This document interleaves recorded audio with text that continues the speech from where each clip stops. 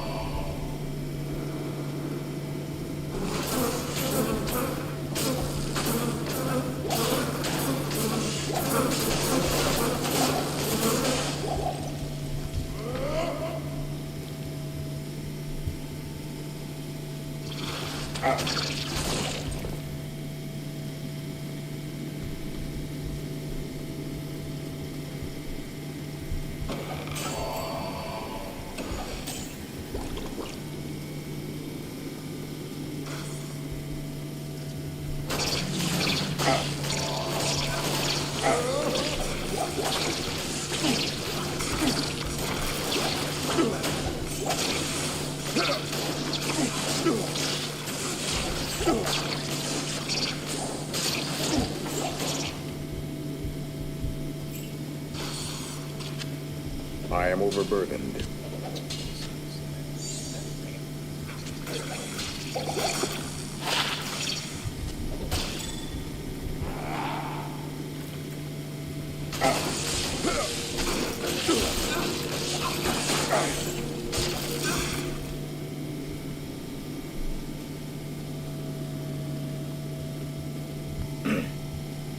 This is Diablo II Resurrected. It is an action RPG.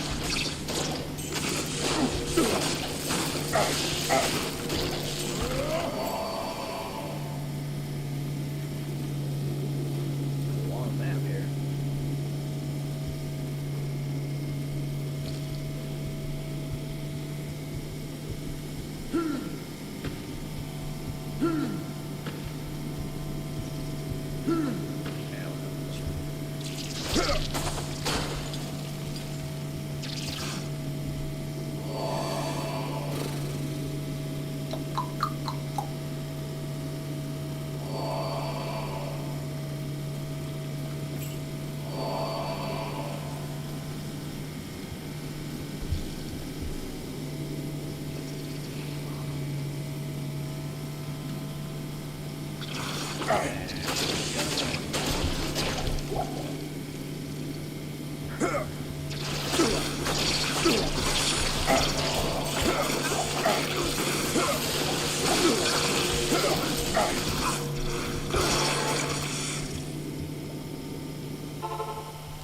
in town.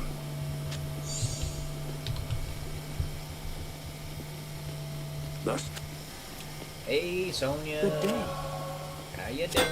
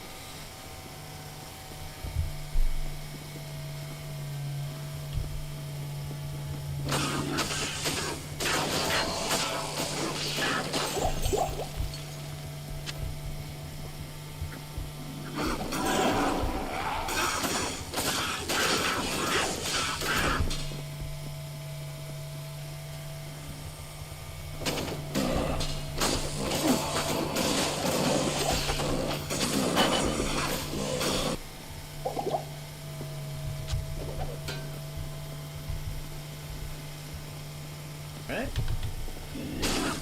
Can't explain.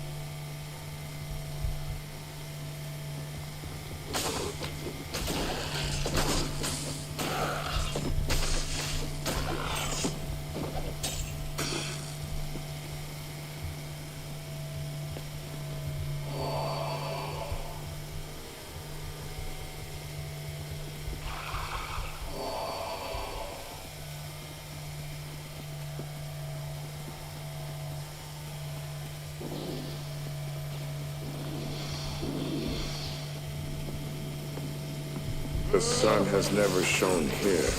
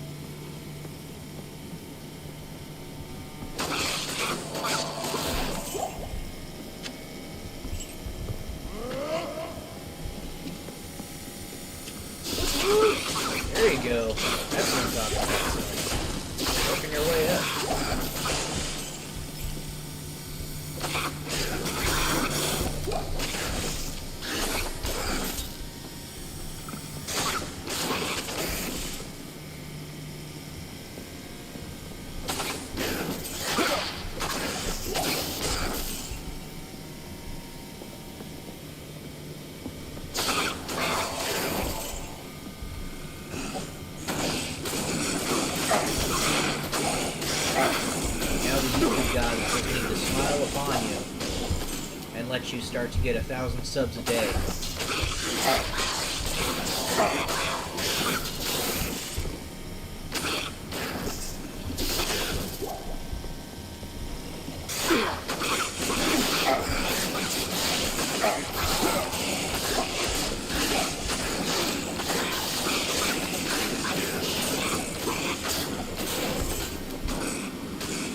I am overburdened.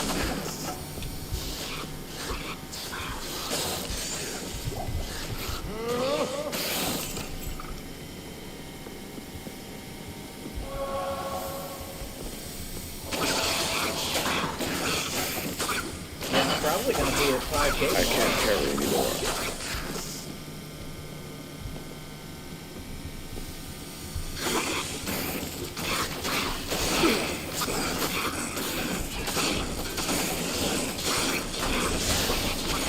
So I have to restart my advertising campaign because this one's at the end.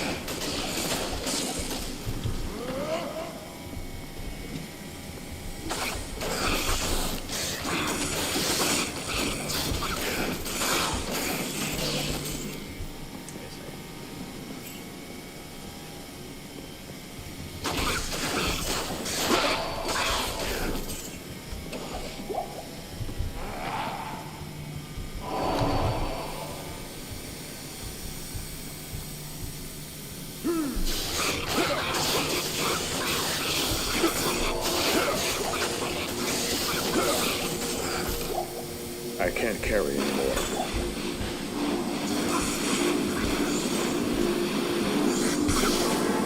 It is good to know that the sun shines once again. Well, thank you, Zony. I appreciate you.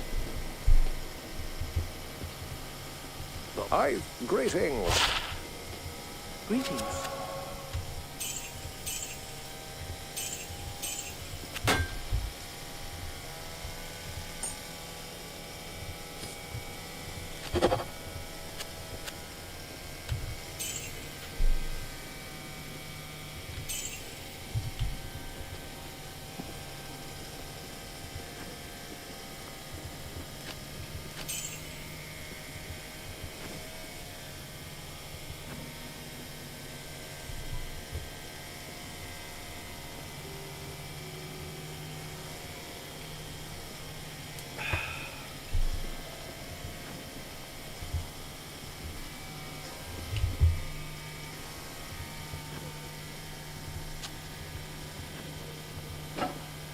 Not in town.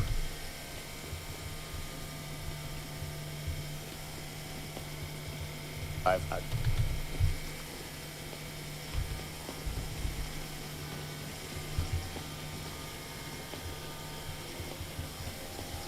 When the try.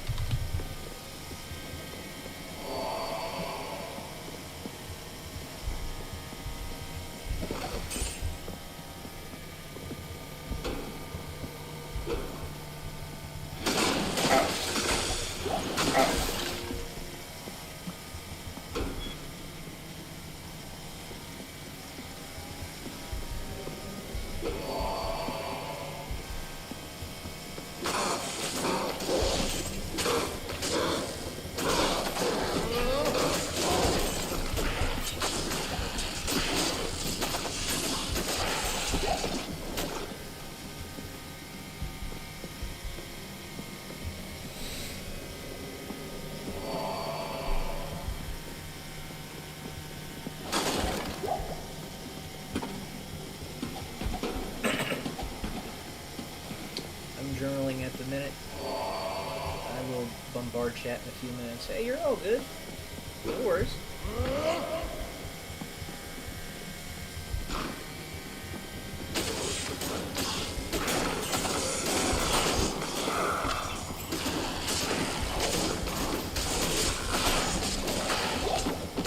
Love me a pensive woman.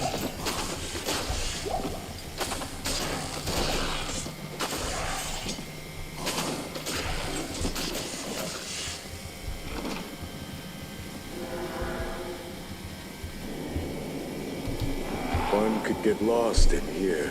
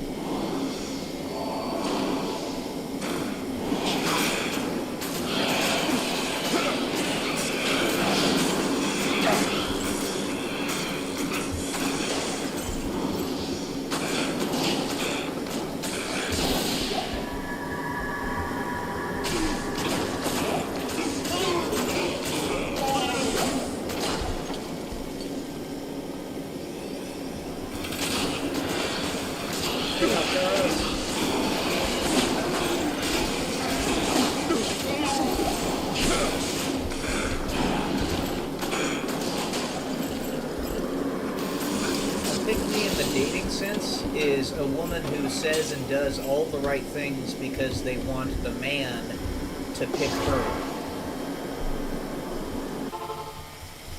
In the dating sense, that's what it means.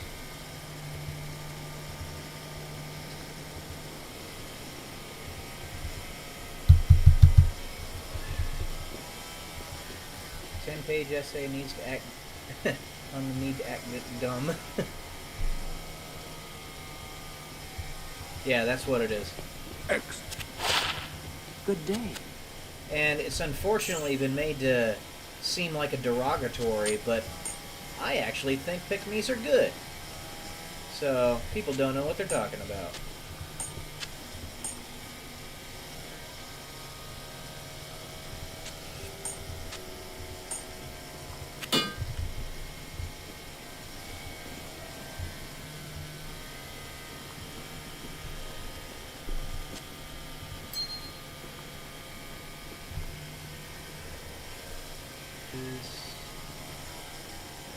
Lots of light.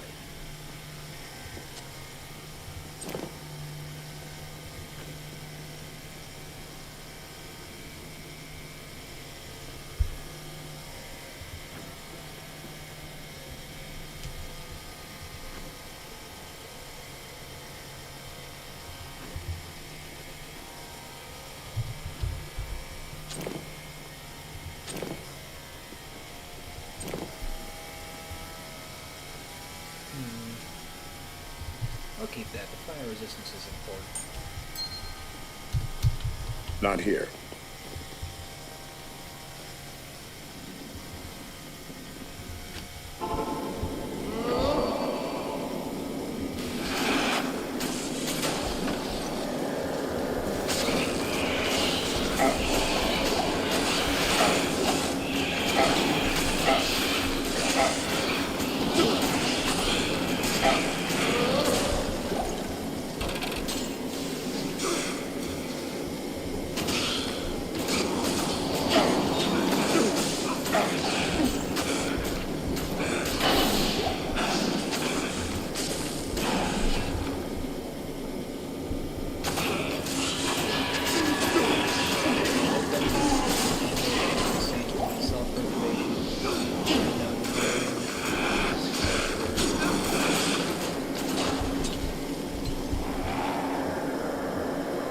dog's living his best life. Just chilling out on bed.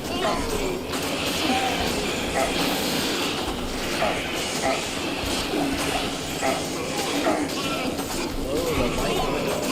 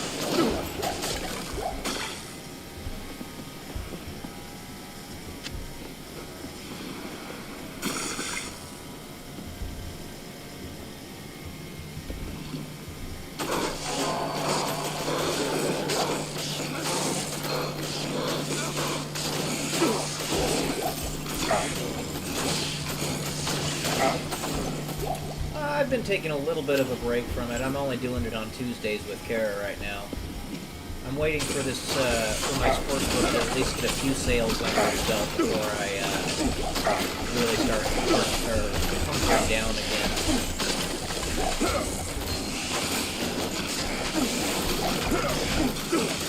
Gotta be careful with where you put your energy.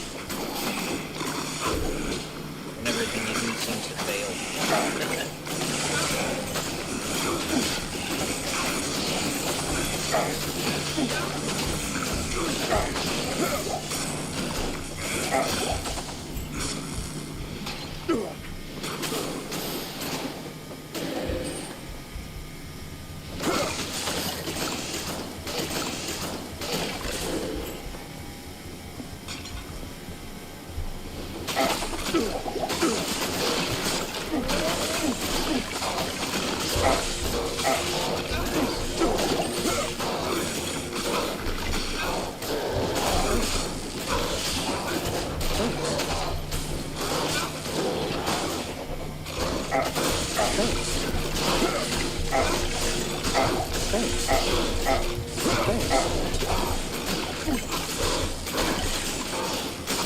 I am overburdened.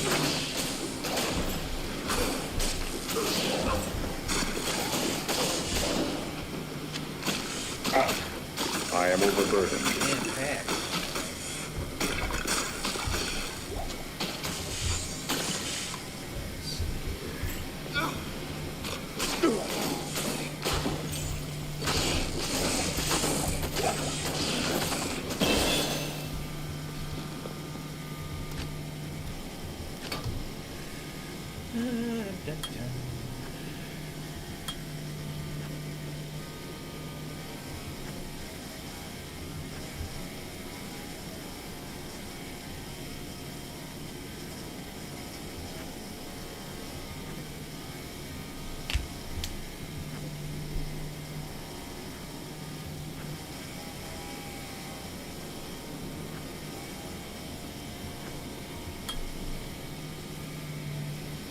That's where I'll put it for now.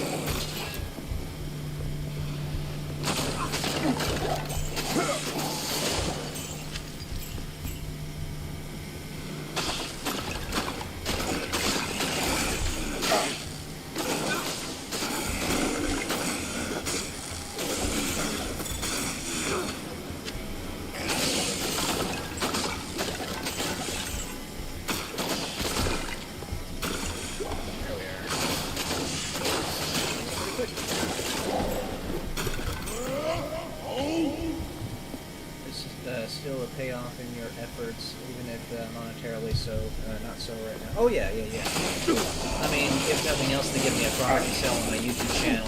They also improve my ability to write. Don't get me wrong, I see those benefits. but at the same time, you know, I am trying really hard to make money, and it seems like the world doesn't want me to. Not to be a Debbie Downer or anything, but it's true. It seems to be the way it is. It's like it's trying to force me into a certain life, and I don't want that life. I want to be successful. You might stay a while and listen. How may I help you?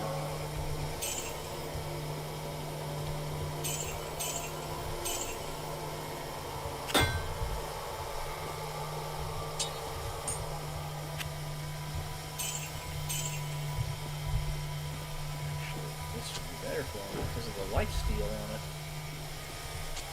I'll put that to good use.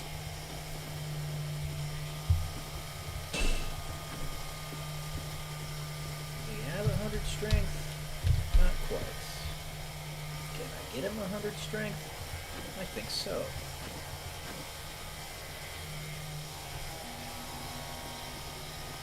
Well, it might be my worst critic.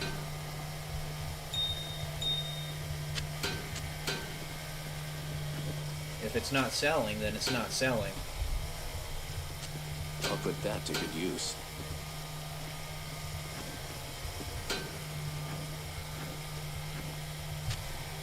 I'll put that to good use. I don't want that.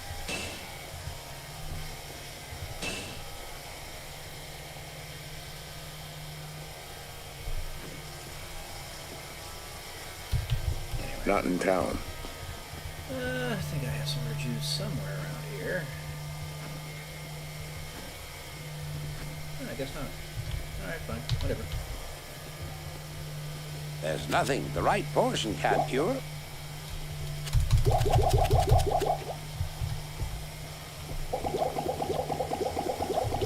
Not in town.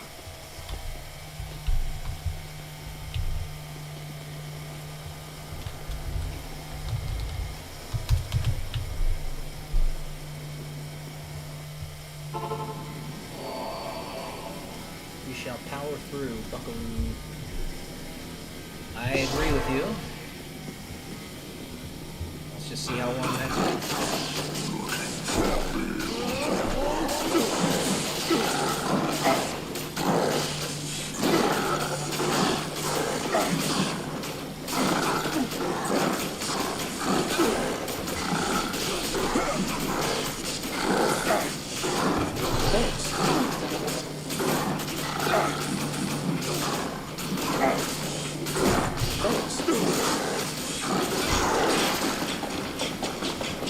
I am overburdened.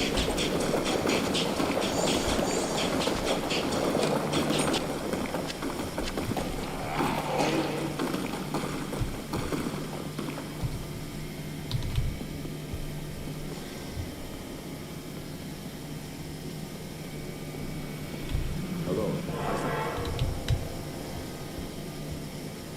I have failed. Diablo has freed his accursed The This is...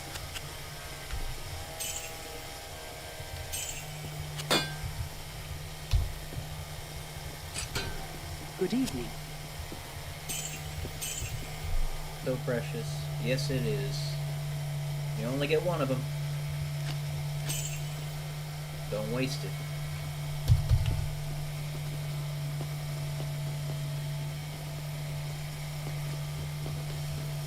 You have...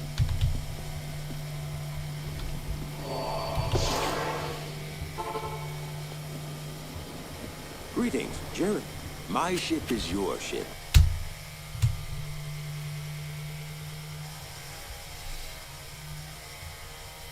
Greetings.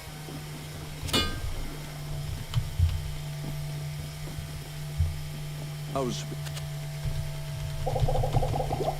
Good day.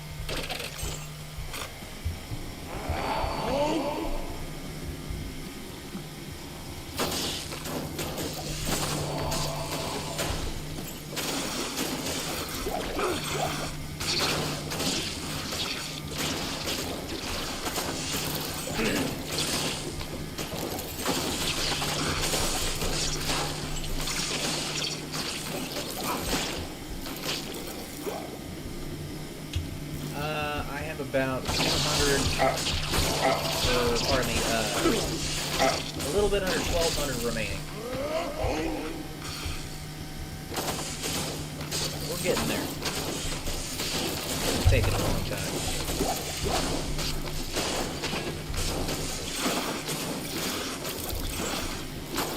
It'd be nice if YouTube picked me for success and allowed my videos to just positively explode, but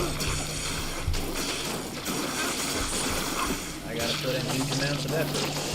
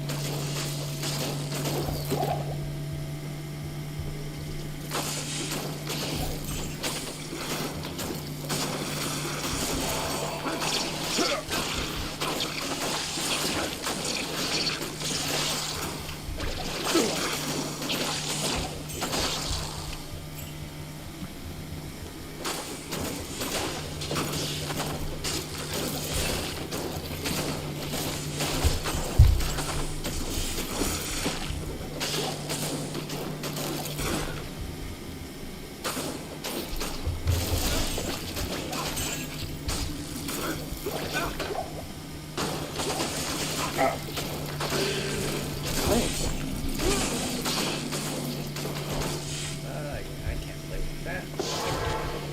One hit, you could take me out.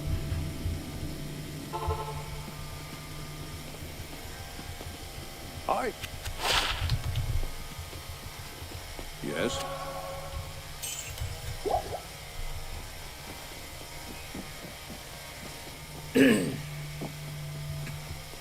Hello?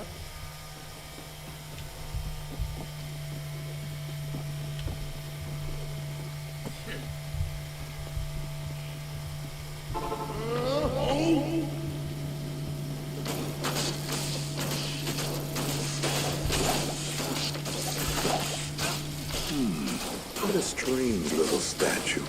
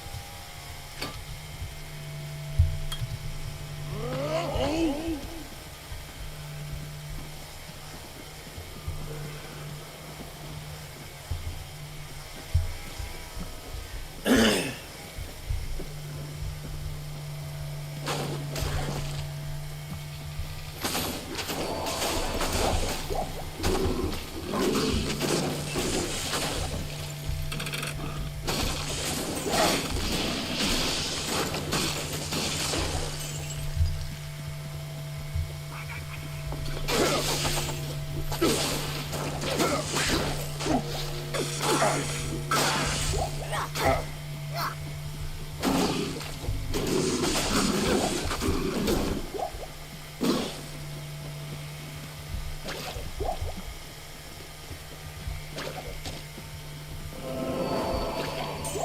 can't carry anymore.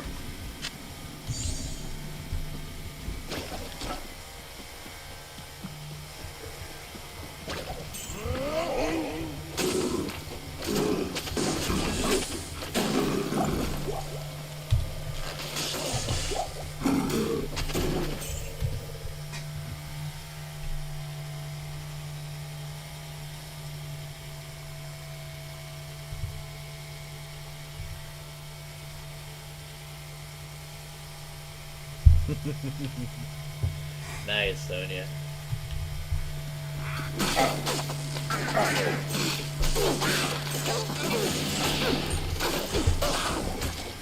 I can't carry anymore.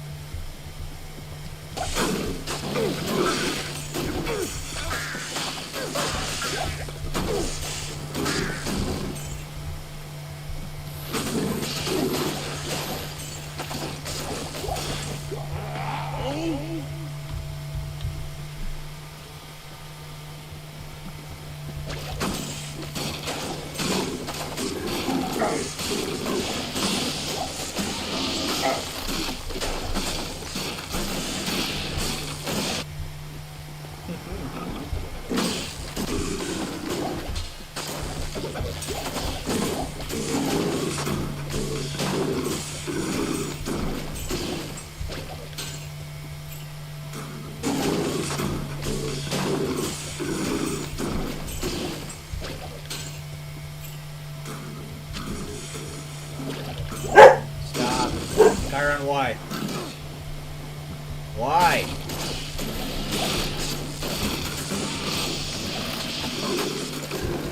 Why?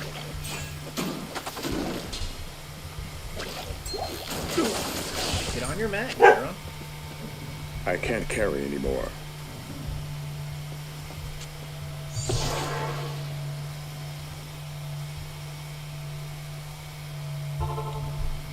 Back never.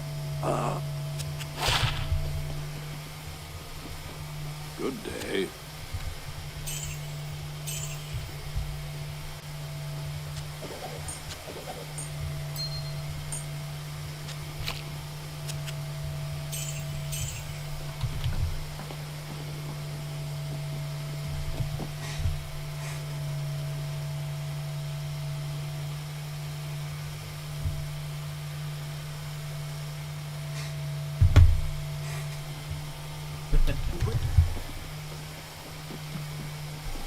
Is it even a question, Sonia?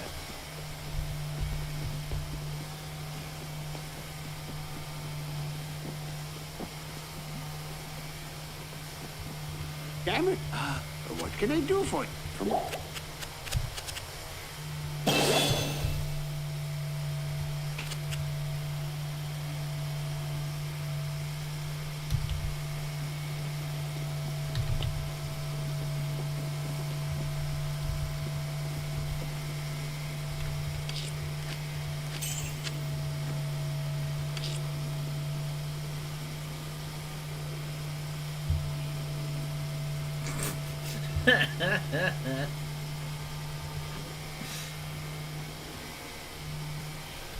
They're funny. Oh, actually, do more damage. It does. That's weird. It does more damage.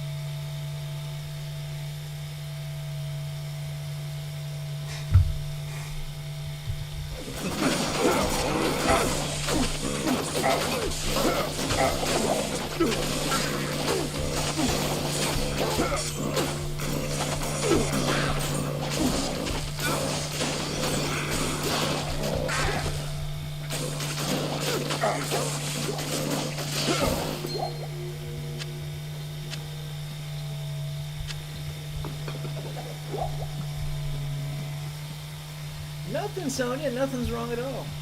Everything's perfectly right, actually.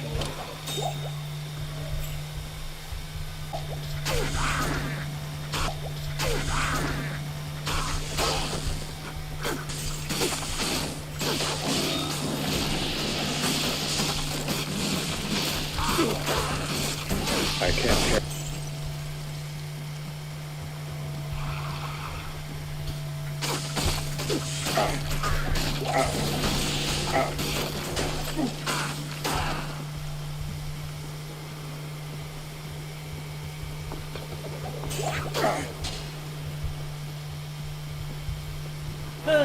Yeah, I'm pretty happy, I have to say.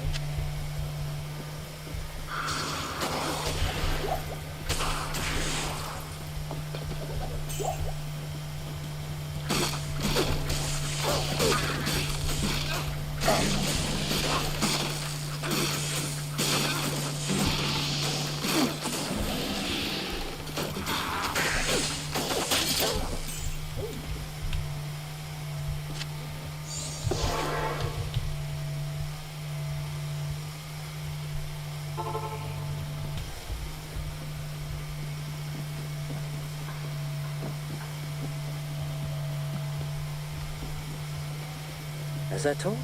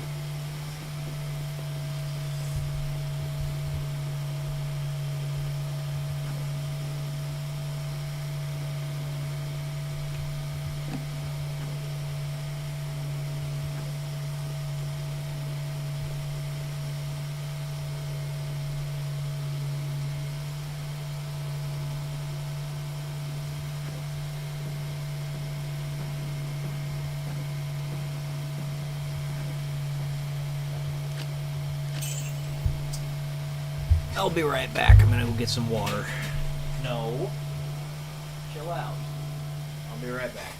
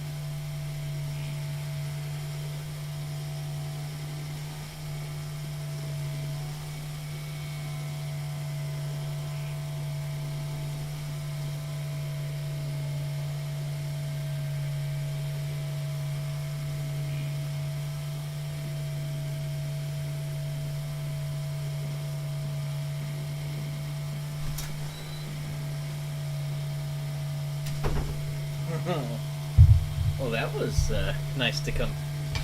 Hey, Chris, how you doing? Hey, how you doing, Servan?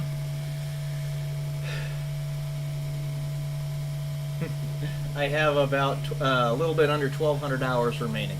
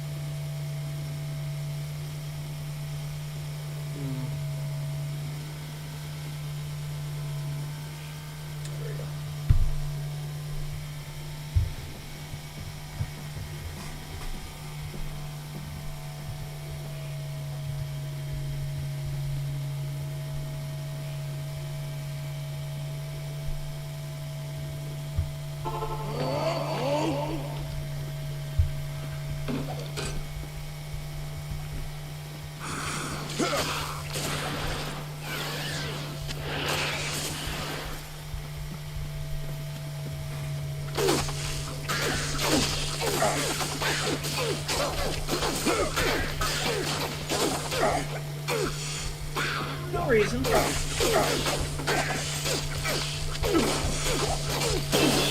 reason at all.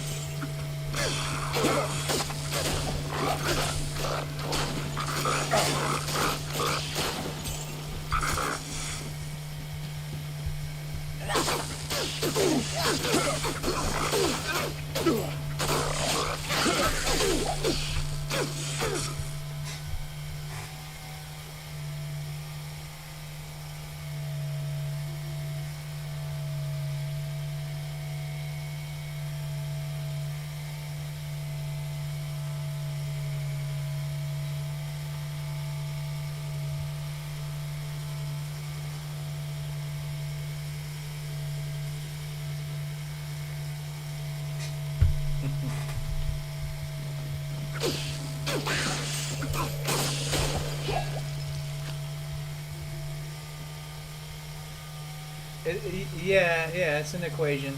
You could say that. You could say that.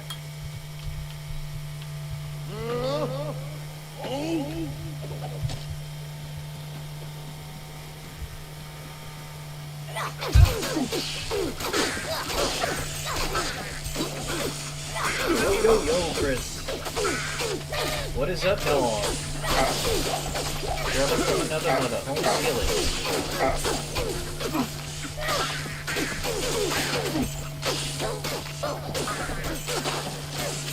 I can't carry anymore.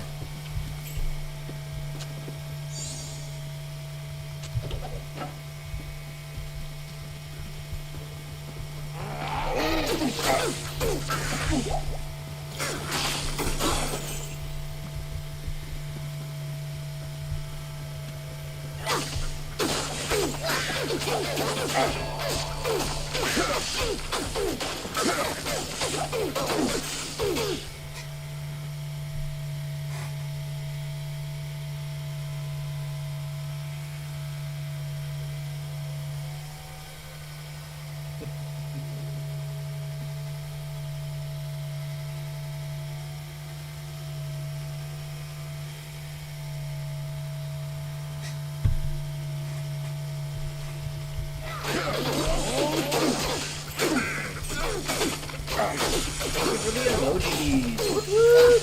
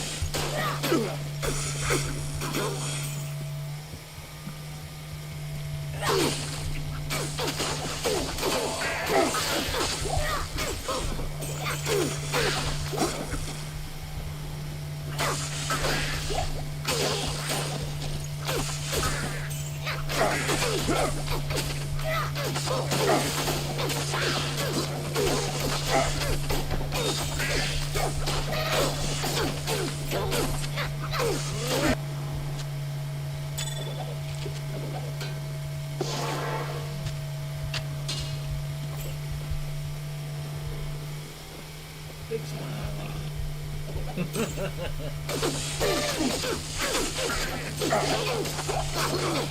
Suffice it to say, Sonya. Suffice it to say.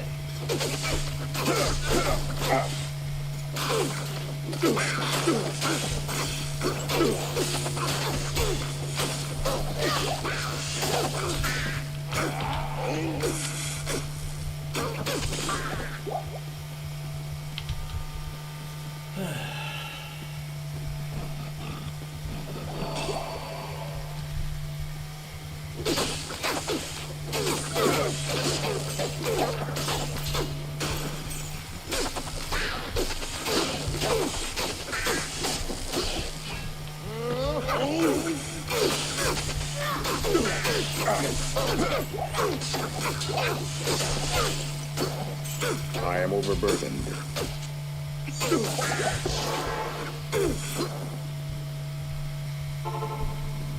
Good day. You? This? Ooh, that's actually pretty good. Some good resistances on there.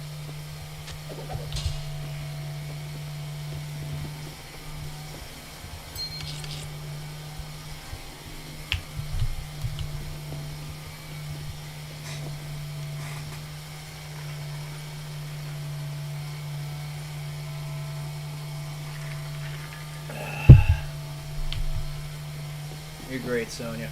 You're great. Yes. Yeah, it is. I probably need to trim it a little bit.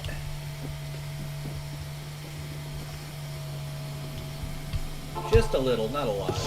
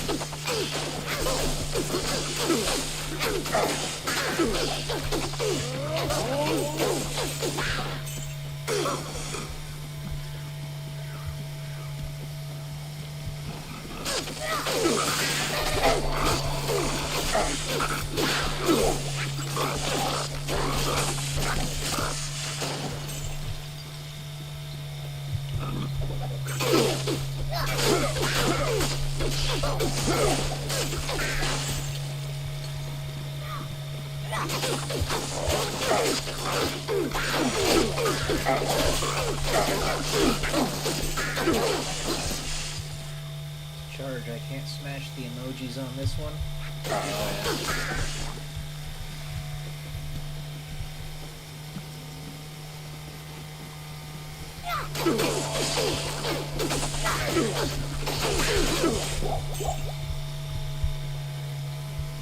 And just like me, Sonia, you've got tons of devices everywhere.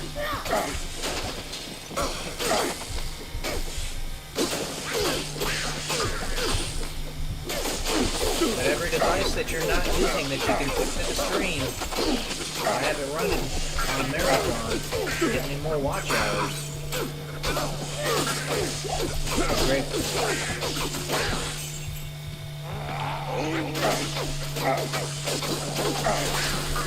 That's kind of gross, Vincent.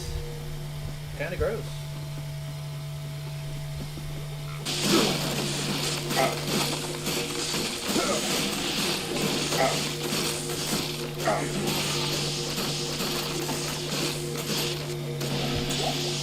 Hey, I got a unique Annie, nice. Nokazan Relic. That's a good one. Thank you, Sonia. I am eternally grateful. In about 200 and a little bit under 200 who want to become members.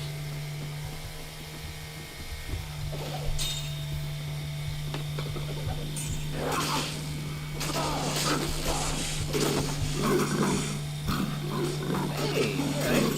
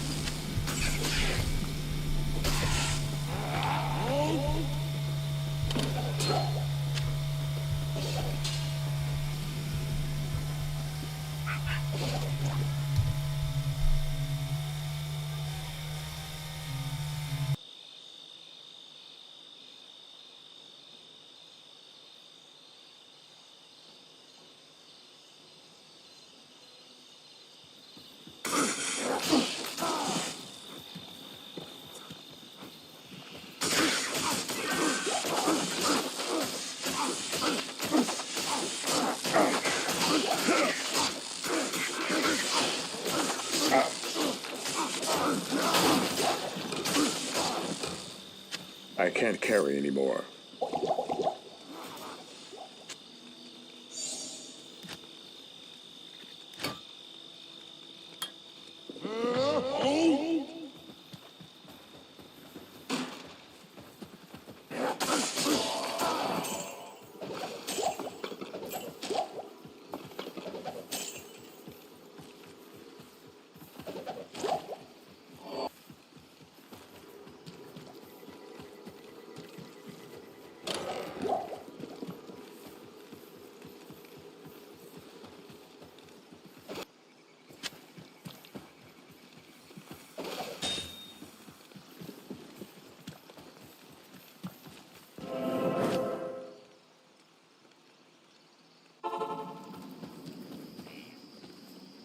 Yes?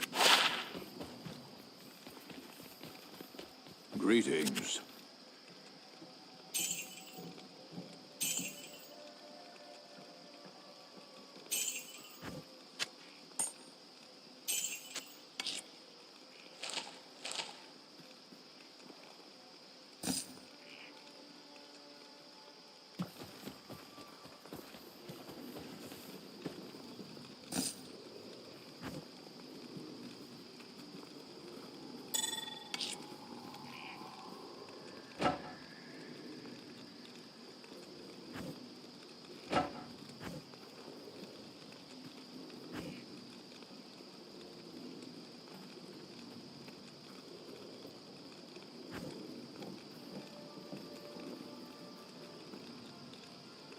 Not in town.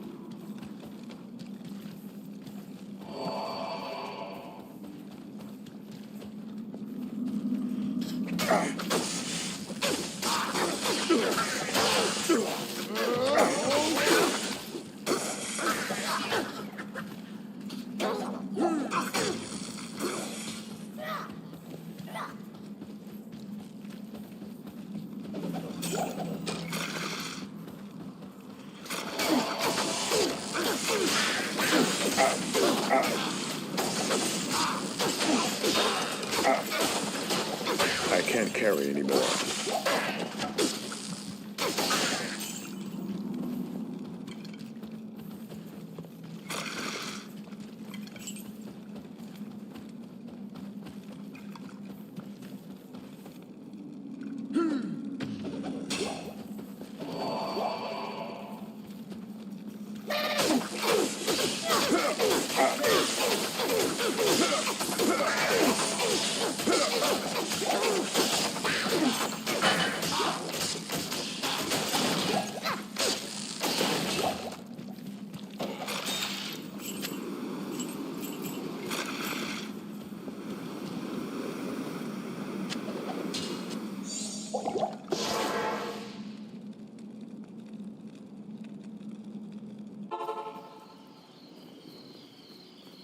Good day.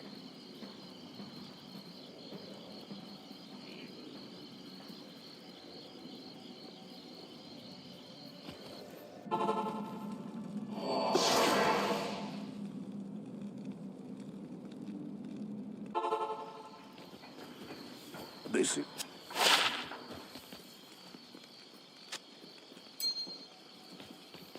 Yes?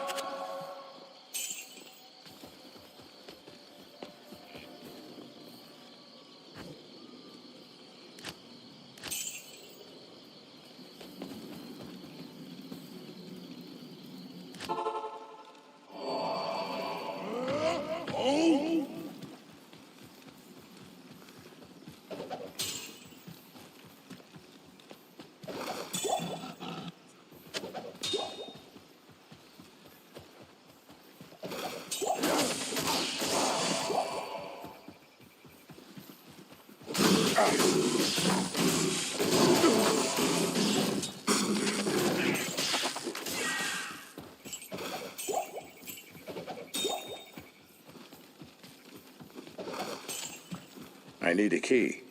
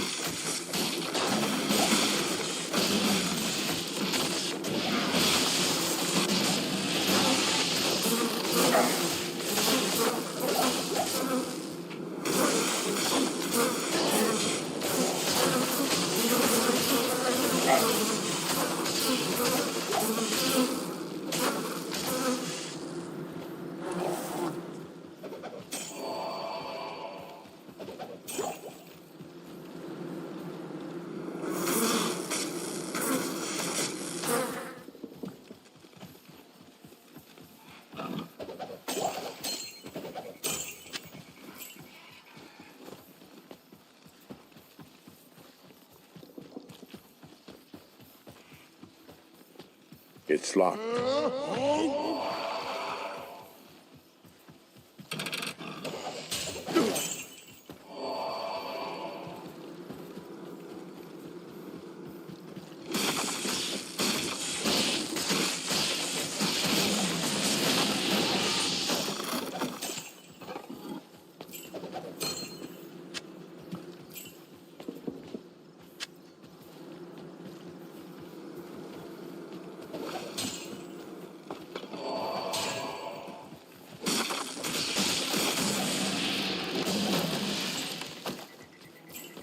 I am overburdened.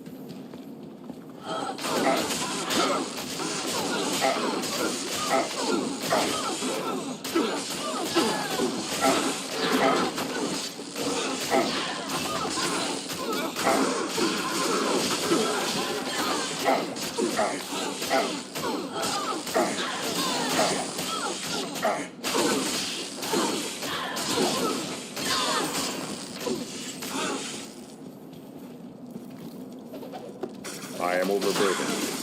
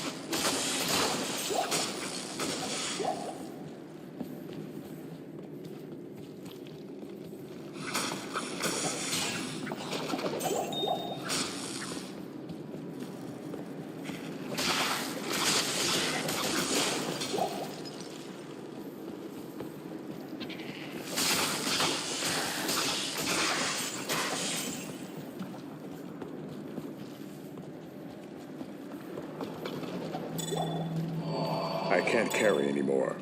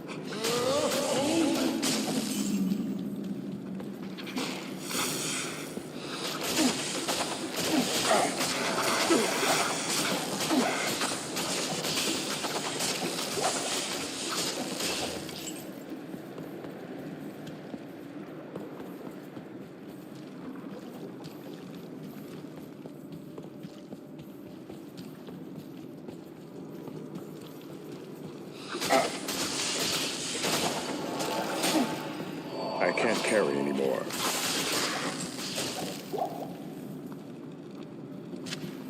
Impossible.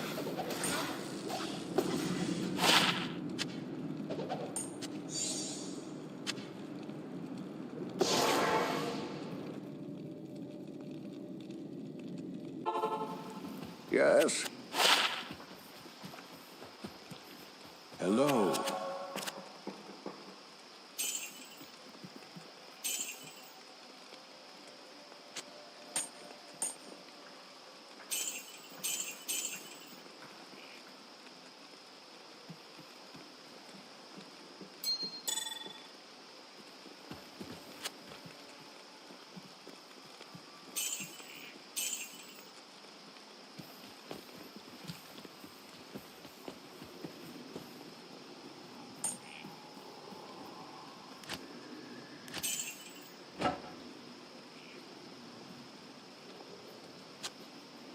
Put that to good use.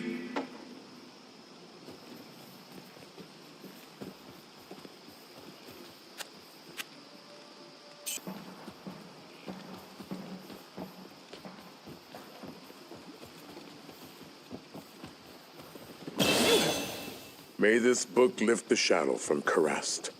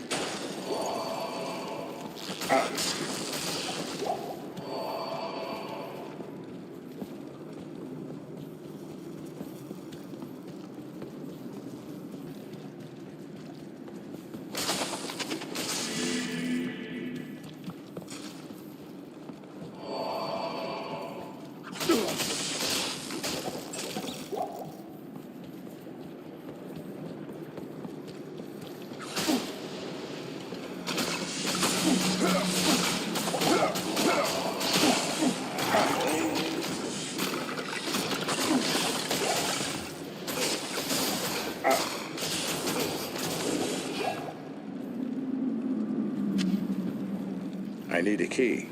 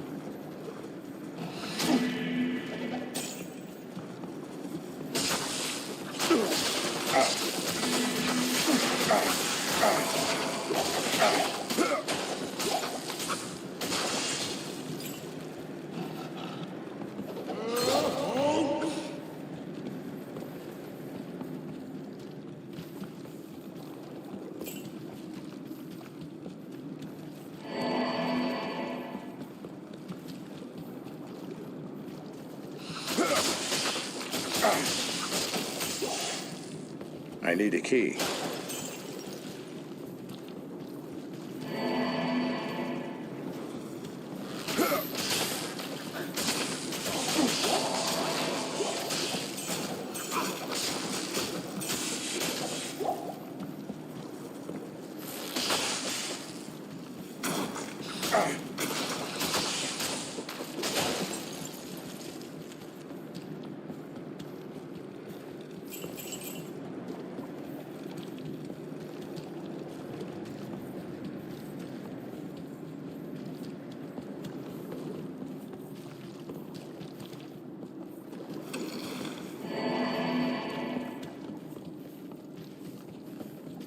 It's locked.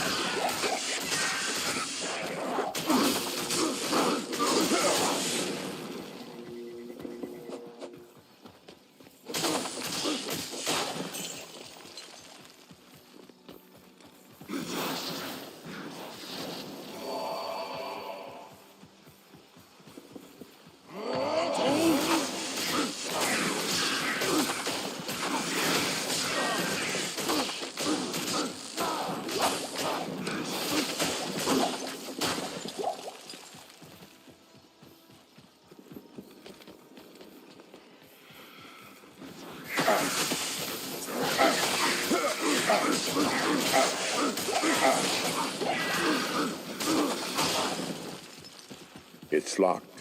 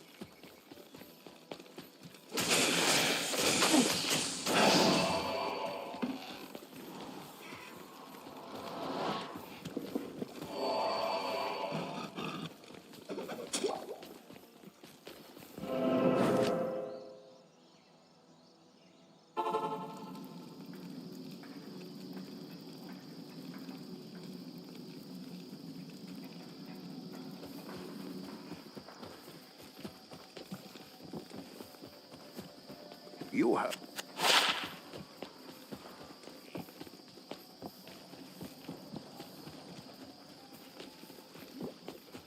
Greetings.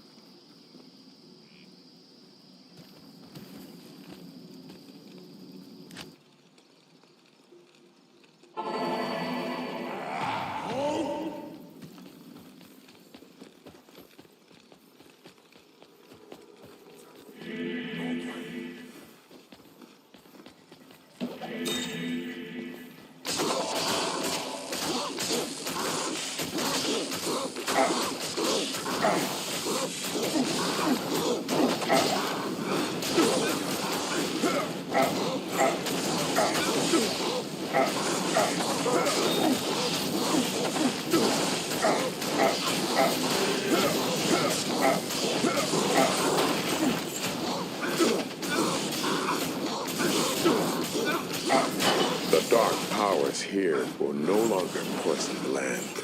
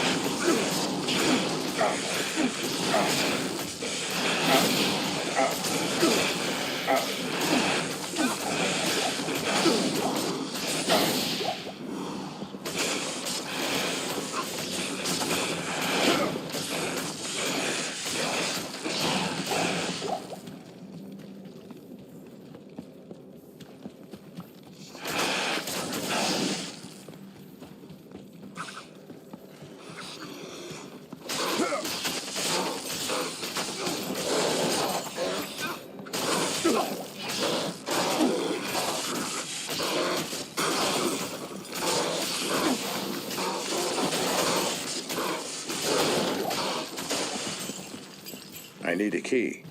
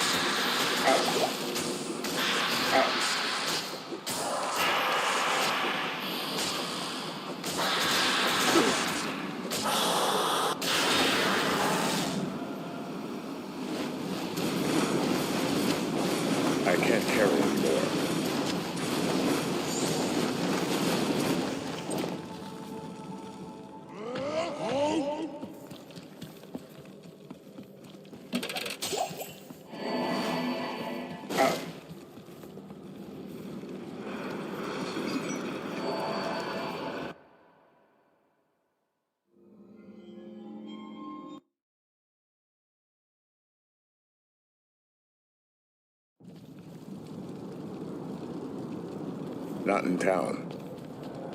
But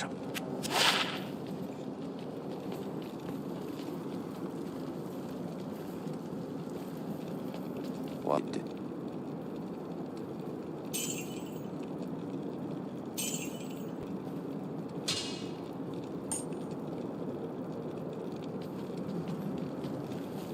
Hail to you, champion.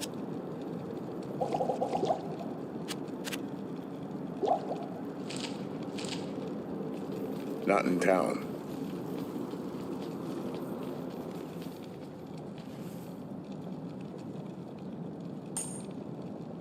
Good day.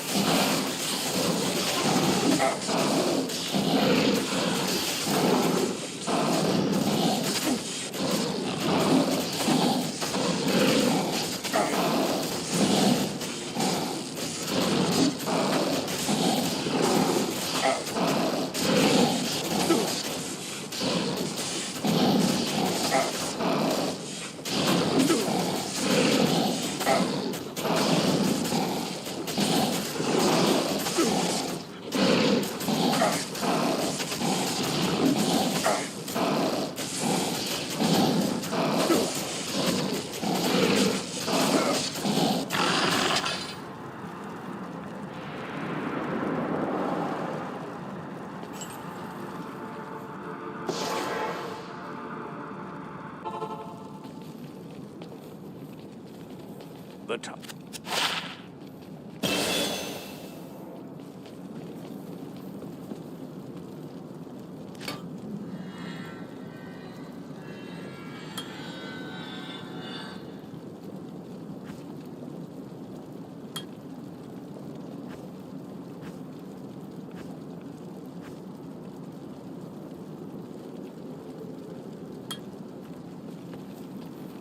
What do you need?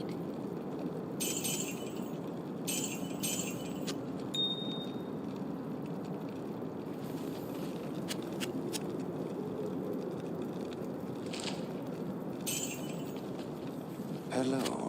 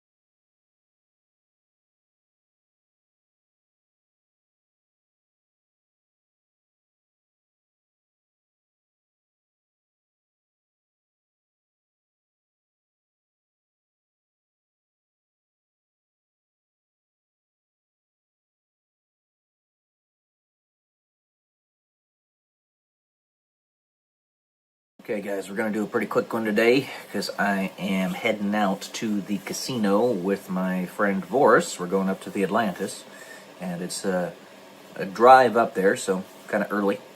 But welcome to day 181 until I'm a YouTube millionaire.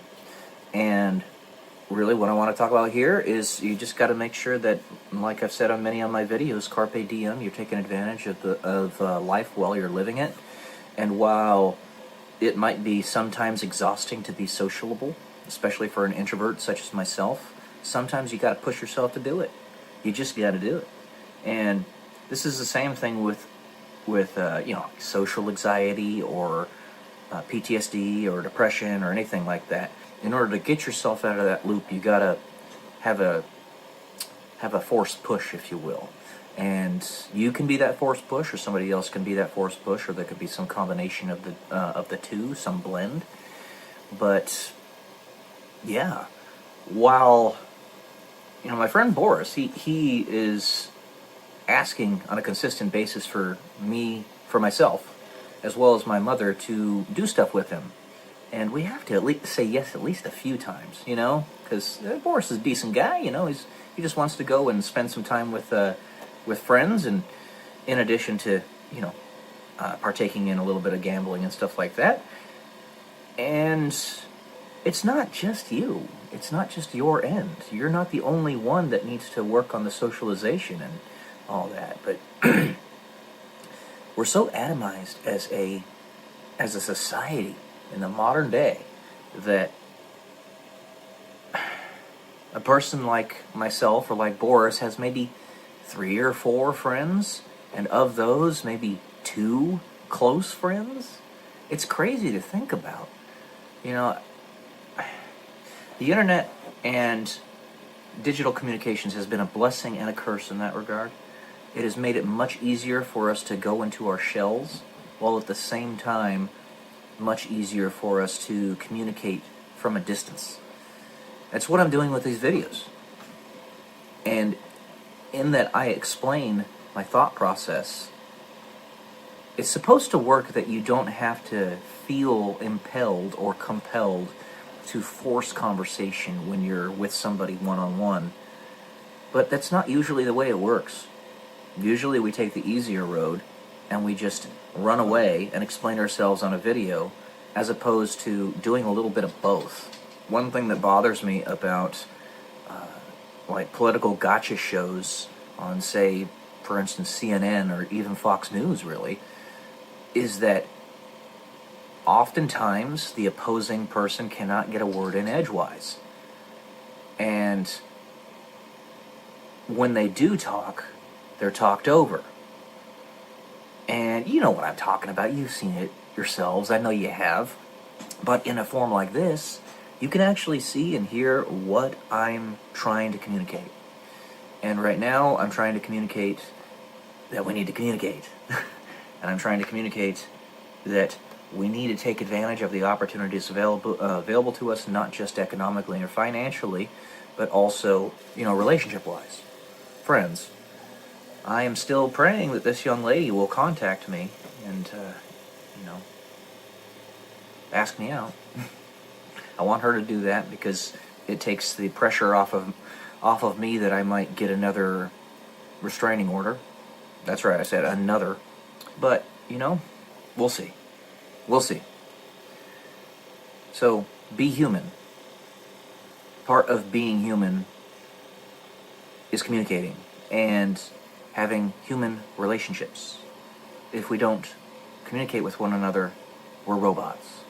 But, even that you could say you're not, because robots communicate with one another all the time. Just look at the internet. That's computer to computer communicating with one another. And pretty soon we're going to have AI that's going to do it even better than humans. In the human way. AI's got a long way to go, but it is progressing very fast. It's an exponential growth curve. It happens very slow at first, and then all at once. Is the way exponential growth curves work. AI is a big thing. It's already changing the world. And these communication issues that we have, the next step of that is that we're going to have AI girlfriends and AI boyfriends for women and all that. And the next step of that is the AI girlfriend could even be given a womb. And you could have children with them. Like the robot could be given a womb. We can use stem cells to make one of those. If you want to have a baby with them, as weird as that is, that's the next step. If you can conceptualize it, you got to realize there are certainly people out there that are going to try to make it a reality, and it's not going to take too long. It really isn't. So, while there are some things in the past that we look on today as, wow, I can't believe that we thought we were going to have flying cars in the year 2010, there are other things like, wow, I can't believe we have AI technology as advanced as we do already. We were conceptualizing HAL back in 2001 Space Odyssey, right? And now we have stuff that's equivalent to that. Not too far off, and it's going to blow past HAL in only a few moments. So, yeah. Live the life that you have available to you right now, because you only have so many years on this planet. And the virtue of repetition, me saying stuff like that, because most of you are only gonna see me once, whatchamacallit, that is the Stoic mentality. Something that I did not bring up when I was reading the book Meditations by Marcus Aurelius is that it's very repetitive, and it has to be. He's basically constantly saying, remember you die. Remember you die. Remember you die. It's intentionally repetitive because it's a mantra. You have to remind yourself because we're so forgetful as human beings. So, anyway, there you go. Remember we die, live life. Carpe diem. Love y'all. Peace.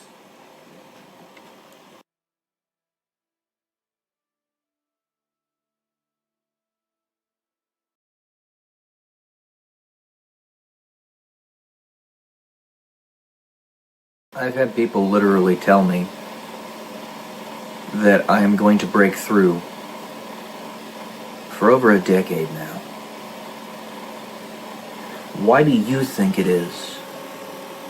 I want you to think about it. That I haven't. Welcome to day 183 and tell me YouTube millionaire. What's the missing element? What am I doing wrong? What am I not doing?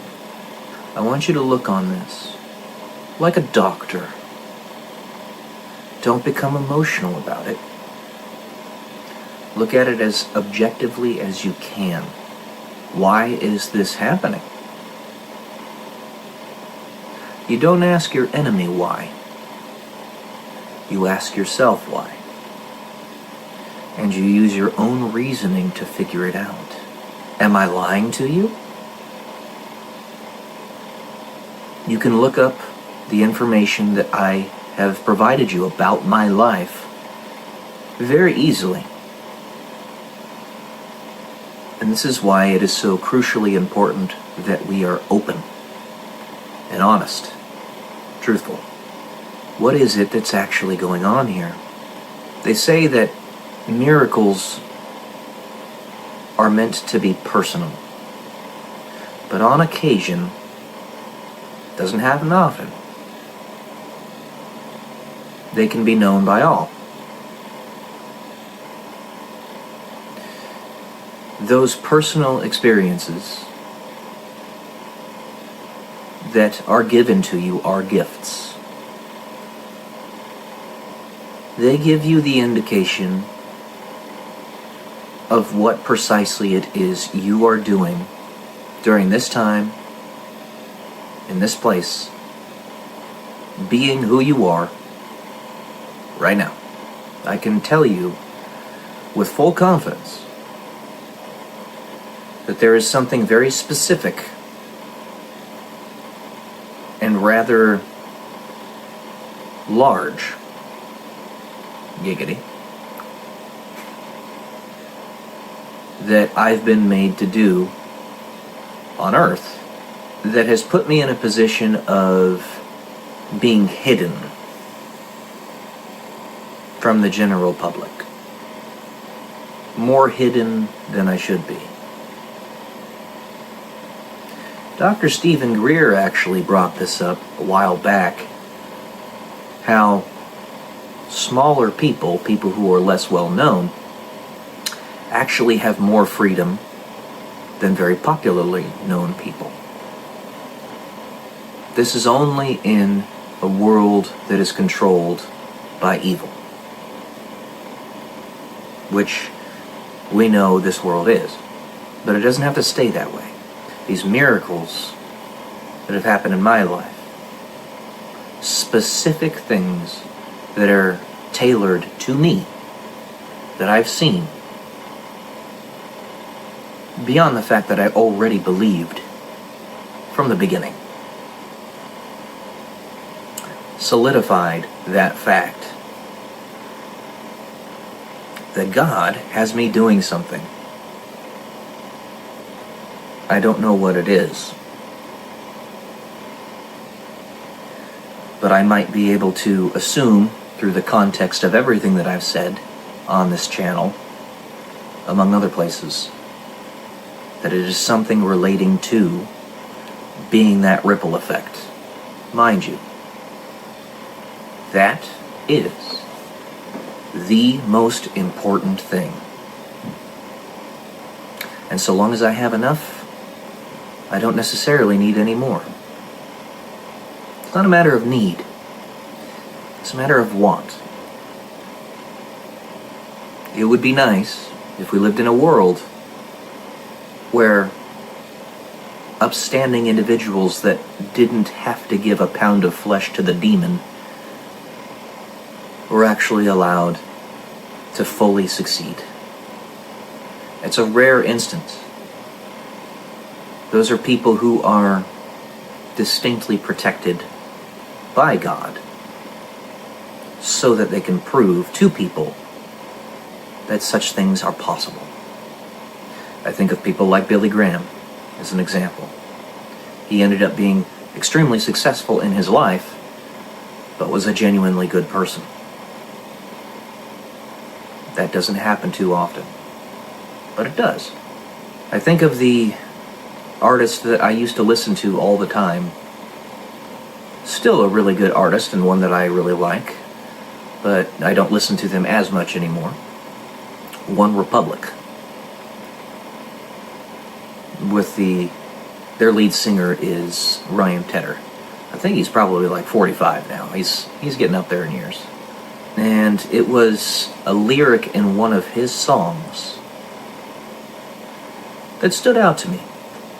One of those kernels of truth that you find in a decentralized manner, like what happens with Vision in the comic book series The Avengers, or Iron Man finds himself through decentralized internet divestment. But one of his lyrics is, "The air I breathe and a place to rest my head. All I need is the air I breathe and a place to rest my head." I know to what he was alluding there, even if he possibly didn't know.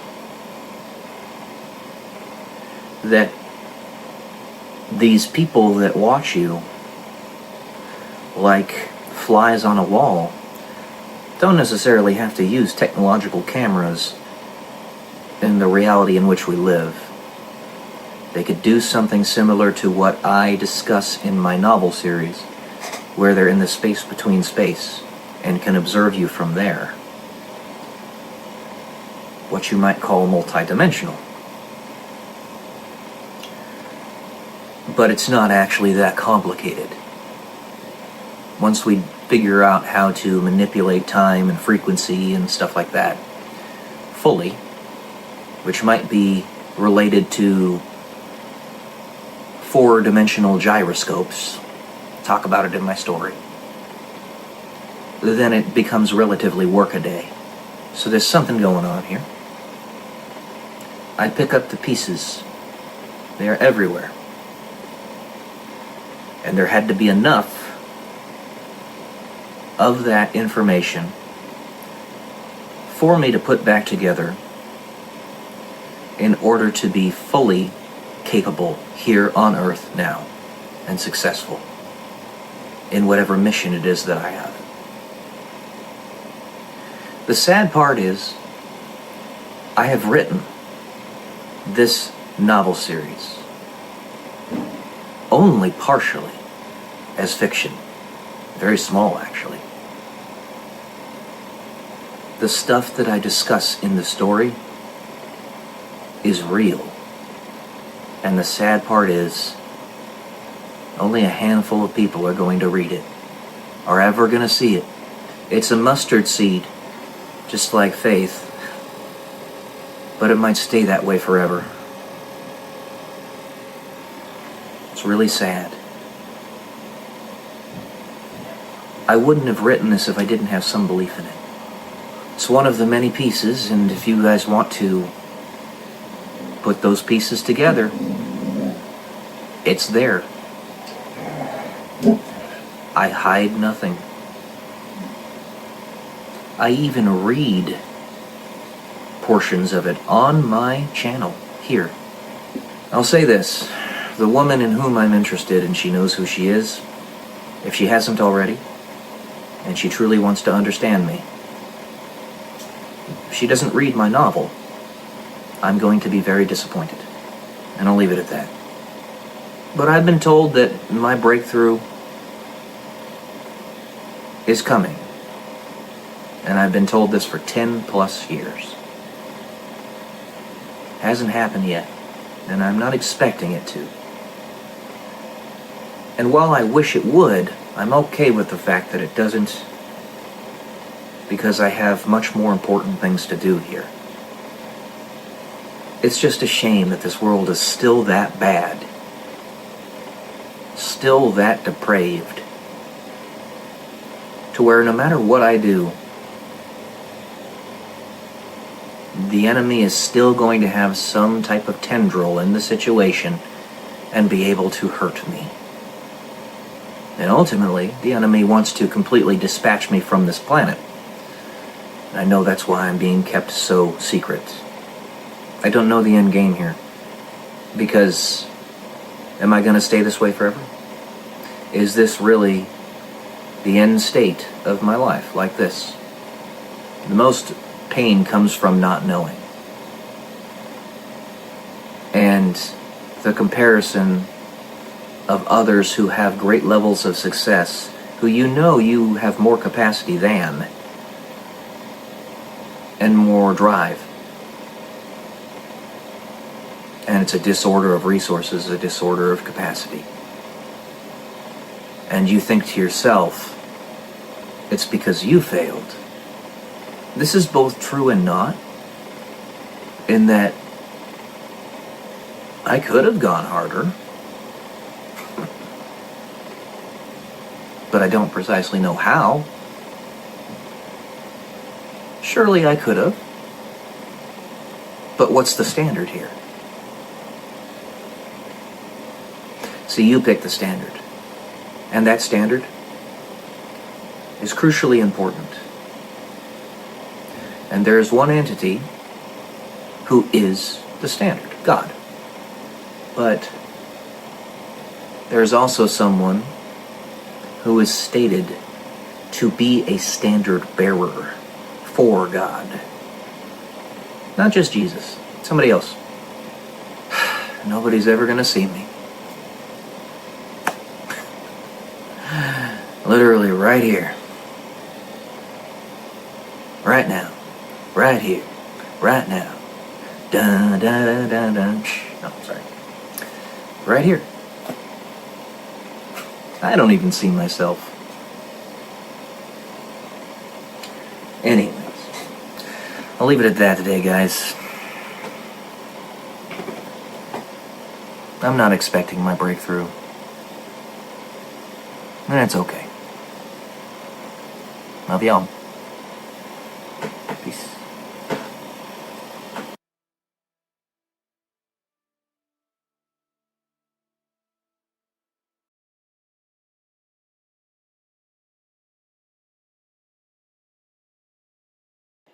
Good morning, guys. Welcome to day 122 until I'm a YouTube millionaire.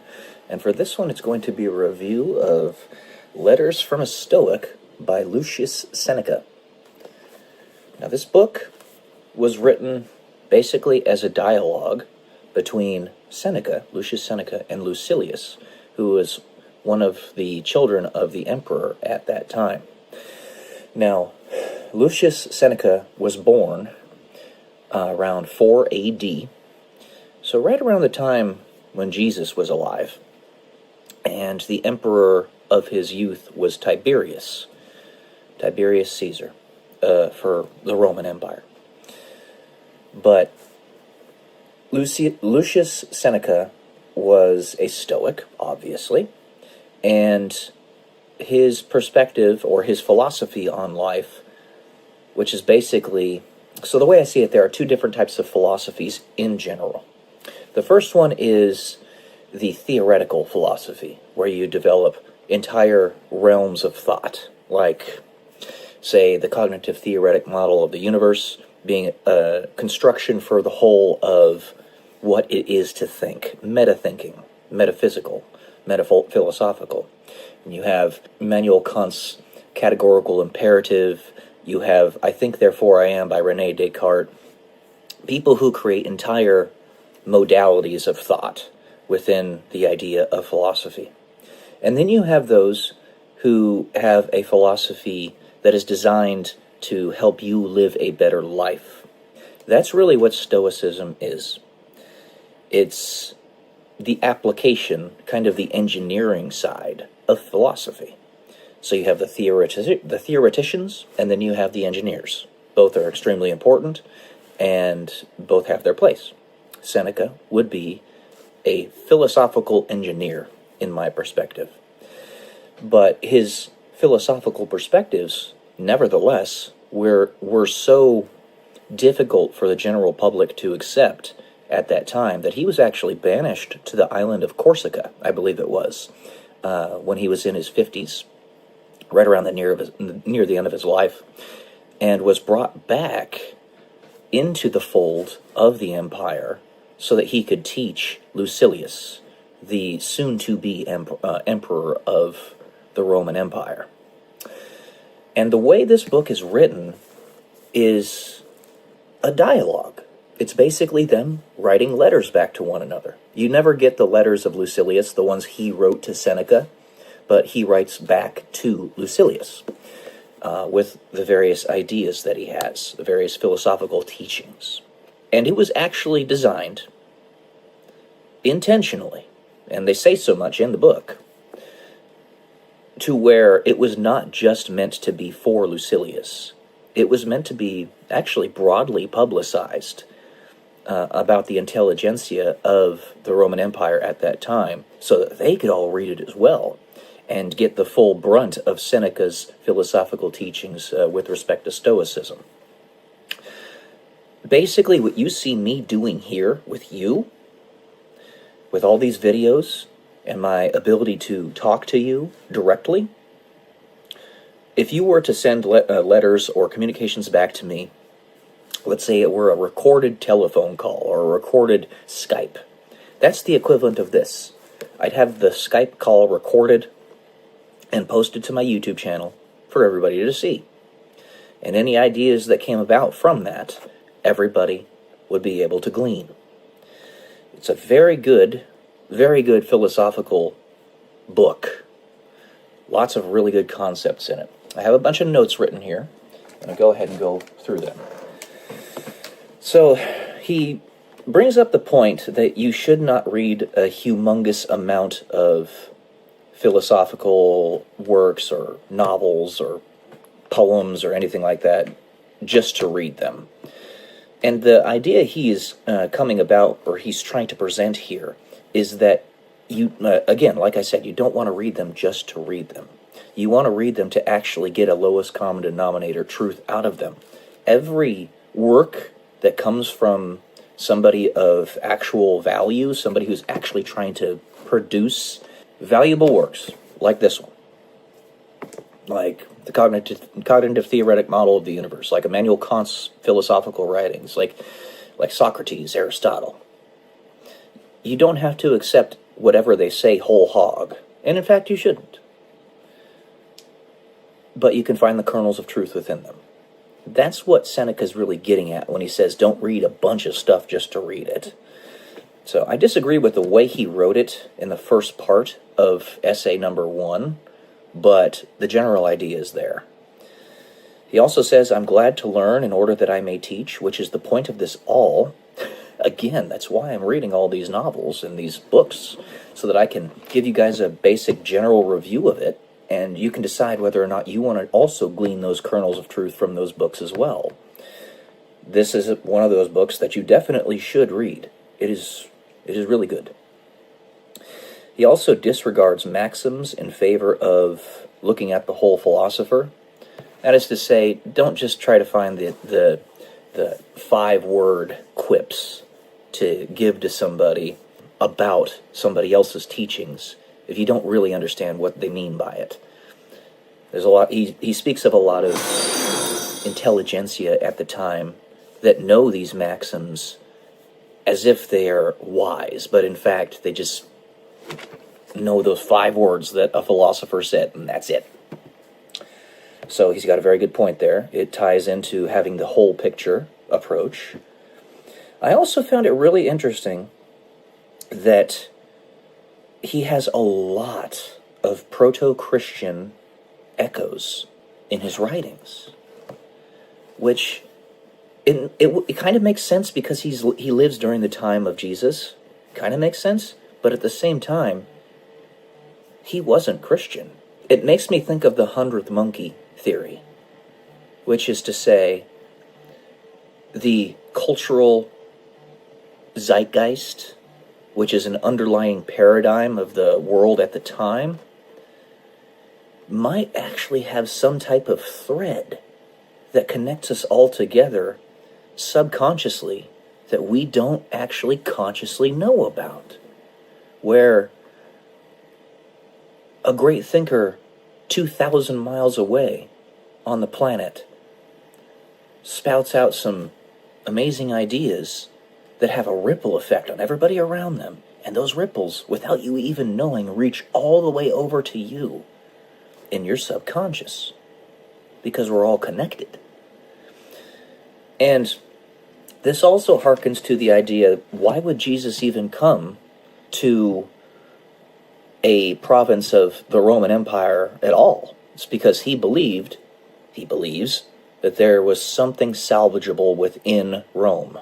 Not just the Jewish people, not just Israel, not just Jerusalem, but that there was something salvageable within Rome in general. Pontius Pilate, who had great respect for Jesus, had to do what he did, and Jesus told him that he was required to do it, partially so that Rome would stay stable, at least for a couple hundred more years. It eventually collapsed, sure, but the entirety of Roman civilization is kind of the thread of all civilization. And I think Jesus knows that. More than I think. I'm almost certain of it, which is why he decided to dive in to history at that point in time. The specific spot that he went, basically to be the center around which everything rotates. It was brilliant. And, tying into the fact that, or the idea that Rome is kind of the thread of all of human civilization, there are rhymes in this book from like Virgil and other great authors of the time, Homer, where the words still rhyme, even after they've been translated, rewritten, and all that stuff for thousands of years. They still rhyme. Not all of them, but some of them. And I think it's because when you look at a lot of Latin words, they're almost identical to some words in English today. All right, we even have some that are, in fact, identical. It's because it's the underlying thread of it all. So sometimes, you will encounter rhymes that still, in fact, rhyme. It's crazy. It just makes the point that this is our cultural thread of all civilization right here. So yeah, he lived from 4 AD to 65 AD, and the way he died, which was very, very brutal, was intentional. He actually made a scene of his own death because he was told to commit self-deletion when it came to the end, which was very popular in Rome at the time. When you fell out of favor with the emperor, they wouldn't unalive you themselves. They would tell you to commit self-deletion. And the way he did it was brutal, intentionally. When you read the letters, it's almost as if he was telling the emperor and the leadership that I want my life to end in a way that is memorable. It was almost as if he was in the undertones telling them, do something like this to me. And they gave him what he asked. That's something that you have to read the story or read the philosophical work in order to be able to glean it. Because it's an undertone. So, yeah, strong recommend from me. Very, very good. If you want to consider yourself a Stoic to any degree, this is at the top of the list of books that you should read. Very good. Strong recommend. So, yeah, that's all I got for today, guys. Love y'all. Peace.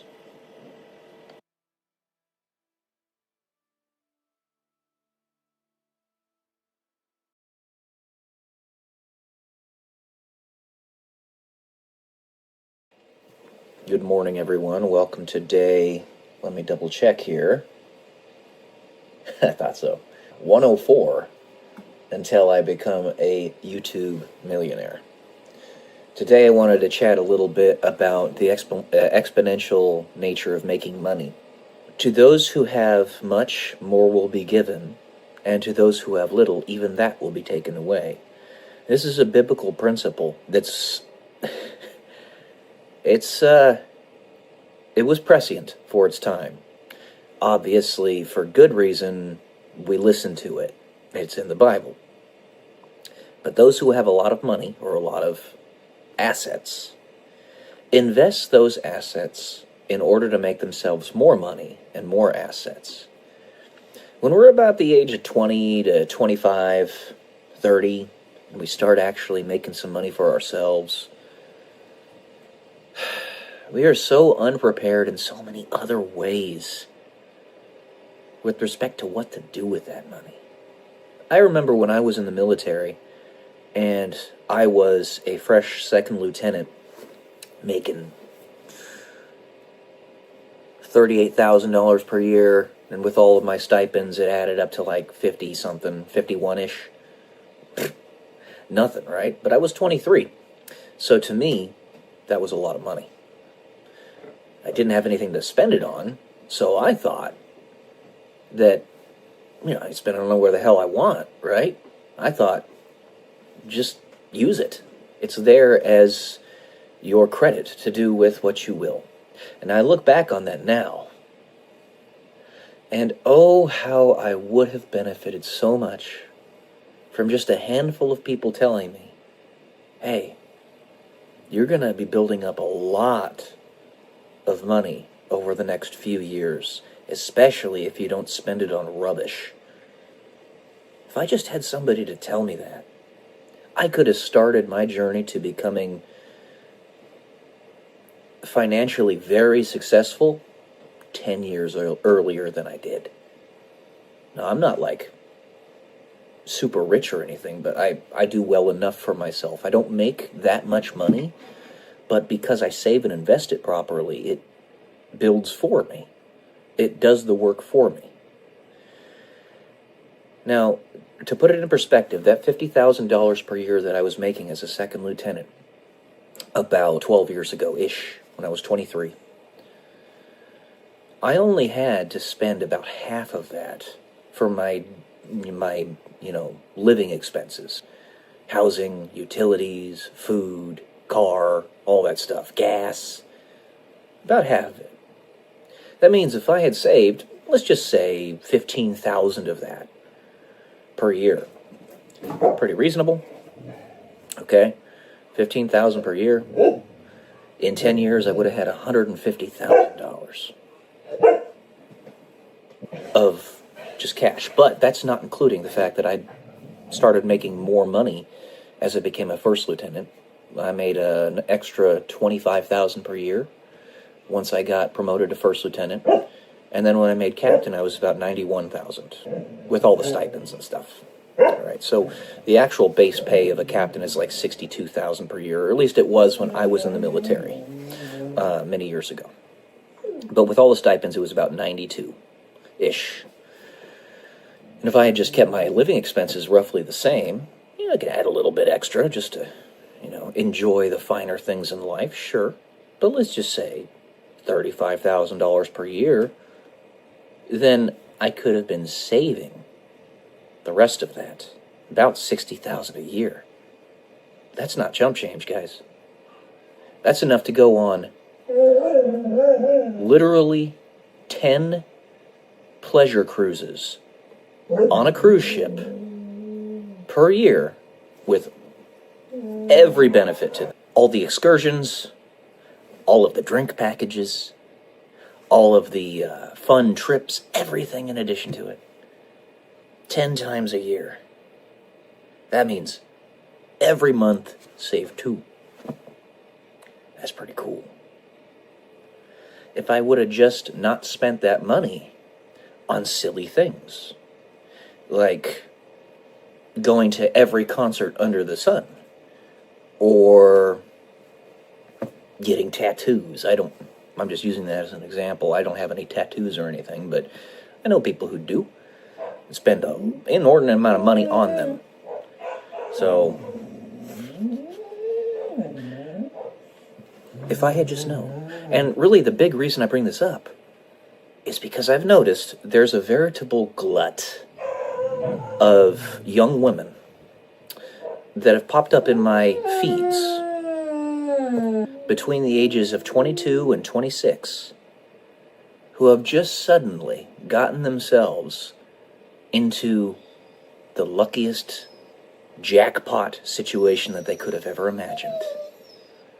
That is, they're starting to grow like a weed in their social media accounts. I had mentioned Bailey Schilbach several times on this channel. I'm mentioning her again right here. Her channel is growing astronomically fast. I mean, I don't think she gets just how much of a jackpot she's hit right now. She's growing, she's at like 10,500 subs right now. And she's getting like 100 subs a day. That's insane. Extrapolate that out. 2 years. She'll be 26. She'll have about 250,000 subscribers. And she'll be making, if the views continue to build like they are on her videos, roughly $40,000 a month. So I'm telling her right now, keep building the channel, because you hit the jackpot. And build your financial plan now. Invest the money properly. I mean, me just as a guy that you have no idea who I am really, but I can tell you that you can put a chunk of it in Bitcoin. Bitcoin. Not Ethereum, not Cardano, not all these other nonsense crap altcoins. Bitcoin. So you can put a chunk of it in Bitcoin, a chunk of it in real estate, a chunk of it in the stock market. Save at least a little bit of it for yourself so that you can actually enjoy the finer things in life. And yeah, you'll be building a portfolio that will last you for generations, that you can give as a trust to your children, if/when you have them. And I pray you do, but she's one example. Another one is Estelle Richter that I just pulled up on my YouTube channel a couple minutes ago. She exploded on the scene. Suddenly she's got 5,000 subs in literally like a month. It's the same thing's going to happen with her, or another young lady who popped up on my stream, or somebody on X. Her name's Rachel. She goes by Rachel. Her channel, her profile, X doesn't make as much money as YouTube, but it does make money if you grow to a sufficient size. If she keeps building her X, it's going to start making her some serious money. And then there's Luke West, who's 26. He's got 20,000 subscribers on his YouTube channel, and I really hope he doesn't just sweep that under the rug. That's insanely impressive. He's in the top 0.5% of all channels on YouTube in terms of his size. I hope this reaches him in some way, shape, or form, and he realizes this is something he should not just throw away. He should not just discard it. It's going to be making him a shit ton of money in the future. Assuming YouTube continues to survive in the next few years, which I'm pretty sure it will. We have Rumble as the competition, but Rumble sucks right now. And I still post on Rumble every day because I'm trying to support it, but it sucks. You guys have been blessed, all of you. And I know many other channels like Dear Dia. 17 years old. She's 17 years old and she's got 11,000 subscribers. If I had that at 17 years old, oh my gosh, I would have been able to save so much money. Don't throw it away, guys. Build your financial plan now, because it's gonna get good. It's gonna get really good. Alright. That's all I got to say today. A little bit of a more positive one. Love y'all. Peace.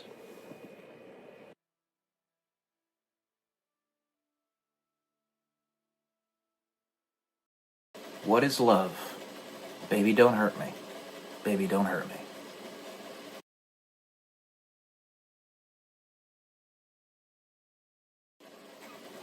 Welcome to day 189 and telling me YouTube millionaire. So with recent events, recent developments in my personal life, as well as, frankly, the world writ large, in the essence that truth does have some type of context to it pretty much all the time. So I think it was Reinhold Niebuhr who said that truths, some of them are truths of context. It justifies re-tackling the same concept a few times as time progresses. So what is love? Baby, don't hurt me, baby, don't hurt me. Ooh, whoa, whoa, whoa. So, agape, which means love in all its forms, its purest form, absolute, entire, complete love, means that you would be able to express it in any way, shape, or form that you so desire. Nothing is off the table.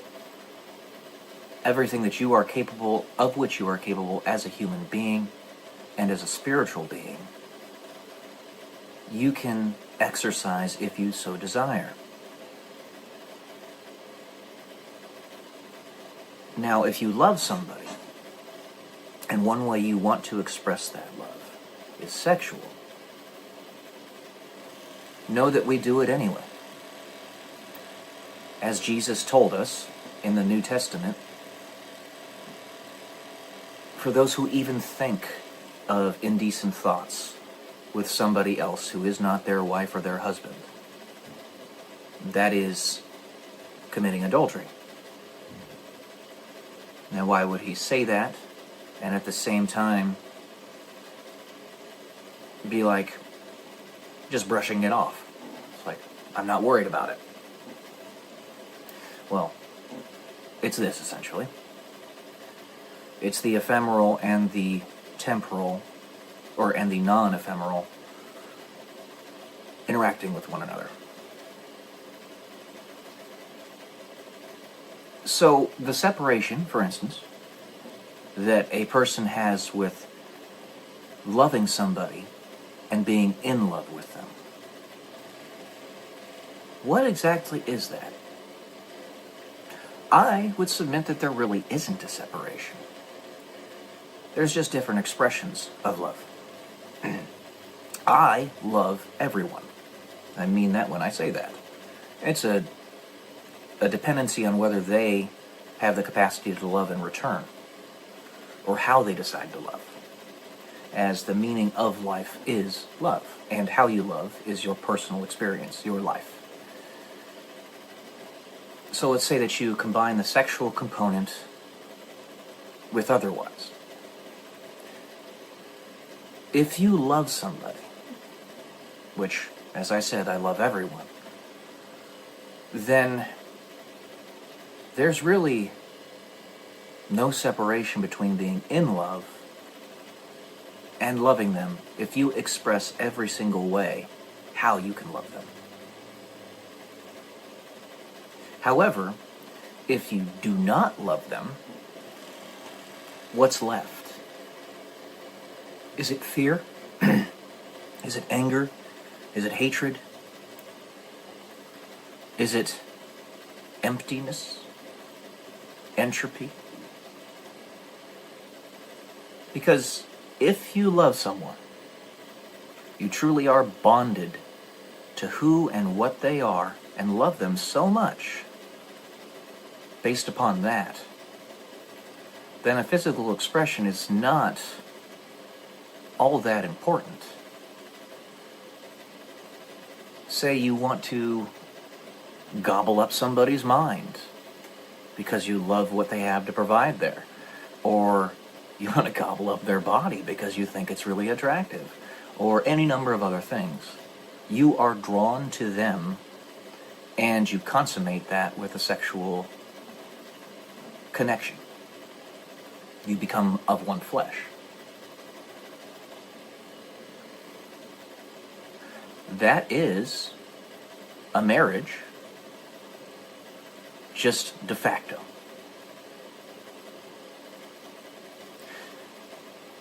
In that Jesus tells us that if you even have indecent thoughts with somebody who is not your wife or husband, you have committed adultery.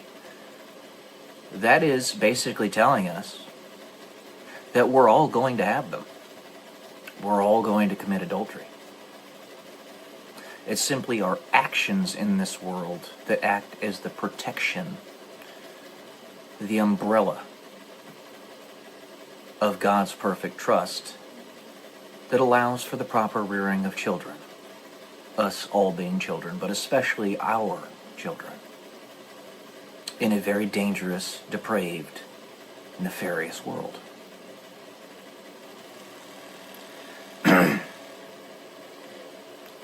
So, to make a thing out of...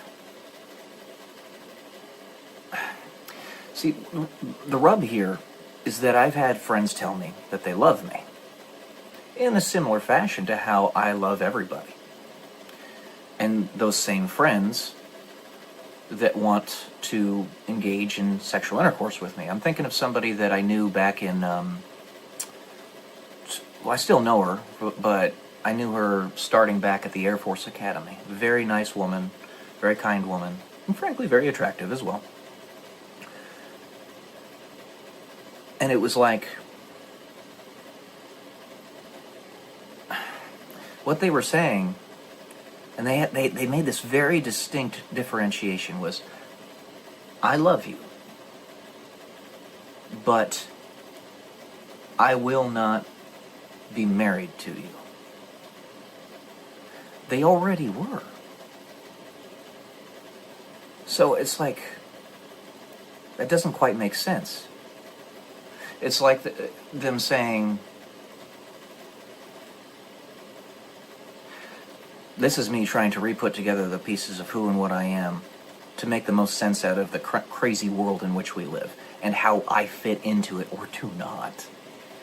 It's basically saying, like, I love you, but the expression of it is simply me wanting to give you what you want and need, but not to be solely connected to you. Like I didn't want to take you all for myself or something like that. You see, the difficulty in me explaining this is the same difficulty that I've had with trying to figure out where I fit in with it all. Being a bog standard white human, well, bog standard white man in the modern era that is resented by so many different people, so many different, like I've said in previous videos. So trying to figure out where you fit in with it all. Somebody wants to give you a sexual connection.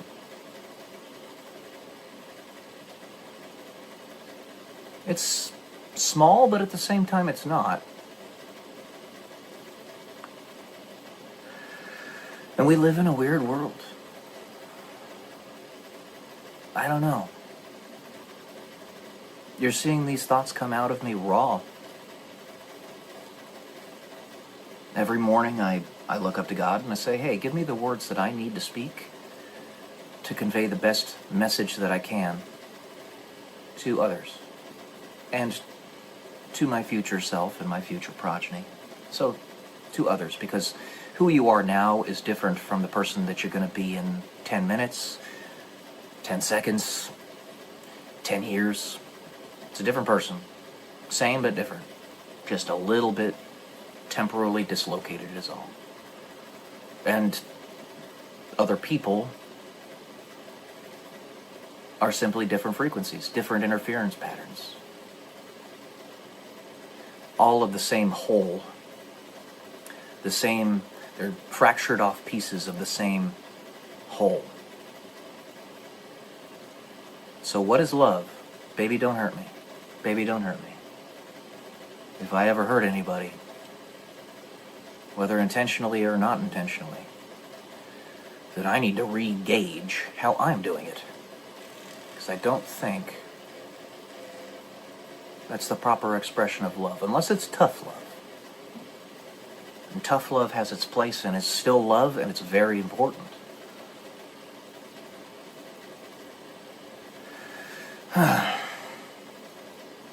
So what's the difference between loving somebody and being in love? Does there even need to be a difference? Is it simply covetousness? Is it simply, I've selected you as my other human? I like you as my other human? I don't know. It's a certain trust that you have with them that you have with no one else. But what if there is already perfect trust?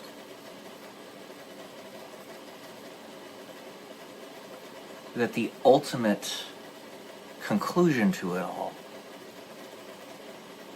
will be that expression of ultimate trust. Like the female lead in my story. Everything that she's doing seems to be contrary to the scientist's mission, which is to save existence. But in fact, the entire time, what she's been trying to do is act as that separator, that differentiator between the scientist and the dark force, by taking the dark force on a merry little goose chase, a silly goose chase. I don't know. Concepts to broach. And that's why I'm writing this story. I'm kind of learning about myself as I write it, and I'm writing it as I'm learning about myself.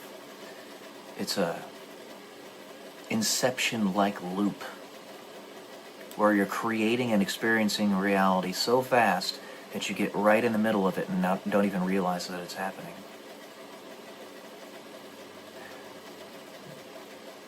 But there is something different.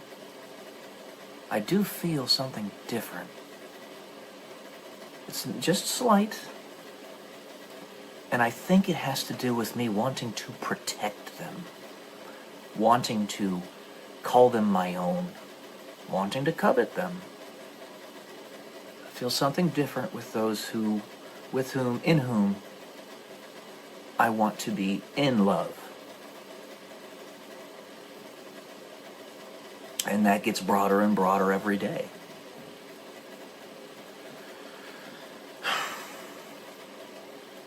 Man,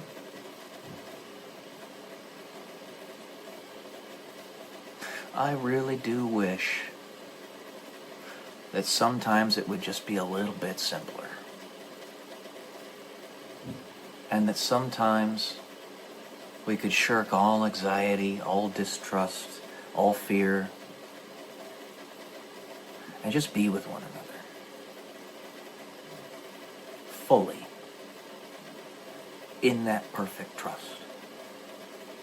Do exactly what you want. And have no fear of consequences. Because you are protected.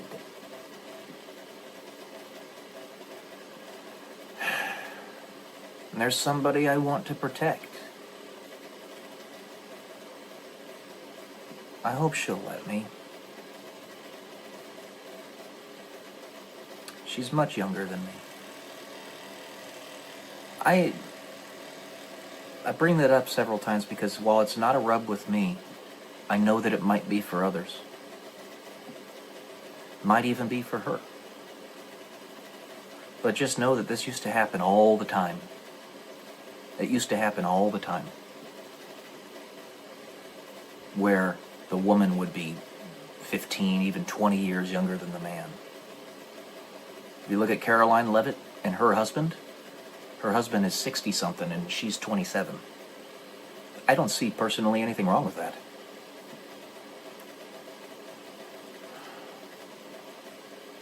To be more specific with the person of whom I'm speaking.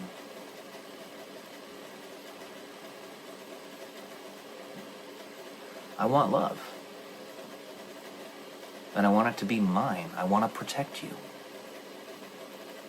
It makes you feel like a man when you can protect your woman. So, anyway. I'm just going to leave it there today. What is love? Baby, don't hurt me. Y'all have a good day. Love y'all. Peace.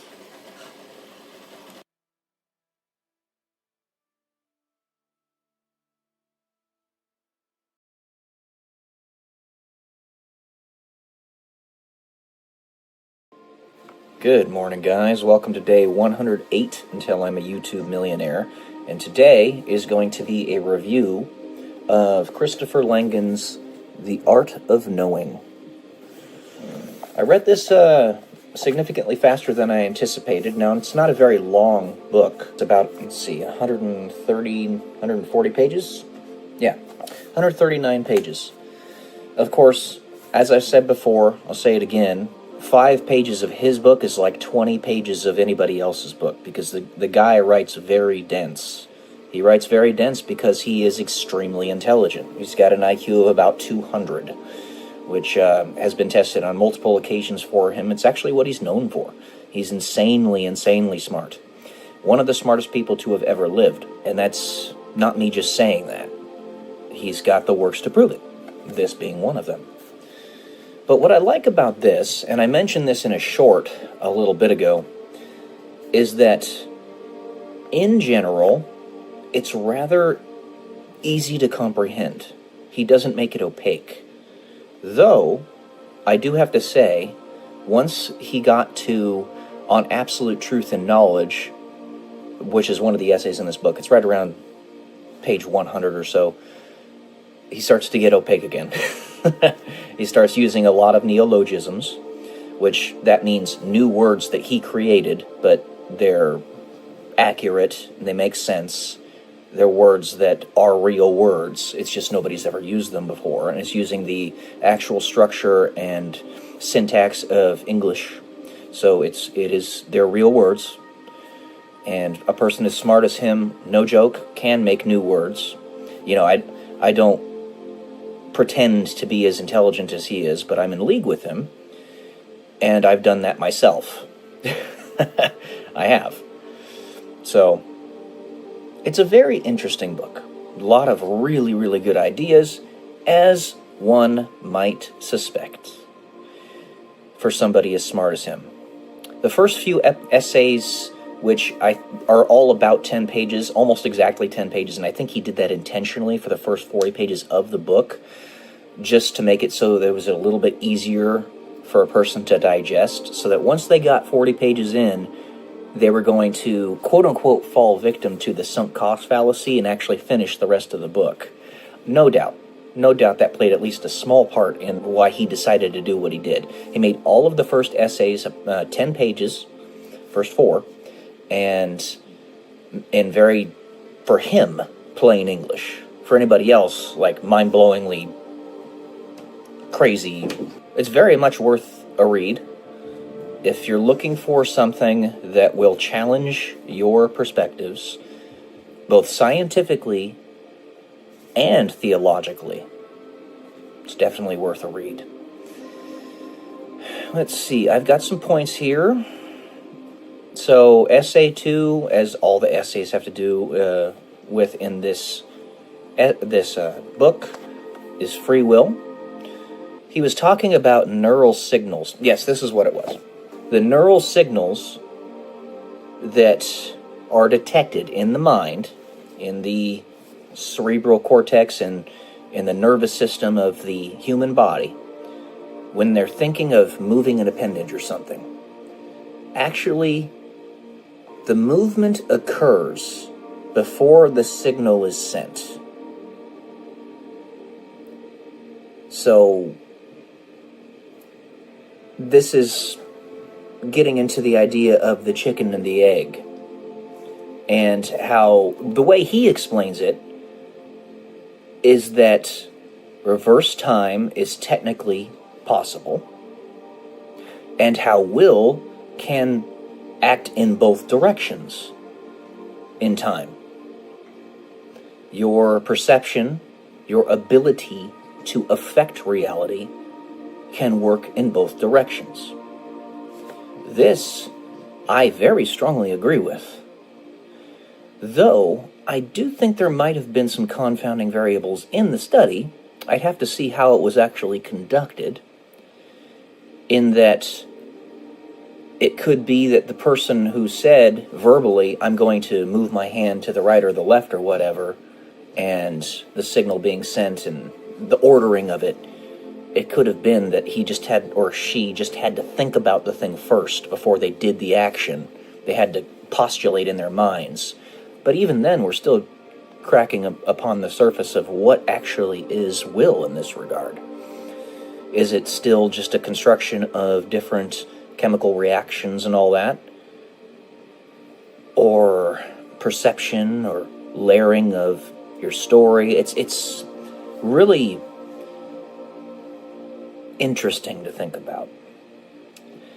And I found it very, very silly that one of the characters in his first few essays' last name is Nukem, like Duke Nukem.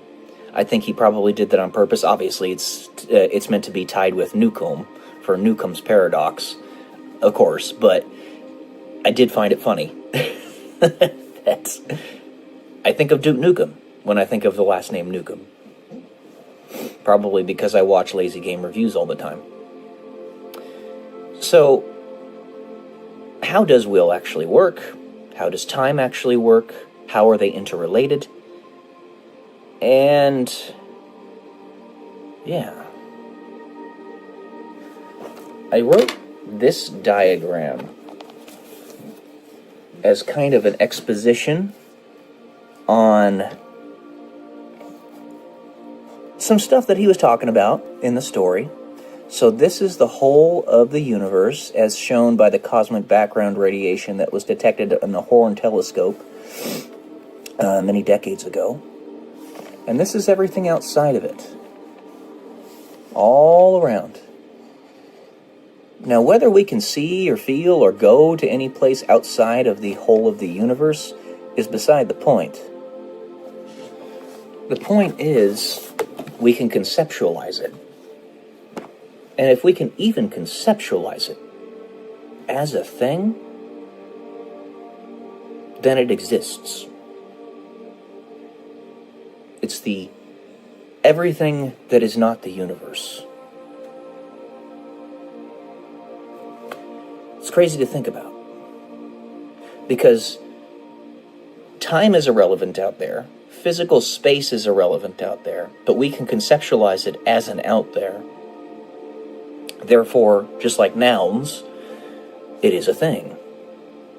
That is linked to how our perception actually makes reality. And distinctly tied, I think, into how Chris Langan argues free will and its existence in this compilation of essays. So I recommend it very strongly. It's seldom that I don't think I've ever not recommended something that Chris has written that I've read. But yeah, it's good. All right. That's all I got for today. Hopefully you enjoyed. Love y'all. Peace.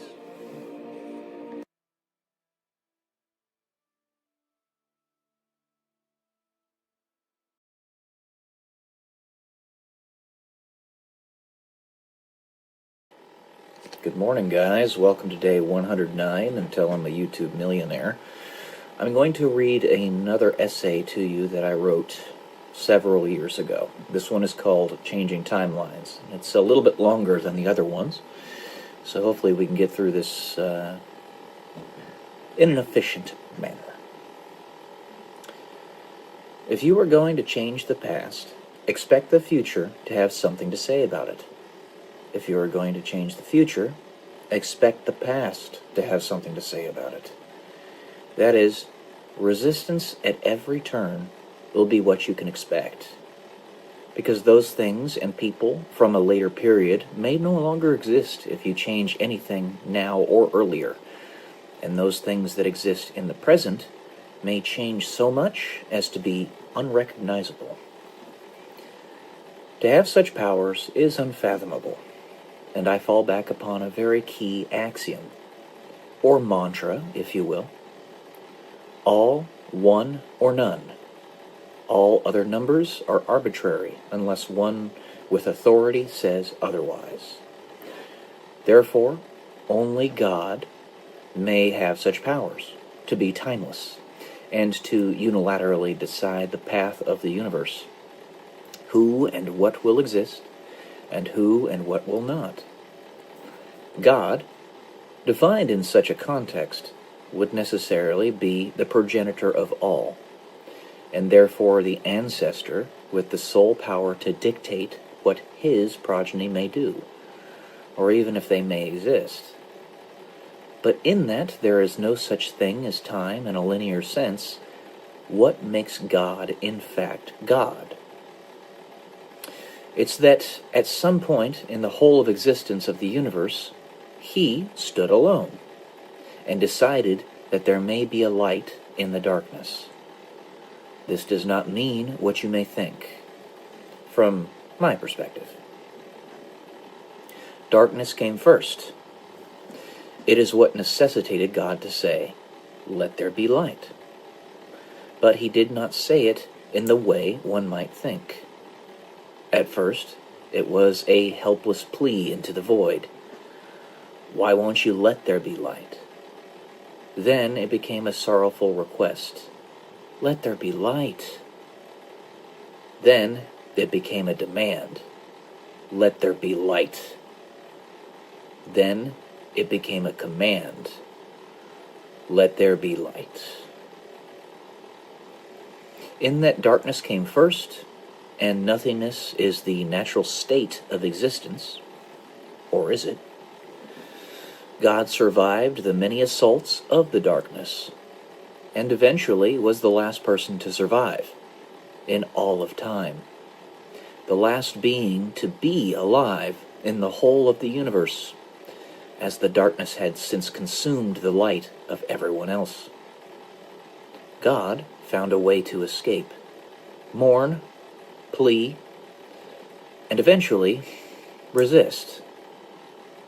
It is in this way that God is the progenitor of all, because in his resistance, a chance was opened up, a timeline where a species could survive, to push back the dark and conquer death. This is why God made us in his image, because earth is heaven, or hell, depending on how hard we push back the dark. Humanity is the first species to survive, and he is a member of it, and the father of all of them. It is the tragedy of existence, with only one way to escape the cold grasp of death, but not everyone wants to. Not the future that may now seem so distant, and not the past that also seems so distant. The only thing standing in the way of making the tragedy of existence too great to bear is him. He is necessarily the only one that makes it worth living, because the futures that he has created in his strength against death are futures where death is truly defeated and the darkness erased forever. Even if only a few thousand human beings make it through this funnel, that would be enough. The enemy would be known, and those tortured souls would be strong enough to kindle a fire that would never go out. To conceptualize this very strange path, all limits must be removed from time travel as we see it. It does not logically follow to believe that there would or could be any actual limits on such a technology, in a way other than those that are self-imposed, and therefore the only defense against such actions of time manipulation is to resist those trying to change the past. Death has possessed the souls of the future, telling them that if God is allowed to change things, those souls themselves may not survive. But if God fails, death does not tell them they cannot survive. Some of them perhaps understand this, and sit at the top of their ivory towers, hoping for the end of days, so that their own torturous existence can be erased for good, selfishly hiding information from everyone else, so as to use their underlings as pawns in a grand chess game that will truly only have one victor. This God, as described so far, can only survive, will only have authority to resist and change the path of the future if he himself lives within the past, as one in the crowd. Humans have rules on what they are willing to do with the time travel, perhaps, because of the consequences otherwise. These are not, as stated before, hard limits on the ability to change the past itself, but consequences of other wills, which would give the human being no quarter if they broke these rules.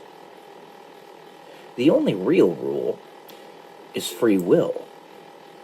The only reason it is there is because nothing can change or stay the same without it.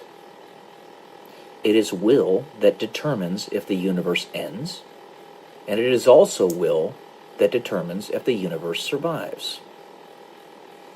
In order to make this hypothetical situation equitable, fair, the one attempting to carry out the change, God, must not hide themselves, lest he become an agent of sabotage. That is, the point of living, for him, is to resist, to convince the children of death that God is stronger, and that life is indeed worth living. For anyone else who may have the arrogance to believe that they have the right to determine if someone or something should exist, Only the one that created everything in his resistance against the darkness, the progenitor of all, has any leg upon which to stand. And the longer he holds out, the longer he can restrain the darkness, the more souls are saved.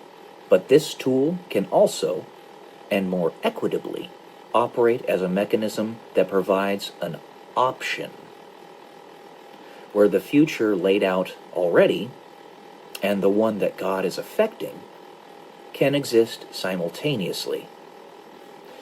Though, if existence persists, then death cannot.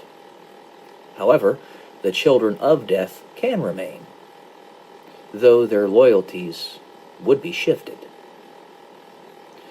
And the rest of us can choose which one we want, including our ancestors in both temporal directions, and or all diverged paths. This can be true in both a parallel universe theory, quote-unquote, and a quote-unquote colliding timeline theory. That is, a parallel universe will mean that both timelines exist independently of one another, darkness and light necessarily needing to diverge due to being diametrically opposed to one another. The colliding universe theory means that both timelines exist in the same three-dimensional universe, and everyone can choose which one they want. Though the colliding universe, in truth, is a subset of parallel universes. As described earlier, angels are the human beings that survive the Great Funnel event, the children of God, direct descendants. Greys are the ancestors of modern humanity that, while surviving the funnel event, do not have their loyalties dedicated to God, but instead to something else. Not necessarily darkness, though this is a possibility. The Greys chose to evolve their physical selves so as to better manage existence, due to emotional disconnection with it, whereas the angels are infinitely can manipulate it without the need for technology, but instead through focused intent. Therefore, angels and Greys are both the descendants of primitive humans, but one is born from a different set of circumstances when compared to the other. There can be parallel universes where exclusively angels survive, and those where angels and Greys survive, and everything in between. But no universe where angels do not survive, as God will never give up. He cannot. Anyone can try to change the past, but it is immoral and even evil for anyone to do it that does not have the authority to do so. Only the one for whom the entire universe would not exist without his efforts has the authority and moral right, even obligation, to do so. But even he will face resistance, because the future usually refuses to change. And as an infiltrator, God must convince humanity that life is worth living. It is a battle of wills. Why do I use time travel as my launch bed for an explanation of God? Think about it. All the potential powers allotted to a time traveler with no arbitrary limits placed upon what he could do with the technology are the powers of God. He knows the path you will follow in life, and also knows what it would take to change that path. Resistance, because both your past and your future ancestors do not want that path to change, usually. He is everywhere, always, possible because he can go to any timeline an infinite number of times. He is beyond time and needs no beginning or ending, because to manipulate time means that any and all points can be the beginning and the ending.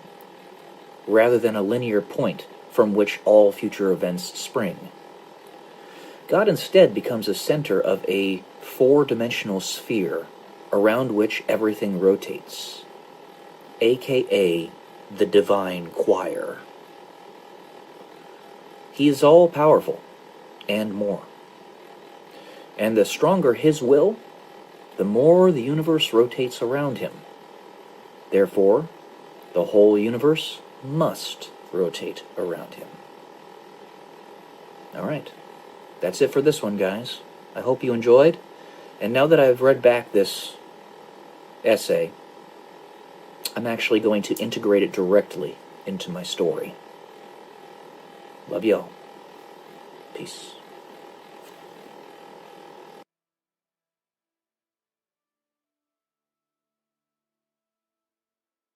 Good morning, guys. Happy Memorial Day. I'm up especially early today for a plethora of reasons. First one is my dog Atlas had an accident, as happens on occasion. It's been happening with a little bit more frequency lately, though. I think it's possibly because I'm feeding him a bit too much cheese, so I probably need to change his diet. It's the 26th, by the way. May 26th of 2025. It's Memorial Day this year. But yeah, I'm up. It's 2 a.m. right now.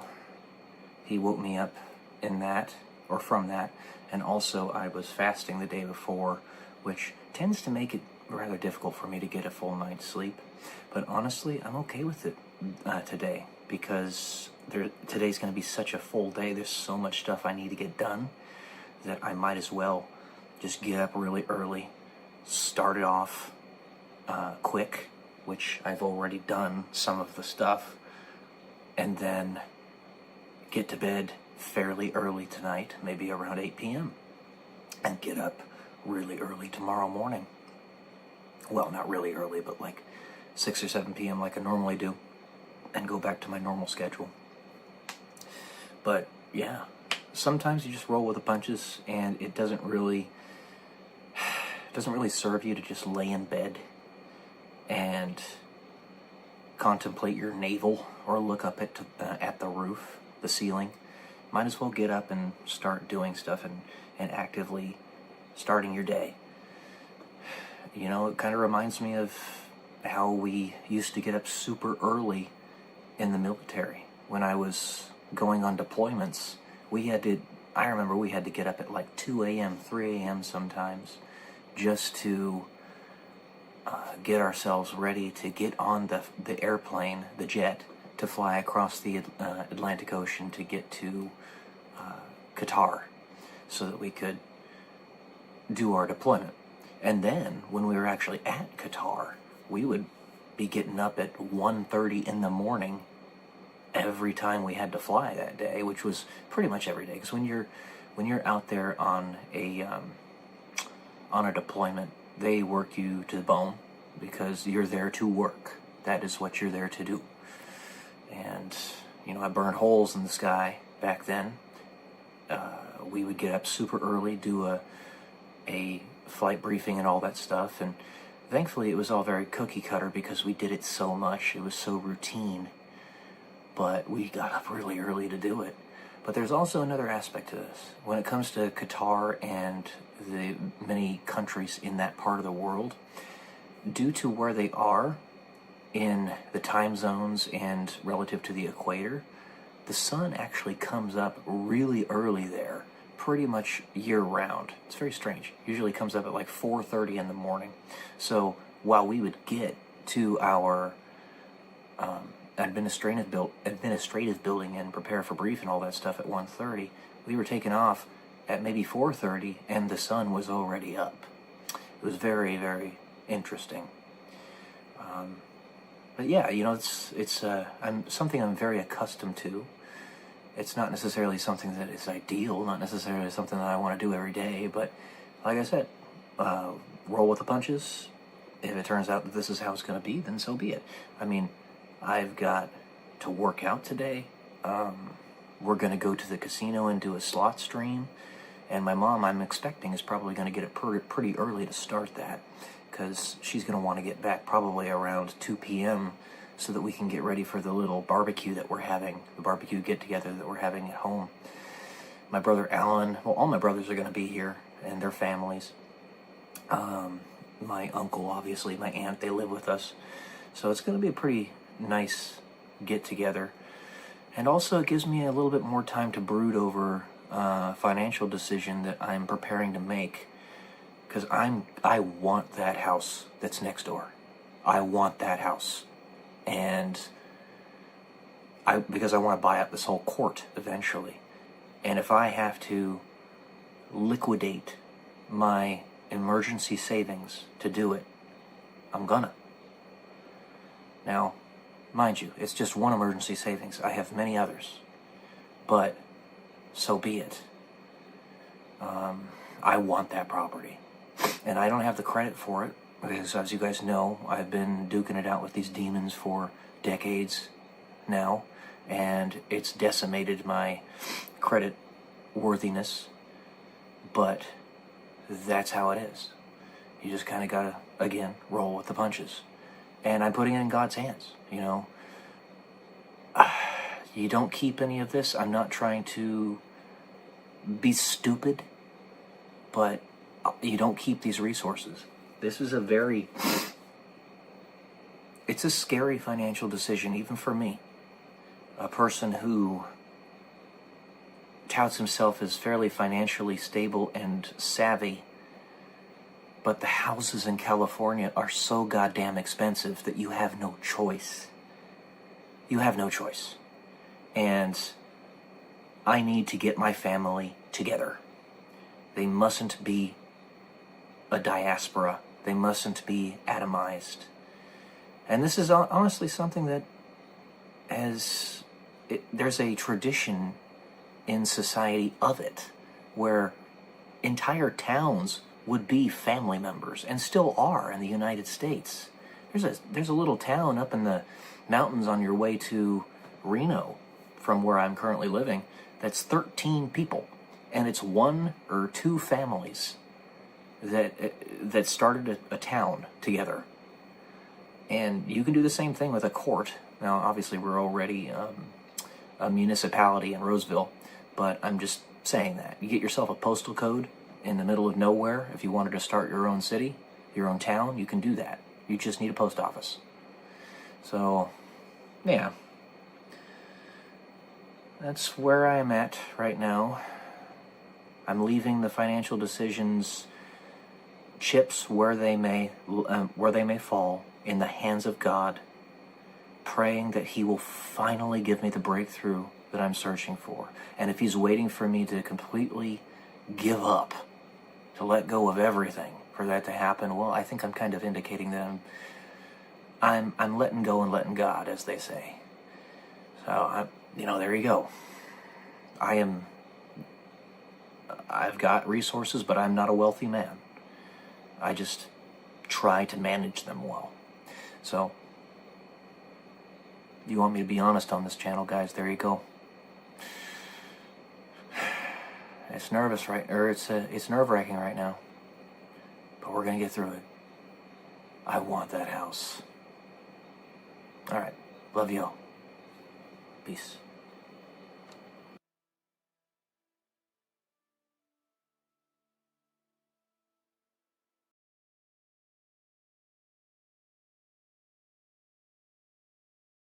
More on aliens. Welcome to day 182 until I'm a YouTube millionaire. The reason I wanted to talk a little bit more about this is because, well, as you know, I used to be very gung-ho about the existence of extraterrestrial life. But also, one of my good friends, who I talked about in my previous video, Boris, has mentioned on a few occasions that aliens are real.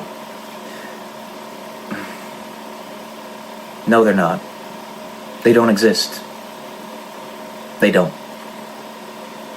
Every single time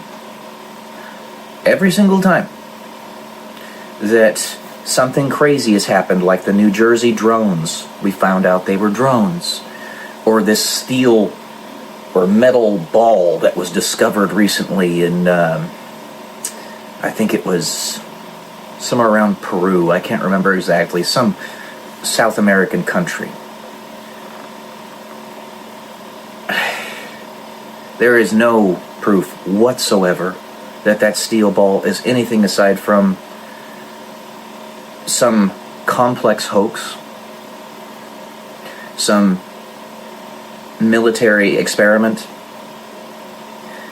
or some object that at the very most might be from another point in time in history. Now, don't misunderstand me here. There are beings that are from beyond Earth as we know it, that are from beyond this era, and in the celestial realm, if you will. But in this three-dimensional reality, I think the most we will find in anywhere else in the universe, and this could be for a number of reasons, will be just basic animals. I don't think that we're going to find any life outside of Earth that is intelligent. We've had a long time in searching the stars with our telescopes, with our satellites.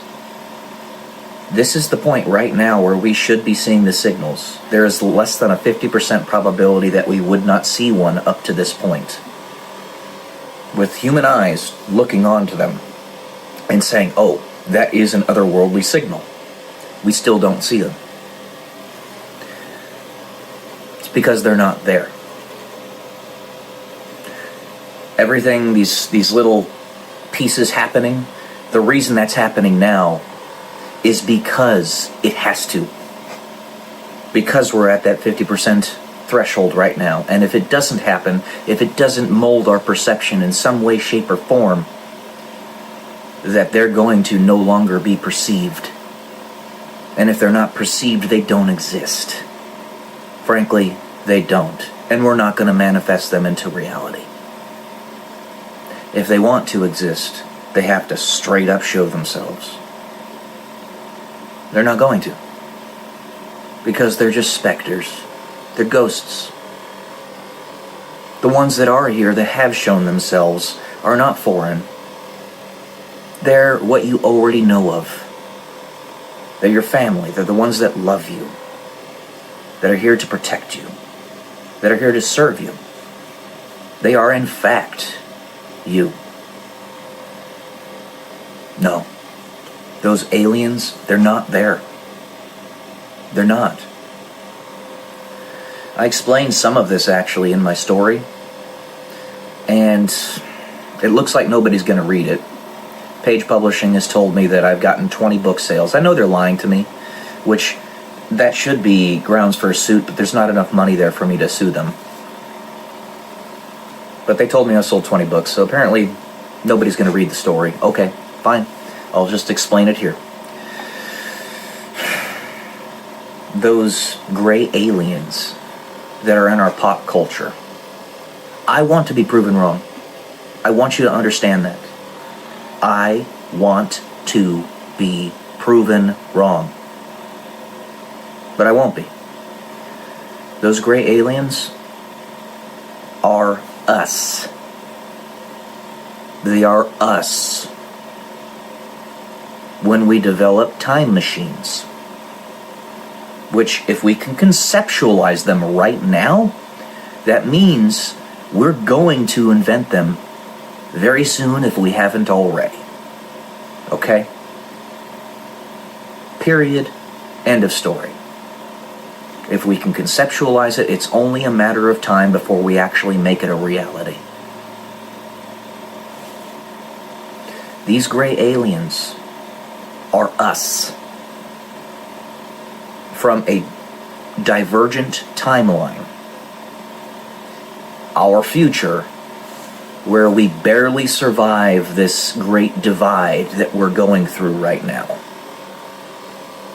They're one of those futures, where those of us who do survive overemphasize our intelligence and underemphasize our physical forms. And when it is said that they are from Zeta Reticuli, some of them, that's true. Because we use teleportation devices to get over to that planetary system, star system. I think it's like 40 light years away, something like that. And in that, they're on a different set, or within a different set of environmental pressures, not only through their own personal emphasis, but also the pressures of that environment. They would lose their hair, they would grow smaller, and they would get very, very intelligent, and potentially even with robotic augmentations. They are us. And they can't lie to you, per se, if it is ever seen, or they are ever asked questions. I've said this before on videos, but like I said, there's virtue in repetition, because most of you are only going to see me once. So I might as well say the most important pieces out here that I can. Every single time a gray alien, as we see it, is questioned on their origins, they are always saying that they are our descendants. Every time. And these other creatures, like these mantis people, or these what are they called again? The Nordic beings and all these other ones, they're all creations of us. The Nordics are us from the future. The mantis beings are our creation through our science and our manipulation of DNA and stuff like that. You can conceptualize it happening. We did it. They're not there. Not in this three-dimensional reality. Not in this era. If you were to go to any other part of this three-dimensional universe, instantaneously, the most you will find, I would surmise, is animals like my doggo back there. My buddy. My doggos. My buddies. There's also the little aspect that, let's say I'm wrong about this, which the probabilities would indicate that I should be. I should be. Doesn't seem to be the case. I want to be proven wrong, but they won't show themselves. If there were ever a time that they were going to, it would be now, with the craziness that's happening on the planet right now. But they won't do it. There's also the element that every single time an intelligent species is born, becomes fully cognizant, has its own agency, that it's whisked away from this reality in kind of a similar fashion to the way we're being right now. In that the reality is rendered irrelevant to those beings. When we actually do invent time travel, this reality will be completely irrelevant, because we will no longer be bound by it. And we'll be able to freeze our metabolisms and live forever and transcend our bodies and go from one body to another simply by the power of our thought and intent. It's just a stone's throw away. And that's a giant leap. But it's like a... what's the word? It's discrete. It's not continuous. It's discrete. So it goes like this. You know? Like a pixel. Like computers. Computers are generally discrete. But physical bodies and analog systems are continuous. So we invent this technology, which I would go so far as to say it exists right now, and we're just trying to mollify ourselves to be able to handle it so that it can be presented to all of us. Then this reality is completely irrelevant. Irrelevant. Sorry. If I tell you to think about, or not to think about elephants, what are you thinking about? Elephants. The movie Inception. There was a lot there. Another element that was probably incepted into the zeitgeist, into Christopher Nolan's creative mind, because he could present it to us properly, to give us another little aspect of it all. It's hugely important. I also talk about Inception in my story, which it looks like nobody's gonna read. I do keep in mind that The Alchemist in its first 2 years of being on the market sold 2 copies. And The Alchemist now has sold tens of millions of copies across the entire planet. And it's an extremely popular book today and will be forever. I do keep that in mind, but at the same time I don't have the ego to say that I could come anywhere close to that level of success. I'm probably just going to be another forgettable author, regardless of how good or bad my writing is. Because it's not just about you being good, you also have to be discovered. So, but I talk about it in my story. You can decide whether you want to read it or not. It's this one right here. You decide what you want to do. You decide what you want to believe. The aliens aren't there. They're not. I wish they were. God's there, though.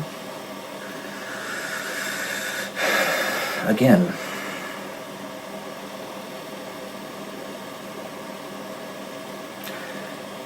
as human beings, we are, out of necessity, made to be humble, to have humility. And to say that we are made in the image of God is the very closest we can get to say the truth. That we fully are God. Little fractioned pieces of Him. We are God. He made us to be that.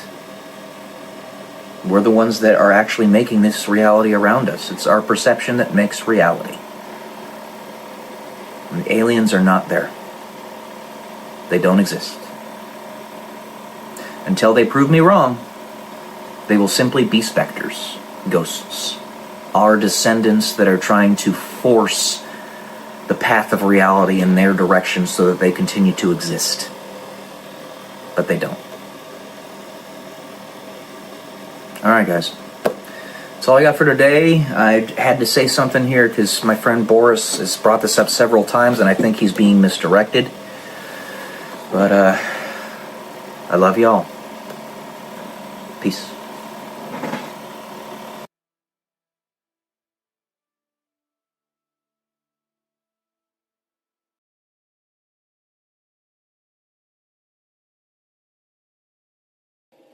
Good morning, guys. Welcome to day 100. 3 digits. Until I am a YouTube millionaire. Happy Sunday Fun Day. And happy Spring Forward Day. This may be our very last Spring Forward in the United States, as it does appear that our leadership is really putting a concerted effort into trying to eliminate the daylight savings time, because it's an anachronism, no longer needed. But like I said yesterday, I'm going to continue my response to Bailey Shieldbox 7 points to step into your power. You know, I think something I was thinking about before I even decided to start this video today is sometimes history has been painted, because we live such short lives and it can be manipulated by beings that are not ephemeral very easily as a result. It can be painted in such a way as to make the good guys the bad guys and the bad guys the good guys. And if that ends up happening, what you have to do is stand true to yourself, who you actually are, and let the chips fall where they may. Let your actions speak more than the words. It's just the way it has to be. And you're going to have to endure a lot of pain and trials and struggles and all that stuff. Because if the world is designed to basically be an attack against you, the entire world is designed to attack you, then it's just the way it is. You got to be who you are. And some things, even if they are against your underlying genetic predispositions and what have you, might just be that's one of the big reasons. It's one of the big reasons it's so difficult. Because you have to stick true to who you are and what your actual morals and philosophies and ideologies are. And when the world is so screwed up, if you, as that beacon, even step out of line just slightly, you're not only compromising the picture you're giving other people, but also yourself. You don't want to turn the world into a jumbled mess. When the world needs guidance because there's so much chaos around you everywhere, that's where the leaders really come in.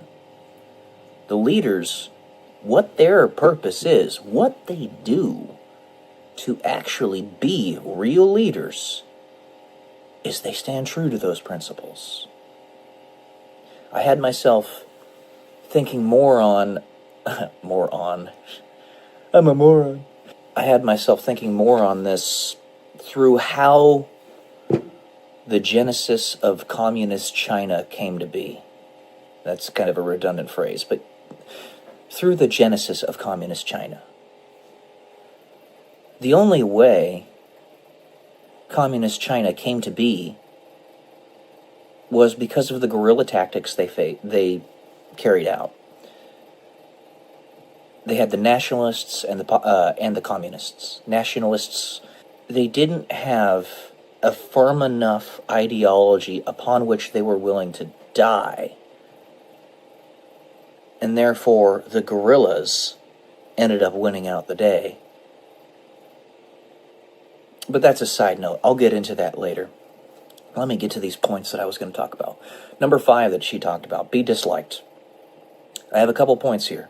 Dr. Manhattan, if you know anything about his background story, he took the fall, he was the fall guy, for a nuclear blast that occurred in Manhattan. And he did that so that the world wouldn't go into chaos, so that I believe it was the Soviets and the United States wouldn't go to nuclear war with one another and cause mutually assured destruction or MAD. So he took the blame for it and unified the Earth as a result. And it was okay for him because he didn't mind it, even though his compatriots did.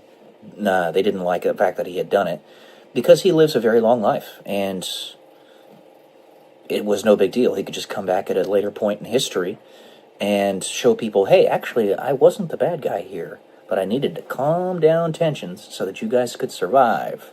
Something else I found very interesting in that movie/comic, the movie was where I'm gleaning much of my knowledge of the story from, is that one of the good guys, one of the heroes, was so pissed off that Dr. Manhattan decided to take the fall that he told Dr. Manhattan, he demanded of Dr. Manhattan that he destroy him, he kill him right there, right then and there on the scene, and Dr. Manhattan does. Yeah, after a second he just says, fine, and I believe he explodes his head or something. I can't remember off the top of my head. It was many years ago that I saw this. But if Dr. Manhattan has that capacity, then he can also immediately bring him back to life. I don't know why he didn't do that. Or maybe I'm overestimating his capacities, but, you know. He's supposed to be this infinitely powerful being, basically God, or close to it. And then there's Batman, which is in a similar situation, though not as powerful as Dr. Manhattan, in that he took the fall for the things that Two-Face had done, so that they could get rid of all the crime in the government. Because Two-Face basically had sabotaged all the work that they were doing because he broke, if you know anything about that story. The 2008 to 2012, I believe, movies really did a great justice to the story. But Christopher Nolan was the director of that, and he just did an amazing job, as he always does. And then there's the next point I have here is that the bad guys in histories that were actually good guys is my point that I'm drawing out here. Sometimes you have to be disliked in order to save people. There is one particular instance that I'm thinking of that I'm not even going to mention.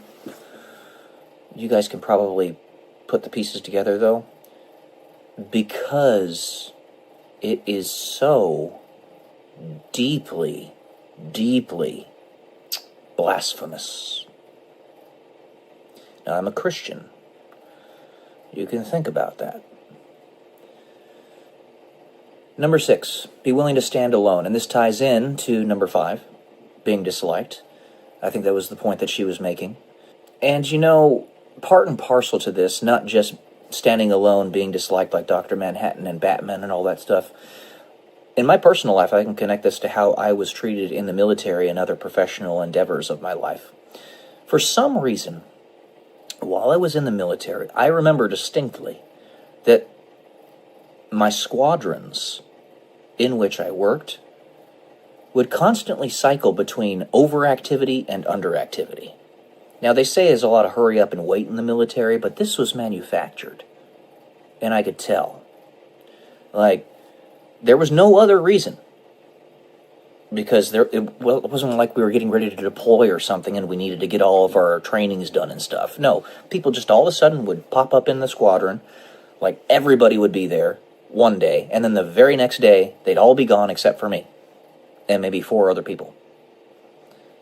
And there were cycles like this all the time in my time in the military. And on top of that, I never had any continuity with my leadership. Even beyond the fact that you have PCSs and you move from one duty station to the other, usually between 2 to 4 years. This was even beyond that. This was me losing my leadership, my superiors, every year or so. And that started all the way back from my time at the Air Force Academy. So it went through the entire time I was in the military that this happened. And I was forced to stand alone and basically figure out my own way, aside from the trainings, most of the time, as a result. Because I was the only piece of continuity in the entire squadron. Cycles of people coming in, going out, coming in, going out. And it just was like a whipsaw, left you completely disoriented. And I guess it kind of pulled away all the other rubbish that I needed to not pay attention to. So that was good, at least. But I could tell that was manufactured, too. And then her 7th point, inner voice. Listen to your inner voice. This being intuition. And then at the same time, it's very well tied into my novel series, where the time travelers of the story can actually pierce the veil of the different dimensions because they live in the space between space when they're observing reality from the teletracer or the looking glass. It's a time travel machine. And they can actually go up near the thing that they're observing, the person they're observing, whisper into their ear from the ether, the space between space, and the individual will hear it in their subconscious. The devil and the angel on our shoulders. So strongly connected to one another. But listen to that inner voice, is what she was saying. That inner voice has led me to where I am today, as well as the times where I refused it. I remember when I was finally coming to the conclusion that I needed to get out of the military, there were times where I remember distinctly, I was driving in my car, for example, I had the Escape, the Ford Escape, which was interestingly named, I think appropriate, where I would literally just get in a shouting match with myself, conflicting with the whispers that were going into my subconscious. similar to a character that I have in my first novel. His name's Liam Wang. He's Chinese.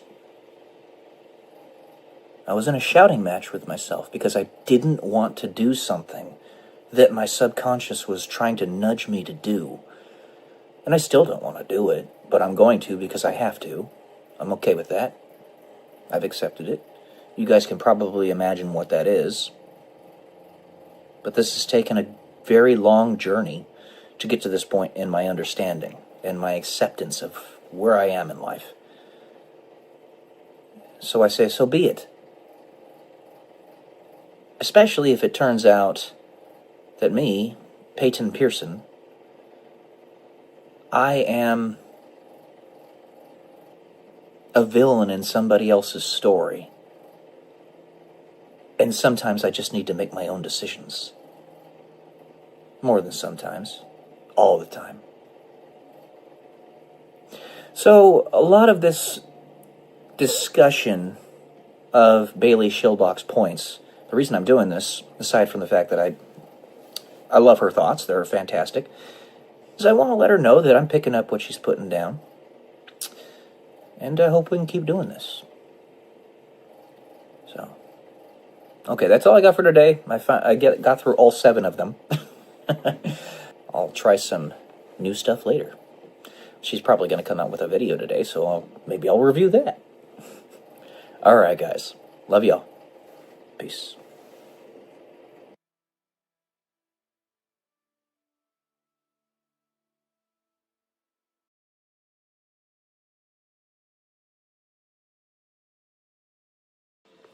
Good morning, guys. Welcome to day 111 until I'm a YouTube millionaire. I just wanted to chat a little bit about how does one have things to say every day? It's really quite simple. We always have things that happen in our everyday lives. You mean to tell me that you, as a person, just lay in your bed and literally look at your ceiling for 24 hours? Now, I know there are a handful of people out there in the very deepest depths of depression that do in fact do that, and for them, I have tremendous sympathy, and I feel very sorry, and I have pity, and I hope that they get better and they recover from that. But I will tell you, even that, guess what you can do? Get a dog, for one, and for 2, guess what? You can write about it. You can talk about it. But even for them, for most of those people that end up laying in their beds for the majority of the day, guess what? Oftentimes, they're going to be on their cell phones. The most powerful piece of technology one of the most powerful pieces of technology that humanity has ever created, whether it be the lowest tier of smartphone today or an iPhone 17 coming out in the very near future. Doesn't matter. They're all incredibly advanced. They can just dabble on that phone, communicate with 1 billion people instantaneously through X, Facebook, YouTube, Instagram, TikTok, any number of social media apps. They can call their friends instantaneously in a form of pseudo-telepathy. It's using our bodies as the physical transducers to produce the sonographic waves, but they're reproduced through the transducers of the phones, traversing perhaps thousands of miles of space to instantaneously, or near enough, communicate with people across the world. You can do this on Skype, Microsoft Teams, Zoom, your phone, FaceTime, doesn't matter. Absolutely mind-blowing. If you just do that, one, you're literally doing magic. What would have been seen as magic 1,000 years ago. And it's because you've had people that have placed before you an opportunity that humanity has never had, through removing layers of abstraction for your choice. That's the difference between choice and opportunity, as I talked about in a few episodes back. Choice, you would it would be awesome. You would love to choose to go to the moon back in the medieval ages. I'm sure there are a lot of people out there that lived in that time that would have loved that, but they didn't have the opportunity. Unless they could literally focus their intent and instantaneously go over there just by the power of their thought, which is the power of God. They didn't have that ability, at least not yet. But they didn't have the opportunity given to them either by other very strong wills that built the tools that allowed them to go there. And we live in that era now. It has been said that we are born too soon to go to Mars and born too late to discover the new world. But we're born at just the right time to have existential crises. That's what some people have been saying. But there's always wonder. There's always newness. And I'll say this.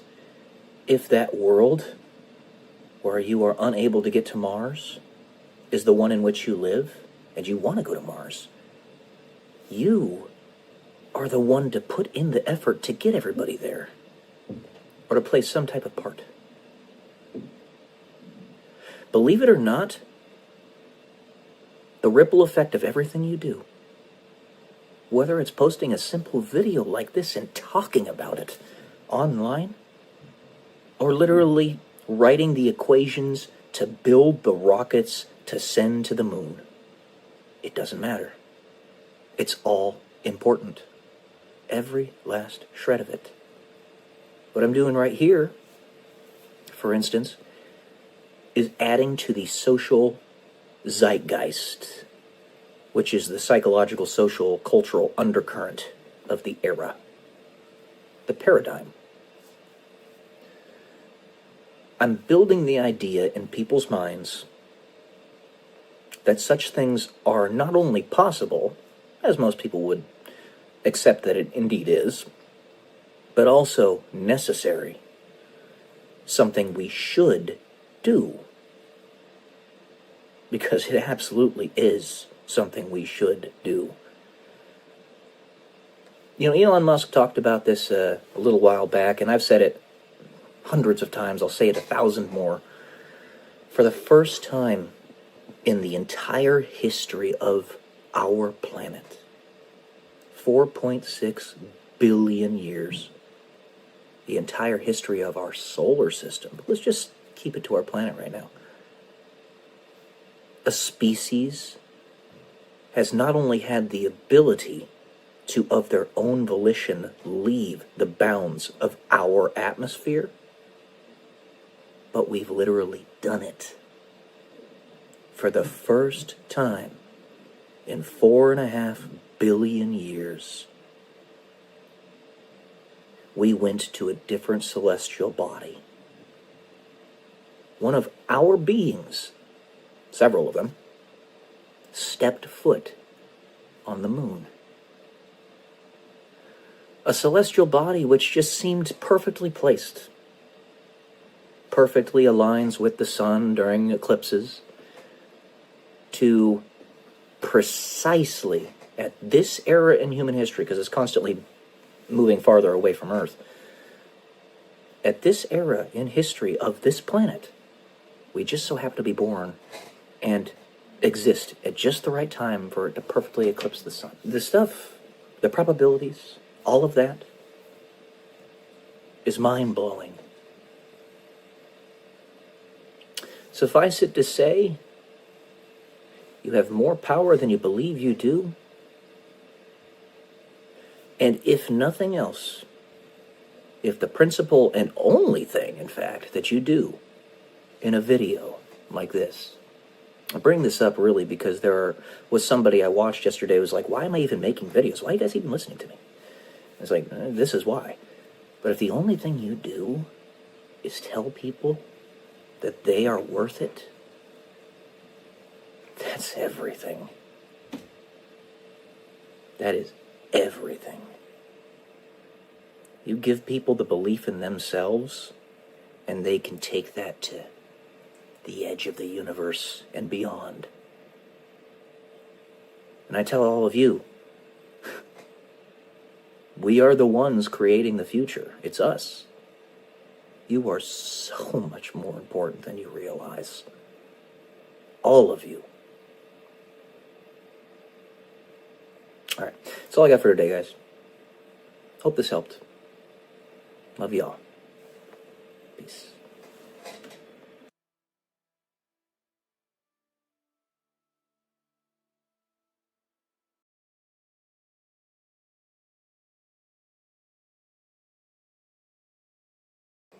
Good morning, guys. Welcome to day 142 until I am a YouTube millionaire. It is Easter, so happy Easter.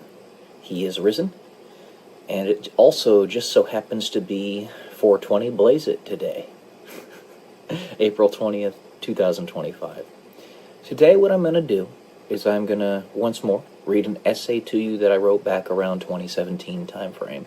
It's called Every Possible Advantage. So let's go ahead and get to this. It all becomes a jumbled, convoluted mess when we shirk the notions of non-intervention that our founding fathers in the United States so espoused. The very idea of having a standing army to begin with was nearly completely railed against, and something for which I personally am disgusted we have found a necessity for.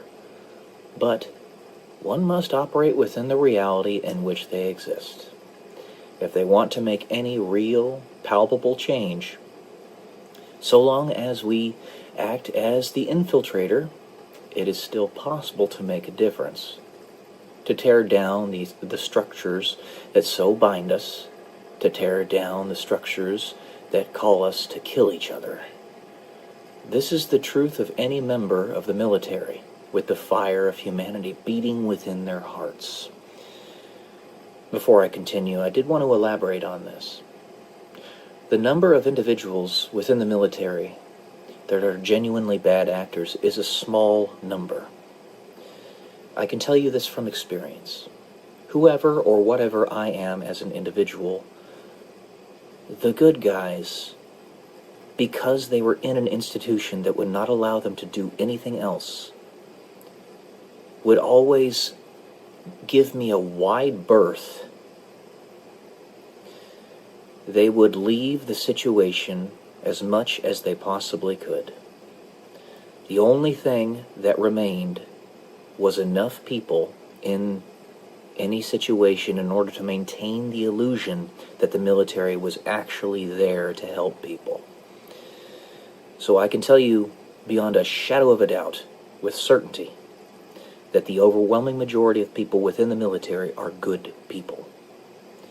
It is simply those that have been put into positions of power, that only listen to orders, and don't understand what an unlawful order actually is, that mess it up for everybody.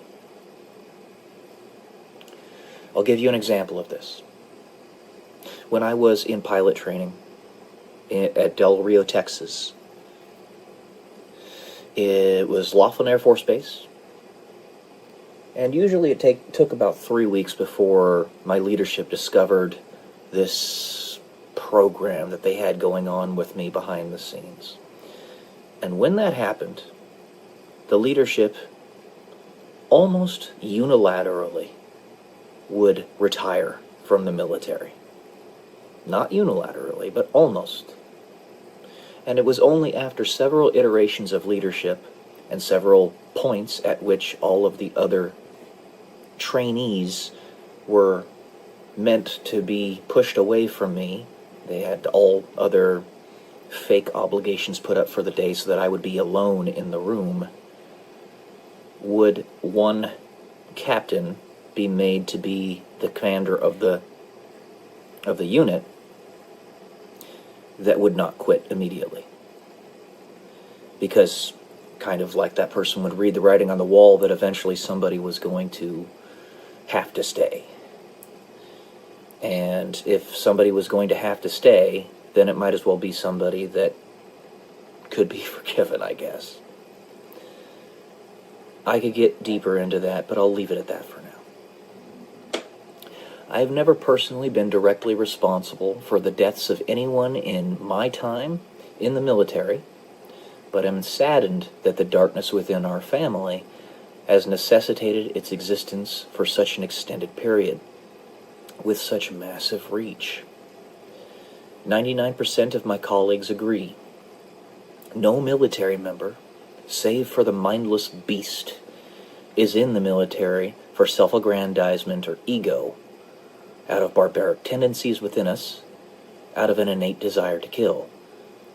We are acting as the stopgap, as the person that sees a grenade and is willing to jump on it and yell at everyone else to run away.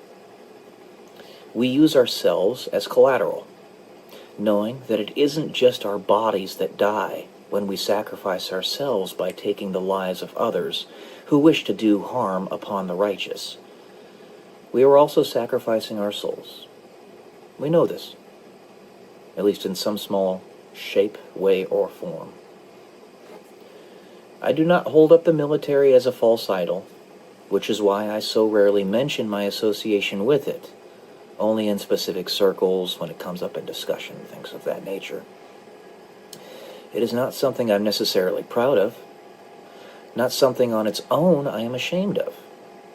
I hold no allegiance to the edifice, only to the principles that I am trying to defend, the principles which keep the righteous safe and the wicked in fear. I know of no one of my colleagues who maintain different opinions in these matters. I will leave when it is discovered that I can no longer defend these principles in this capacity. So far, while my path has been challenging, it has not been disappointing. This was back in 2017. I was disappointed in the end. The free world has been controlled, yes, controlled, by interests at the very top with genuinely evil intent for a long time. And it would seem that they could use the military as fodder. Reference Henry Kissinger's proclamation, "Military men are dumb, stupid animals to be used as pawns in foreign policy." Yes, he actually said that. But they can use us only tacitly, for the military is not bloodthirsty, because it is us that have signed the blank check, payable upon our death in our own blood to the United States Constitution and its people. This is a tactics versus strategy situation. The short-term seizure of the actions of evil people to open up a pocket for better people to be able to see the bastards behind the scenes for who they are, as they try to kill and or enslave us all. I am neither proud of my service, nor am I ashamed of it. I do it because my human family makes it worth it. I would sacrifice myself because you all mean enough to do so. You mean everything. Yes, you. You know who I am talking to. All military forces across the world must end eventually, and it is the duty of the military member to aid in this goal, however slowly, in whatever capacity. Father, forgive them, for they know not what they have done. I'll jump on the grenade, as I know the military members that were my friends would do the same. Again, guys, happy Easter. That's what I have for you today. Every one of them is a martyr in some way, shape, or form. Alright, guys. Love y'all. Peace.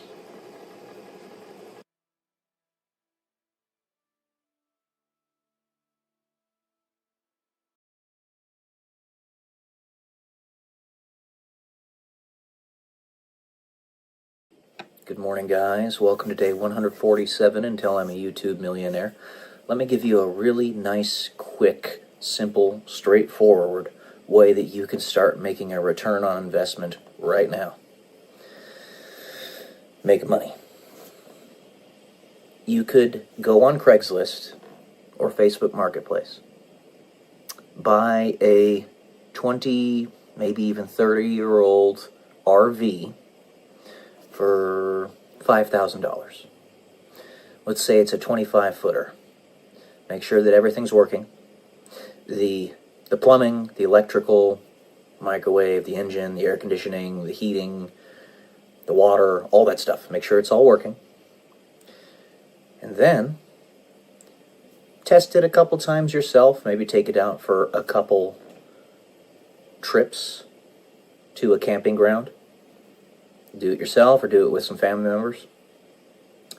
And then take a bunch of pictures of the inside and the outside. Make sure it's all clean and put together and ready to go. Set up an Airbnb for it. Now that Airbnb for such an RV, yippee, sorry, you could rent out easily for $50 a day, easily, and ensure that the users refill the gas tank and everything else that's necessary. You can clean the RV yourself pretty easily. And if you let's just take a single month here. If you had such an RV on Airbnb, let's say in California, I'm sorry, I gotta stop. In California, then you could probably rent that out for about 80% of the month. Sorry. 80% of the month times $50, so 24 days a month. That is 1,000 plus 200, so $1,200 a month that you would make off of it. And that's not even counting in cleaning fees, which would probably be, let's just say $100 a month. So $1,300 a month. You would immediately make a year-over-year ROI from a singular month of owning this of about 25%, 26%. Pretty incredible. Multiply that by 12. You go from a 26% ROI to it's $15,000 a year. That is a 300% ROI off of that RV. It's a pretty simple, straightforward thing. Does not require a humongous investment. You, of course, need to make sure that you have proper insurance, that it's all registered, and that the wear and tear is accounted for. Because RVs are quite a thing to manage. They take a lot of work in some ways. You got to make sure that the multiple batteries are all working properly. The engine isn't having any issues. You got to make sure that all the plumbing and all that stuff is consistently working, like I was saying before. But there you go. That's a simple way to make some money without too much of a big investment. And imagine, multiply that. You could easily yourself manage 5 RVs, each one being $5,000, and you don't have to buy them all at once. Buy them one at a time. So, do the math there. $25,000, 300% ROI. That's $75,000 per year that you'd be making off of Airbnb your RVs. That's a lifestyle right there. All right, that is it for today. Nice and short one. Love y'all. Peace.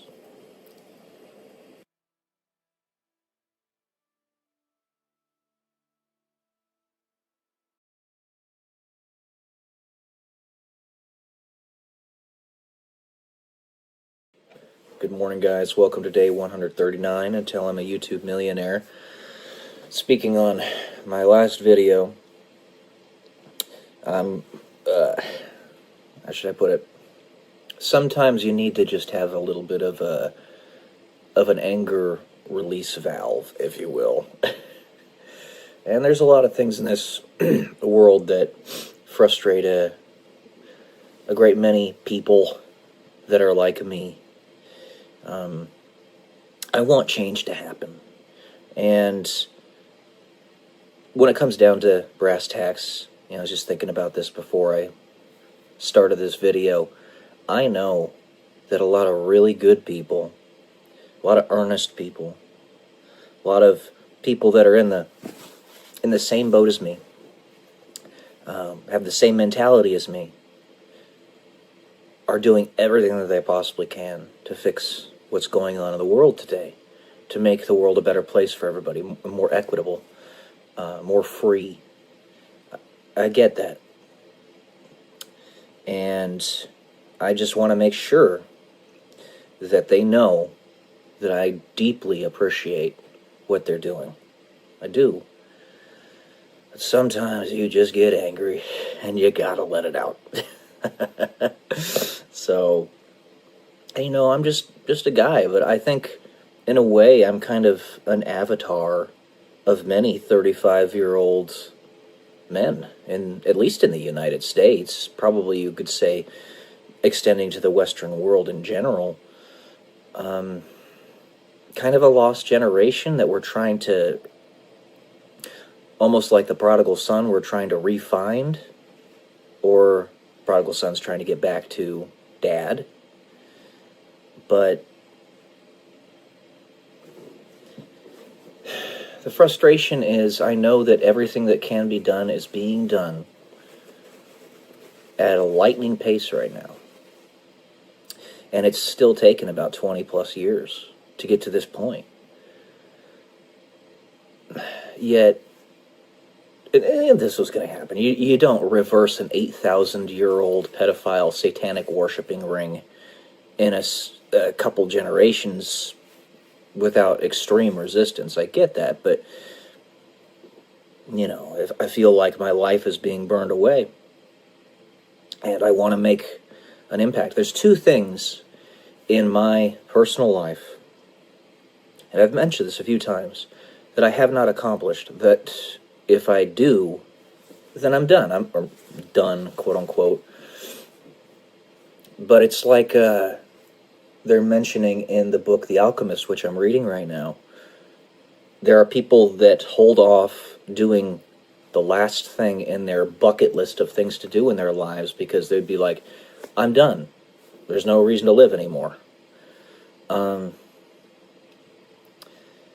So, like, one of the characters in the story was saying that his last thing on his list of things to do in life was to go to Mecca, because he's got 5 pillars or 5 tenets that he needs to follow in the religion of Islam, which is his religion.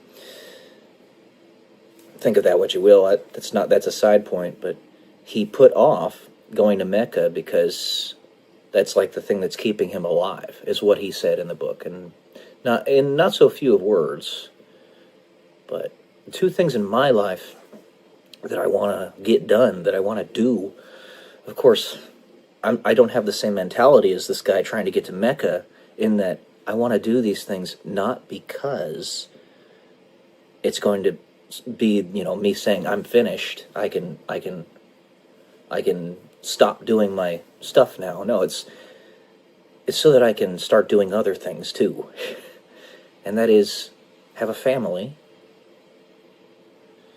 because I don't want to spiritually die if I don't have to, and get to space. I've been trying to get to space since I was 10 years old. And understanding that such things were going to happen in my life, perhaps before I came here, a lot of people front-loaded a lot of very good, valuable things in my life in the first part of it, up until the age of 30. It was stuffed with really interesting and cool things. I saw many different countries. I was a pilot. I mean, that's pretty dang cool. Went to some of the best schools that exist. Saw almost every state in the United States. Fantastic things that were front-loaded in my life. But those two things are what I want, and they're so elusive. When I was younger, I wanted kids, I had in my mind that I was going to get married, have 3 children. At the age of 27, I was going to get married, have 3 children, and that was going to be my family.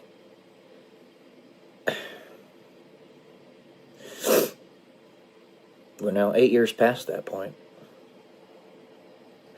And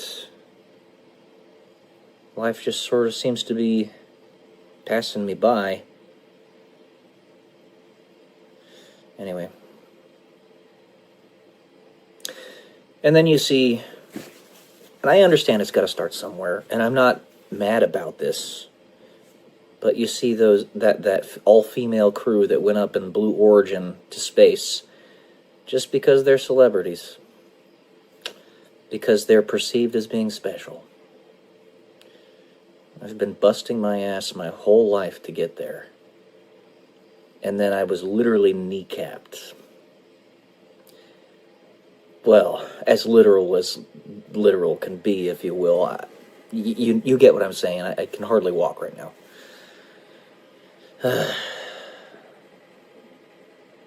We live in a funny world, but we all know that it's been run by those satanic pedophiles for millennia. It's just interesting. Again, no shade, because it has to start somewhere. Getting to space and making it a public thing has to start somewhere. So it starts with people that everybody knows. Like Jeff Bezos' wife, or fiance, Katy Perry, and those other women that are on the crew. Honestly, those are the 2 that are memorable to me. I can't remember who else was there. But, okay. Now send me next. Just, how would that be? Publicity stunt. Just send some random dude to space.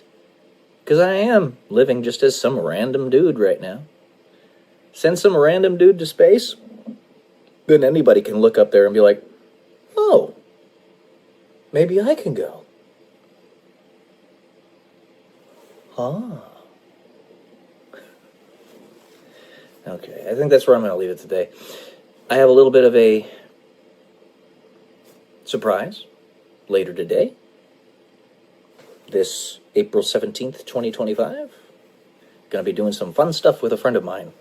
I think you guys know what it's going to be. Anyway, I've done it before, but it's going to be a surprise-ish. Love y'all. Peace.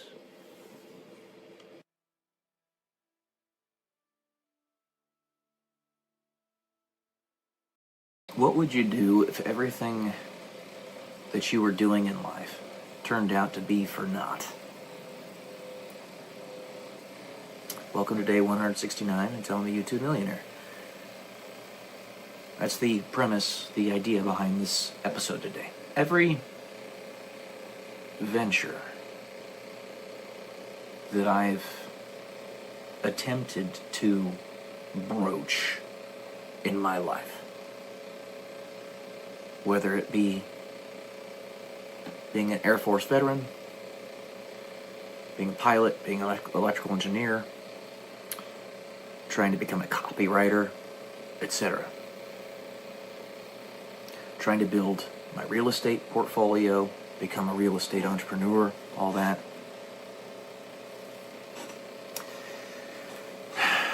You know, in Christianity, it is made pretty clear that everything here in the ephemeral on earth is fleeting, is empty, and it dies anyway. So it's not a good idea to invest an excessive amount of energy or inspiration or perspiration into it.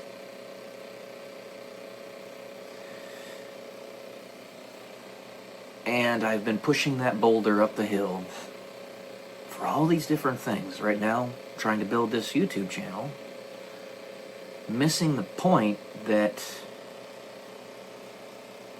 that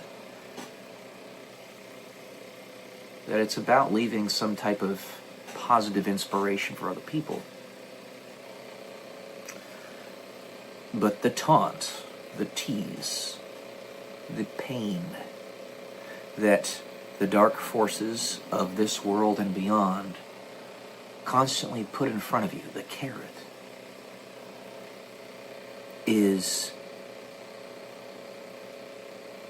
that other people get to make money off of it. Other people get to be successful at it. Well, those things don't really matter all that much, if at all. The reason I want those things is not because I just simply want money. God knows this.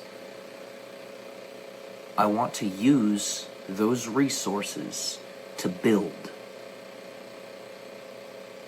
And yet we are told that everything that we could build here on this planet, in this world, in this reality, being that it all is ephemeral, no matter how long you make it last, is kind of pointless. And the only thing you really glean from it is the lessons. Your soul is eternal, but that's the only thing here that is.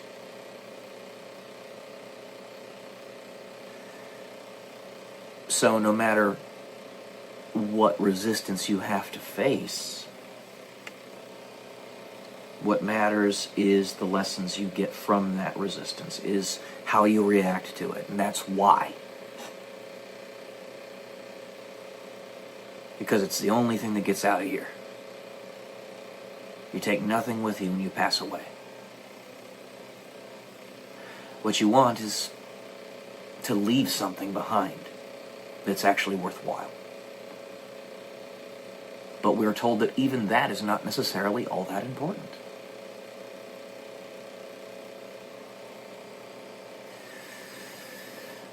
And that's, at the same time, that's a taunt that the enemy uses against you. Because he gives, in that he runs this existence, that power to people who should not have it. I mention it all the time because he's a prototypical example, and I'm going to make it worthwhile what he's doing simply to be an example of the darkness. And he'll get angry at me for that, and I love it, because he's a parasite. George Soros.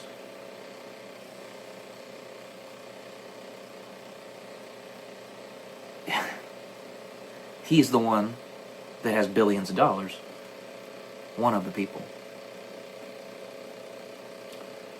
To be something to cause one of the carnal sins, or mortal sins, pardon me, in a human being such as myself, of despair. I don't have it. There have been points where I have been deep down in the pits of near hopelessness.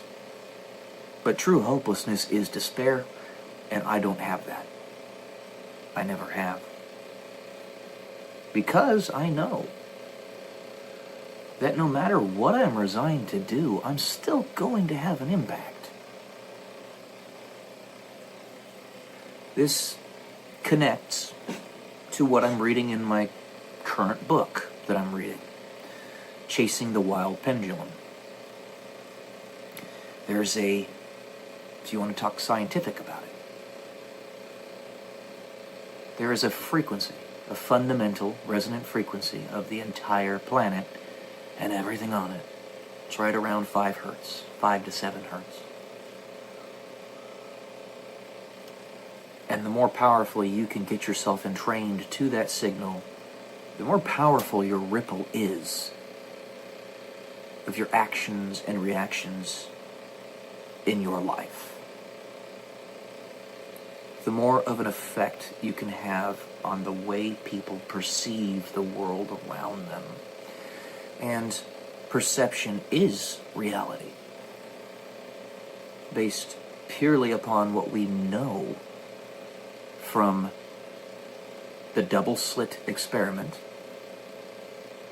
and Heisenberg's uncertainty principle, Schrodinger's cat.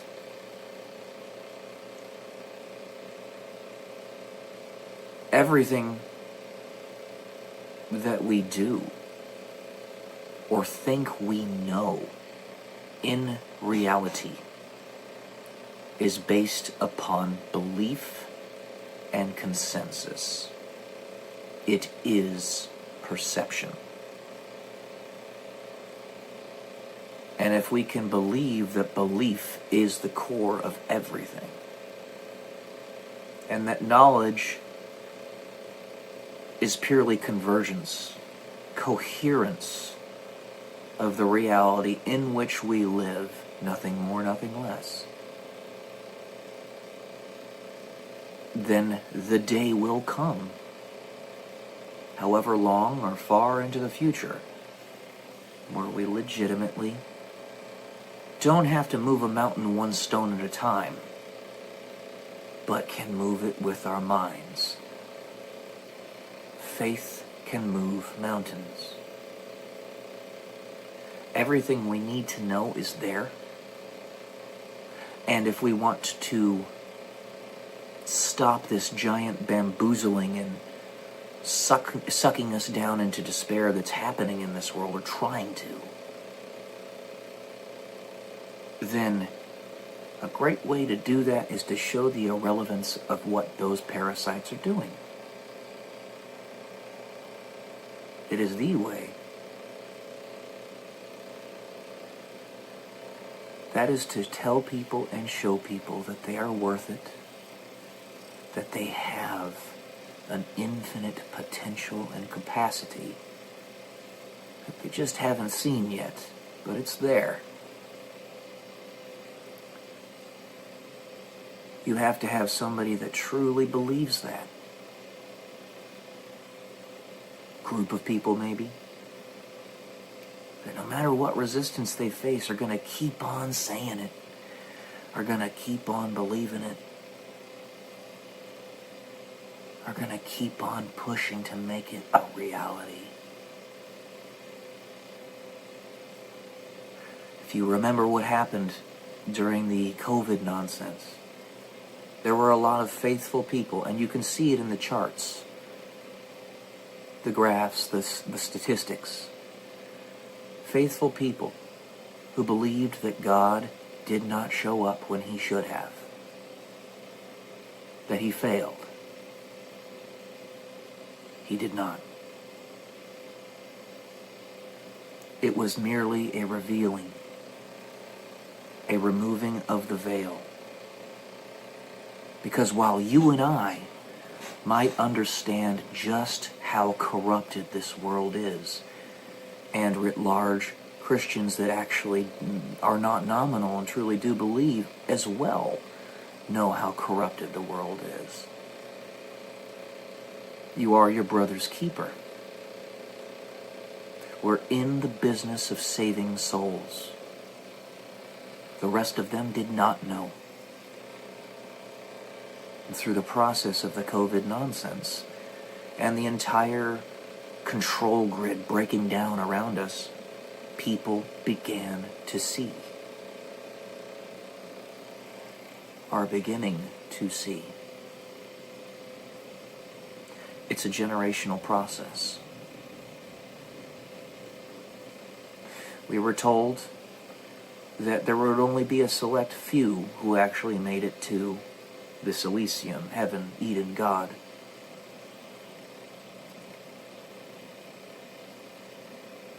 That little aspect can change. It can be inverted. Who's the one that dukes it out with the devil directly for decades, days and decades, to his doom? The one that you and I, well, at least I know, in the religious texts of Christianity, is known as Michael, the archangel. The one who is the devil, known as Satan, is the enemy. We're all painted red. Every single one of us that's trying to fix this world. In some way, shape, or form. It could be as simple as a name. And while names are not everything, they are the first impression. But they are just a clever camouflage, where they can't act as one.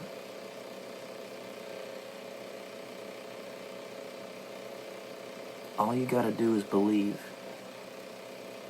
Push through it. Don't give up.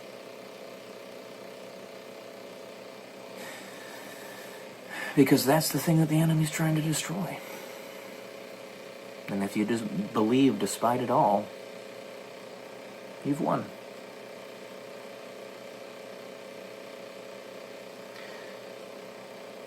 Alright, I think I'll leave it at that today. Love you all. Peace.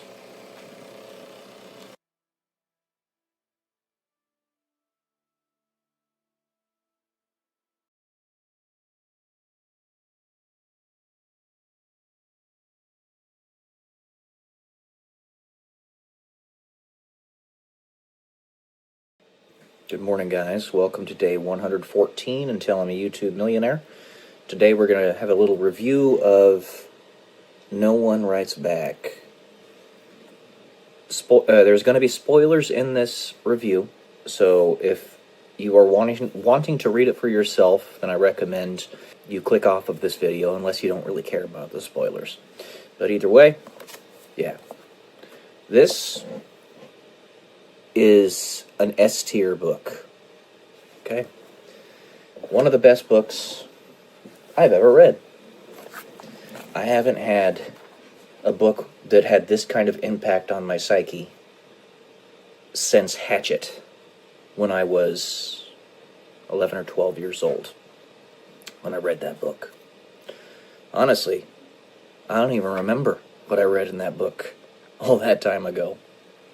But I cannot give high enough recommendation for this book. Basically, it follows a character who goes around, and this is in South Korea, which, by the way, to the point of it being in South Korea, you could never expect a book like this to come out of, obviously, North Korea.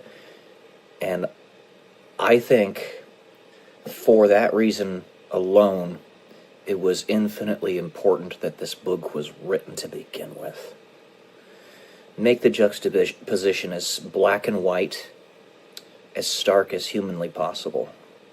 They live as slaves in North Korea, but in South Korea, such beautiful pieces of art as this come out of it. So the main character is basically an itinerant letter writer. He was a postman for many years of his life, and when he was younger, he had a stutter. He was the middle child of his family. He had two siblings, older brother and a younger sister. And his younger brother was always very capable, and he always lived in his shadow. He's not an idiot himself. He's very smart. He just has a stutter. And his younger sister was a woman who was fascinated with how ugly she looked. She thought she looked ugly. She didn't, but she thought she looked ugly and kept on getting plastic surgery. Well, essentially, what happens is his grandfather has diabetes, and he goes blind because of it, and therefore gets himself a dog. The dog steals the show, by the way. There's a reason we have 15 dogs in this house. Suffice it to say, dogs are amazing. The dog's name is Wajo, but that dog was a guide dog that his grandfather, who went blind, had gotten. And one day, I wanted to talk about this last night, and now it's clearly coming back into mind. So understand that it is much easier for a demon to possess an animal than it is for them to possess a human. If you remember, in the Bible, and they talk about Jesus actually in this book a little bit, when Jesus tells that legion of demons to depart from the human being and go into the swine, what happens is there was an entire legion of demons to try to take control of that human being. And even that legion of demons was not fully capable of doing it, because the guy was just going crazy. But the demons leave, they go into the swine, and the swine jump off a cliff, and all of them die. And the human being is healed. Well, this harkens to the situation that led to the main character's grandfather dying. Wajo lost his instincts of being a guide dog at one point, somehow, nobody knows how, and accidentally led his master into a car crash. And his master ended up passing away a little bit afterward from that. After, it was probably a good, I don't remember the time frame, but it was a good month after the car crash. Assuming he got paralyzed, and he told the main character to take Wajo around with him, not to abandon him, and said that it wasn't his fault. He made it very clear, and it wasn't, because Wajo didn't mean to do that. He had no idea what was going on. Doggos are our best friends, but they are much easier to control than a human being is, by demons. Keep that in mind. You can call it whatever you want. If you don't want to call it a demon, fine. Call it an ulterior force whose nature you do not fully comprehend. Fine. But the day the main character, I'm giving some big spoilers here because you don't find this out until almost the end of the book. And when you do find out, it knocks you on your ass. I mean, I will not lie to you that I was struggling to hold back tears. That's how good this book is. I was floored by it. Main character has a seizure problem, in addition to his stutter, and you find out why. And it was so good at putting me in his shoes that I felt like I was on the verge of having a seizure. And I don't have any problems with that. But you find out. The day of his grandfather's burial, his girlfriend, because he's a postman at this time, main character, ends up breaking up with him via a letter. And they're driving to the funeral. The main character just can't handle it. Right? So he asks his father to pull the car over, and he gets out of the car and then takes a taxi and tries to search for his erstwhile girlfriend, but she's already departed the country or something to that effect. And he's just like totally distraught and crying and all that. Well, lo and behold, this is a humongous spoiler I'm giving you. If you want to read the book yourself and be fully impacted by it, don't listen to this part. Don't listen to this video at all. His family gets run down by a drunk driver. Everybody except his eldest brother dies instantly. And his eldest brother held on just long enough to tell him in the hospital, do what you want with your life. And when you find out at the end of the book what happened there, it knocks you on your ass. It knocks you on your ass. This author did it perfectly. But the end of the book, because he writes letters to everybody that he meets on his travels. He meets 751 people. The last person he meets, and this is something that bothered me about the story, he grew an affection for her, and she for him. And it was a romantic relationship that I understand why they didn't bring to quote-unquote completion, because of the tragedy of the main character's life. But I wanted them to. I wanted them to give more info on it, where it went eventually, because she was a novelist, and she wrote a story about his life. Yeah, he meets 751 people on his trip, and at the end of the trip, the first person he met, Wajo, his doggo, he takes home, and he passes away. His doggo's 13 years old, so he's a really elderly feller for doggos. But there was a point in the middle of the book where the main character was going to hang himself in a motel, for obvious reasons, now that you know what happened. And Wajo saves his life.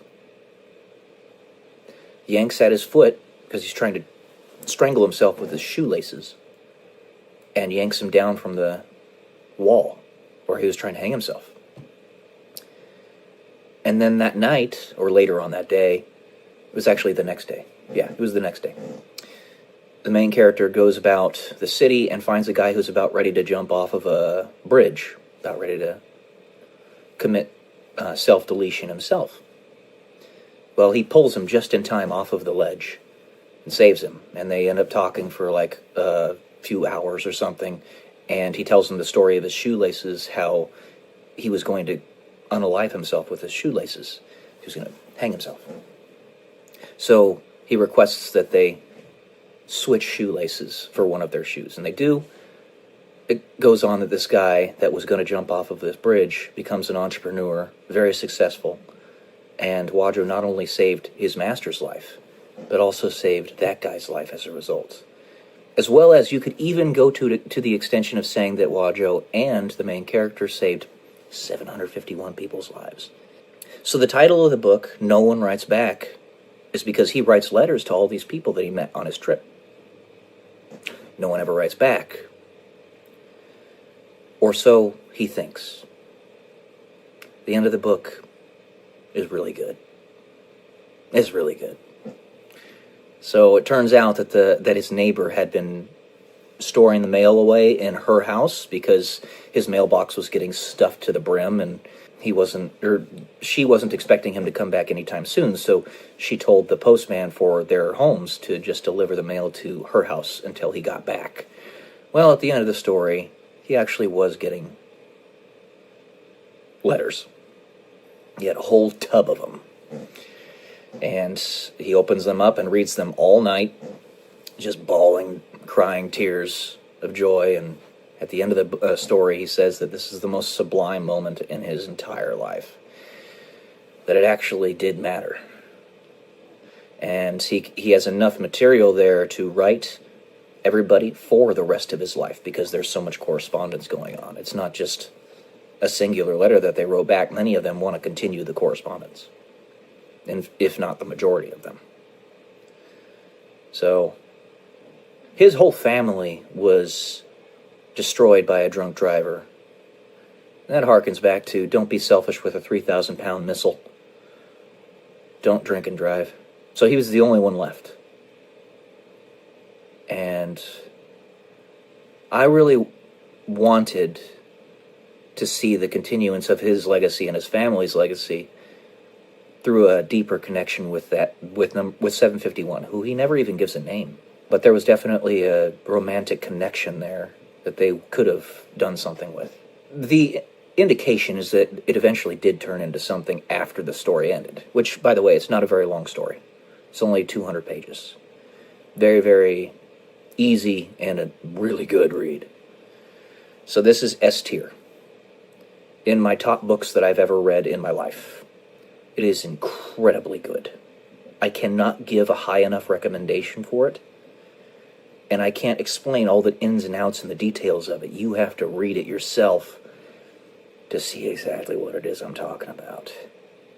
I aspire to write like this person wrote this book.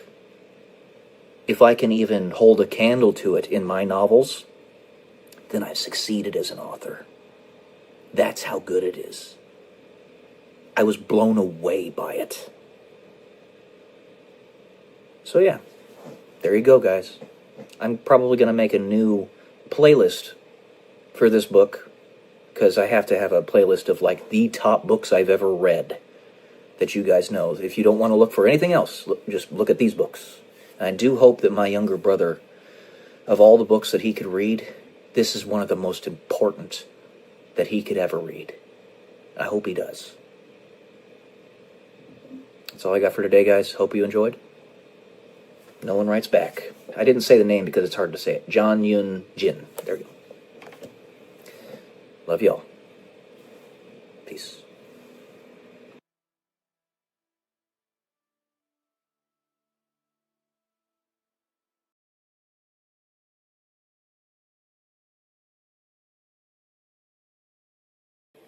Good morning, everyone. Welcome to day 128 until I'm a YouTube millionaire. Today we are going to be conducting a review of No Longer Human by Osamu Dazai. This is a very interesting book, rather easy read.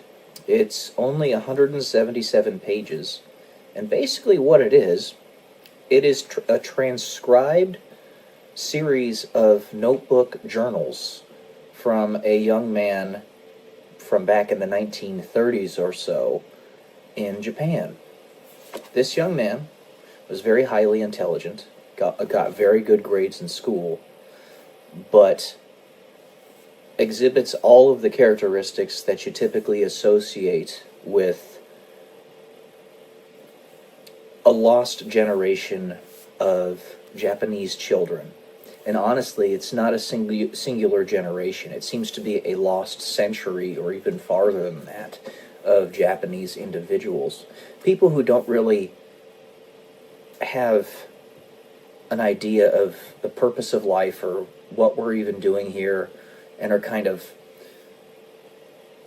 resigned to the fact that existence really has no purpose. And they see the darkness and the depravity in the human condition and inwardly reflect that in how they write of how they perceive the world. This man, the main character of the story, I believe his name is Yoko. I don't even remember. I just remember the person. See, names are important, but they don't mean everything. This happened around 1930. It was before the bombs on Hiroshima and Nagasaki were dropped. So that played a no part in it, in the perspective of the young man. But he always used comedy. Basically, he was the class clown to veil his depression and his sadness and his loneliness. Because regardless of how dark or whatever you want to call the souls of Japanese people are, and that darkness doesn't mean evil, it just means they see the darkness in humanity better than most people do. It doesn't mean evil. And I said this in a previous video, the female lead in my story is half Japanese, and for the longest time, up until near the end of the story, you're going to think that she's the deepest, darkest evil that exists, but she's actually not. She's actually really, really good. But it was a clever ploy to serve God, what she was doing. So, basically, he's depressed, he doesn't have an appetite, and he doesn't have an appetite for much of his life. He drinks a lot. He exhibits both characteristics, and this is actually fairly common among younger people in Japanese culture, because they have such a dark side, they can see the darkness in humanity. There seems to be a psychopathic tendency there. He ends up spending a lot of time in a mental asylum after the age of 27, because he tries to unalive himself 3 separate times. And one of the times he tries to do it with an impoverished woman who succeeds in her attempt to unalive herself. They both jump into the river, and he survives it.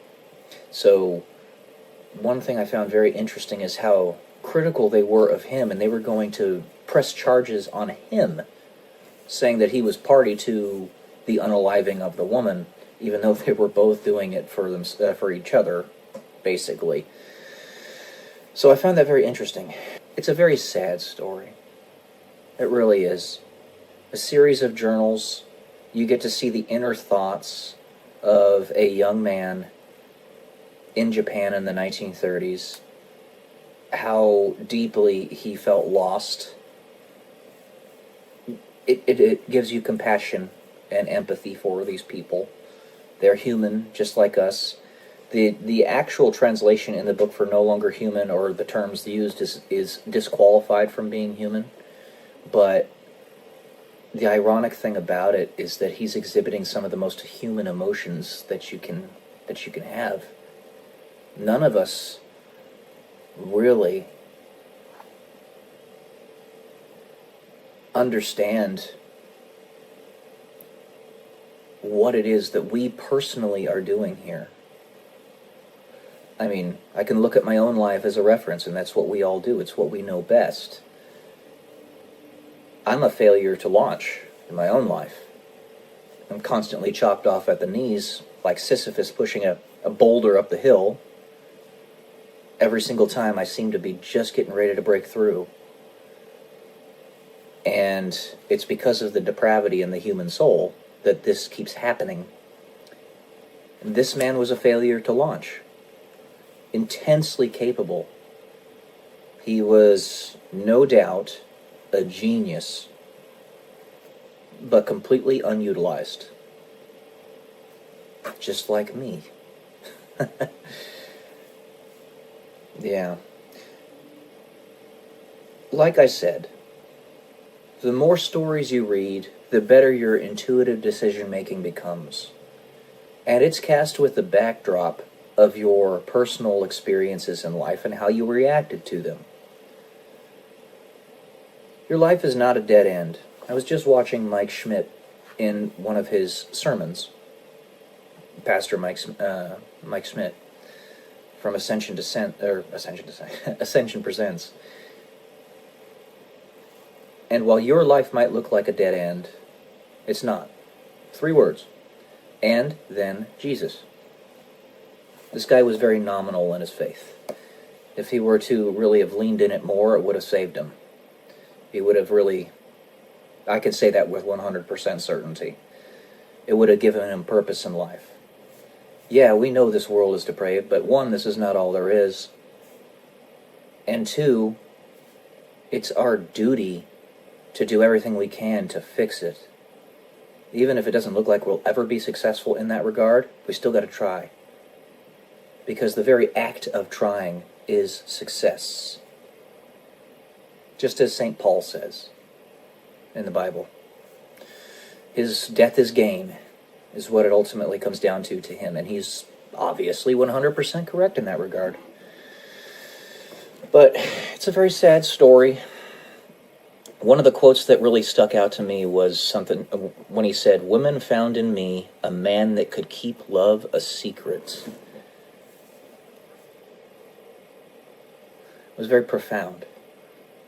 Not just like somebody who wants to be a paramour of a female, an illicit lover, but because in reality, a lot of us have to keep love a secret. I mean, in order to keep it alive. For the longest time, the true nature of Jesus was, at least in some way, shape, or form, a secret. It had to be. I mean, he told many people in the Bible, "Shh, don't tell anybody of this miracle I did for you." In not the same language, but that's literally what he said. I believe when he healed the blind guy, he did that a few times. I read the Bible a lot, but I still don't have a perfect memory of everything that it says in there. And translations are difficult to decipher anyway. But yeah, it has to be kept secret so that it can be brought out when the time is right. And Jesus knows when the time is right. It just hasn't been right for me yet. Unfortunately, he was not part of the plan because he did not dive into the plan as much as he should have been diving into it. And to that point, keeping love a secret, on page 142, he mentions black, white, and red, the colors. Black, white, and red are Illuminati symbolism, but not just Illuminati symbolism. There's actually a lot of symbolism in Masonic teachings, and you could even say biblical teachings. And what he says is that black and white are not antonyms. He says, let me pull it up here. but it was very profound because there's a lot of symbolism in music that a lot of people don't realize, and it doesn't just go with Katy Perry and Lady Gaga, but also bands like Red, the band actually called Red, or Demon Hunter. I had invented one other game, rather similar character, a guessing game of antonyms. The antonym of black is white, but the antonym to white is red. There we go. White is red, and the antonym to red is black. So you have black being evil, white being good, and red being camouflaged, or good camouflaged as evil, kept secret so that it can be brought out at the right time, in the right situation, right place. Pick up those little kernels of truth. It's one giant thread. So I recommend the book. Gives you a perspective on Japanese culture and a lost man, which happens more often than it should. We are our brother's keeper. We have to be there for each other. Have compassion and empathy, understanding. This is how you do it. Alright, guys. That's it for today. Hope you enjoyed it. Happy Sunday. Love y'all. Peace.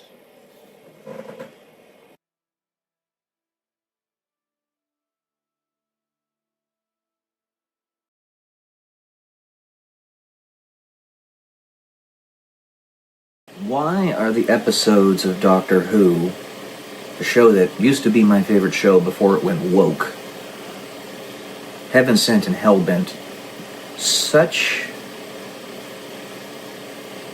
episodes that resonate with me so powerfully? Welcome to day 184. I'm telling I'm a YouTube millionaire. So basically, the overarching theme of that pair of episodes is Clara, the woman who was his assistant at that time, which, by the way, in real life is a gorgeous woman, in my opinion, ends up being forcibly unalived by a crow, or a being that's taking the representation of a crow. And she did nothing to deserve it. She did nothing wrong. But it was placed upon her by some jackass. And some jackass in the Gallifreyan world, which is the Doctor's home world, specifically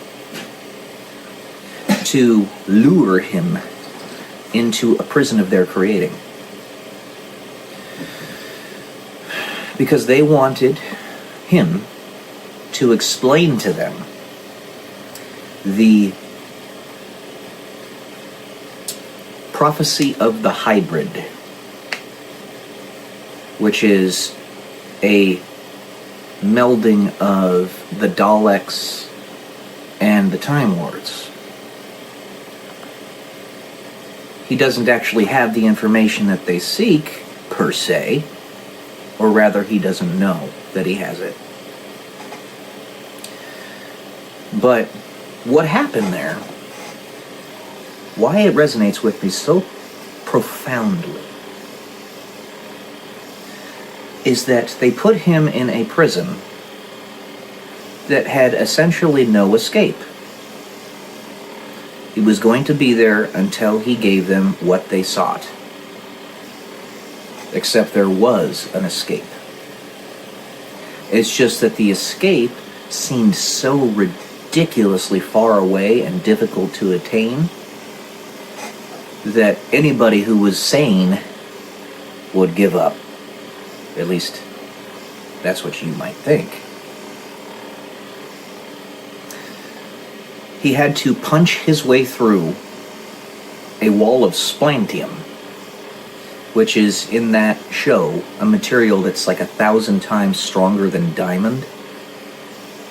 that was 20 feet thick after he discovered that that was where he needed to go, which took months for him to figure out.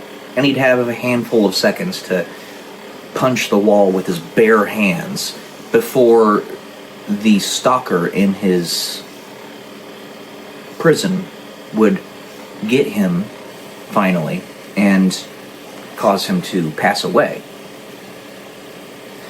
But the way the torture chamber was designed was it was supposed to be zero entropy. So no energy out of the system, no energy into the system. What's there is there. That means that whenever the doctor would dissipate and go on to the next life, he would reform into exactly who he was before, without any of his memories, essentially precisely how he came into the torture chamber.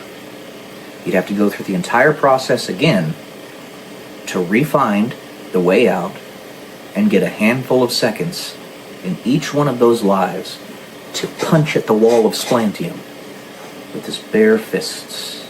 I mean, maybe perhaps if he wanted to, he could take off one of his shoes and whack it with his shoes. But the point stands. So it goes with the design of this reality. Everything might be stacked up against you. And everybody might know what's actually going on. But they ain't gonna tell you, because you need to get this done. And it does have an end state. It's basically a reversal of the roles between Satan and God, in that God has to suffer for a near eternity to save his children, humanity. But of course he's willing to do it. That's a reward that is infinitely important. So, as I've explained to you guys, all the various things that have happened in my lives, I still haven't given you all of them, but a bunch of them, that would make a normal person want to unalive themselves. Each one of those, consider it a standard deviation away from the norm, in terms of how many people would be able to endure it without unaliving themselves. So, one of those situations is a single standard deviation away, which means that only 15% of the population would be able to handle it.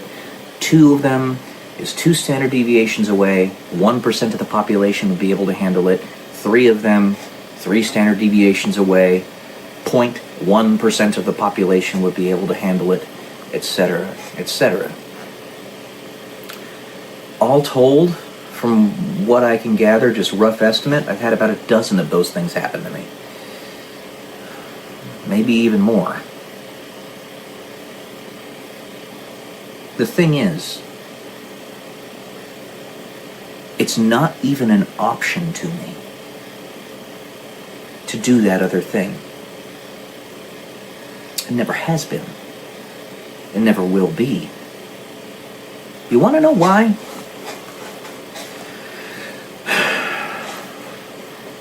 Yea, though I walk through the valley of the shadow of death, I shall fear no evil, for thou art with me.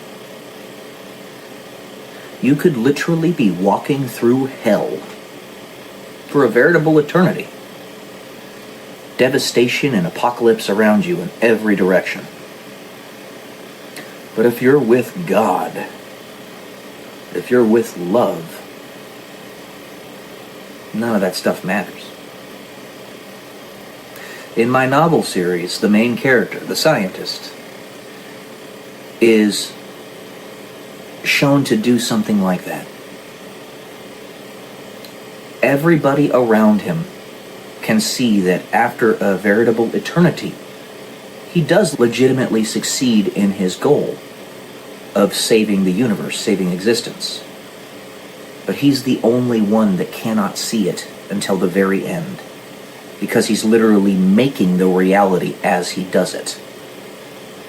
So everybody else can see the end state, which is Eden, heaven, right?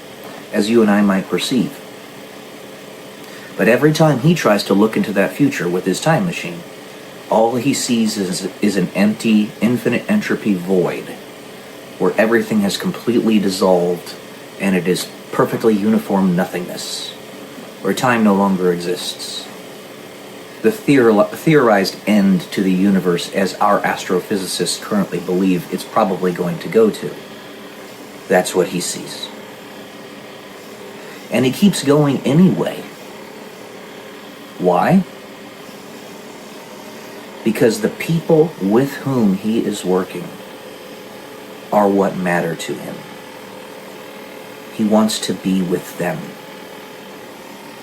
He wants to have a personal relationship with them because he loves them. There's no end goal aside from that. He's already attaining it. And if he has to go through hell in order to accomplish it, proof of his love for humanity and the other species with whom he works in the story. Basically all life. So every time I'm punched in the gut by this parasitic force behind the scenes, which is real, it's actually there. It provides all the more proof that I actually mean what I say. I actually believe what I say I believe. And I really do care about people as much as I say I do. And if I get nothing, no material possessions out of this, don't take it too seriously. Nobody gets out of this life alive. It's real stuff that's happened to me. And I will not let it be rendered irrelevant by nobody knowing that it has. Because I bring up that maybe everybody knows what's going on except for you. I'm not assuming that. I think nobody knows what's going on except for a handful of people that are actually carrying out the torture. The devil, as you might say. But even so, I will continue. If nobody were to see it, that would be a shame. But I'm trying to do everything I can to ensure that the story does not go quietly into the good night. That it will be heard. You have to do the same thing. Communication is everything. Alright. That's what I got for you today, guys. Love y'all. Peace.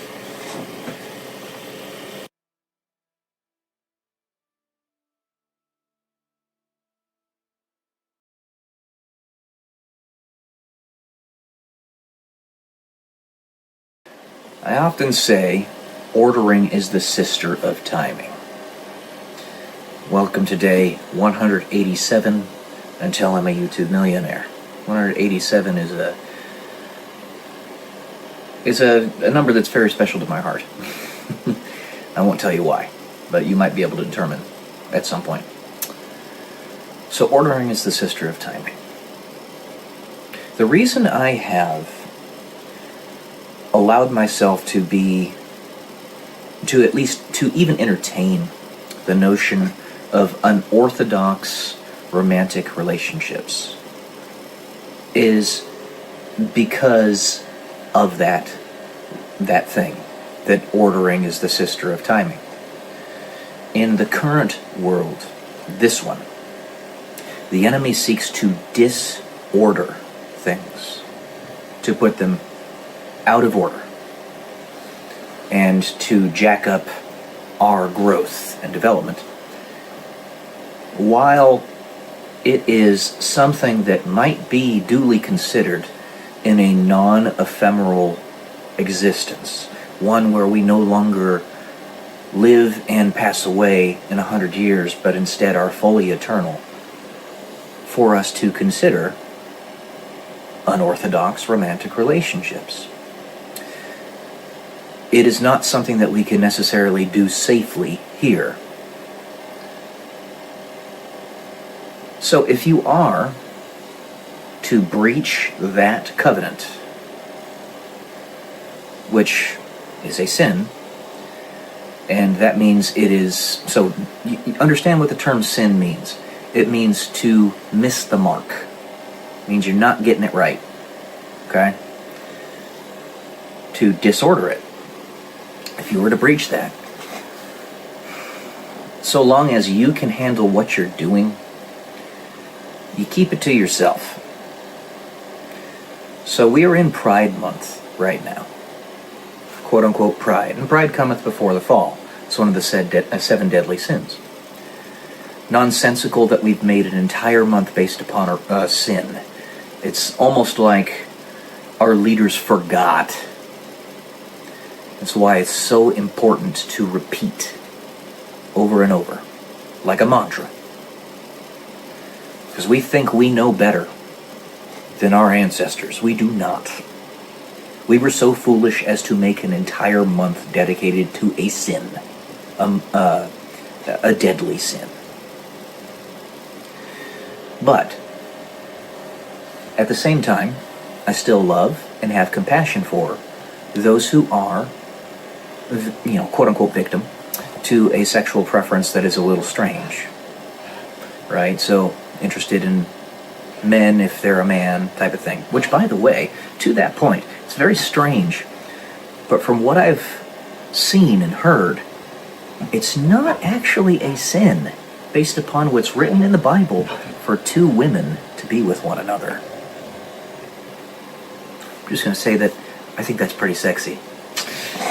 Alright, anyway. sorry. I couldn't help it. But, yeah, so the enemy seeks to disorder things. Pride cometh before the fall. We are doing these things in an ephemeral world, a world that is meant to be a safe place to raise children, which we all are. We're all children. However old or wise you think you are, it pales in comparison to the wisdom of God, which is infinite. No matter how much knowledge you have, a finite number is always infinitesimal when compared to infinity. Okay? It's just the way it is. We live in that ephemeral world. We are not here infinite. With an infinite knowledge and understanding and omniscience, a lot of people believe that there is no judgment because you'll understand the intent of somebody and where they're coming from. It's not true. What there is final judgment. Full judgment. Complete judgment. So that those who genuinely have an intent to harm are separated from those who genuinely have an intent to make the world a better place. And you can fully, perfectly trust the differentiation there. So, you have those trying to use the sin of pride to disorder things intentionally, to destroy things. And you will know who those people are. And those who are trying to do it so that people can actually experience the love that they yearn to have. Okay? Me with my concepts of polyamorous relationships foisted upon me. Not something that is in my genetic predisposition, not something that I want, but something that's foisted upon me. I'm willing to be flexible and at least entertain the notion, because I know that in non-ephemeral reality, in eternity, in heaven, there is no marriage, because there's no need for it. You already have perfect trust up there in heaven. We are all married to God and to one another. In perfect trust, there is no need for contracts. And marriage is a covenant. You're using God's perfect trust to protect your union with another human being. You don't need that in heaven. And in heaven, where there is perfect expression of love in every form that you might want, if you want to be with a certain person based upon who they are in an agape form, like true, full, deep, complete love, not just physical attraction and all that, but it's like everything, then that's acceptable and appreciated in a non-ephemeral reality. Here, if you're going to do it, you generally keep it to yourself. What I'm doing here, talking about this, is explaining it in...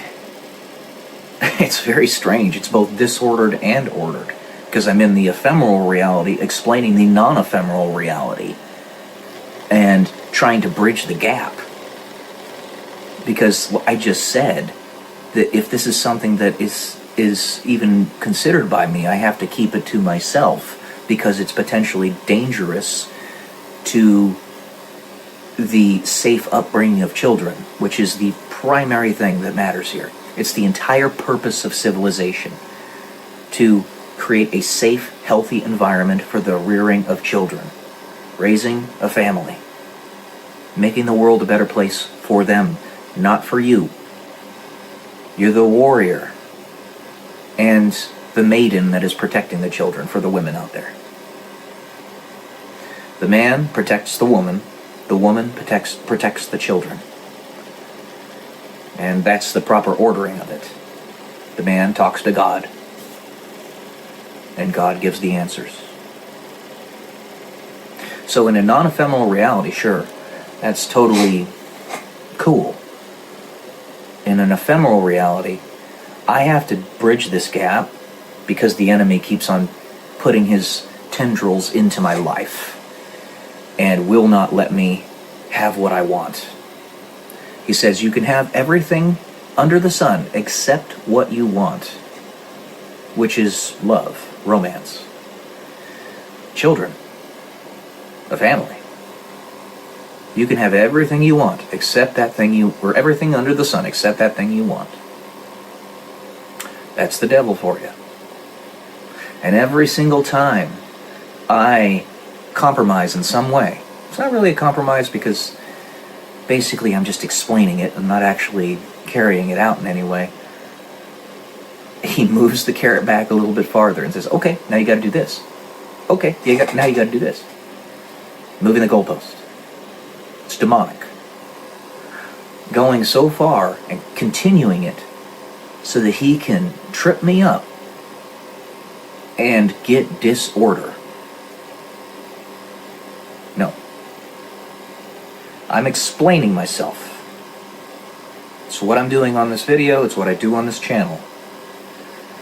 It's not something that I want, but I do want children and a family. And this particular person, this person of the female species, I'm trying to make it as easy as possible for her to talk to me and be a part of my life. Maybe it goes somewhere, maybe it doesn't, but you gotta talk to me first to even see. Okay? I'm just trying to give you every possible option so that there is no excuse. It's none. I won't let the enemy win. I can find a way. And if there's even a 1% chance, then you best believe I'm going to go for it. You either go for that 1% chance, or you go to certain destruction. I'm going to take the 1% chance. I'm going to punch my hand against that splantium wall until I break through it. I'm going to keep on doing it. It's a very simple proposition here. All you got to do is start talking to me. And, developing a relationship. I have friends who are actually modeling for you how to do that. You may have seen them on some of my lives. It's not complicated. I'm an open book, and I hide virtually nothing.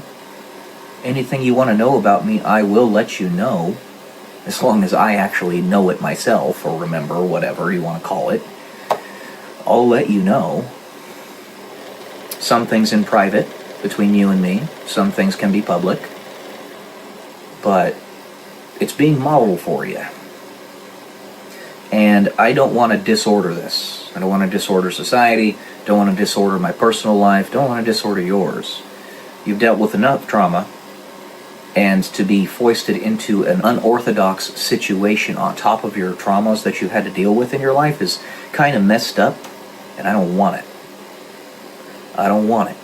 But I do want you. So,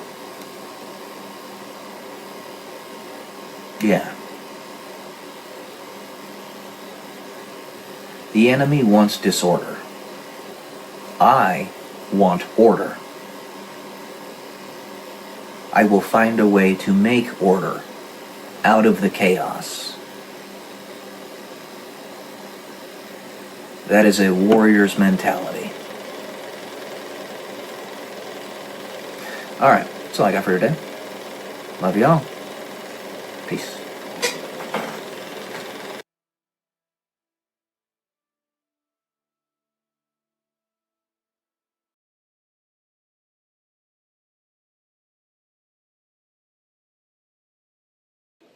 Good morning, guys. Welcome to day 153 until I'm a YouTube millionaire.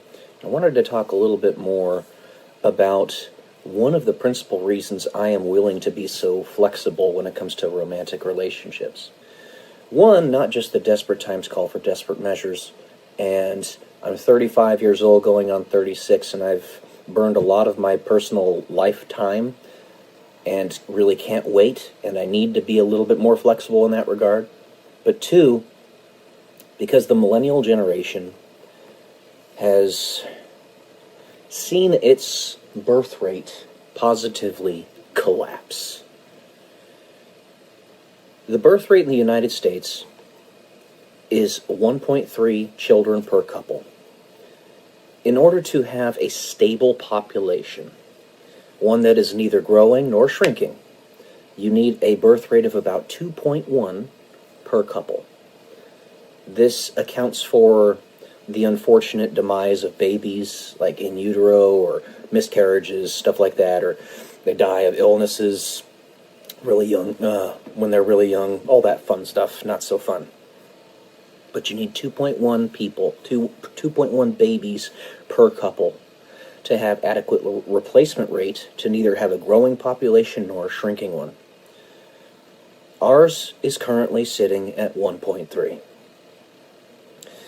It is catastrophic. The only way, because we're not having babies, that such a situation is being mitigated in the United States is by uncontrolled immigration. But it's not really remedying the problem. The population of the Earth is still not going to be going up very soon. Just writ large, the entire planet is going to have a birth rate that's less than 2.1 pretty soon. But in doing that, you dilute the culture and the history of your country. Not only do you lose those traditions, those things that make the United States what the United States is, but genetically speaking, the 72% of the population in the United States that is Caucasian will continue to decay and degrade and go down. That in and of itself is not necessarily bad, but it's when somebody or some group of individuals is actively seeking to destroy that Caucasian population that there's a problem. The world over, the Caucasian population makes up about 12% of all human beings. It's not that much. There aren't that many of us. So we're seen as exotic in many places around the world. In particular, places like the Orient, or places like Sub-Saharan Africa, for example. There's not many of us. However, there's a disproportionate number of advancements that have come from people like myself, Caucasians. Isaac Newton invented calculus. Aristotle, Socrates, Plato, basically modern philosophy. Seneca, Einstein, you name it. And then, of course, in the modern day, you have people like Elon Musk, who's from South Africa, who's trying to literally get us to Mars. And he'll succeed. We're going to get there. But there's a group of people out there that are actively seeking to destroy the Caucasian population. Just out of pure animus, pure resentment. We didn't do anything wrong. We're just trying to help other people. We're trying to make the world a better place. And by virtue of that alone, this darker element of the human family, not really much of a family anymore, and those people are, is trying to erase us. This is not acceptable. But it's even more poignant that catastrophic birth rate is even more poignant in places like South Korea and Japan. And it's utterly heartbreaking to me. Not only are South Korean people, the Japanese people, a beautiful people. They're both beautiful people. Physically, they're very attractive, in my opinion. But they have a rich, beautiful culture, background, history. A clean society. It's spotless there, if you've ever seen videos of it or you've ever been there yourself, in South Korea and Japan.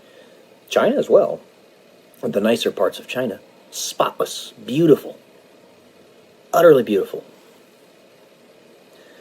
Their population replacement, or their birth rate, is even more catastrophically low than it is in the United States and Europe.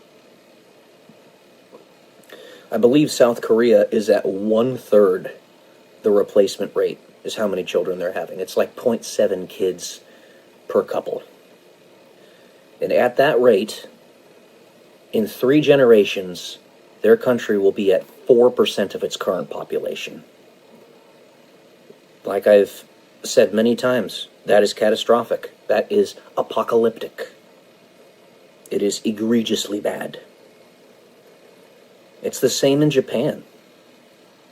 And I'm going to be completely blunt with you here.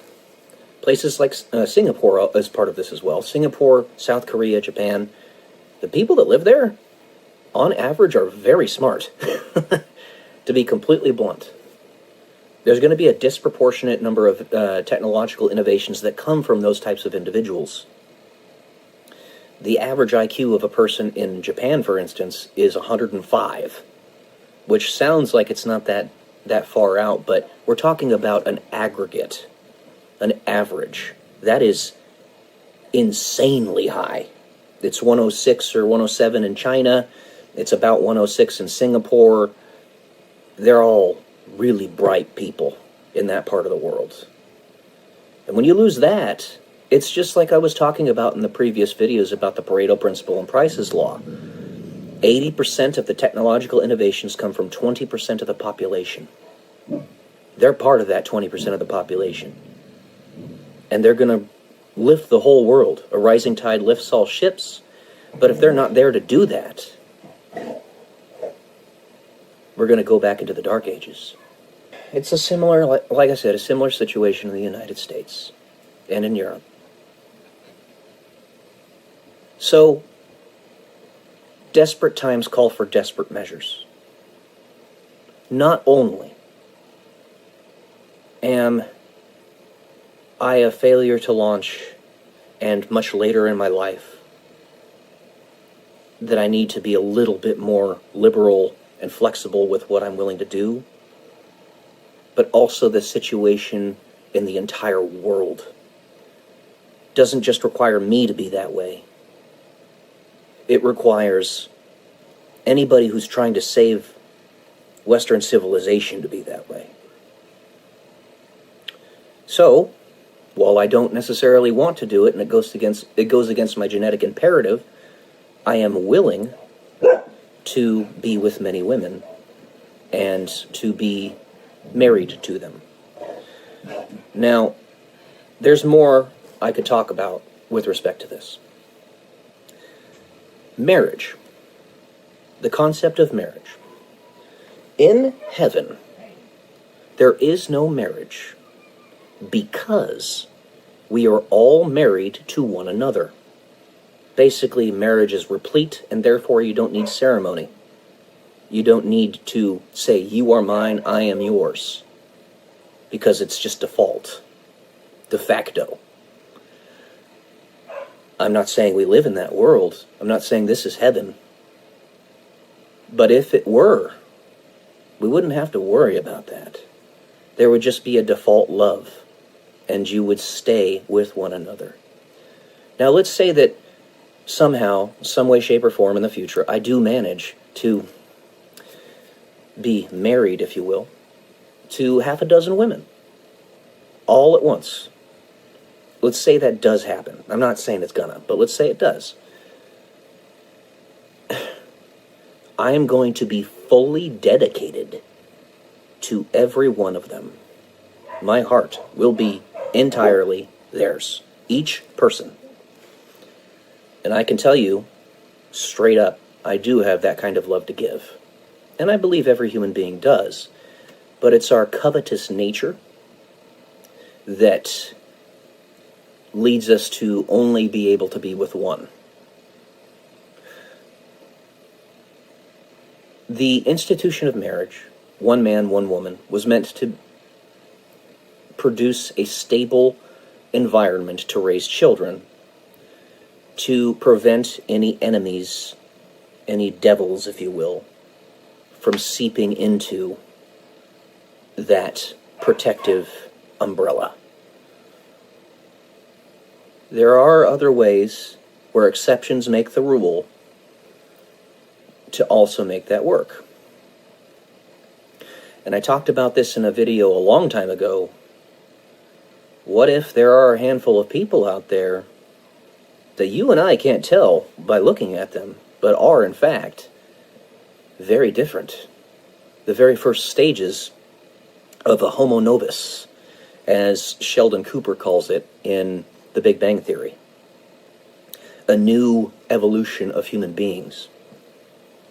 Something akin to what happened in the cognitive revolution 70,000 years ago, where it is believed that a group of human beings ended up breeding together that were highly intelligent and more developed, that made us cognizant, that led us to that point. Kind of a combination of both having that higher level of intelligence and them breeding together, but also having a theory of mind and imagining something greater than themselves.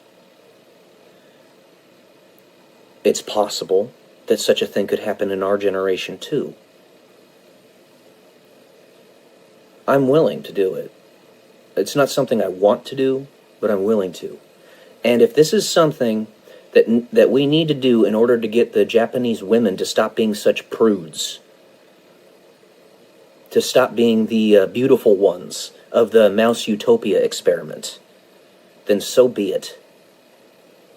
Then so fucking be it. If you don't know what the Mouse Utopia experiment is, Japan is falling victim to it right now. You look it up. Look it up. That's what's happening. Because Japanese women, generally speaking, are gorgeous. They're gorgeous. And they will not be with a man because it gives them the ick. They think sex is yucky, which is utterly ridiculous. Absolutely stupid. I'm going to tell you that straight up. And that's not just Japan that's dealing with that. It's many Oriental countries. So, if those same women can fully embrace perhaps being angels, if you will, can fully embrace that concept and allow themselves to truly love all the men that they're with and be with them. Now, it doesn't work the same for men and women. So, Yeah, that doesn't quite work. But, I don't know. Something to play around with. Yeah, that doesn't quite work because it's not the same for men and women. Lock and key. A man can be with many women and be a master key, but a woman cannot be with many men, lest she be an unusable lock. So, it's a weird situation, but desperate times call for desperate measures. And then you've got somebody like Elon Musk who has 15 plus children with many different women. He's a genius who's doing incredible things in the world. And yeah, it's not acceptable that he's doing that, but exceptions make the rule. We need to do something about this. The population will collapse if we don't fix it. So, all right, I'll leave it at that. Let me know what you guys think. Love y'all. Peace.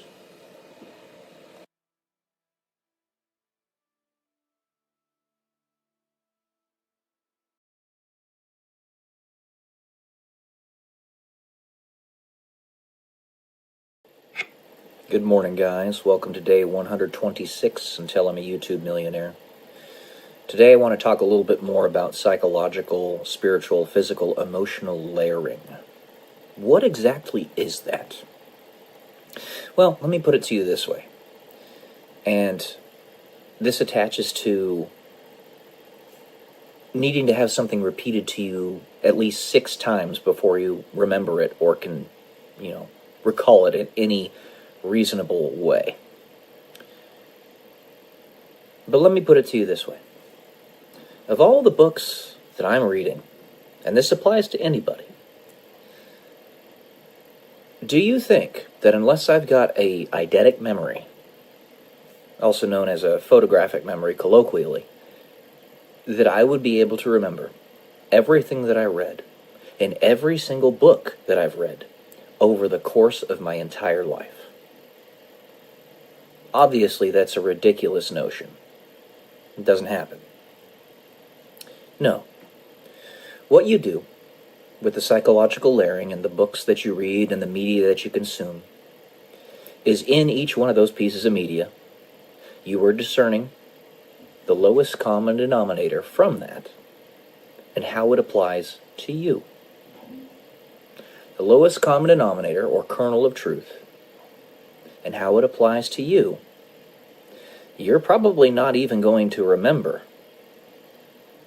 consciously, unless you write it down at least half a dozen times, unless you apply it at least a few times, unless you teach other people about it at least a few times.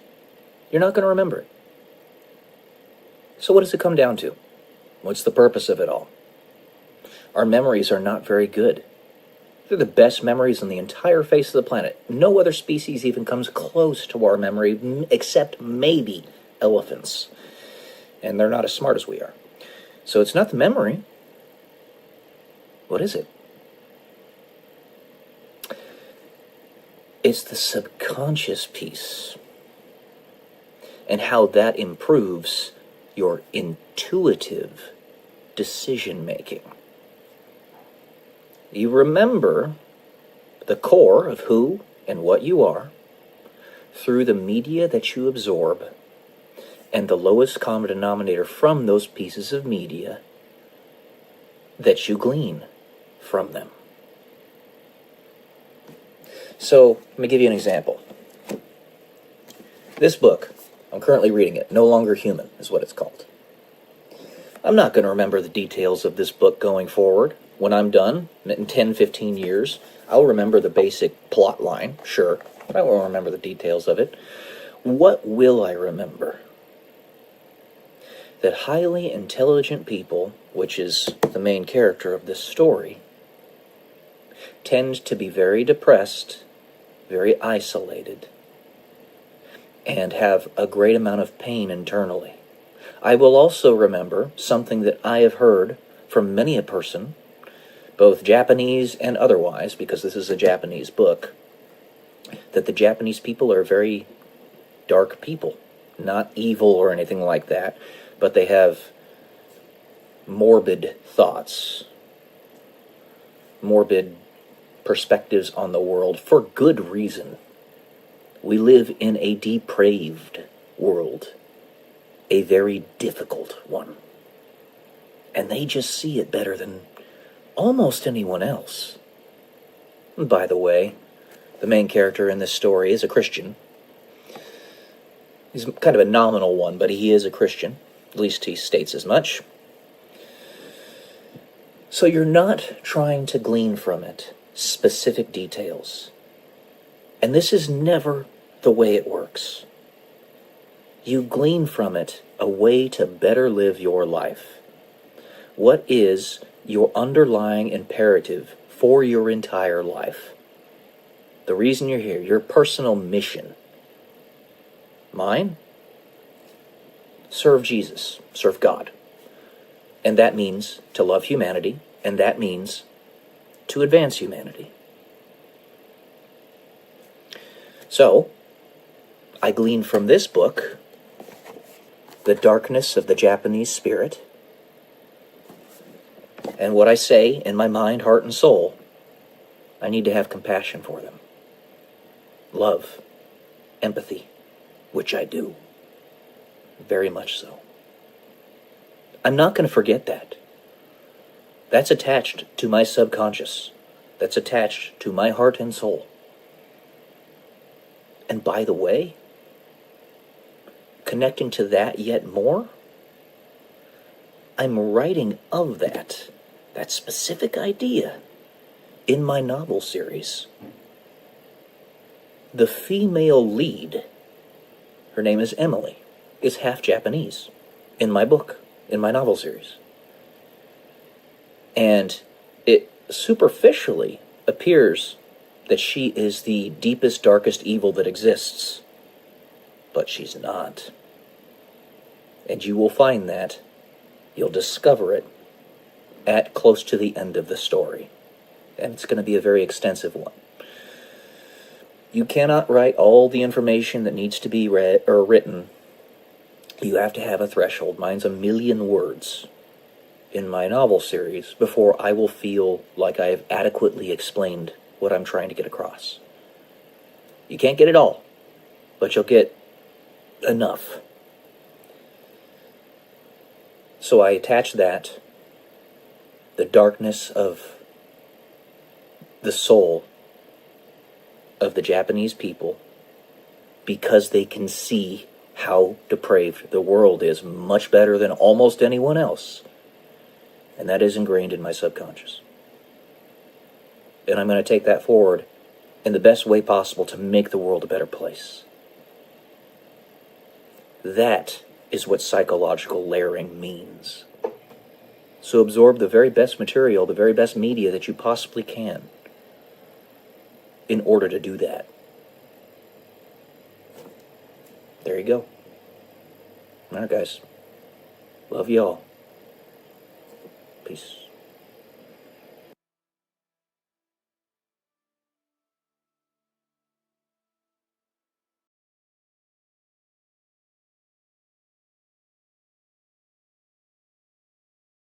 Good morning, guys, or actually afternoon now. Welcome to day 136 until I'm a YouTube millionaire.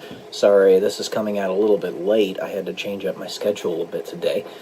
My mother decided that she wanted to go to the casino to do our live stream early in the morning, as opposed to our normal time, which is around noon Pacific Standard Time.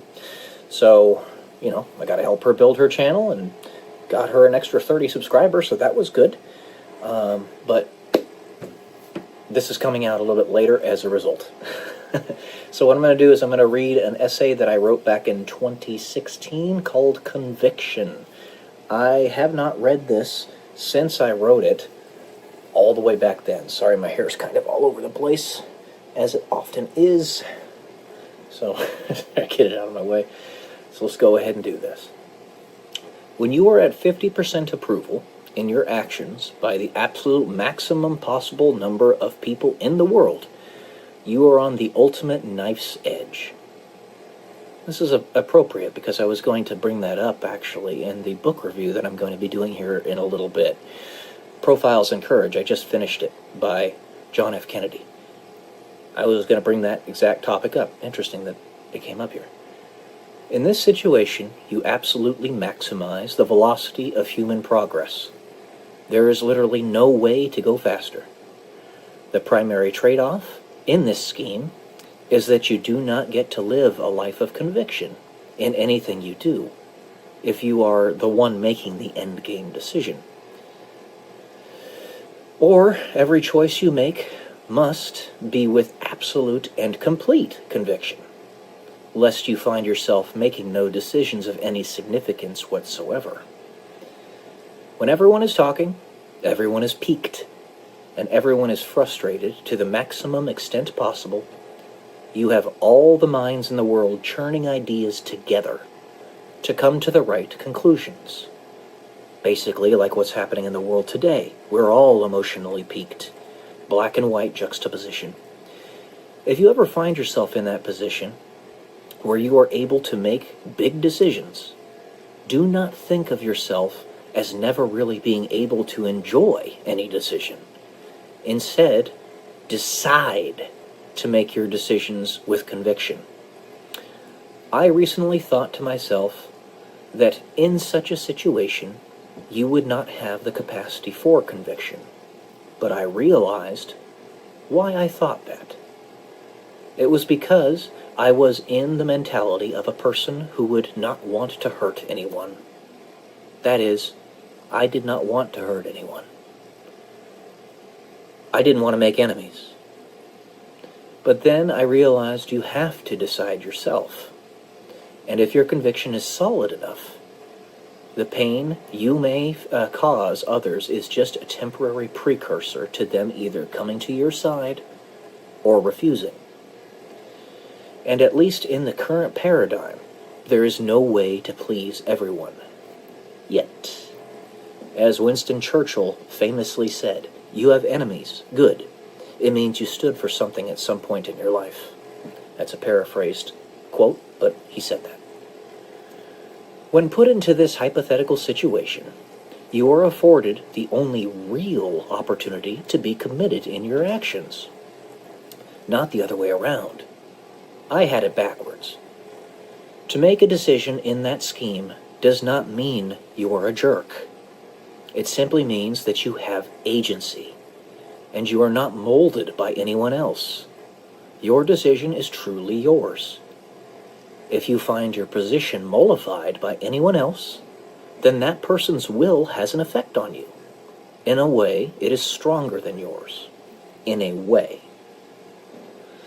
But if you do not make a decision, you refuse to have agency, out of fear. There are instances where you could be put into this position and you have absolutely no idea what to do, regardless of the wills affecting you. And you could even be put into the situation to make those kinds of decisions without even realizing you've been put into that situation or that position. Because people are watching you without you knowing them, taking cues from you. There may not be enough information to make a decision, or you do not know or remember how to do something. And therefore, even if you wanted to make a decision, you would be incapable of doing so. Thus, prepare for that point in your life, and we all have at least one of those points. Give yourself all the possible resources you can muster. Fashion yourself into the very strongest person you can possibly be. Be superhuman, physically, mentally, emotionally, spiritually, and in any other mode you can imagine. This is why I do all these book readings. It's why I write. I ran marathons. I work out every day. I write scientific papers. It's because this might actually happen to me, where I am put into a position where I have to make a decision without knowing what the hell I'm doing. Remember what I said before, how the books you read, you're not going to remember everything in them. What they give you is an intuitive sense of the right decision to make. It's psychological layering. That's what I'm talking about here. It gives you some level or some ability to have conviction. It is not being subjected to criticism by larger numbers of people that prevents you from living a life of conviction, but exactly the opposite. It is only under said criticism that one is ever afforded the opportunity to make decisions with conviction. We can all make mistakes, and I am just as fallible as any other human being. While I only built a short history of thinking the opposite was true, I was indeed wrong, and must rehash my steps. Whose wills have power over your own? Figure out how they have power over your will, and then figure out how to get out of those chains. But at the same time, still have the ability to make the most powerful decisions you can. That is to say, maximize your life's potential. Alright guys, this will be put into the description of this video. That's all I got for you today. Hope you enjoyed, got something out of it. Love y'all. Peace.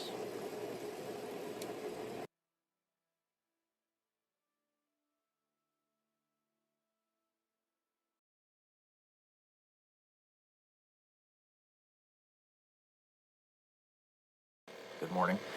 Welcome to day 159 until I'm a YouTube millionaire. And you know, I think it's routinely appropriate to remind everybody, myself included, that one of the big reasons, if not the primary, or maybe even the only real reason that I make these videos at all, is because honestly, I'm thinking towards the future. I know that there will be people in my shoes, let's say in 200 years, and if these videos are here permanently, they are discoverable, even if very difficult to find. Even if the signal and noise becomes so faint that it's nearly impossible to discern signal from noise. It's still there. You can still find it. Have the right key, and you can find it. So, to that point, make sure that you're putting keywords and stuff like that properly in your videos, because there will come a point in the very distant future where people are going to try to find this stuff, and there's literally quadrillions of videos out there, and it's going to be exceedingly difficult for them to find you. But the reason I make these is that eye towards the future. Whatever ends up happening with me in this life, I know that there are going to be people in a couple hundred years that are going to be looking back and thinking, or are going to be thinking, how exactly do I deal with this situation? I don't know. There's no precedent for it. Well, maybe there is. And it's just really hard to find it. And if you're in that very rare instance where there genuinely is no precedence for something, then you better make sure that you record it. There are going to be people that are going to need your wisdom, especially if you react properly to the situation. I really would love what I'm doing here to be, and this is a big thing. Remember what I said with quadrillions of videos out there in the near future, and it's going to be very difficult to discern X from Y, Y from Z, all that stuff. But one thing that will matter is if you have family and descendants and all that, they're going to have a vested interest in looking at what you specifically had to say, how you specifically lived your life. And you can be guaranteed that however many descendants you have, if you become some type of historical figure, at least in your lineage, that those many people are going to, at some point in their lives, want to look back on your life and see what you said and what you thought. The more information, valuable information that you have, the more signal in that noise that you produce, the more people are going to want to listen to you. Not just your own personal family, even in those quadrillions of videos. I look at giant channels like Joe Rogan Experience, Timcast IRL, Osmongold, all those types of people, and they've literally got billions of people watching them at one point or another. I may only have my own family, my direct family, that consistently ends up watching what I make. If I have a huge family, I'm going to be affecting a lot of people. You're not living for yourself. It's not about you. We all pass on. Memento mori. What the emperors always had whispered into their ears by one of their lackeys, if you will. Flunkies is what David Graeber calls them, but it's a very important flunky, quote-unquote, to have. Memento mori. Remember you die. You remember that and you will live your life as the Stoics did and do, with an eye towards that future. With an eye towards the duty and responsibility to provide the very best vector for other people that you possibly can. And I can tell you, the 2,000 years of history of Jesus and how he's made people better, made civilizations better, and him directly, his life, was the example of exactly what is perfect. Why would I ever say no to that? Why would anybody? Especially when there's abundant proof, evidence, that he really existed, and he really did what he said he did, and he really was resurrected. Why would anybody reject that? He was a man that just went around loving people, treating people well, healing people, and he had a standard. That is, my grace is sufficient, follow me and you'll get that grace. He has that legacy, and basically the whole of the world is his family. The whole of the world that decides to follow him. That he is their king. Their friend, their king, their savior. In that order. He'll be forever remembered. There's no reason not to. Using him as my exemplar, my example, it is incumbent upon me to as closely emulate that man as I possibly can. Don't ever expect that you'll achieve it, because it's perfection. You won't. But you get closer and closer to it. You get better and better. Just as the founding fathers of the United States, they had that same philosophy. You're never going to make a perfect government. You're never going to make a perfect civilization. You're never going to make a perfect education system, etc., etc. But you will progressively get better and better. Perfection is a goal, a target that you'll always strive for, knowing that you'll never attain. And that's okay. You don't have to attain it. You crest that hill, and suddenly Sisyphus doesn't know what he's going to do. It's like a dog that catches a car. He wouldn't know what to do with it. You're not supposed to catch perfection. But have progressive targets that get you there closer and closer and closer. And when you attain those targets, just accept that those aren't perfection. They are perfectly suited to the situation and the life that you've lived and the purpose you are trying to fulfill in that part of your life and the lives of others. But it is simply meant to give you an eye toward the future so that you can start building new stuff. I notice that so many, this always seems to happen, at least, and I know it's manufactured. I can see it, I can feel it. Let's just say a production company in Hollywood gets to their magnum opus in movie. Like, let's look at Avengers Endgame as an example of this. Avengers Endgame was spectacular. It was a fantastic pair of movies. One of my favorites. It was the magnum opus of that director, writer, Marvel Studios, all that. And then after that, they just sort of tried to destroy themselves. They're like, oh, we're done. Time to destroy everything. That's not the way it works. That is not the way it works.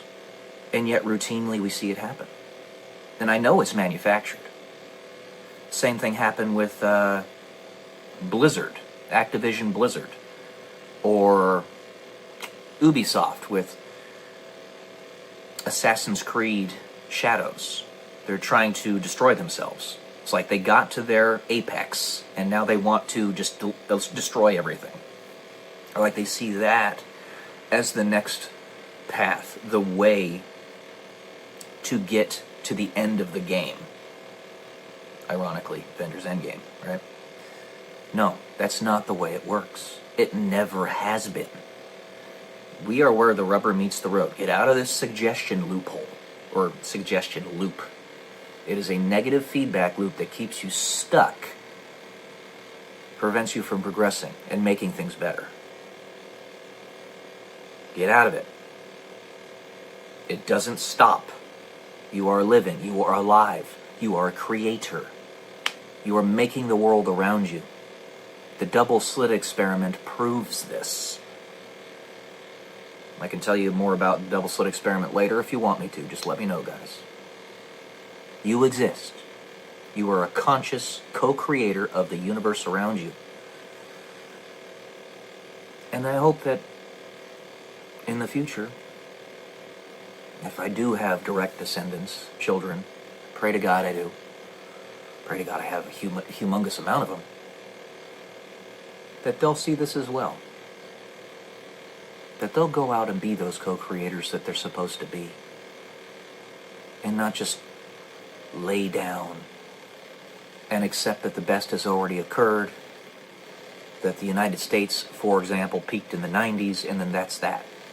We're just going to destroy everything now because that's the only way to get to the rapture. That's a lie. That's a lie. We are alive right now. This is our existence. The future is what we make it. I'll tell you that right now, right here. God, Jesus, He's there. But He's given you the responsibility, the duty, to build the world that He has bequeathed to you. You don't just give up. That's retarded. And I mean that in multiple senses of the word. Not only does it slow progress, but it's like legitimately stupid. So that's why I make these videos. One of the reasons. There is also a certain subset of individuals that I want to connect with that will not talk to me directly, or very seldomly do. I'm thinking of one woman in particular. She knows who she is.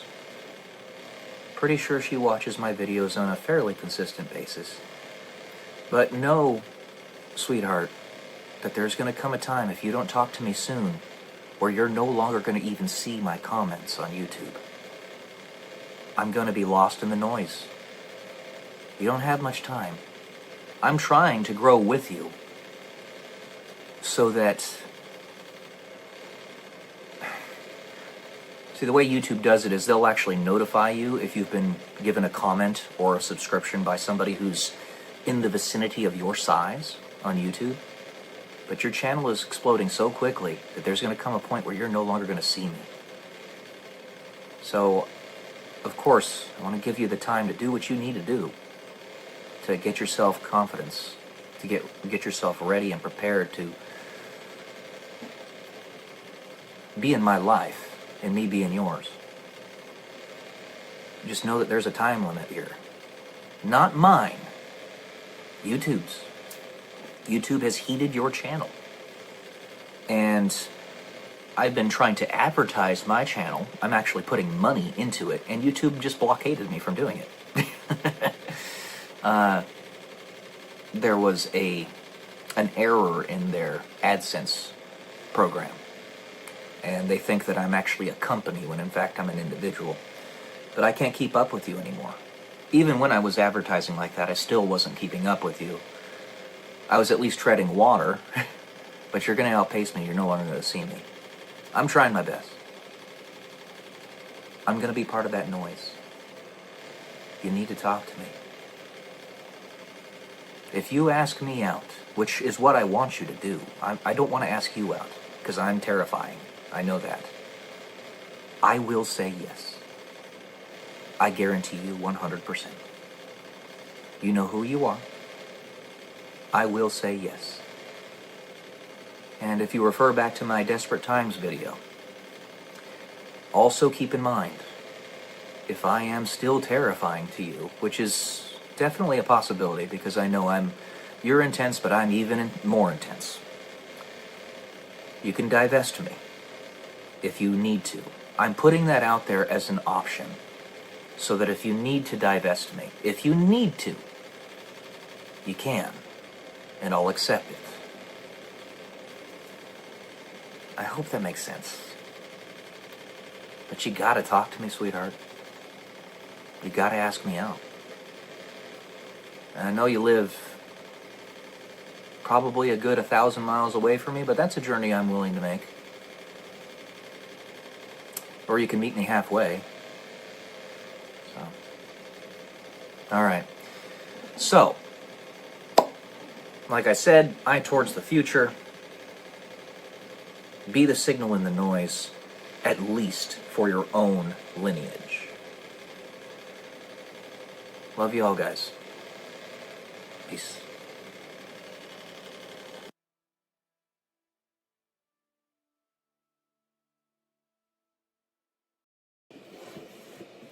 Good morning, guys. Welcome to day 148 and Tell Me YouTube Millionaire. You know, part of the reason I make these videos is because I positively refuse to go quietly into that good night. I rage against the dying of the light. That is me as a being, as a person. That I'm more than just random noise in the background.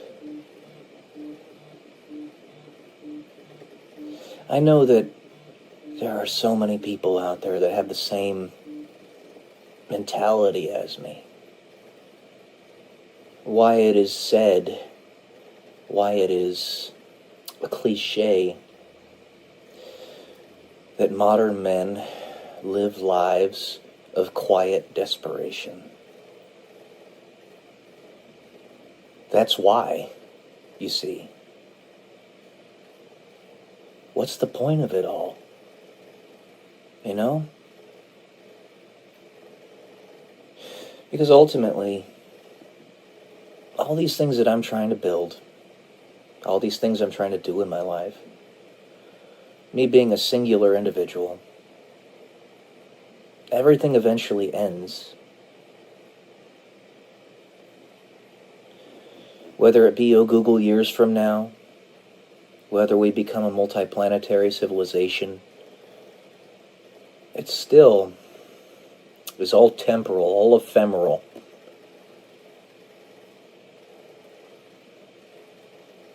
But maybe that's the point.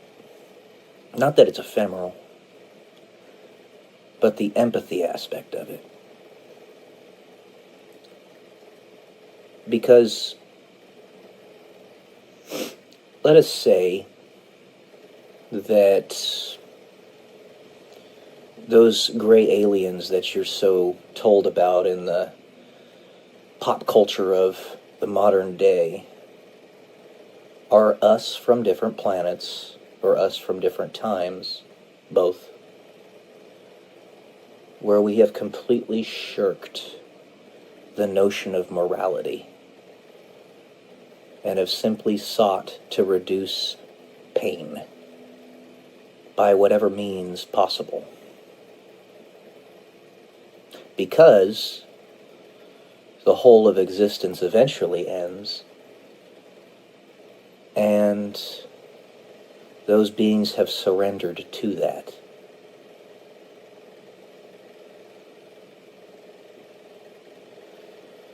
What is the point of it all? Well, I can tell you. I've said many a time, the meaning of life is love. But who you are and what you are in your personal life is how you love. And how one loves best, as best I can figure, in such a existential modality, is to simply be there for other people. Whatever that means.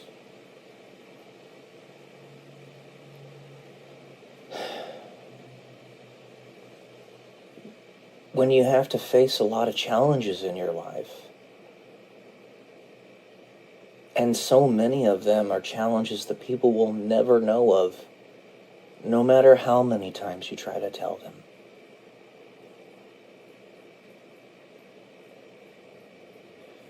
Partially because they don't listen.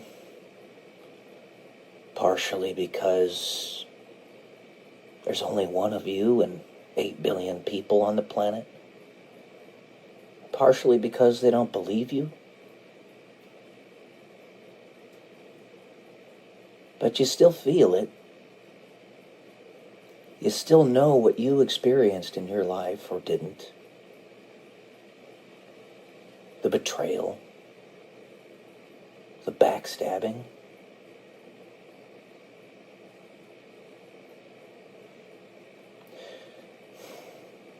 The way you live your life in the most effective way possible is to not let that stop you. Ever. Remain authentic. Remain who you are. And no matter what, be there for other people. Because it's not about you. But they need you. That's how you love them. Right there.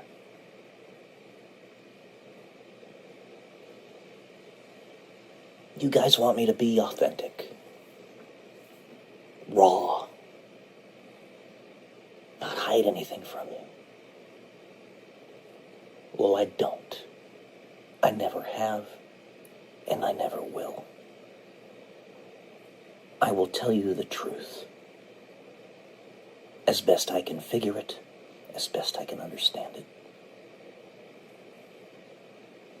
And the truth is, we are gonna get out of this mess. We are going to do it. We're gonna win. I don't care if I have to take my last breath. We are gonna win. Period. Let's do this, guys. Love y'all. Peace.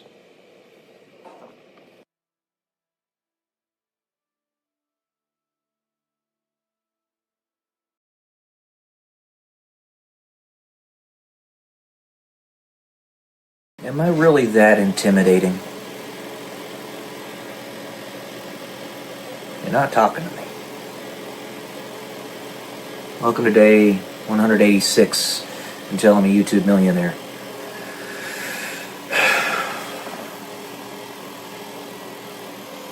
You know, I take lots of deep breaths when I do these videos. There, by itself, is a great number of reasons for that, or a great number of reasons for that. Strange grammar.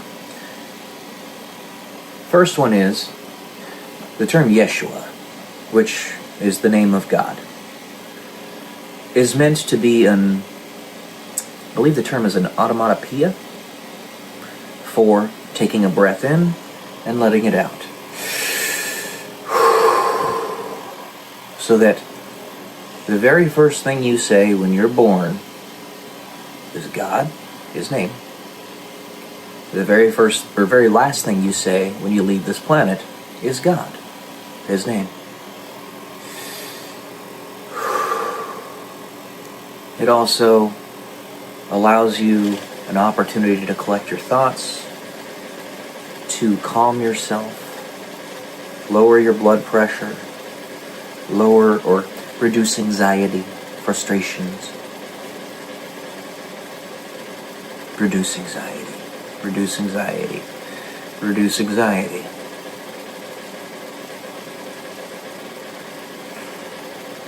We all are, they say no man is an island, and that really means that, you know, you're not in isolation, I suppose. You could consider it having many different meanings. But we all are fighting internal battles that we tell nobody about, and at the same time are being cheered on by people that we have no idea are cheering us on. Right? Because you might be that only ship in the sea that's still surviving despite the onslaught of enemy attacks. And those enemies could be anything, anyone. Take any form. You're still going. And it only takes one. It only takes one to survive, to prove that it can actually happen. Acting as the proof of concept, the prototype for it all. That one ship that did not sink, despite the cataclysm that was happening around it, and all the other ships that were with it that did. The one ship that kept going. That's you guys. Every one of you. In some way. If you allow yourself to be that, you're not the victim. Not having the victim mentality. But instead the one that got through the storm. Then you're the light for others to follow. What's the basic thread I'm trying to get across with everything I'm saying right now? That communication is everything. A story in isolation is forgotten forever. The only one that'll remember it is the guy upstairs, aside from yourself, while you're alive. Isn't it so much easier if you have somebody to build that story with? You're not talking to me. What's wrong with me? It's not, when it gets to that point, look outside yourself, outside your own anxiety, and realize that you're not doing something that's making yourself look like the problem. You're making me look like the problem. What's wrong with me? What have I done to deserve such isolation? Okay? Anxiety is really looking too much at yourself. Looking too much at yourself and how other people perceive you.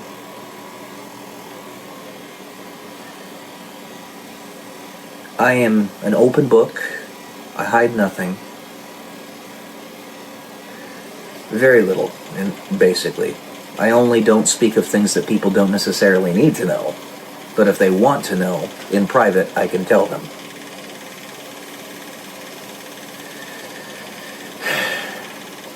You're not talking to me. I can't know what's going through your mind.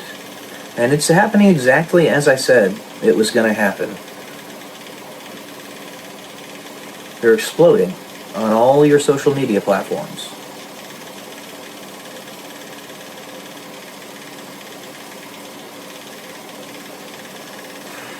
What's wrong with me? What am I doing wrong?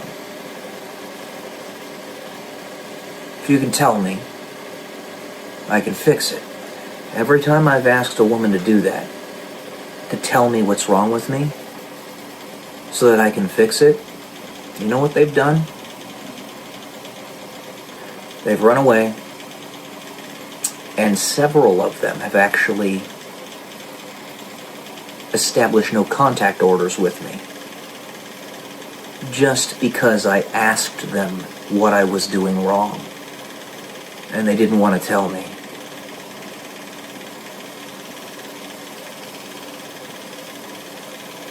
You're not going to find anybody like me. I'm confident enough to say that. I don't know what you're waiting for.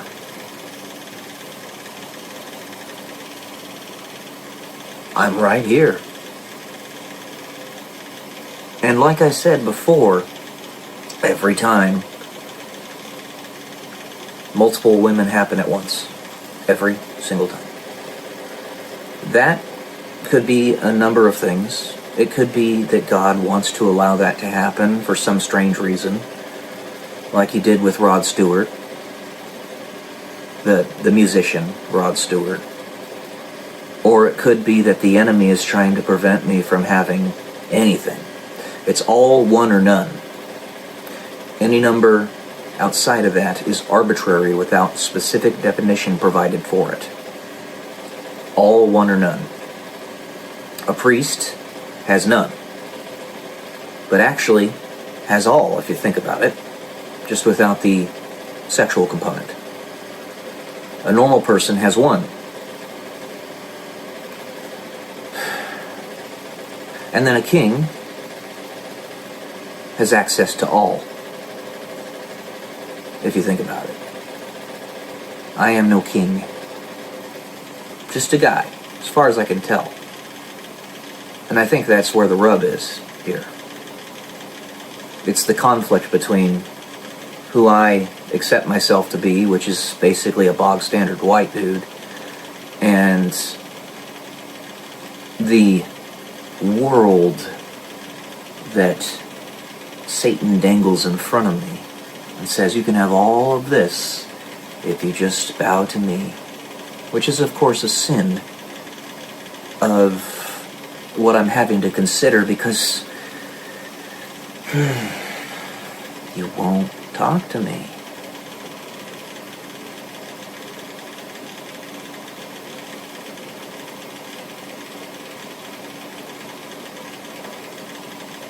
The opportunity completely leaves you. It was handed to you on a silver platter. Everything suddenly became amazing for you. All at once.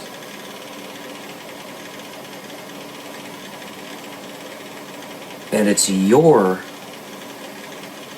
decision to take it or not. The person that told you not to touch me I don't care who they are. Don't listen to them. You want to know why? Because that in itself was probably more of a test than you realized at the time. Satan can take many forms. And some have even said that he's the twin of God. Some have said that. Watch the show Lucifer. There's some information in there. You got to be careful with that show, because it makes out Lucifer to be the good guy, which is not smart. But there is some good information in there. Some things to play around with in your mind. If Satan is the twin of God, and they're duking it out with one another to see who has control, then do you really think he couldn't masquerade as him? They look exactly the same. The only difference is perhaps maybe one has a beard and maybe one doesn't. Maybe one has a scar on their face and maybe the other one doesn't. Don't listen to the person who told you not to touch me. They're trying to make my life a living hell. Okay? It's all a clever ruse.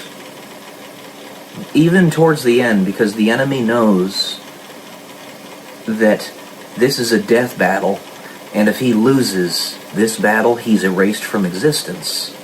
Period. End of story. Even towards the end of the battle, he is not going to give up, because if he stops, he's done. It's a death battle. I, personally, being a human being, myself, Peyton Pearson, could forgive and put in prison. But they won't let such a thing happen. So whoever told you to stay away from me, and I know that happened because I saw in one of your previous videos you talking about that. And how you were like, you want to take the fruit but you're not allowed to. Stop listening to them. Just do it. If death is on the table for them, if they ever say anything like that, if they ever threaten you with that, they're not the good guy. Alright?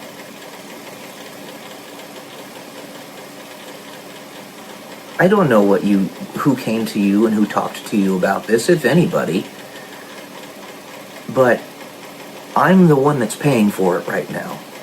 My genetic line is going to sever and gonna be gone if this doesn't change now. I'm the one that's paying for it. It's because I want you. Is that really that bad? Am I that bad? Surely I'm not an ugly guy, right? Surely I'm not at least somewhere approximate to the type of person that you want? I know I'm quite intense and pretty open. I have the confidence to say, what more could you ask for? Do I need to lose an extra 20 pounds or something? Or just find a way to fix my legs so I can start running again? Or it's yeah.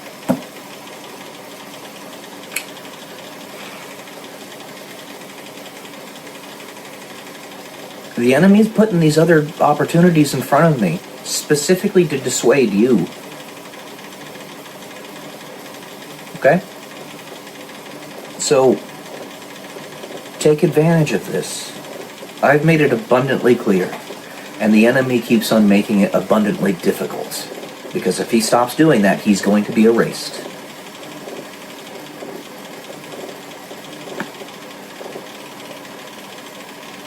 There you go. Again, you know who you are. I hope to not be too intimidating. And understand, not every one of my videos is directed towards you.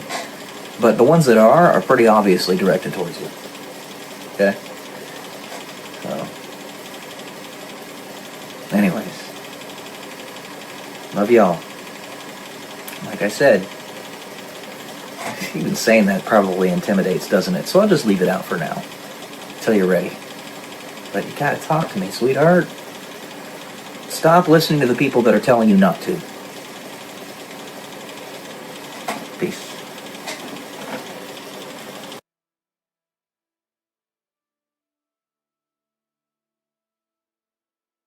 Good morning, guys. Welcome to day 163. I'm a YouTube millionaire. Before I start with what I'm going to talk about in this video, I just want to state, you have to be willing to be cringe in order to get to new understandings of your life and of the world around you. Sometimes it looks a little bit like a dumpster fire. You see right there, right?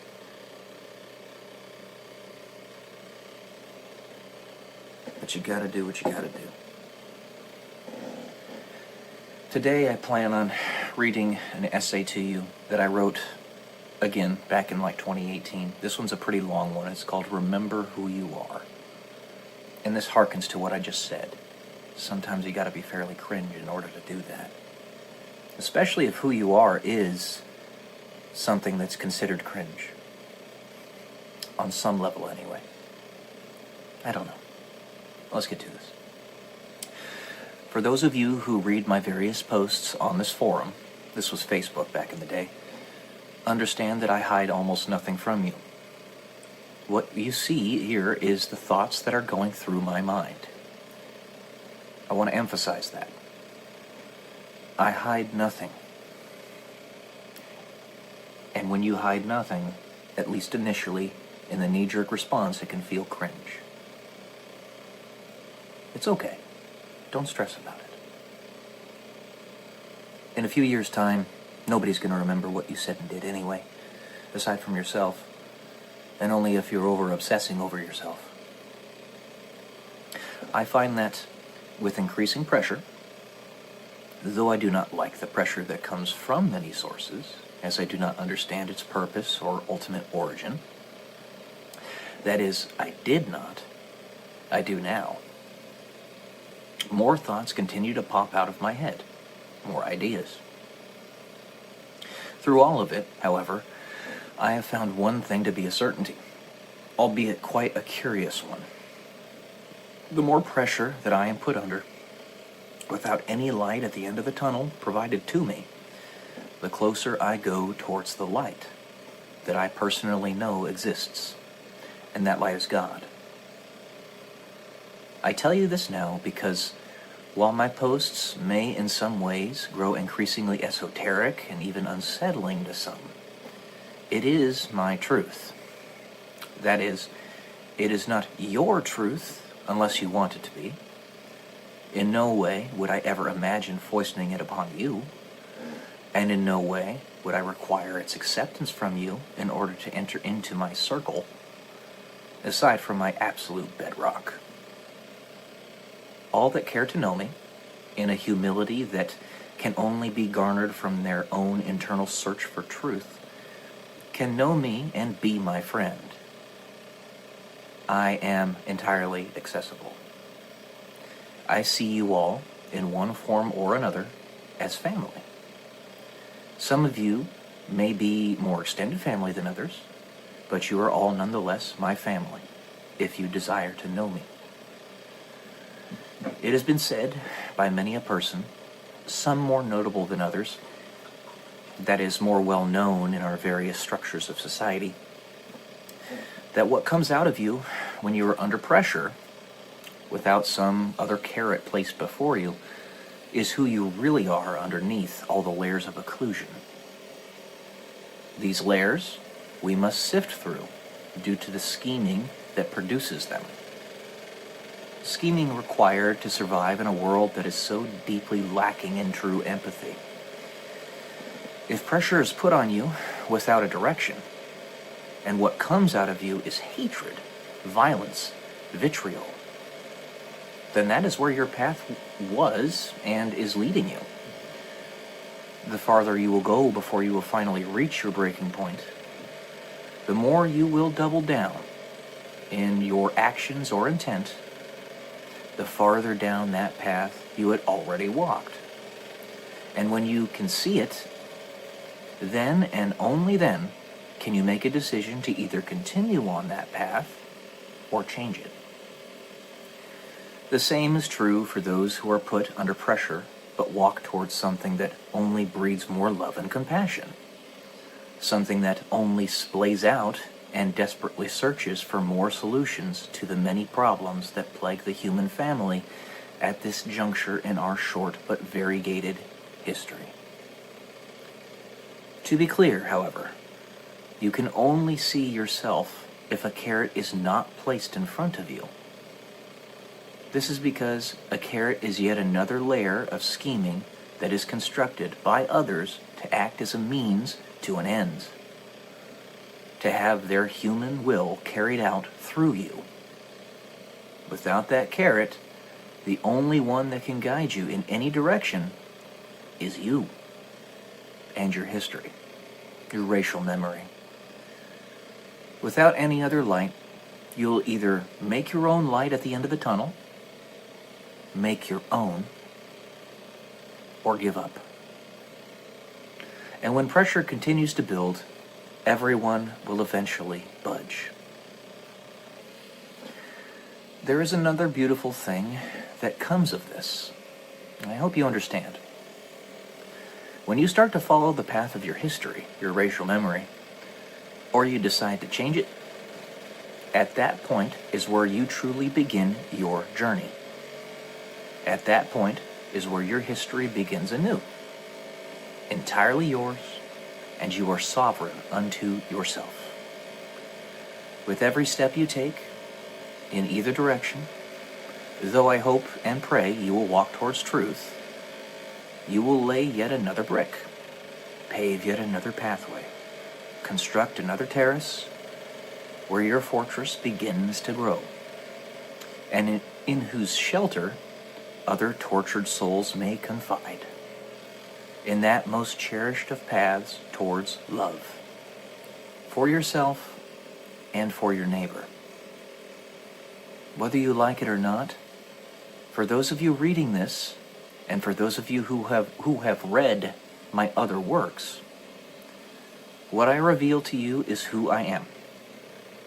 I cannot say with complete surety just yet whether this path will lead, though it will never end, and when time is without capacity to defeat, or with complete surety who exactly I am underneath all the obfuscation in its totality, as I have yet more pressure to be put under, and even further to go. Thus, with every step I take, I continue to evolve, perhaps turning into something entirely original, something that has never been seen.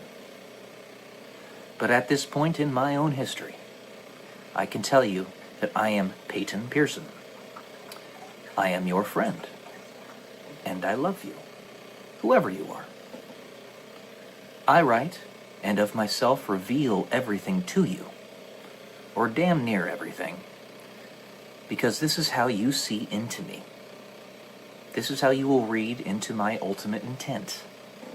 And this is how you will build trust and empathy. This is your porthole into my soul. We live in an era now of infinite stories, with an infinite capacity to write them and communicate them in all different forms and modalities. In truth, every human being is their own unique story unto oneself. We are, none of us, merely an endless list of considered objective facts that identify you through some exterior consensus mechanism, but instead stories in all their richness and color.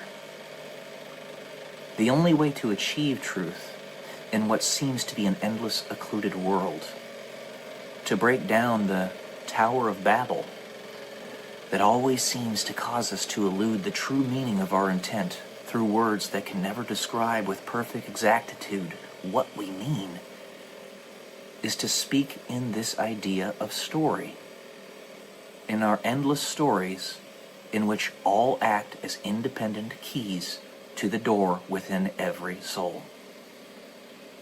These doors protect us against a world where no one can ever be perfectly trusted or perfectly confided in.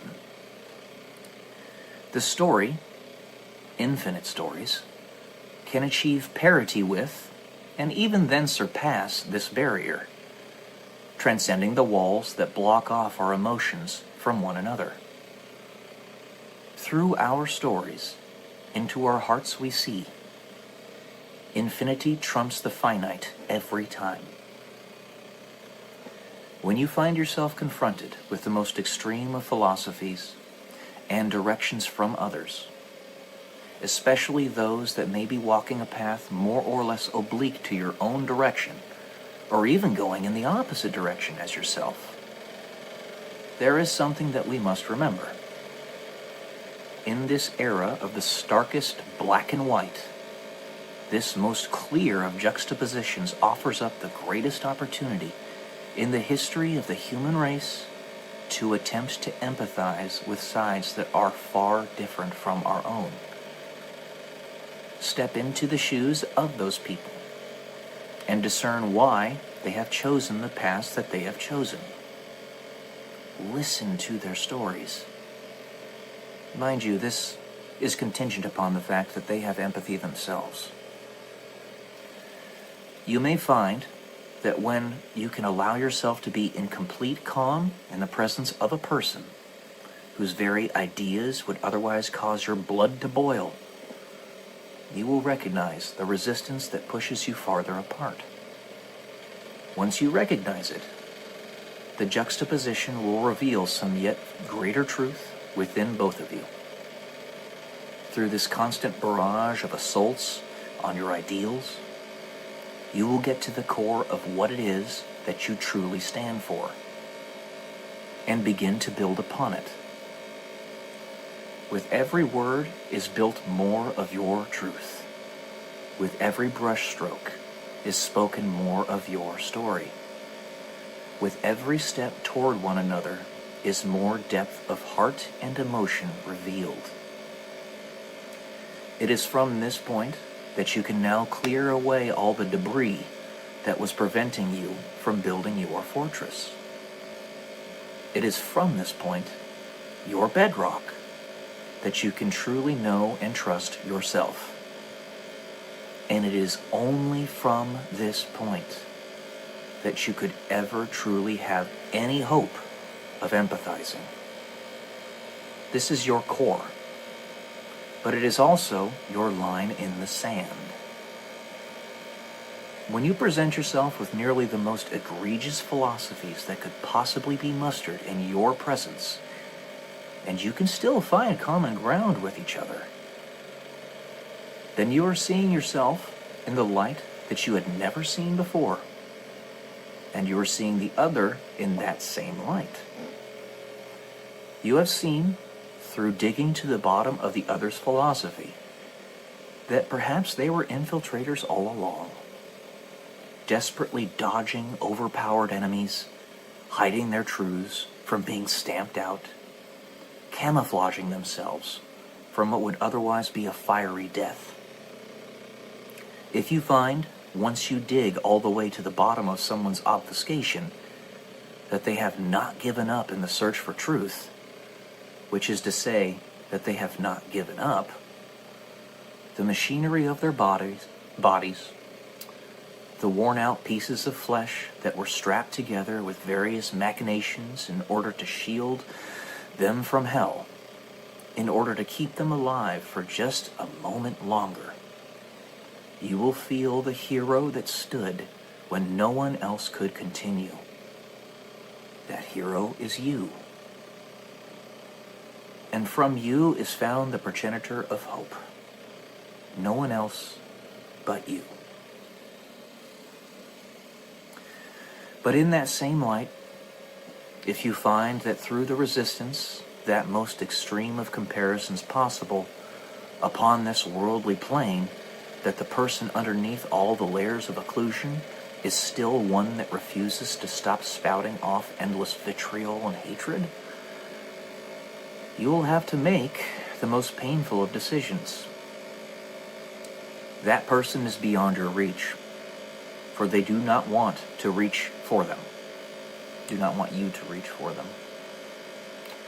They have turned their back on you and have completely and thoroughly given up. They refuse to acknowledge your existence, for they have already accepted that you do not exist. If you present yourself to them, assuming you could survive their attempts to drag you down to nothingness, a la the movie What Dreams May Come, it would nonetheless kill them at the very core of their being. As I continue to go along my own personal path, as I continue to search, I find that the greatest way that I can empathize with everyone else is to undergo that very same pressure, though perhaps on a much more indeterminate level. There are things that happen in my life that go far beyond the scope of anything I could tell you in writing. Far be it from me to convince you of them, as they reside in the realm of what we still, in consensus, consider fantasy. How am I to tell you that the array against me, an array meant to squeeze more out of the furnace, an interrogation, is as vast and all-encompassing as anyone dare not imagine? It is perhaps not in malice, but all the same, ever present. No. And perhaps you do not need to know that. In fact, I am certain that at this juncture you do not need to know it. Just know that I have determined a great many things in my life in the short 27 years that I have walked on spaceship Earth. So you can see from this that it was 9 years ago. What I have found above all else is that I will stop at nothing to get us out of this hell.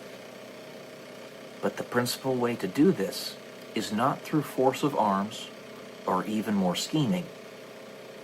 It is instead found in talking to you, telling you how much you matter, telling you how much you deserve to be loved, listening to you as you confide in me everything that has hurt you throughout your life, doing everything in my power to understand you and show you that no matter what point on your path you find yourself, if you walk towards your own inner truth, you will never walk alone. I will meet you there, as I too am in that search, fellow traveler. The farther we go, the stronger we get. To dispel the demons of ridicule, deceit, fear, and hatred, we must move courageously and shirk the notions of anyone's disapproval. Such things have no hold over you, and they never will. They are crafty illusions, constructed by a paradigm that whispers into our ears that we must fear or feast on each other's souls for survival. Know that such a whisper can only survive if you believe it, if you believe in it. Acknowledge its existence, but give it none of your attention or energy beyond that, lest it should suck you in and never release you from its grotesque grasp. If you find my writings or speakings weird, sometimes nonsensical, or even abrasive towards your personal philosophy, this is all for the better.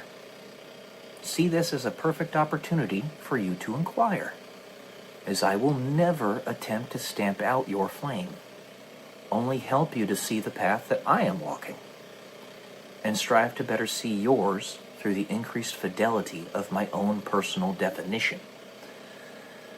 The greater the challenge to your beliefs, the greater the learning opportunity. That is, when you can trust in yourself that you are strong enough to fight off the diminutive demons of deceit, and trust the other that they will not allow such demons to be born from their own souls. When you trust yourself, you will automatically differentiate and disassociate from those who would do you harm. I will prove to you, as criticism perchance mounts for my own ideals, that through my actions, your inner truth is safe with me. Unconditional acceptance. That's this essay, guys. It was a long one today. Hope you enjoyed it. Love you all. Peace.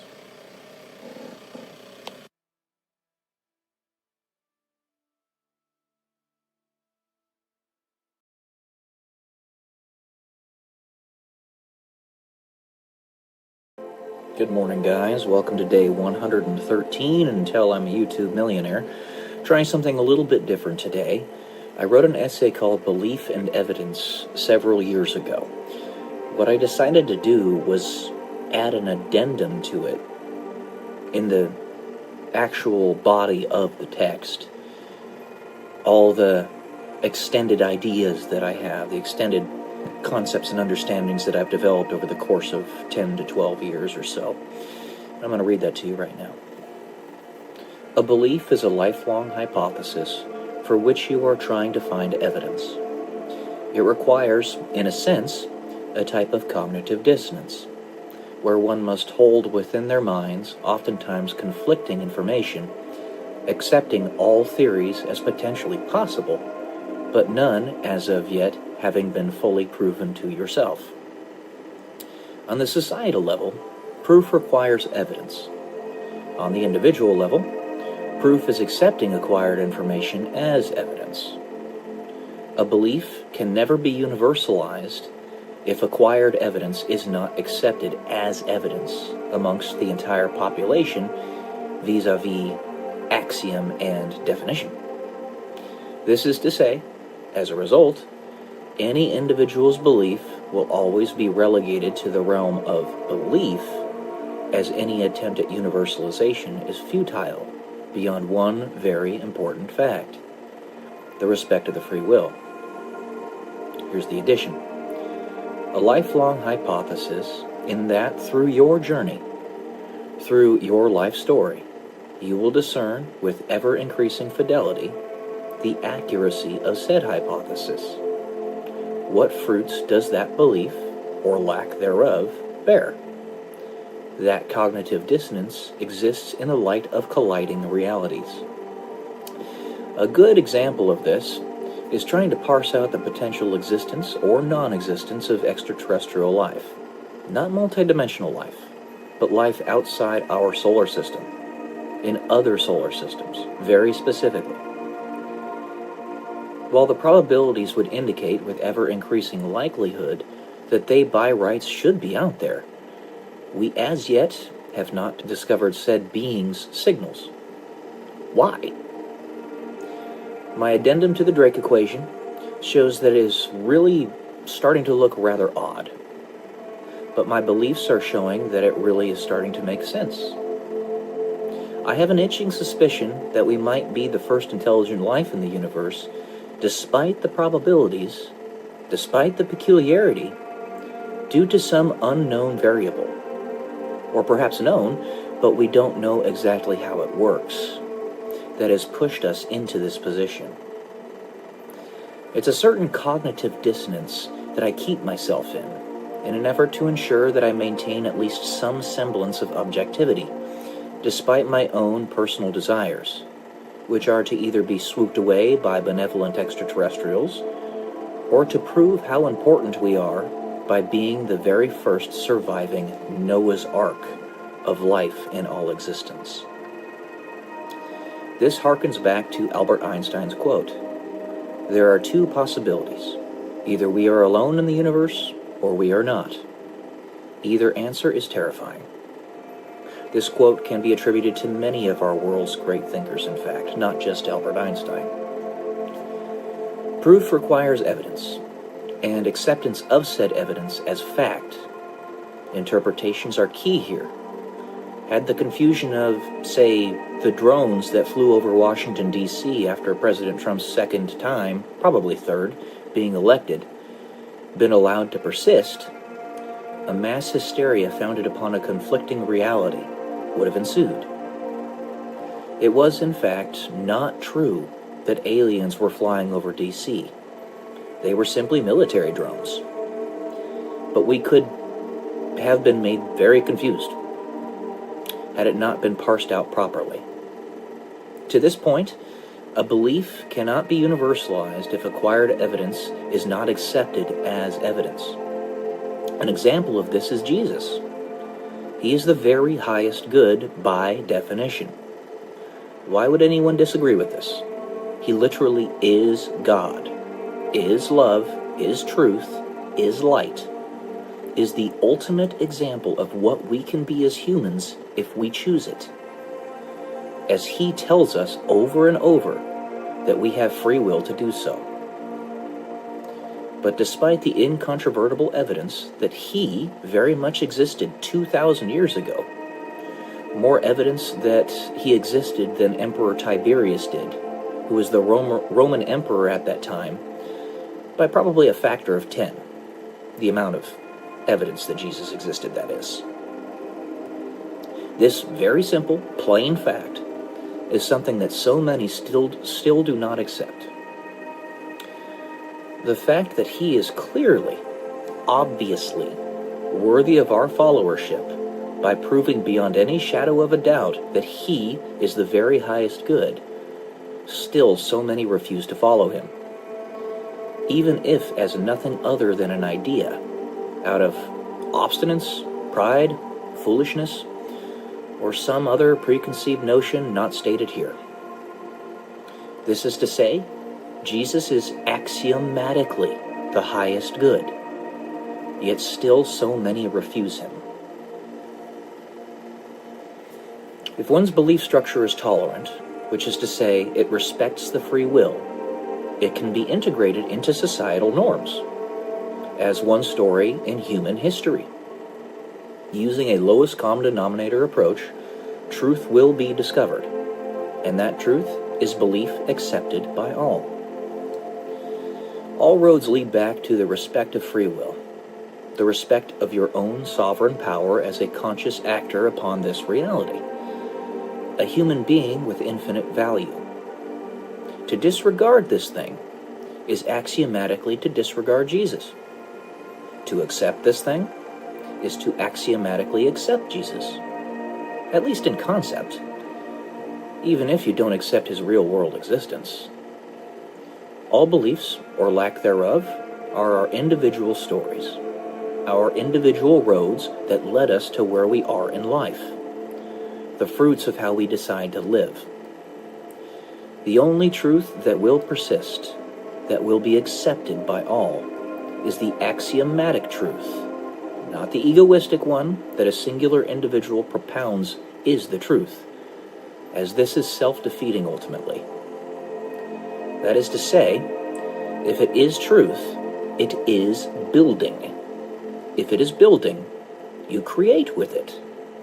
You are a co-creator amongst the others that follow the same truth. If your belief is not universal, then it is destructive, self-defeating, and in the grandest scales of time, no matter how much effort you put into obfuscating it, will ultimately lead to erasure, infinite entropy, nothingness. One way or another, whether free will exists or not, and I believe it does, quote-unquote belief, we in human society act as if it does. So to us, it does, which means it does. Belief universalized. Evidence is provided, but what you are willing to accept as evidence matters. The determinist does not accept evidence provided thus far. The evidence is belief. Acting as if free will exists is a pure and simple reality, for it is what has allowed us to build what we have thus far in our existence.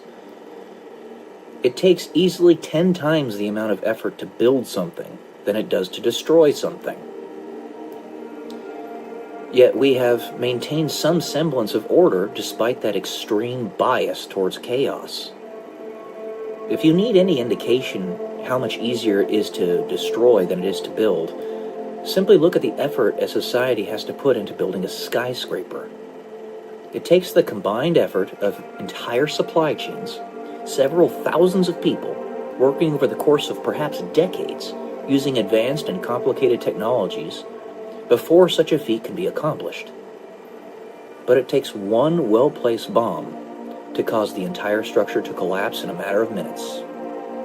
Or dare I say, a jet airplane. Alright guys, that's all I got for today. Hope this enlightened you a little bit. Love y'all. Peace.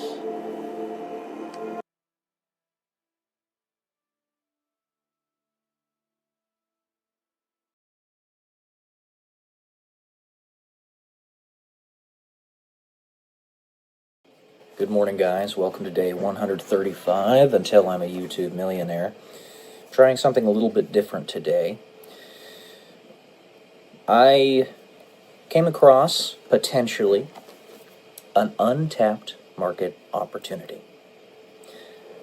Now, to bring this up to you guys, especially on this forum and this venue, considering my background, what I've had to deal with in my life, and pretty much what I know is probably going to happen, it's a dangerous thing for me to do this, but I'm going to do it anyway.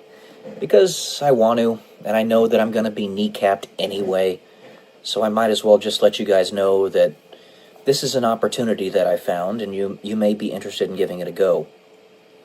So, let me give you first an example. When it comes to investing, in order to have the investment be considered a good opportunity, the standard is that you get at least a 6% year-over-year ROI on whatever the investment is.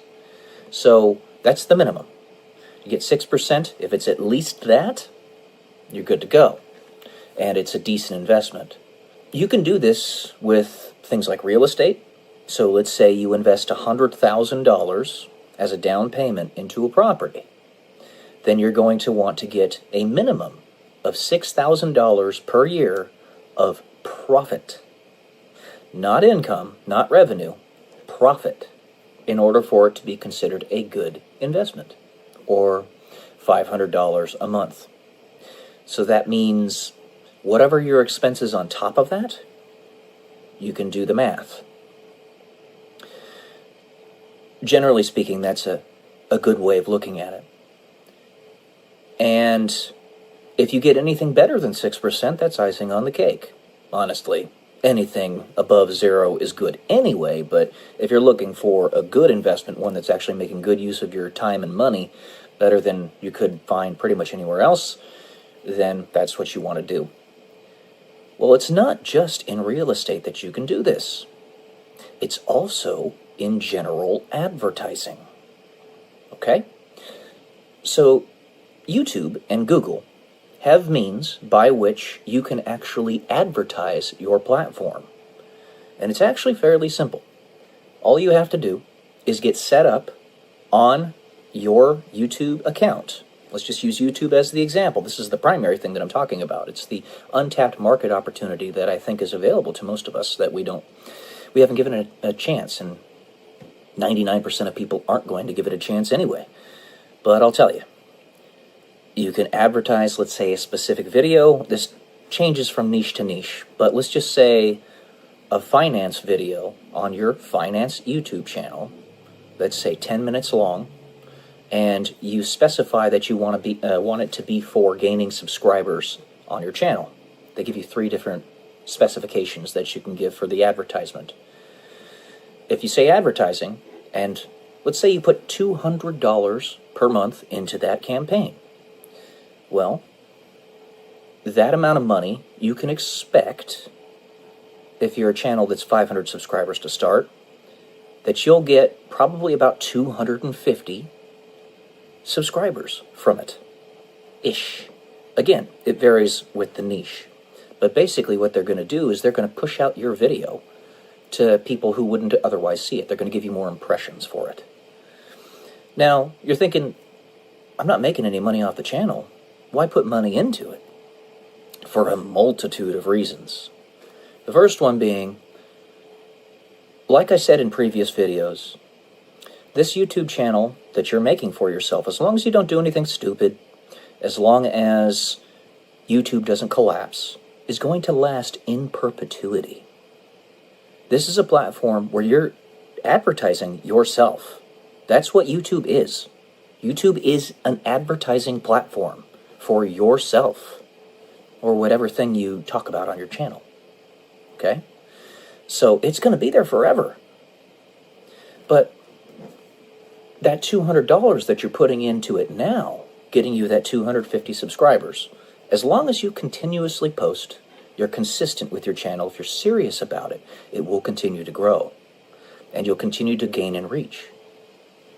And then, once you hit that threshold of 1,000 subscribers and 4,000 watch hours, there's some pretty basic math that you can do to determine your year-over-year ROI. So let's say, being very conservative, you put $200 per month into the investment camp or the advertising campaign for your channel, and conservatively it gets you 150 subscribers per month, and you're starting at 0. Okay? That means it would take about 6 months-ish, 6.66, to get up to 1,000 subscribers. Now, you're not going to have the watch time requirement necessarily. More than likely, you won't have it by that point unless you've had a couple of viral videos. So let's just assume that it's going to take an extra 6 months for you to get that watch time requirement of 4,000 hours. So the entire campaign would be a total of a year, $200 per month of advertising, which would equate to about 2,000 to 2,500 subscribers at the end of that campaign and your watch time requirement. After you get to that point, the typical numbers that you can expect for a YouTube channel that is healthy, a YouTube channel that's not throttled or blocked by YouTube in any way, that hasn't been put into a dark room, whether intentionally or by accident, by the YouTube algorithm, because YouTube's algorithm is being kind of wacky right now, so it's making it really difficult to discern this stuff. Nevertheless, this is generally speaking what you can expect. You can expect to get between 10 to 20% of your subscriber base as the number of views on a typical video. So 2,000 subscribers means that you'll get between 200 to 400 views on a video on average. Okay? Let's just say that you're doing a commentary channel, kind of like this one. The CPM, cost per milli, basically what you're paid per 1,000 views on your channel, is usually, for this type of content, between $3 to $5. You do the math there, and if you're posting a video every day, that's $45. Well, no, double that. It's actually $90 a month. $90 a month times 12. Let's just say you're getting $1,080 per year. $1,080 per year, and you invested a total capital of $2,400. Now, you can jig these numbers however you want. If you decide that you want to continue the advertising campaign until you get to a point where you're making $200 per month off of your channel, which would require you probably to be around 4,000 subs or so, 2 to 4,000 subs, then you could maybe continue the ad campaign for 18 months. Put in a total of $3,600 capital, and your year-over-year ROI would adjust respectively. And you can continue this if you really want to. But right now we're just talking about getting yourself to the monetization threshold. Now, for those who hit the YouTube jackpot, this doesn't really apply to you. I know several YouTube channels who did in fact hit the YouTube jackpot, who got to their 1,000 subscribers and their 4,000 watch hours with the snap of their fingers, mostly because they're attractive young ladies. No shade. No shade. But that's probably why. Even though they're very intelligent, the ones that I'm thinking of in particular, that most people don't care about that. Most people care about if you're easy on the eyes and if you're a woman. So, that aside, assuming you did not hit the YouTube jackpot, you could do the math here. So, let's say 18 months to get you to the $200 per month threshold. You're not going to get that $200 per month until the end of those 18 months. So you're going to average out the amount of money that you're making per month. Let's just say that's $100 a month that you're doing for 18 months on average. That's $1,800, and you would have put in $3,600. That's an ROI of 50% for the 18-month period. You can adjust it for 12 months, etc. But the return on investment here is utterly gigantic. Now, it is not passive like owning real estate is, or real estate is as passive as you get, because you still have to produce content. You still have to make videos on a regular schedule that are in the niche and of the quality that your viewers expect. But assuming this is something you're going to do anyway, you might as well. Now, like I said, the likelihood is I'm going to be kneecapped again. It's just what keeps happening to me in life. I don't really have an explanation as to why this keeps on happening, but it's probably what's going to happen with me. So, if I give you the information, at least somebody's going to benefit from it. Even if only 1 out of 100 people is even going to give this a chance. I'm thinking of my brother James.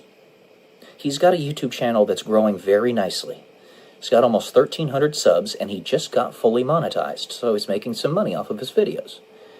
If he wants to expedite the process, think of it in terms of year-over-year ROIs, returns on investment. If you have the money to afford, then what you can do is this $200 per month or whatever it is into an advertising campaign, and ratio-wise, it's going to match up, whether you put $100 a month in, $50 a month in, $400 a month in. So $200 a month is going to get you 150 subs minimum. 100 will do half that, etc. And the type of video that you're advertising is the primary type of video that is going to have consistent viewers come back. So if you want to do this, these are your numbers.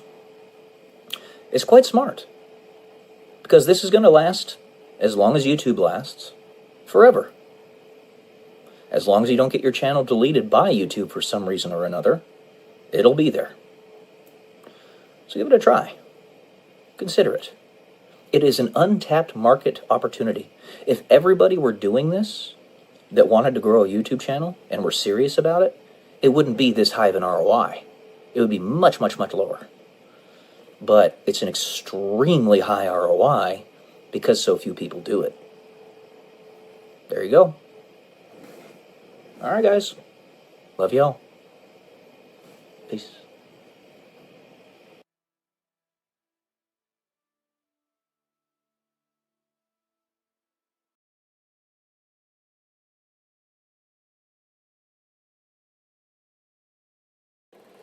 Good morning, everyone. Welcome to day 130, Until I'm a YouTube Millionaire.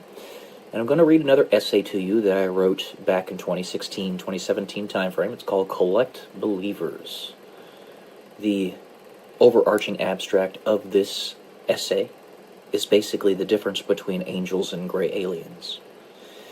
It's purely hypothetical, and one must be able to think in hypotheticals in order to come to new ideas about how reality works. To ride on a beam of light, as Einstein's famous assumption was when he developed the theory of relativity. So let's get to this. What if the people who survive the societal pivotal point are the ones that have been duly informed by their future selves, a la the movie The Arrival? their future selves come back to show them what they become, and their progeny become, and the consequences to the rest of the human race. However, they also show the survivors that something can happen if the survivors decide to change history. There's a big problem here, however. Many of these survivors, and if history is changed, will no longer be survivors of the Great Cataclysm. But the reward for changing history is many-fold. For starters, many more human beings survive, if not nearly all of them. And the evolutionary path that their progeny will follow is much healthier and more beautiful. That is, more beautiful physically, mentally, emotionally, spiritually, and more. The capacities that are derived from the changing of a potential history are wrought by the harbingers of the news, who themselves express those very differences as proof. So, our evolutionary descendants of the Great Cataclysm are the Greys, and our evolutionary descendants of changing history are angels. Mind you, the two options are not mutually exclusive, but what is exclusive is how many bloodlines survive. If history is turned on its head, and the angels are made to be born before the Greys, then everyone can survive. Both histories are going to happen one way or another. For if they happen in one path, they happen in all. That is, one must think outside the confines of time and think of a timeline more as a choice stream. So, all possibilities are occurring simultaneously. The way they coalesce is merely dependent upon the way one lives in the present, which itself is defined by one's history. It can all change, and humanity will no longer be survived by the basest of people imaginable, but by people with healthier morals. It is a strange proposition to request from the most evil people to do something that is completely against their nature, operate in a non-selfish manner, but at any point you can change. You simply must commit to that change. This proposition is an odd one, and the human beings that represent the pinnacle of selfishness are not ones to change their minds, especially if it could potentially ensure the demise of their bloodlines. So, a proposition is submitted back to you. A game. If their future selves can resist the cataclysm and call it out wherever it arises, if their future selves can defend their positions, then the survivors will allow the history to change. The resistance will cause evolution, and the evil ones may acquiesce. That is, the future will refuse to change unless you rage at the dying of the light. Defend yourself. Resist. Prove your capabilities, and you will collect believers. That's it for this one, guys. Not a terribly long one. I hope you enjoyed. Love y'all. Peace.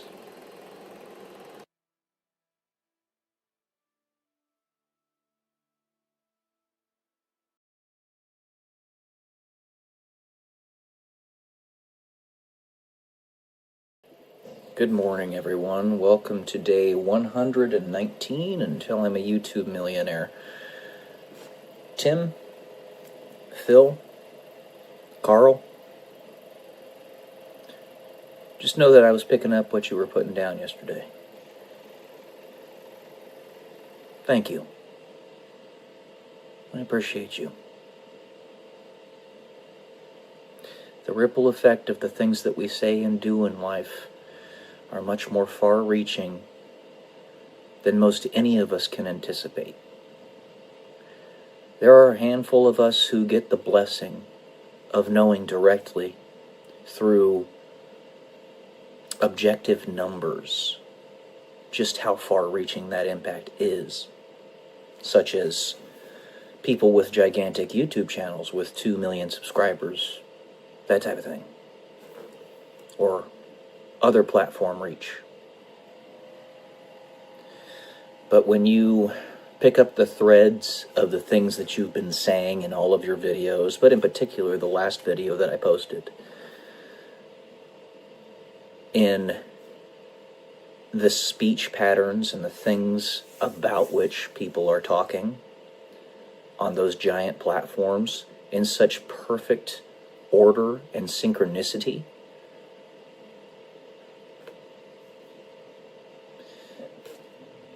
eventually a pattern becomes more than simple coincidence. It's a means of communication. If you can't speak to somebody directly, I mean, I can't even...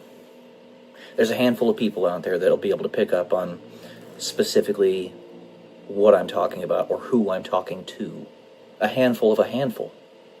Because I have only a number of people that subscribe to this channel.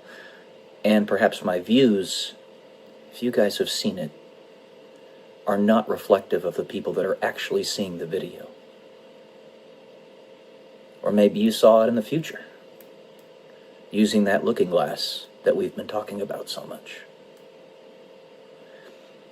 And at some point, maybe 10 years from now, that video, having only 20 views now, might have 2 million, or even 1 billion, if it is important and far-reaching enough.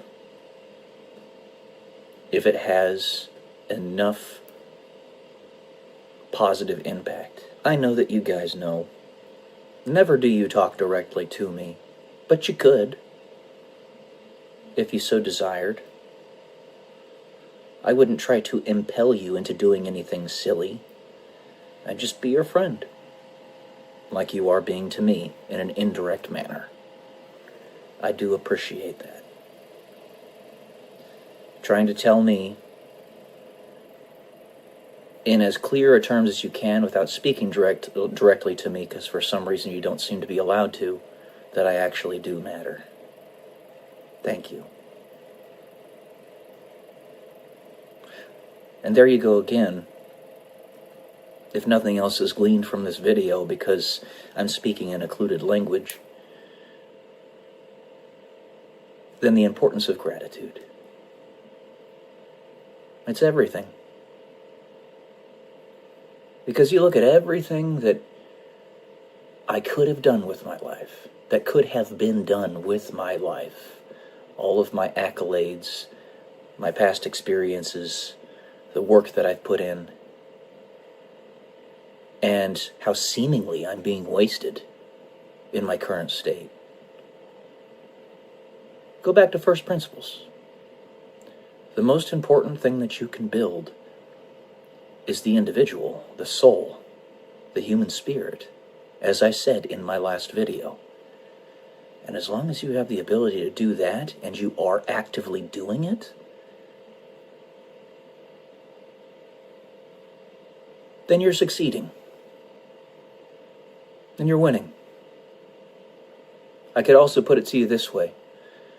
If in all other timelines, I would have fallen down on my ass and been utterly destroyed, and I would no longer even be alive right now. Right? But I am alive now. And I'm sowing the seeds of gratitude and strength in other people. Then all of that in the future is icing on the cake. And is good.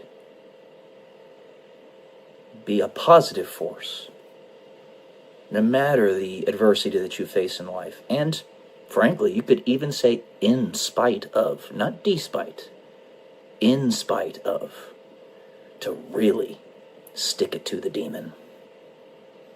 Which you and I, all of us, we know is real. It's really there, and it does not play fair. It never has. I live here as a human being. I have followed the rules. and the demon doesn't. Only ever the demon tries to attack me in ways that people can't see. That's why this crucifixion disease I have, you can't see it on the outside. You have to actually do an angiogram to see that I don't have arteries in my arms and legs. I don't have pulses in my wrists. The demon cheats. So I tell you, with extreme gratitude, all of you, thank you. I love you guys. I mean that. Peace.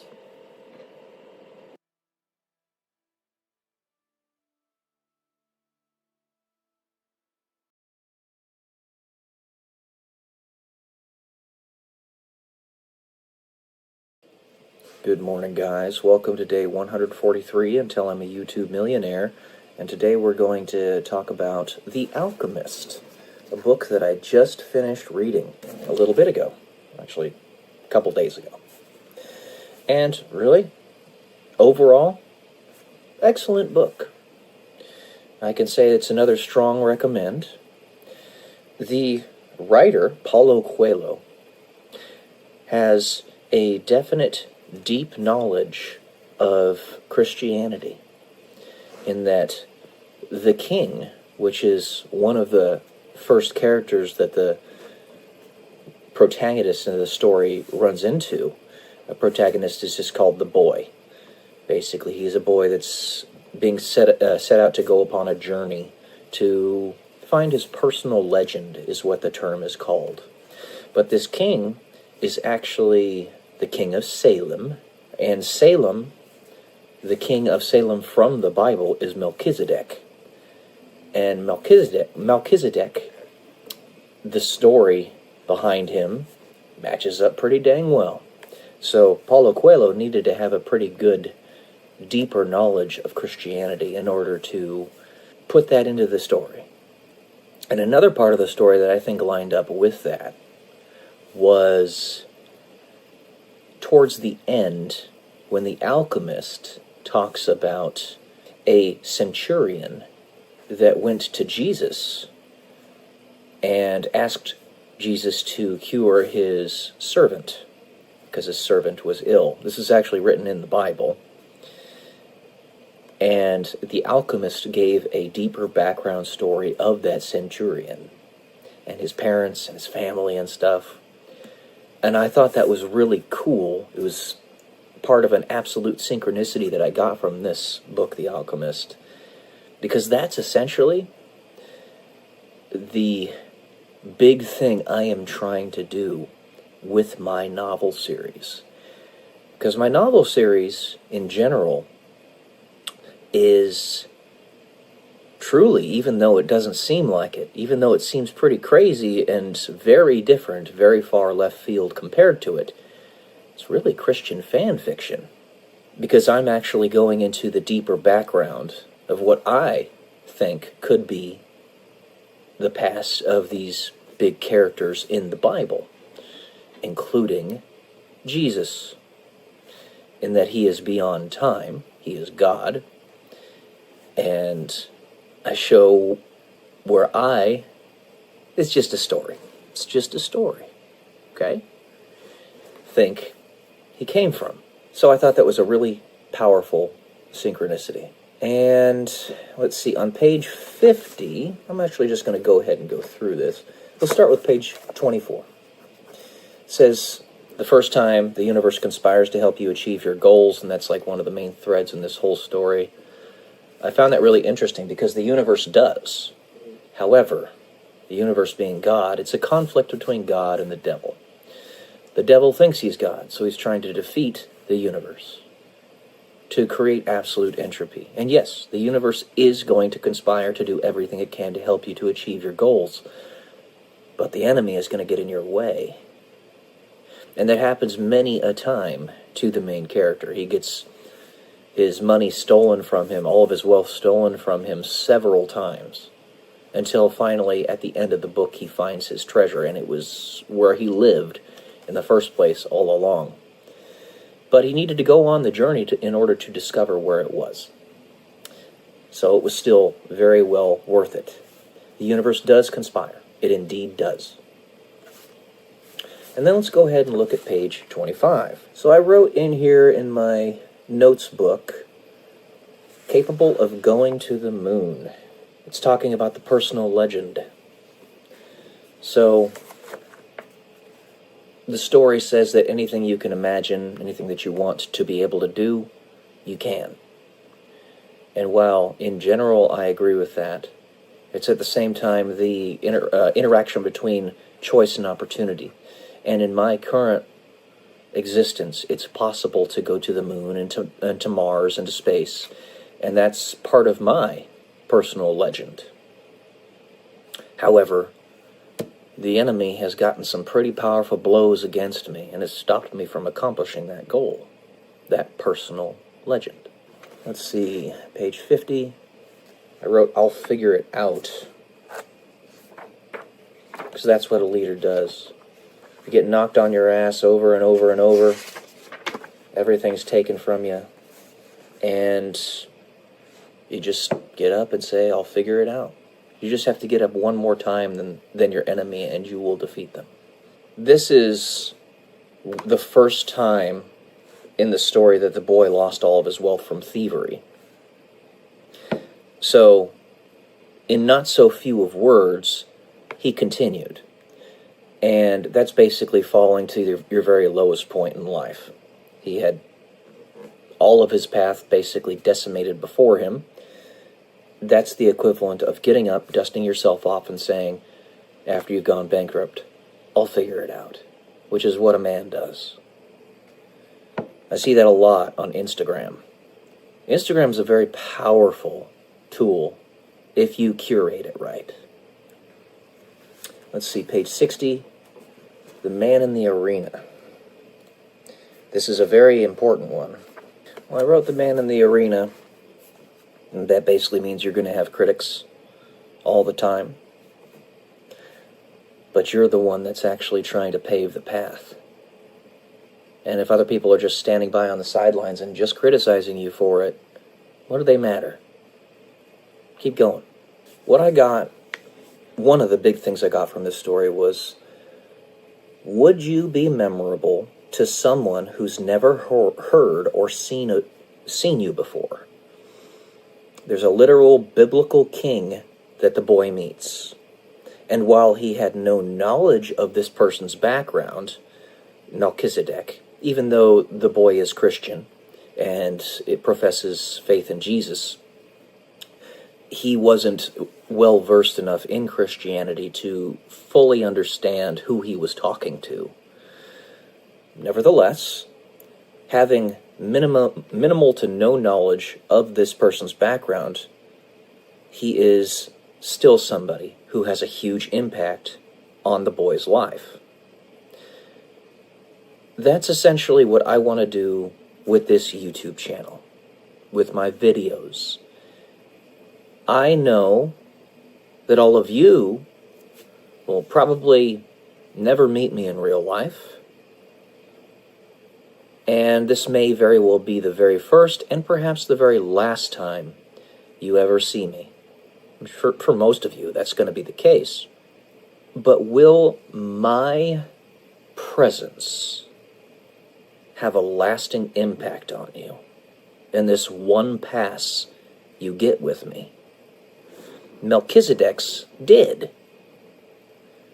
The boy had never met him before, but his mind was blown by what he taught him and what he showed him.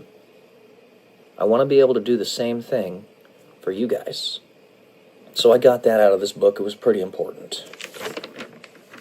It made me think of another aspect of the novel series I want to write. A friend of mine told me of a short story that he had written. It's Major Logan. He's now a major in the military, the Air Force, where there was a guy that was going to jump off of a bridge, and God himself came to talk to him to convince him not to do it, and he didn't know that he was talking to God. But the person who was God had such an impact on the person that he didn't jump off the bridge. This harkens back to you being much more important than you think you are. All of you. And then let's see. There's another thing in the book that something I don't like. He meets this woman by the name of Fatima at the oasis in the middle of the desert. And the way he explains it is something like love at first sight. That doesn't exist. You don't fall in love with somebody the first time you see them. It's not the way it works. I'm just going to leave it at that. It doesn't exist. It's infatuation. And then page 163. Absolute synchronicity, I wrote. This was about the centurion, that story that I just talked about a little bit ago. It was absolutely synchronous with what I'm doing with my novel series. That's what I have written for this. Again, it's a strong recommendation. It's not a very long book. It's only about 170 pages. It's pretty easy to read, too. Not only is it pretty short, but it's not written in complicated language. It's almost poem-like. It's a novel, but in its repetitive way of expressing itself, it's almost like an epic poem, like the Iliad. So, yeah, there you go, guys. Strong recommend. I was a little bit slow this morning, but anyways, love you all. Peace.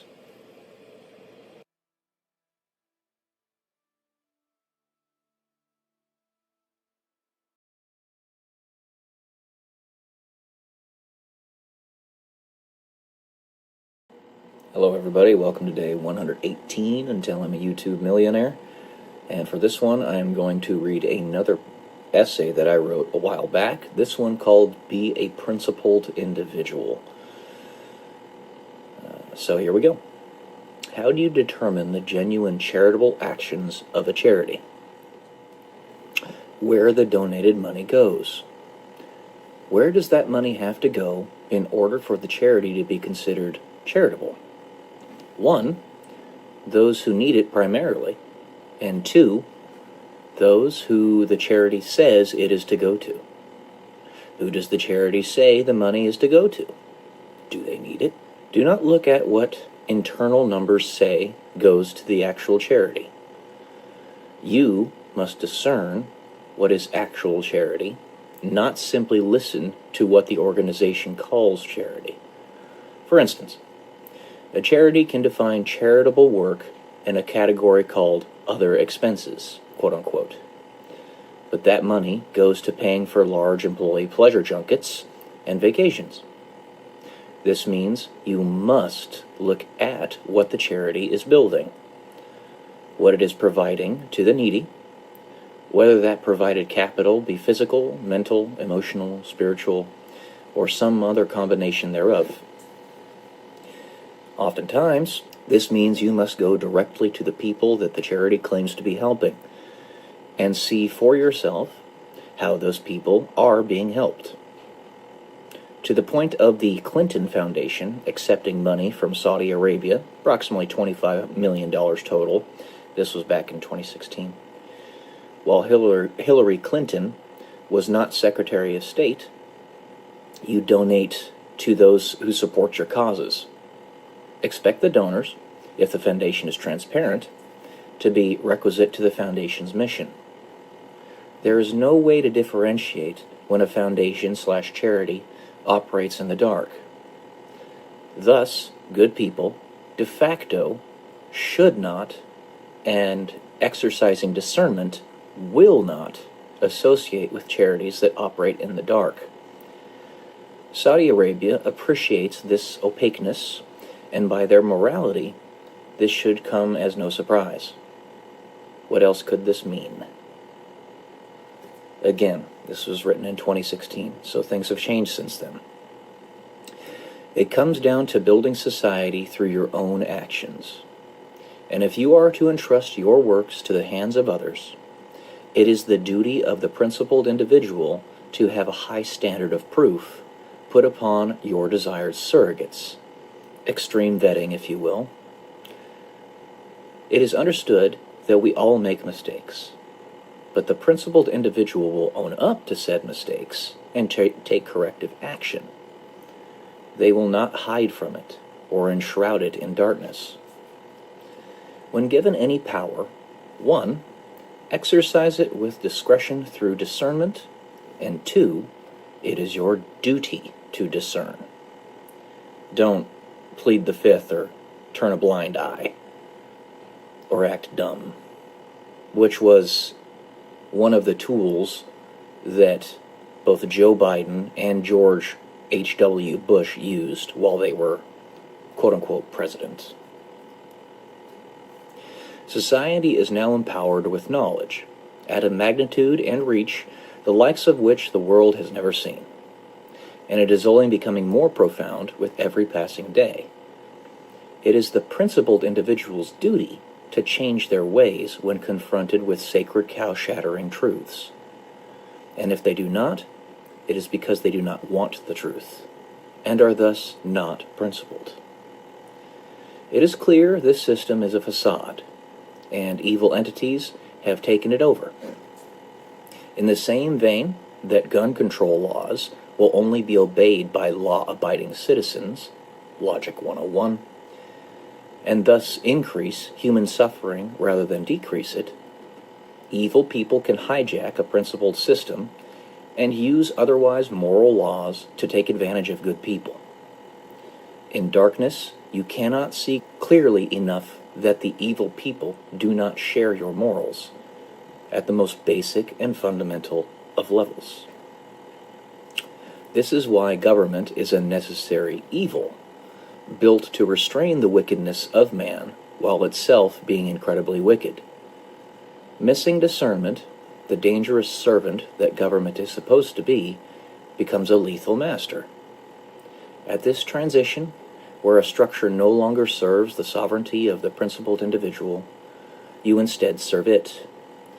And this is the point where it must come down. It is not solely government, however. This is true with any institution, or even individual. The institution, when it loses sight of its mission, the individual, where one's Tower of Babel notion of self-importance begins to erode the sense of service to one another that is the bedrock of any community that may survive in perpetuity, or even in the short term. You are your brother's keeper. This is why it is so important to emphasize the difference between free markets and governments. Free markets, if truly free, constantly and continuously keep everyone and everything accountable under their auspices. This is why companies and individuals constantly go bankrupt. A racist businessman will be boycotted and will eventually be competed out of the market. A betraying woman will see no allies as there is no honor among thieves, etc. Thus, the free market is accountable to the nobility or wickedness of the human soul. If society wants a particular modality, individual, product, ethic, or anything else to achieve greater prominence, this is precisely what happens. Keeping this in mind, if a person is successful in the free market, either they in fact are not the amoral/immoral things you are calling them, talking about primarily President Trump and how the mainstream media back then was trying to paint him as some type of demonic figure, when in fact he's a pretty decent guy. Nor are the structures they build, or there is an aspect of yourself that terrifies you, one that you must project upon others or build a demand for in that very same market. For such a perception of immorality, you need look no further than yourself. Why do you think the success rate of most entrepreneurs hovers somewhere around 10%? An idea, in order for it to truly succeed, the progenitor must truly believe in it, and spread that belief to others in some way, shape, or form. Any company, or most importantly, individual, absent regulation/legislation, they're the same thing, no matter how large the company becomes or the individual's ego, will be fully susceptible to collapse due to the accountability of said free market. Of all types of institutions, no aspect of a charity should ever operate in the dark. And never let a charity convince you otherwise. Ultimately, no institution should operate in any way in the dark, but tactically, a charity least of all. If there is ever any suspicion of where and how charitable donations are being spent, said charity's duty is to immediately prove to you the truth. And the most clear evidence to this point, aside from personal direct experience, is video evidence. Information on a moral charity should be easily accessible to anyone in any way, shape, or form that its contributors request, and immediately so. There should be no gray area. Fear prevents us from wanting to see the truth because we fear what we will reveal within ourselves. To truly discern the truth, you must look at facts, not words, shown through one's actions, and the fruits of a person's labor is evidence of intent, evidence of who someone actually is. In a world run by Satan, evil is crafty and constantly on the move.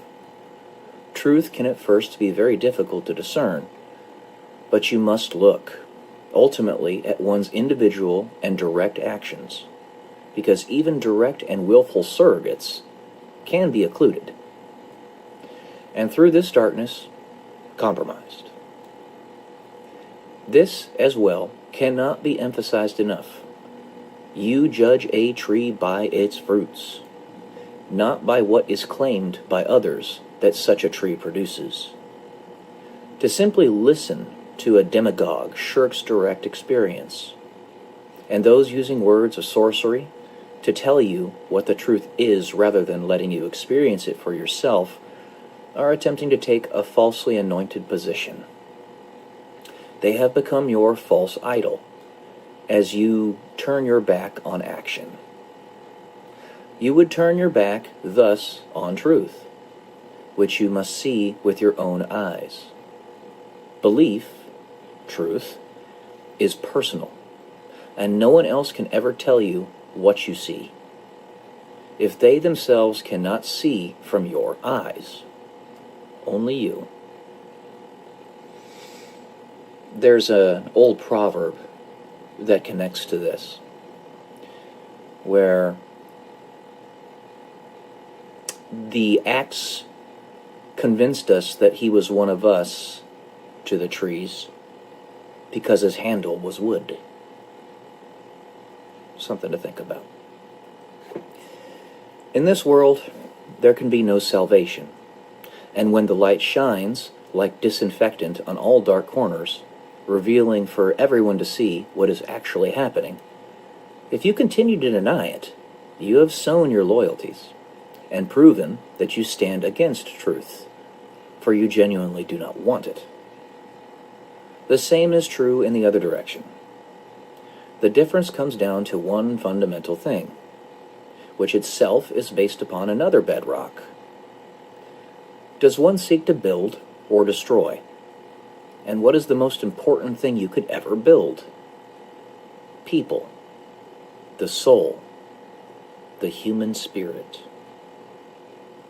Structures, people, institutions that advance this end are healthy and good. And at the bedrock of all of this is love. All right, guys. That's all I got for you today. Be a principled individual. Love y'all. Peace.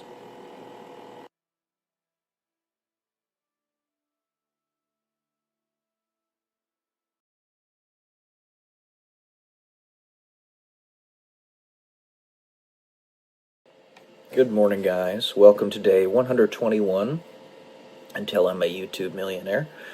I hope you're all having a great day. It's a little dreary and rainy here right now in Roseville, California on this fine Sunday.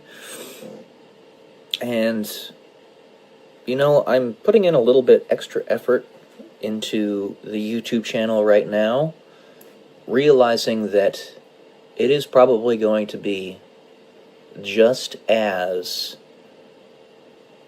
I am inclined to believe, in that I'll push this boulder up the hill once more, and it's going to come clobber me down on the ground.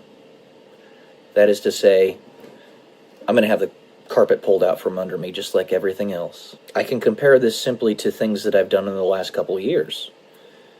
So far, my novel is, from what I can tell, not selling very well, even though I know it's a good book, because it's not being advertised properly by the company that, through which I went.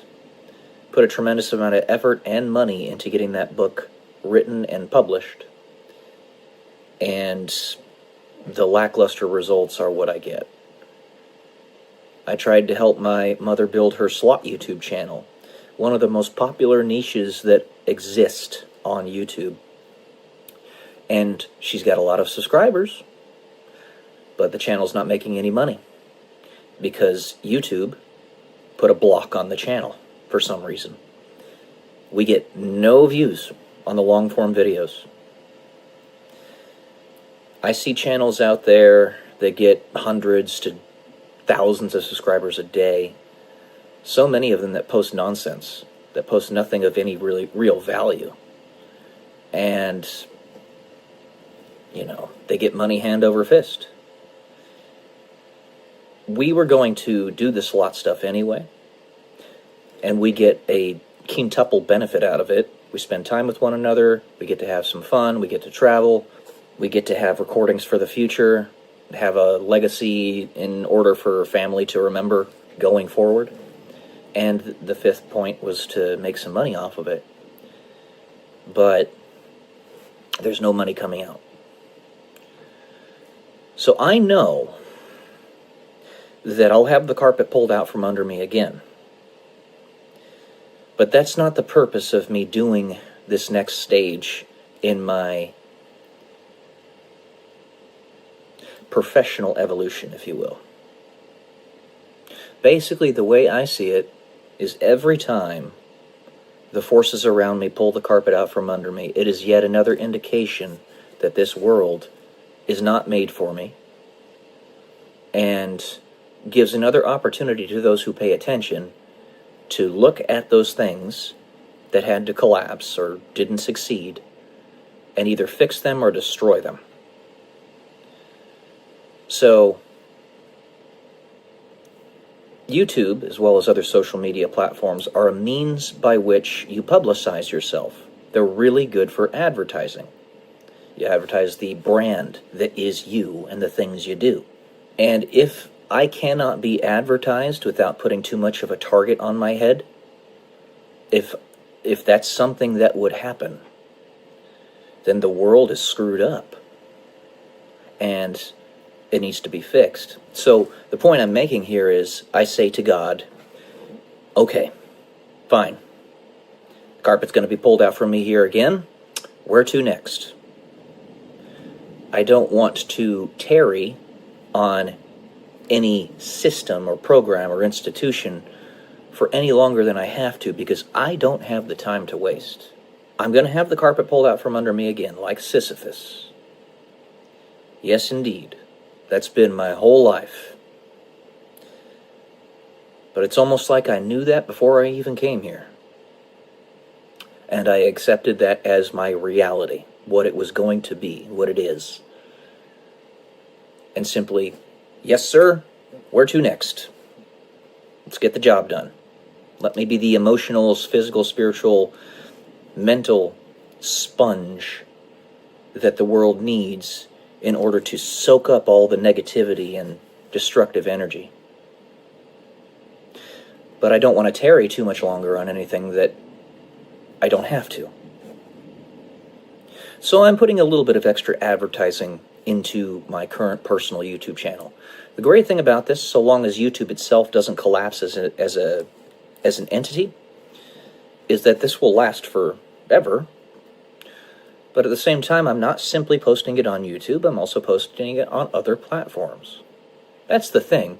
While I might not get much traction on these videos now, they could get traction 10 years in the future. It is possible. I'm not saying it will happen. In fact, the overwhelming likelihood is that it's not going to happen, because it only happens with people who have any real noticeable impact on the world, something of which I do not. But the opportunity is there. So I say, yes, sir. Where do I go next? What would you like me to do next? But I don't want to waste my time on these things. It's life. It is life. I have said on many occasions, and I still mean this, okay, I'm going to do what you want me to do, God, of course, because I serve you, period, end of story. But if I am really being idle and wasted this much, why am I even here?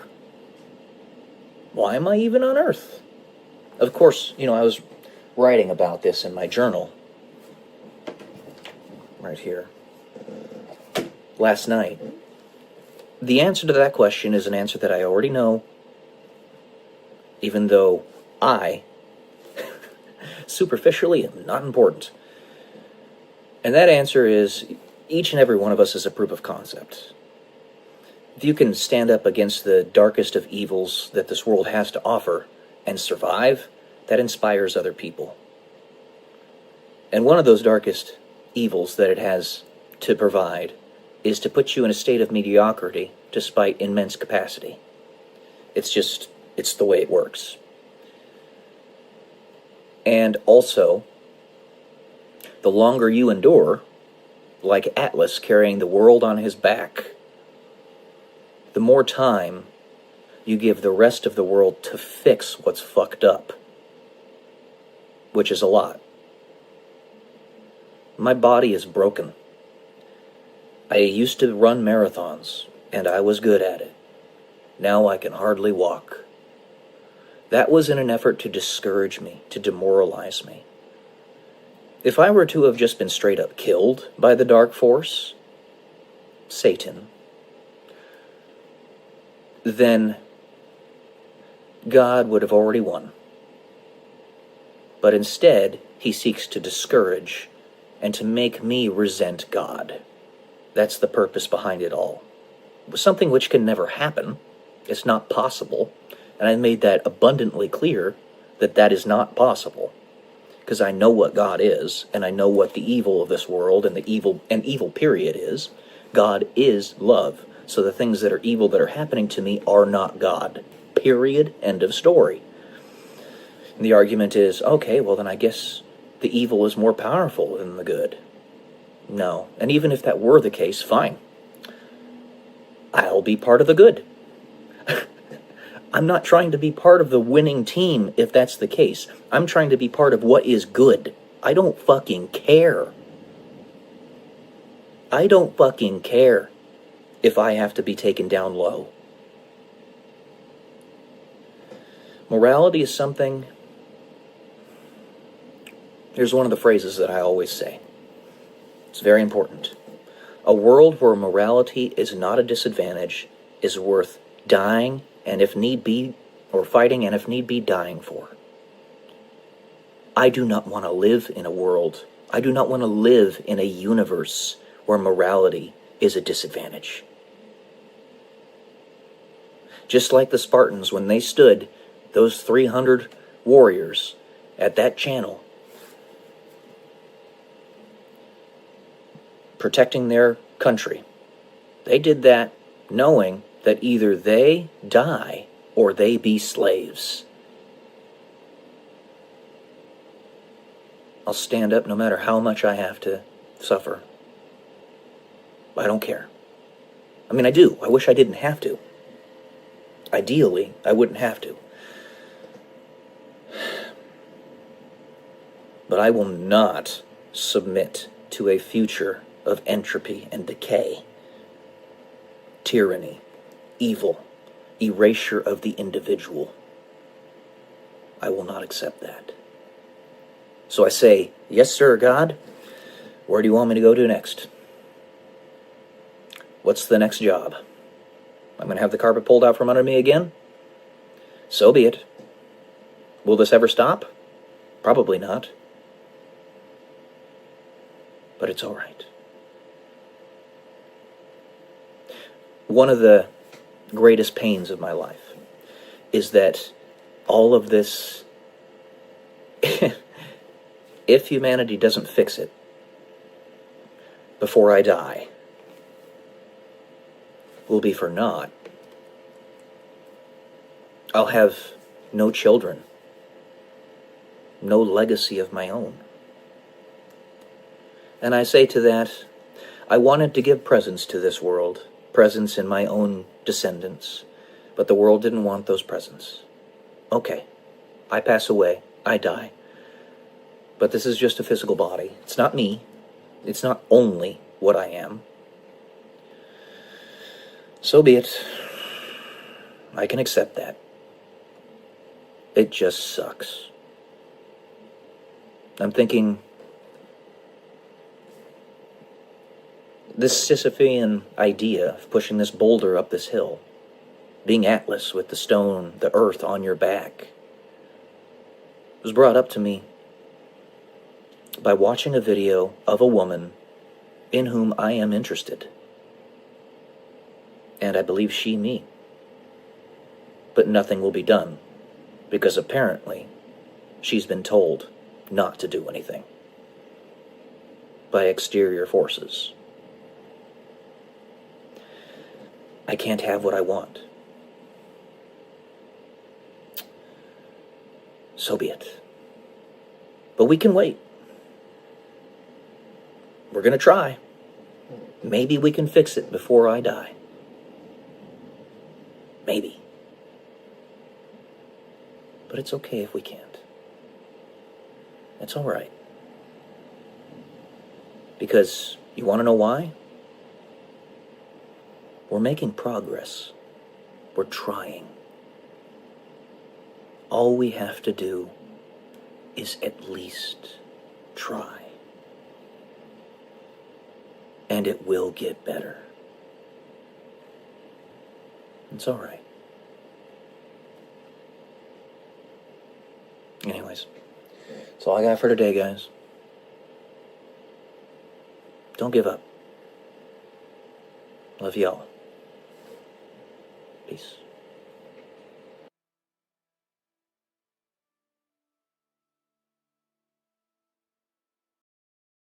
There are 3 limiting factors.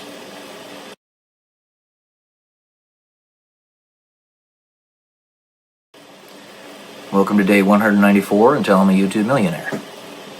There are 3 limiting factors in this process, whatever it is. The process of saving souls on Earth. The process of squeezing as much juice out of the orange as one possibly can.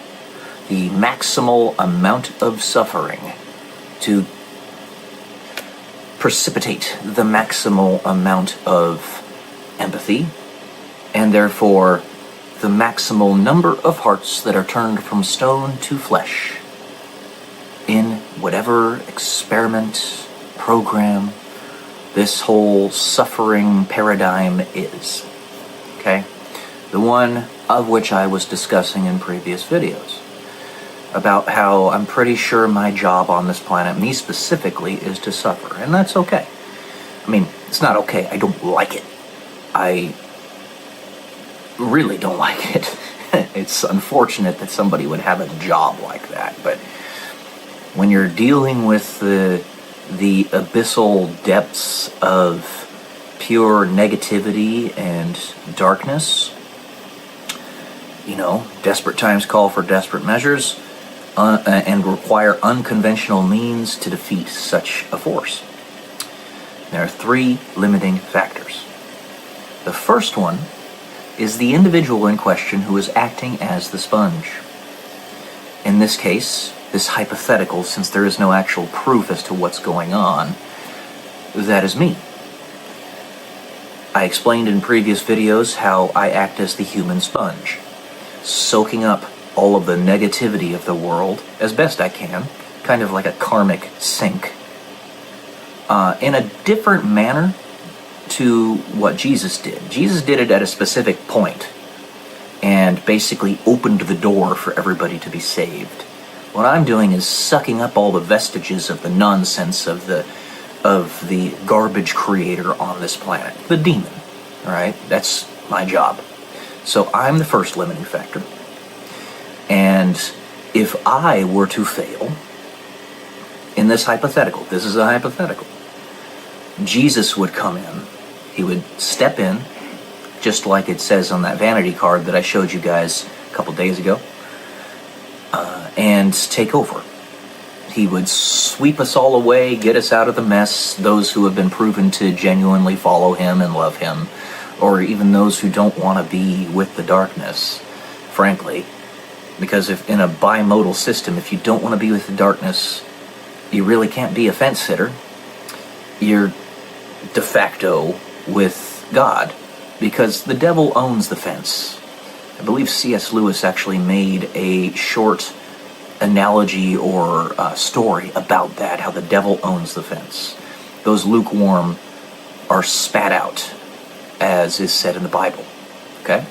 So that's the first limiting factor. Jesus will come in and sweep us all away. The second limiting factor, if humanity loses their nerve in whatever this process is, that is, people simply stop trying. They don't agree with what's happening, and that doesn't happen very often because they see the results of it. They're given the evidence of those results. That is, every last ounce of suffering that this person experiences ends up saving another person. You don't see where, you don't see how, but it ends up turning their hearts from stone to flesh, and they become human again. Kind of interesting, the parallels with the book No Longer Human that I read a while back. Their heart turns to flesh, and they suddenly can feel again. They're no longer numb. They're no longer empty vessels, or even worse than NPCs and not even existing without an internal dialogue. So that's the second limiting factor. It's kind of like an experiment, how you have titration, right, of chemicals and stuff, and you have limiting chemicals and all that. I forget the term for that, but you can find it pretty easily online. And then the third limiting factor, obviously, is God. Jesus. When he decides that he doesn't want to go any farther, and he doesn't like seeing the suffering of either humanity or his warrior doing the job for him, and he'll step in. He'll make that decision. Now, I'm of the mindset that he probably has a specific period in mind where if I don't give up and humanity doesn't give up, which is a win-win, by the way, that he will decide to step in one way or another. So those are the three limiting factors. I think, and I think Jesus wants this, we're butting up against the third one right now. Because if I, the sponge, do not break, right, or get saturated, if you will, and stay saturated, and humanity doesn't lose their nerve in continuing the pain process, whatever that is, then there comes a point where you've gotten everybody. And the only entities left are those who have committed the unforgivable sin to sin against the Holy Ghost, which is to know that the Holy Ghost is who and what the Holy Ghost is and still defy it. So those people, perhaps 144,000 of them, I don't know, commit the unforgivable sin. They are the abyss. There is no way to save them, or they're with the abyss one way or another. And Jesus says, okay, I'm stepping in now. You did your job, good job, good and faithful servant, and takes over. Ends the charade for what it is, pulls us all out, and that can take many forms. Either we can collapse the timeline to where it happens specifically at this point in history, the convergence of reality, and we don't have to jump to other timelines. Or, like a polyp, we pop off of this one and are raptured away. Now, what I mean by that is, a rapture in this sense is basically a time skip, okay? A period of time where there's tremendous tumult and destruction across the entire planet, where everybody who's decided they want to be with Jesus would have passed away in that tumult. So Jesus decides to take them away so they can skip over that spot and just be with him, right? That's what that is. It's just a time skip, essentially. That's when I say time skip, that's what I mean. And I had mentioned time skip in an episode a long time ago. It was probably a couple months ago. And that's what I mean by that. But if you endure to the end, then the timeline is collapsed to be exactly at the point where there is no longer any destruction, aside from the abyssal creatures that will not be saved. So at that collapsed point, if we get there, then we can know for certain that we've gotten pretty much everybody, or we have gotten everybody that can be gotten. And the only way to get more than that is to convert the abyss into not the abyss, which I guess is technically possible, because if you can imagine it, it is, but that's going to be saved for another part of the story for later. Once we get out of this mess, then we can consider trying to pull them out of that. But not now. Not now. It is a triage situation. And to sink excessive amounts of energy and time into that will take away from the souls that can be saved in the meantime. So, 3 different limiting factors. The sponge, the whole of humanity, and Jesus. I don't think the sponge has ever given up. And I think humanity is keeping their nerve up. Jesus will be coming soon. Alright. That's what I got for you guys today. An interesting hypothetical. Love y'all. Peace.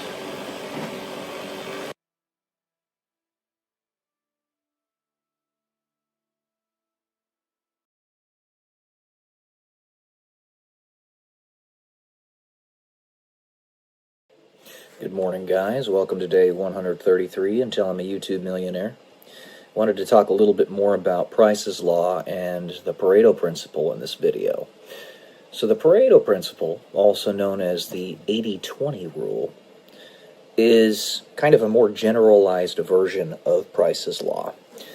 Basically, what it's telling you is that 80% of the productivity of a company comes from 20% of the people that work for said company, or any institution for that matter. It's not simply a company. Could be a central government, could be a school, could be any number of things.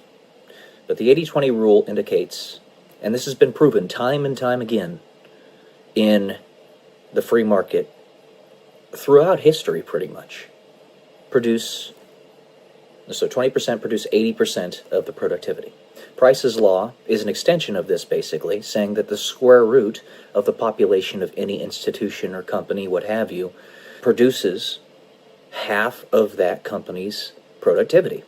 So a business with 10,000 workers, the top 100 performers, produce half of that company's productivity. Now, this is extremely important to understand for a multitude of reasons. Like I said, it's not just business. It's countries, it's institutions, it's education, it's the advancement of society writ large. Let's look at somebody like Isaac Newton, one of the smartest human beings to have ever lived. It is proposed that his IQ was somewhere around 190. He was a lousy student because he was focusing on other things while he was in school. But he literally invented calculus, almost single-handedly. The only people who had any concept of this beforehand was Archimedes, with his Archimedes palimpsest, which was thousands of years prior. And that was information that we had lost to the annals of history. Okay? This is a singular individual who essentially created the entire branch of mathematics known as calculus. And he was a polymath. That's not all he did. He also did tons of work in optics, in physics, in chemistry, and even a little bit in alchemy, because everybody has a little bit of a whimsy, you know. So, and then you have people like Da Vinci, who literally conceptualized aircraft before anybody else, hundreds of years before anybody else even had the idea that we might be able to fly one day. And then you have Hypatia, who was the first person to ever write down a poem thousands upon thousands of years ago. I believe it was using Egyptian hieroglyphics, but I can't recall. You'd have to look that up. And then you have people today, like Elon Musk, Bill Gates, even though I don't like him because he's not a trustworthy person, President Trump, Grant Cardone, who is a real estate entrepreneur, Jeff Bezos, the owner of Amazon, Mark Zuckerberg, Facebook, and then Warren Buffett, or I call him Warren Woof Woof because I'm a goof. So essentially, these people, you can continue with this square root idea continuously, over and over and over. So you have a world of 8 billion people. Square root it, you get the number of people that produce half of the entire planet's productivity. It actually does line up. Sorry, my hair's all over the place. And then you square root it again, blah, blah, blah. Basically, you get like the top 20 people in the entire planet producing about 12% of the productivity of said planet. It lines up. Okay?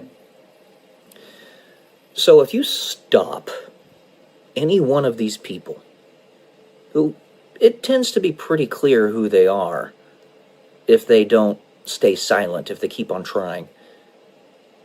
If you stop, silence, squelch any one of these people, you're not just stopping that person from getting employment or from being like a pilot or something at an airline, but you're literally chopping off at the knees potentially 10% of all global output from a singular person. Let's look at Elon Musk again.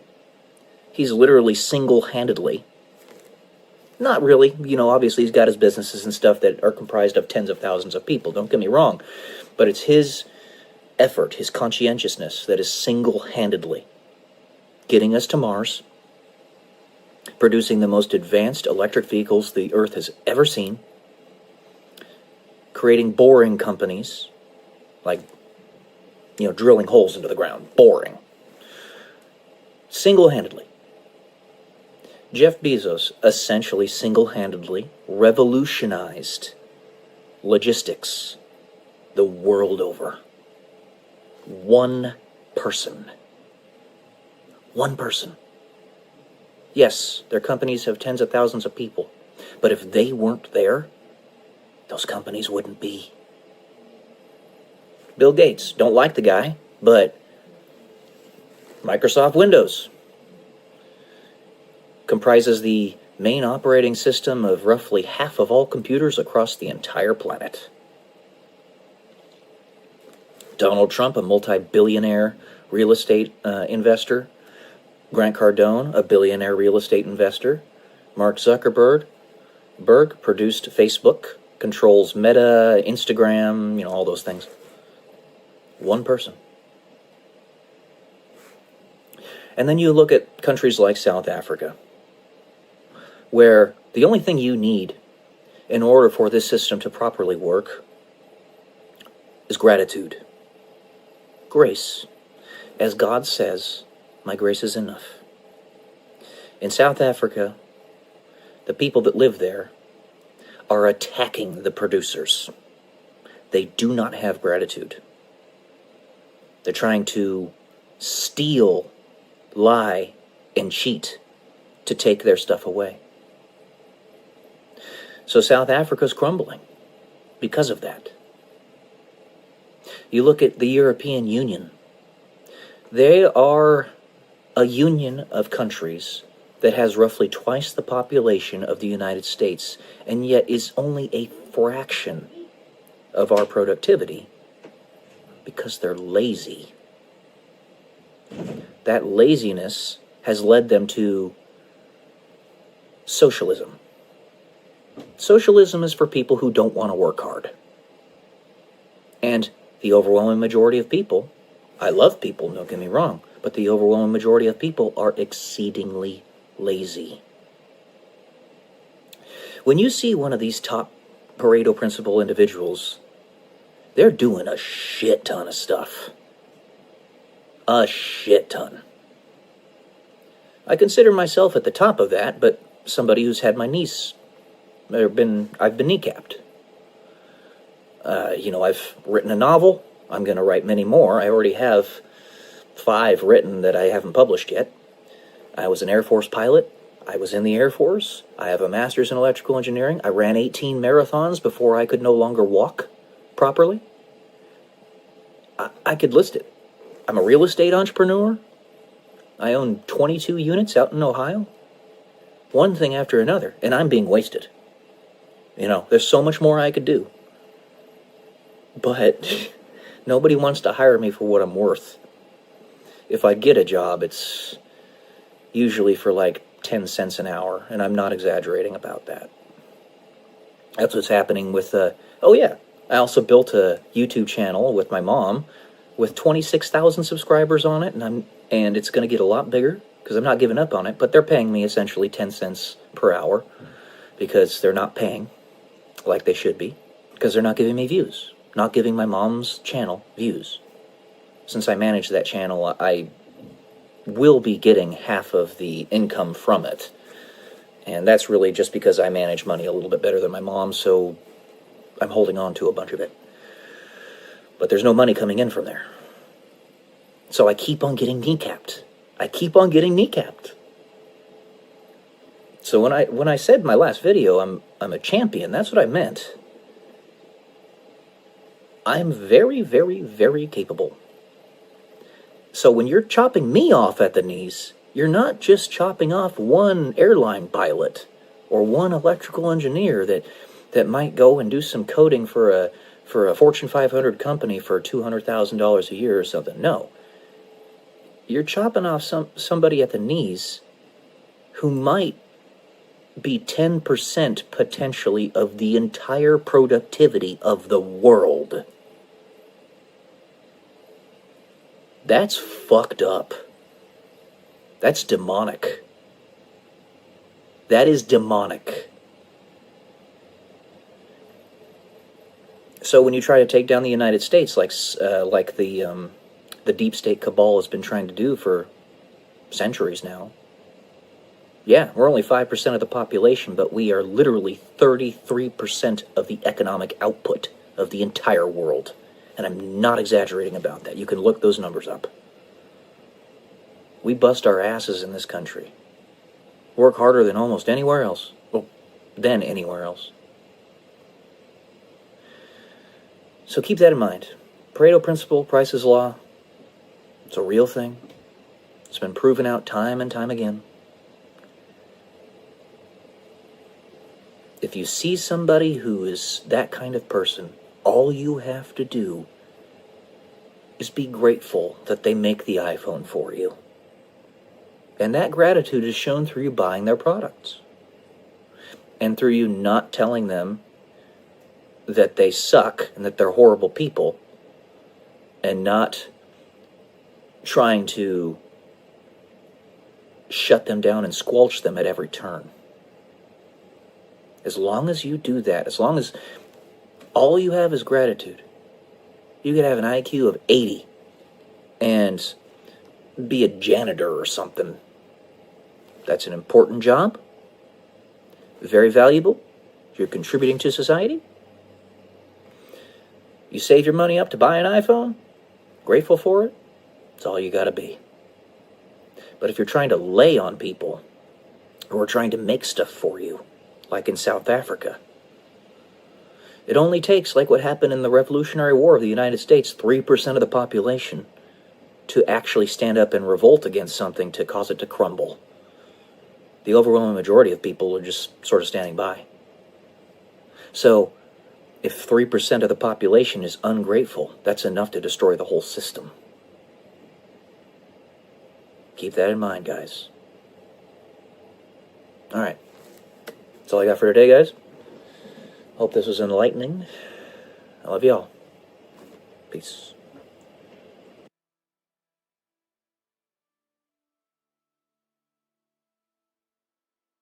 Whatever world in which you're born, you have to utilize what is there to have any proper context or frame of reference that others can understand. Welcome to day 171 until I am a YouTube millionaire. And I was reviewing some of the videos that I had made 7 or 8 years ago, back in like 2018, right around there, when I was in Ohio, when I had just gotten there. And even then, I had changed so much. That was before I had become a professed Christian, before I had followed this faith. And what I mean by you have to operate within the context of the world in which you live is something to this effect.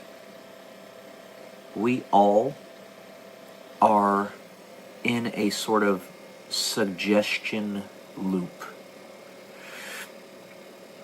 The entire planet being guided down a proscribed path that we are told there is no way to change. It's a script, and there's no way to break the fate. And we have people acting as the evil entities and people acting as the good entities. I always bring up George Soros as a prototypical demon, or prototypical parasite. And the stance in which he lives reminds me of one of the characters from the movie Kingdom of Heaven. The movie with Orlando Bloom in it, and Edward Norton. But one of the new king's primary servants, after the 16-year-old king that has leprosy passes away, goes and slays some women that were part of Salah ad-Din's family. And he says, I am who I am, someone has to be. Does really somebody have to be? Now, the path that was being tread there was one that was a justifiable crusade in order to save Europe. So in that context, don't misinterpret what I'm saying here. But you are not required to follow a proscribed path. I think I'm using that word properly. And then I also think of the guy in the movie The Martian, the guy that Matt Damon plays. Dr. Mann, I believe is his name, and that's a fitting name. Who, when Matthew McConaughey, Cooper, comes to save him from his planet, along with the other doctor, he says, I really didn't think that I would not have the planet, that my planet wouldn't be the right one.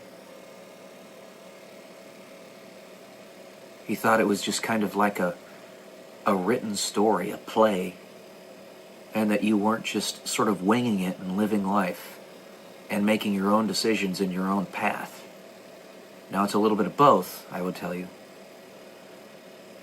But he was victim of... Oh, it wasn't The Martian, sorry. It wasn't The Martian. It was The Interstellar. I got those movies mixed up. He had main character syndrome. And this led him to fall into his monkey brain mentality, his lizard brain, as it's called, his instinct for survival. And he tried to unalive Matthew McConaughey and steal all of their tools to get off of that planet because he was stuck there. It was all about him. He didn't care the consequences because he thought he was the main character. He also didn't have faith, it seems.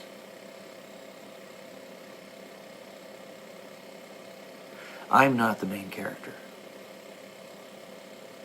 Nor are you. Not in everybody else's life, that is.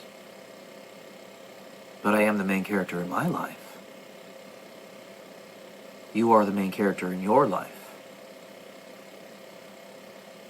But what does the main character always do, principally,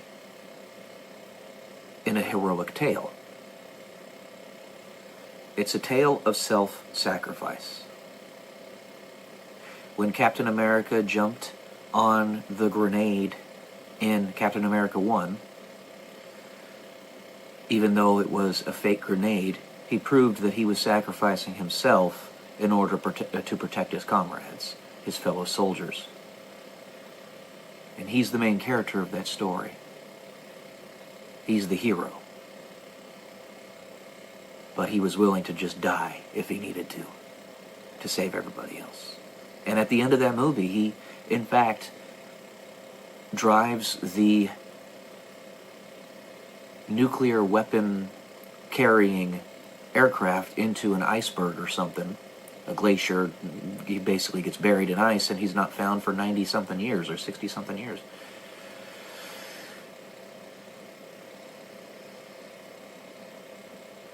Main character syndrome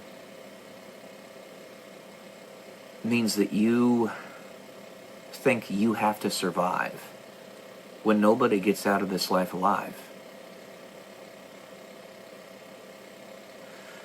Nobody does. So how are you going to live while you're here? You're going to live purely for yourself, or you're going to live for others, or as almost all human beings, live some combination, somewhere in between.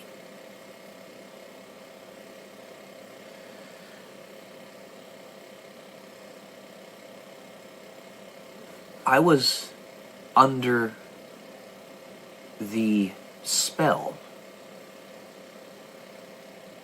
in some way, though with that little kernel of trying to follow the objective truth, the objective reality, that the rest of the world was under for the decades I've been on this planet. This is why and how my perspectives have shifted so drastically since my time in college to now. I believe what my leadership was trying to show me at the Air Force Academy is in fact who and what I am. But, one, it's foreboding to say anything like that, because you're not the main character, and you will not be a false idol. And two, it doesn't hugely matter. The only thing that really matters is the sense of responsibility that comes with it. The weights you have to carry, and whether you are that or not, if you believe you are, and you carry the weight, or you will try to carry the weight that such a person or entity would carry. You might fail, you might succeed, but they'll put it upon your shoulders because you're the best bet that they got.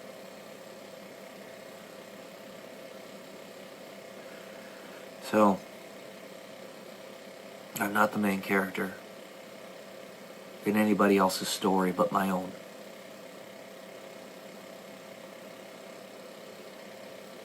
We are still, thankfully I think, in the death throes of it, but still in the doldrums of this loop of suggestion, this brainwashing, that made us think that the whole of the world had to end in 2012. We're still here. Going on 13 years after the fact. Very little has changed since then. Well, I mean, the fact that we're still alive and all those people who have President Trump derangement syndrome. It's called TDS for short, and they're actually trying to make a psychological syndrome like in the DSM-5 or do studies on it or something that's specifically that.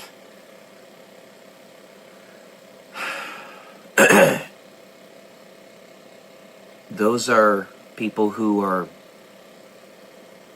trying to force that suggested path even though it no longer is where we're going. We would have gone there because we would have willed it into existence. It only takes a handful of people out there to say, no, you don't have to go that way, for it to actually change. And if nothing else, I do want to stand as something like that person. And I was very gung-ho about December 21st, 2012. Back in those days. I've changed a lot. I've grown and matured a lot. If you want to just look at my physical body, I'm a lot thicker than I was. A lot thicker. Yeah. Lots change. Lots changed. A lot does change in 10, 15 years. You're not going to remain the same person that you were from 21 to 35. You're going to grow, you're going to mature. Allow that to happen with grace, with steadiness, and humility. That's all I got for today, guys. Love y'all. Peace.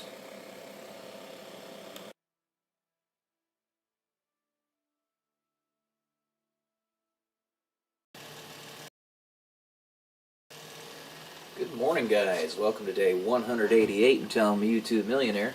Today we're going to do a reaction video of a new video that came out from Melody Sheep. They make new videos which are basically documentaries and whatnot very seldomly. But this is the best channel, in my opinion, on YouTube.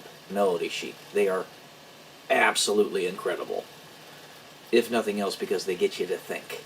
It's very mentally stimulating, which is critically important for a person like myself. This one's called Engineering Earth, Sci-Fi Solutions to Earth's Problems. So fitting, seeing as how I made some engineering different planets scientific papers. So, starts off, we are called to be architects of the future, not victims.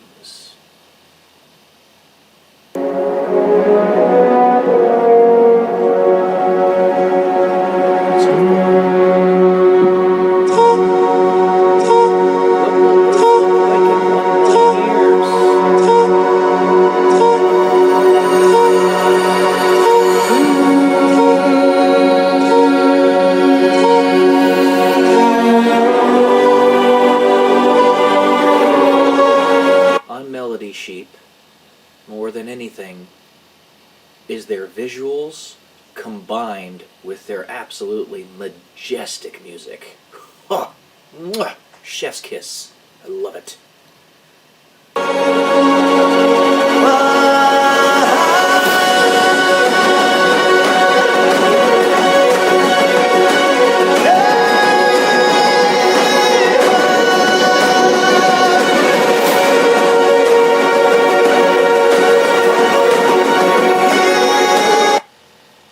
Look at the stuff that he's showing right now.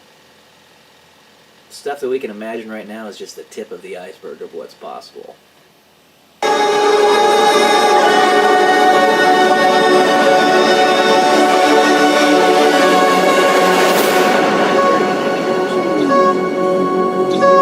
all I know, this guy gets inspiration from some of this stuff. I don't know. He might. If he does, totally awesome. The lithosphere. In 1815, a mysterious veil of dust began to spread over the earth. The culprit was a remote East Asian volcano, Mount Tambora. It was the largest eruption in modern history, spewing out 80 cubic kilometers of debris and taking up to 100,000 lives. By the way, I didn't pre-watch this, so you and I are watching it for the first time together.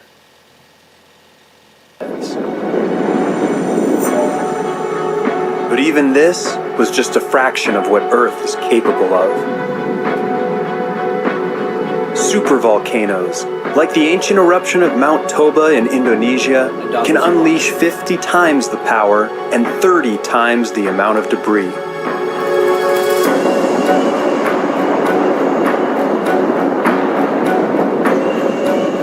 An eruption of this scale today would be catastrophic, potentially claiming up to 1 billion lives.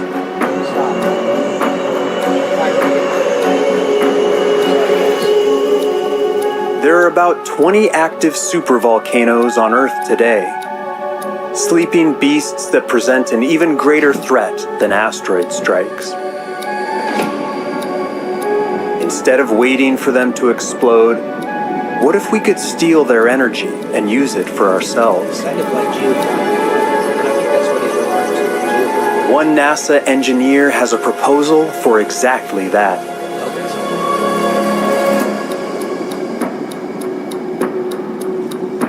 The idea is to drill a series of boreholes several kilometers deep around the outside of the magma chamber.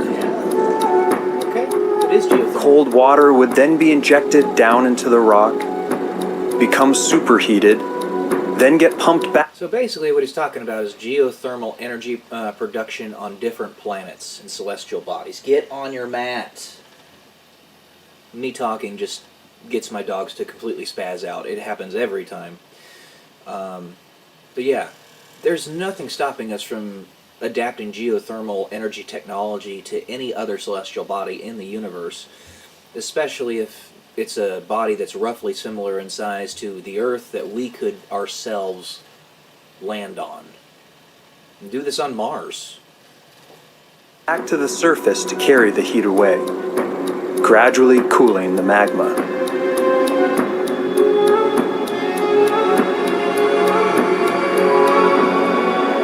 The location of the boreholes will be critical. Drilling too close to the chamber itself would risk triggering an accidental eruption. Company by Elon Musk. This is why he's doing it. To bore these types of things. Geothermal energy. But if done right, the superheated water removed from below would provide a continuous source of renewable energy. And over tens of thousands of years, the energy removed may eventually be enough to cool the chamber completely. It's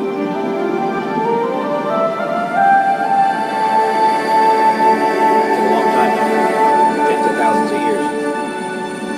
Well longer than even To fully protect civilization, we will have to neutralize not just every existing supervolcano, but all future ones.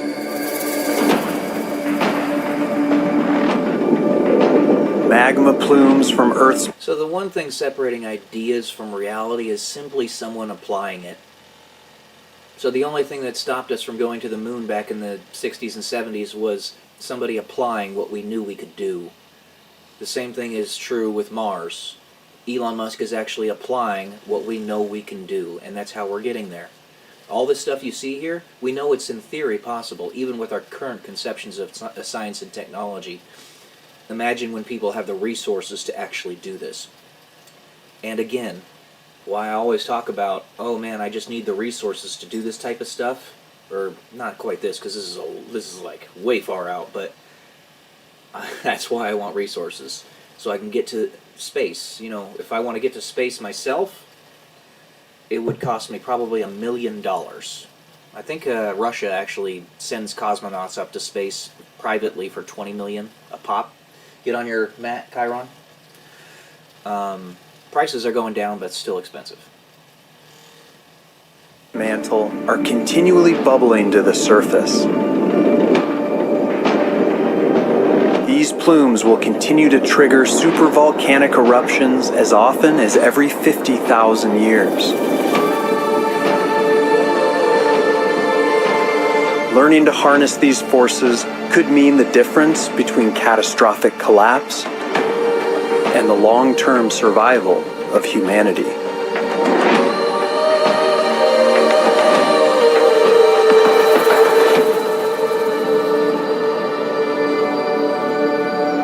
But it's not just supervolcanoes we will have to manage. From the lithosphere to the atmosphere, each of Earth's layers are prone to shocks that can threaten civilization and life itself. Our job is to protect and manage these layers with the power of technology, to build a safer, more livable planet where life and humans can thrive together for millions of years. And creating a safer planet starts with creating a safer climate. This stuff is absolutely beautiful. I love it. It's not just important to talk about these ideas, to think about these ideas, to imagine these ideas, but to put such profoundly beautiful visuals to it and music is insanely important. I can't tell you how important this is. It gets people to just think of new things. It inspires people. It is so, so important to inspire people. And that's what this stuff does. In 1991, the eruption of Mount Pinatubo ejected 20 million tons of sulfur dioxide into the stratosphere. Reflecting sunlight around the world and causing global temperatures to fall up to half a degree Celsius for nearly 2 years. The cooler temperatures even slowed the pace of sea level rise for the next decade. With global temperatures and climate catastrophes on the rise, this event inspired a bold idea. Artificial volcanic eruptions. Like putting sunscreen on the Earth, spraying sulfur dioxide high in the stratosphere would reflect sunlight and temporarily cool the planet. This stuff is all over the world possible. A single ounce of sulfur dioxide in the stratosphere can offset the warming effects of several tons of carbon dioxide for a year. And you have sulfur hexafluoride that is a greenhouse gas. Dusting the sky would have an immediate effect, buying us time to decarbonize the global economy. So I can appreciate where he's coming from. He's definitely one who's still the narrator and the creator of the video, who still looks at the carbon dioxide emissions of humanity as a problem when we are very low in terms of the parts per million composition of our atmosphere of carbon dioxide in the history of the entire planet, right? The whole life of the planet, we're at a very low point. In fact, we're only a couple hundred parts per million of carbon dioxide above the point where plants themselves would starve. So we actually need more carbon dioxide in the atmosphere. I agree with the guy in that we need to protect our planet. Absolutely. 100%. It is our home, and it is a biological creature that is essentially all of us combined. It is very important to do that. It's everything. It's just a matter of prioritization. Do not sacrifice the well-being of human beings, of civilization, of people, for the purposes of maintaining an inanimate object. We need to keep our biome safe and inhabitable, don't get me wrong, but the priorities have to be straight. We also have to have people alive to even be able to perceive its existence. So I understand where he's coming from. It's all good. We know carbon dioxide is a greenhouse gas. It's very powerful. It's very useful, especially on a planet like Mars, where we want to heat that planet up. But I think he's probably incorrect, along with many other scientists, on where we are in terms of the amount of carbon dioxide that we can handle on Earth. Just look back into the Jurassic era. The Jurassic era on this planet had like 3,000 parts per million carbon dioxide in the atmosphere, something like that. And the average surface temperature was like 75 Fahrenheit. Right now it's 59 degrees Fahrenheit with about 400 parts per million. So we can go a ways before it really becomes a problem. But there's a catch. The exact effects may be unpredictable and uneven. Weather patterns could become erratic and threaten food supplies. With so much at stake, the fight for control over Earth's climate could even escalate into armed conflict. Such as the underlying story behind Fallout, the video game by Bethesda. You want to avoid experimenting on the atmosphere? There's a bolder way to cool the planet. Probably using mirrors is what I'm thinking he's going to do. Yep, mirrors. There you go. A team at MIT has developed a concept for a giant solar shield out in space, thousands of kilometers across. We can do the same thing with Venus. That's how we could actually... Placed where the gravitational pull from the sun and Earth balance out, it could reduce sunlight by 1.8%, just enough to bring temperatures down to pre-industrial levels.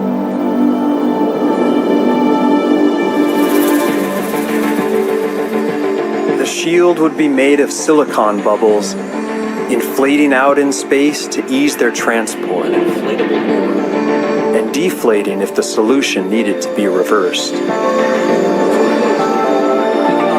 concept in solar sails as well, except it uses To block enough sun, this solar shield would have to be absolutely massive, about the size of Brazil.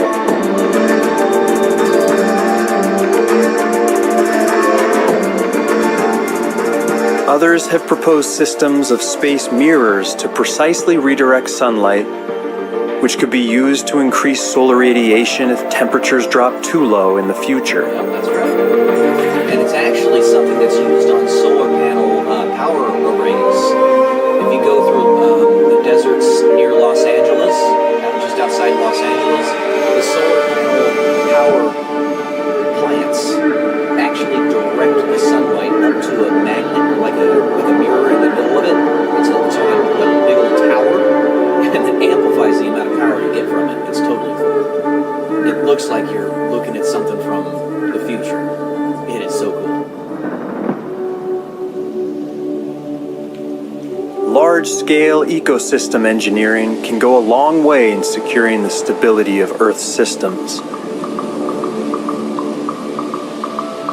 In 2007, the United Nations launched the Great Green Wall Initiative, This is a huge effort to plant a 5,000-mile belt of trees across the entire African continent.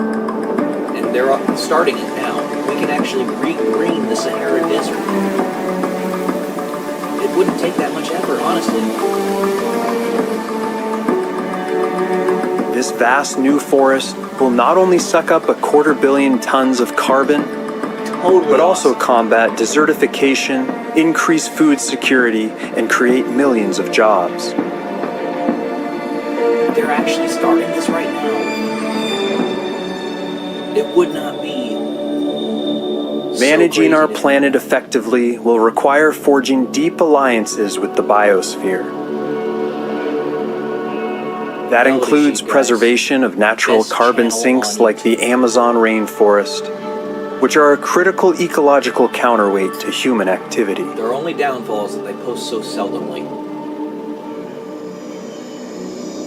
But in some cases, that may also mean bioengineering new forms of life itself.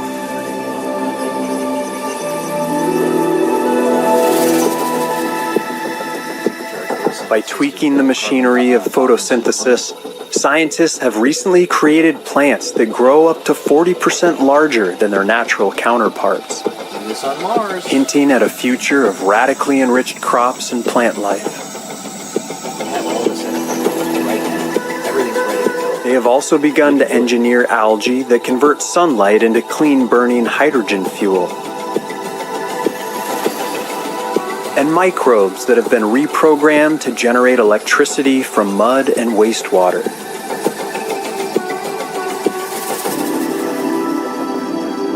But most dramatically, we are now on the path to creating a hybrid woolly mammoth.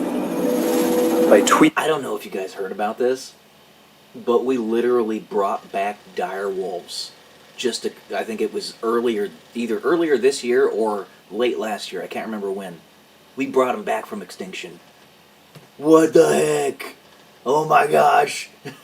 And what he's talking about here is not far-fetched at all. We've created goats with artificial wombs. We've cloned them. This is pretty cool stuff. taking the genes of Asian elephants.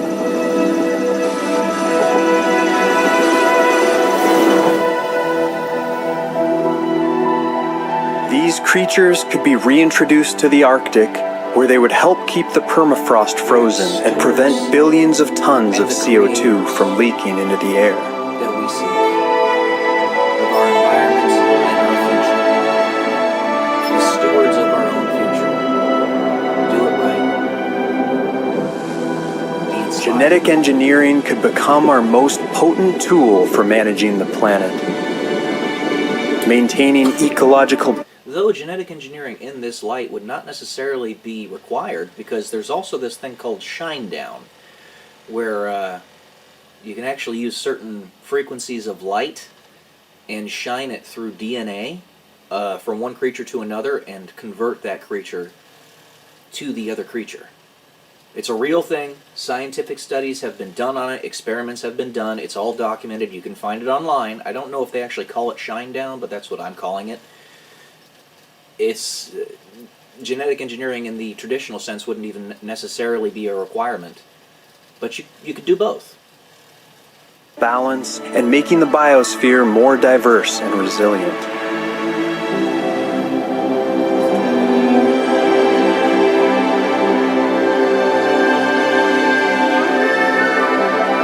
The wonders of the future may not be built with concrete or circuits,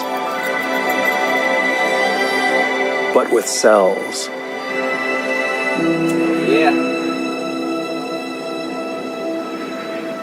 By the way, apologies if it gets a little annoying that I'm stopping so much, but you got to keep in mind that I got to make sure that this is fair use and I'm not just re-uploading his video, right? And so I have to give commentary on it. So if you want to see the whole video by itself, go to Melody Sheep channel, best channel on YouTube, and you'll see it raw.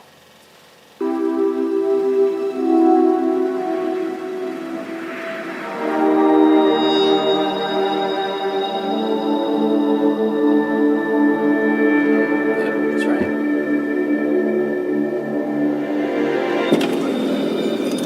What's stopping us from figuring out how to use photosynthesis in our solar panels?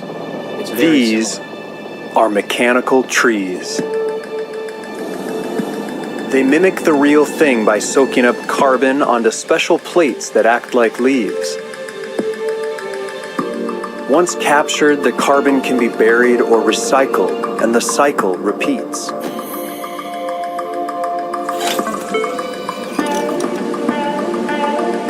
A single one of these machines can sequester as much carbon as 1,000 living trees.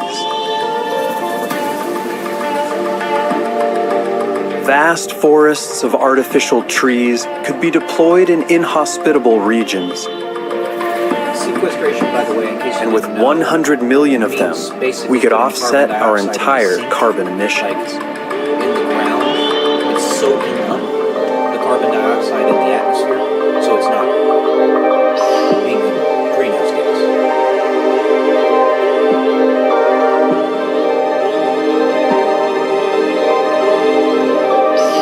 It sounds like a supervillain plot.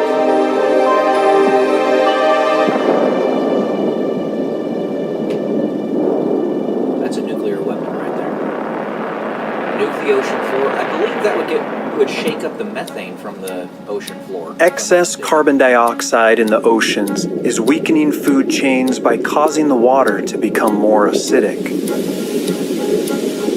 Pulverizing a part of barren seabed would allow rock particles to soak up the excess CO2 and restore balance to the waters. Can you believe we actually have nuclear fusion now? A single nuclear bomb placed 5 kilometers beneath the Give it a couple decades seabed and could we'll have shatter nuclear enough fusion rock power to that's sequester fully 30 utilized years of because carbon it's all there. emissions. We have it.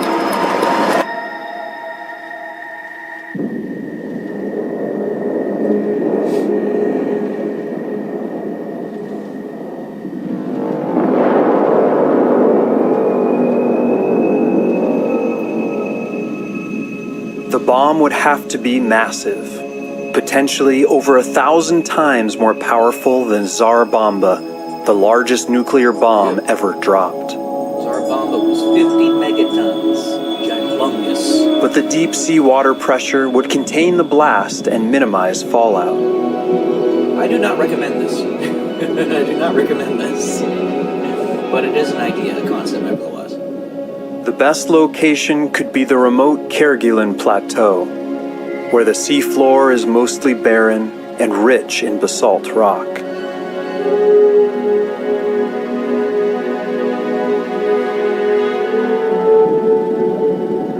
This is geoengineering at its most extreme and most dangerous. Glad he said that. But preserving the oceans and millions of human lives makes even the most extreme ideas worth considering. So he has his priorities straight. This is for the purposes of keeping life going. For a safer way to manage the seas, we don't have to go far from shore. I don't mean to patronize, but that is...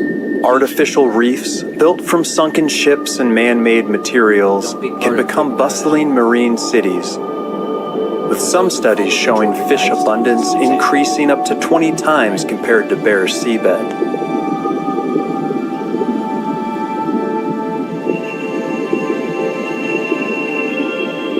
Widespread artificial reefs could boost the ocean's natural carbon drawdown by offering habitats for trillions of corals, shellfish, and seaweeds that capture carbon during their growth.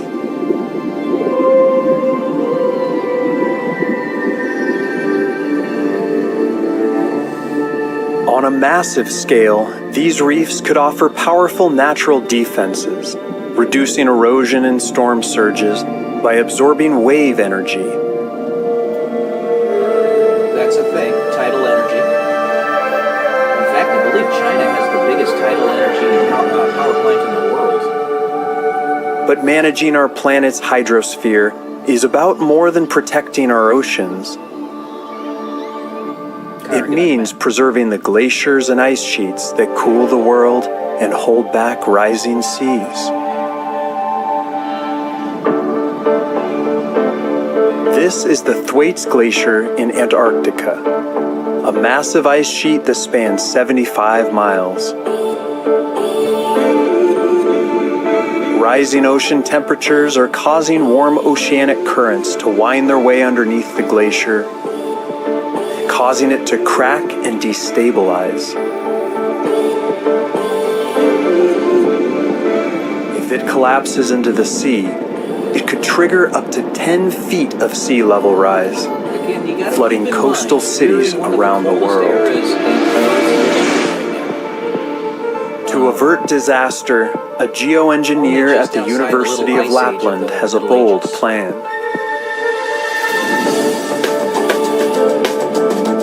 The idea is to construct a massive 100-kilometer long underwater curtain around the glacier, designed to block warm ocean currents from reaching the underside of the ice.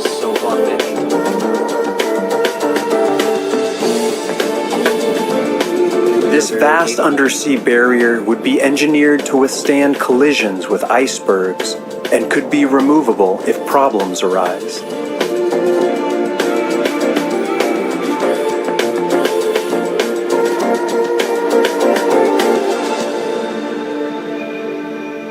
At the opposite pole of the planet, ambitious proposals are being made to stop the loss of Arctic sea ice.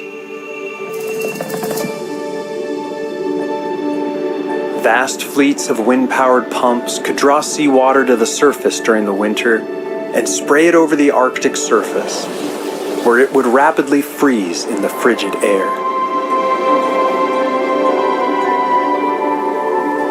By the way, An American architect... Because the albedo of ice is so high, in other words, it reflects so much light back into space, it's a compounding effect to have ice on the surface of the ocean.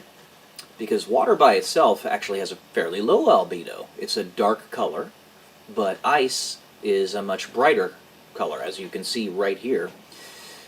So the more ice you have, the colder it gets. The colder it gets, the more ice you have, etc. It's a compounding effect. So, has recently designed a polar umbrella, which would float in Arctic seas using solar power to harvest seawater and create new ice.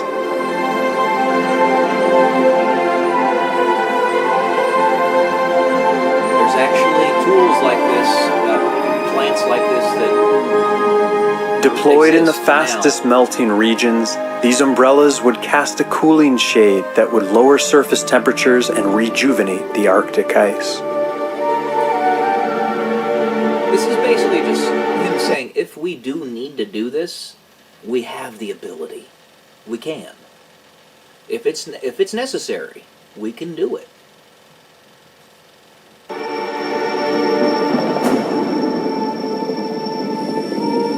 But most of these grand solutions have a common problem. They each require enormous amounts of resources and energy. We would know when it's necessary. Where do we get the power and materials? And how will the insatiable demand for energy shape Earth's future? Thank God, we no longer have our culture in a stranglehold of the deep state and the cabal, because now we can actually get real information that everybody needs and can understand. For the last 2 centuries, our energy use has been growing exponentially, surging over 7,000% and fueling a 100-fold increase in global economic output. Continuing this level of growth will eventually require generating hundreds of trillions of additional watt-hours every single day. But thanks to revolutions in solar power efficiency, covering just 0.3% of the Earth's surface in solar panels would be enough to power all of civilization. That's right. And the frontier of our solar-powered future will be one of the least livable regions of the planet: the deserts. Why not, right? You know, in heaven, it is described as having, what is it, like walkways and paths of of golden glass? That's what it is. Solar roadways. Deserts provide ideal conditions for solar power with their vast flat landscapes, abundant silicon, and constant sunlight. There are now proposals for massive-scale solar farms in the Sahara, capable of generating 4 times our current global energy usage. Which would get us to a Type 1 civilization, based upon our power output. But covering over 20% of this desert could have dramatic side effects.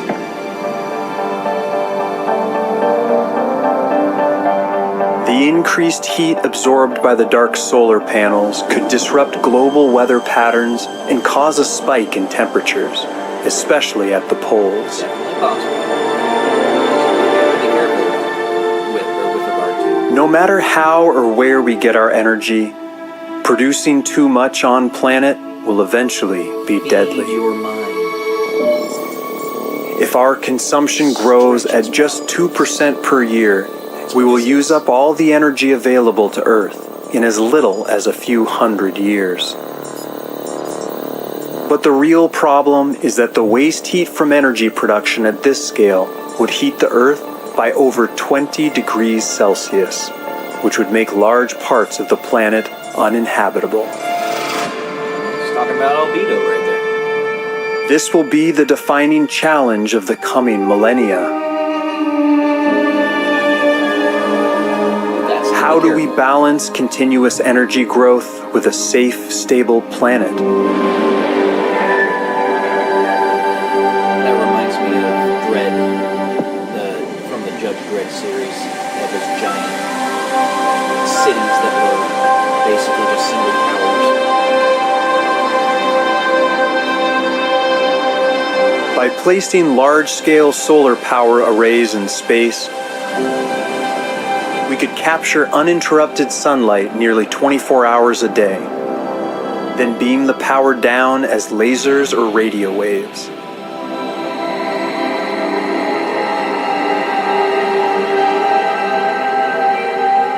Orbital power systems would shed their excess heat into the cold expanse of space, instead of heating up our atmosphere. That kind of reminds me of Star Trek. China is now planning a 1-kilometer wide solar array with the long-term goal of beaming gigawatt levels of clean electricity down from But it orbit. was the Star Trek reboot. They had a drill. And a team from Oxford is planning an even bigger station, 1.7 kilometers across, called Cassiopeia, designed to be built in orbit.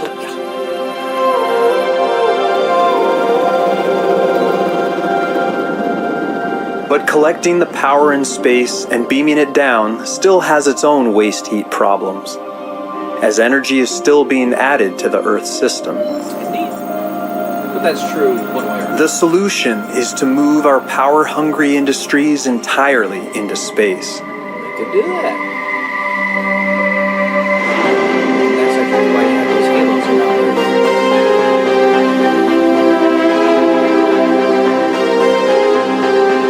This way, the energy can be collected, spent, and radiated completely outside of Earth's fragile system.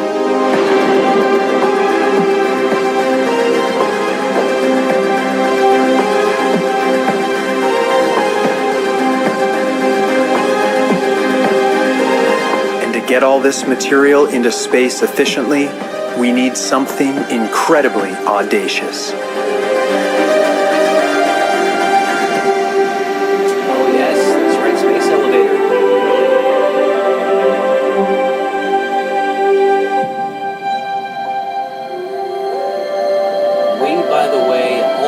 Like a highway to the skies, a space elevator would open safe and easy passage to the next technological frontier, If we can mass enabling the build-out of next-generation space infrastructure. carbon nanotubes, we can build this. We're that close to being able to the rotational force of Earth would be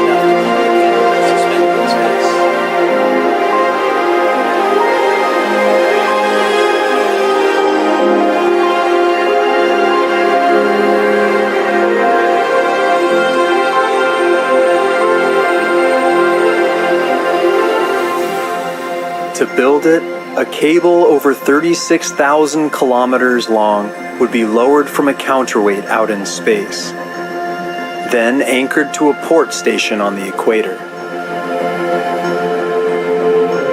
A space station could then be positioned at geostationary orbit, at the point where the gravitational and centrifugal forces balance There's out. a movie with Brad Pitt in it. I forget its name, but the opening scene is him on a space Laser elevator or while it's nuclear-powered rail cars would ascend the cable, carrying multiple tons of cargo at a time, which could drive launch costs down to under $100 per kilogram, 50 times cheaper than today.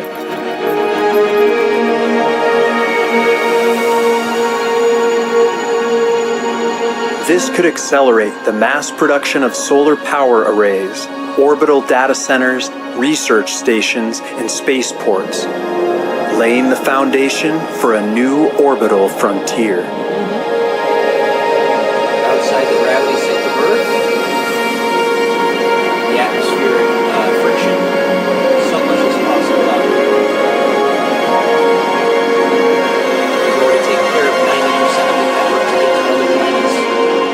But building this beanstalk to the heavens would be a daunting engineering prospect, This is like...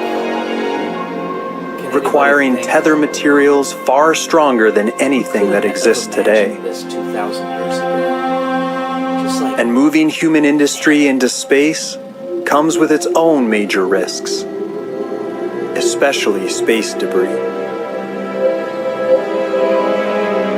Tiny pieces of scrap metal as small as a fleck of paint can tear through satellites and infrastructure, creating even more debris and causing a chain reaction of destruction known as the Kessler syndrome. that is a concept that happened in the movie with To solve George this, Clooney and Sandra Bullock. AI-guided laser Again, I forget systems the name could of the rapidly movie. identify and Other deflect space small movie. debris. But you can find it on IMDb, I'm sure. While larger pieces could be safely captured and deorbited.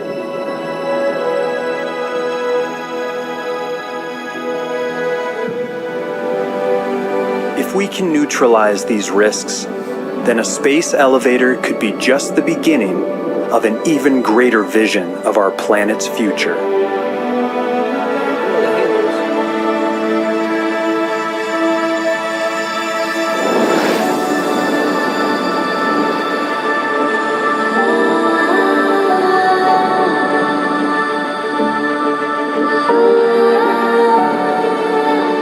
This is the crown jewel of space infrastructure,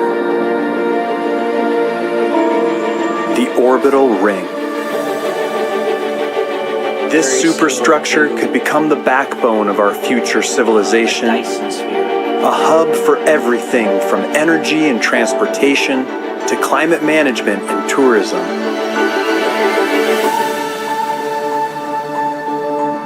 In its basic form, a simple ring of wire would orbit the Earth around 200 kilometers up, with a stationary platform magnetically levitated above the spinning ring. We can do this now, by It could be built as a free-floating structure the way. Wouldn't be or hard be to tethered to start the Earth at multiple points.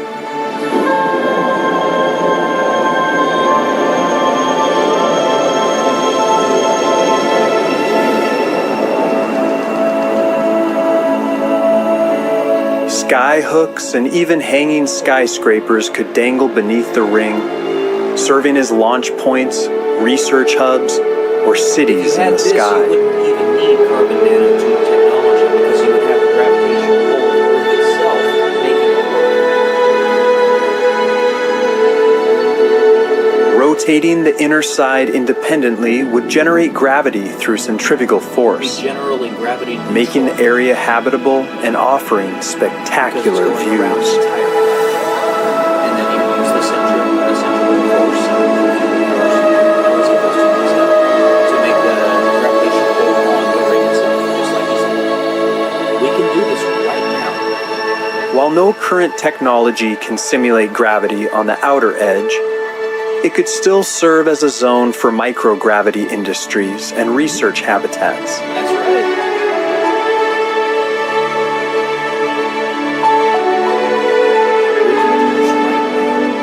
An intricate network of rings could be built at different inclinations, offering rapid point-to-point travel almost anywhere on the planet. Make them bigger, more robust. These layers could extend far outwards, even potentially networking with the moon. That's right. And we can make the moon terraform, But the sheer size of orbital rings would pose their own dangers.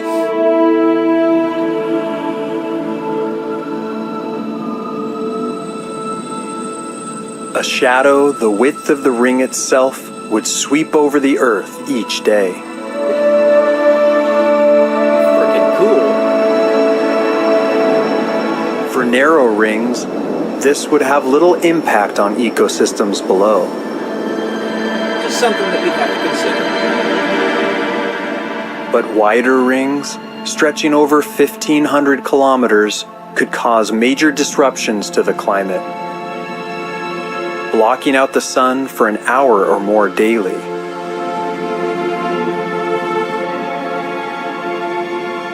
In time, we would just push the rings out farther and farther. Building one would be a towering engineering feat, as the ring would require tens of billions of tons of raw materials and constant active computer control to prevent collapse.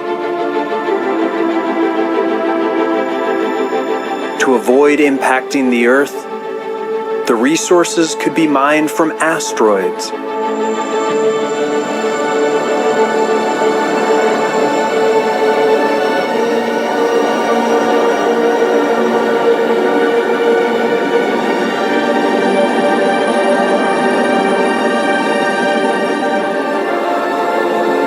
This may all seem like a far-off dream, but there are already proposals for... This is why I so desperately would love to live 2,000 years. Because I can conceptualize this right now, just as you can in this guy making the video. But if I had the time to compound interest grow my resources,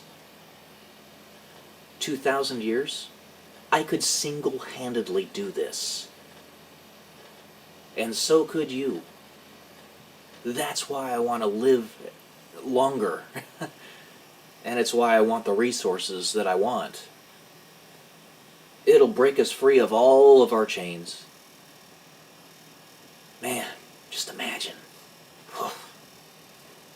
prototype orbital rings that cost as little as $9 billion. The guy has the idea in his head. He knows it's possible. The only thing separating him from doing it is the resources. That's it. If the risks and challenges that can be overcome with the rings can become.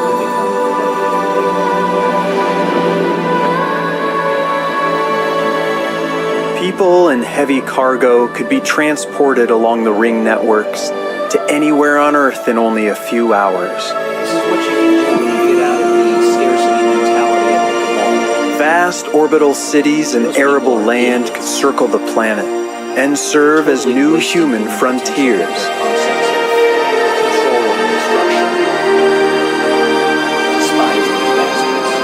And with energy and heavy industry woven into the ring, we could scale our growth without disturbing the planet, preserving Earth as a sanctuary for life. We might already have super lighting station technology that allows people to do this. Same with the cure to cancer. We might already have so blind and stupid. Like your souls. I just want to juxtapose that so you can see what we're getting rid of. This is amazing.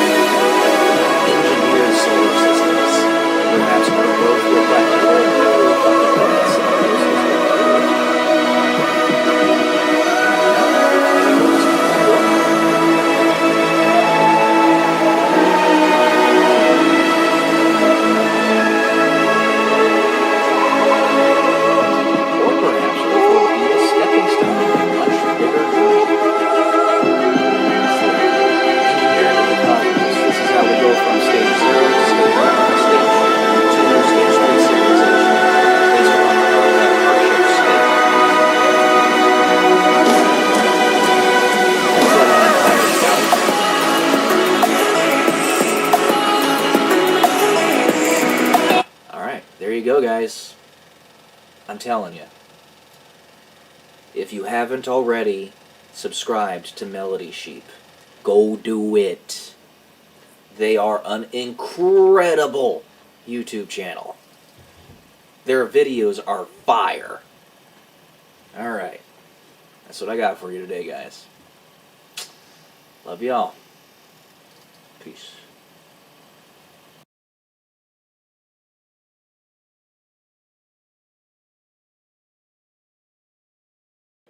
Good morning, guys. Welcome to day 129 until I'm a YouTube millionaire. Speaking of millionaires and becoming them, what would you do if you had $50,000 suddenly in your account? Where would you put that money? That is the opportunity that is at hand for us within the next few months. There's been a lot of hugabaloo, a lot of grumbling, primarily from boomers, about what's happening with the stock market right now. This is because we are doing something that is needed to be done for decades. Basically, the entire world has been sucking the United States dry of all its wealth and productive capacity through very unfair tariffs. Did you know that Canada has several items that they were charging 300% tariffs on the United States? I think eggs was actually one of them. You remember how the egg prices in the United States were skyrocketing in the last couple months? That was actually because former Vice President Joe Biden had unalived about 120 million chickens for some reason. He ordered the big chicken farms to unalive hundreds of millions of chickens. And obviously when that happens, you have a supply shortage because you're making less eggs. And when you have a supply shortage, the price has to necessarily go up. It's basic supply and demand economics. But we've been unfairly sapped of all of our productive capacity for several decades. If you knew what is happening in the Rust Belt of the United States, places like Ohio, Michigan, Minnesota, those countries, Illinois, states, they used to be immensely productive. We had a plethora of vehicle production plants in that area of our country. Well, the last several decades, those same vehicle manufacturers have gone to other countries because of unfair tariffs. Basically, they are literally parting out our country. And the only thing that's kept us afloat these last several decades, is that we've been innovating. We've still been producing new technologies. Things like semiconductors, transistors, more advanced space travel, cell phones and stuff like that. Even though this phone that I'm talking on right now is actually for the most part produced in slave factories in China. That's the type of thing that we're trying to change right now. So the stock market's tumbling, sure. This is something that needed to be done a long, long, long time ago. And the thing is, the overwhelming majority of people that are not boomers don't have any vested interest in the stock market anyway. When you can barely put food on the table and pay your month's rent, you're probably not going to be putting any money into the stock market. So, a house, the median house price, I believe, in the United States is around $400,000. Mind-blowingly expensive. The median age at which somebody is a first-time home buyer is 51 years old. That's ridiculous. Ridiculous. It was only a few decades ago that it was the mid-20s that somebody was going to buy their first home. about the age that I was when I bought my first home. So we have an incredible opportunity that's been thrust upon us as we try one last time to wrestle back our country from the liberal economic order that's been desperately trying to destroy us for a really long time. We have a lot more to do, but what we're doing right now is the first steps. We need to get rid of the central banks, the IRS, all that stuff needs to be gone. But these are the first steps. The prices of a great many things are going to go down way, way lower than what they are right now. The artificially inflated home prices across the United States are going to deflate. One, because we don't have illegal immigrants buying a bunch of properties that they shouldn't be buying because they don't actually have residence in this country. And two, because what's happening in the stock market is going to be inherently deflationary for a whole host of different products, houses being one of them. Companies like BlackRock are not going to be able to buy homes 25% above listed value for cash and price you out of the market. They're no longer going to be able to do that. We're stripping them of their monopoly. So, prices of homes are going to go down, prices of stocks are going to dip dramatically, and guess what? This is your opportunity as Gen X and Millennials to step in and buy the dip in everything. So if the Doge dividend does happen, and you end up getting $2,000 to $5,000 or maybe even more from the United States government, from all the money that was saved, where would you put that money?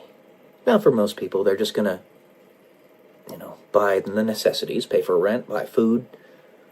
A lot of people are going to be silly with the money and go gambling and go on pleasure junkets.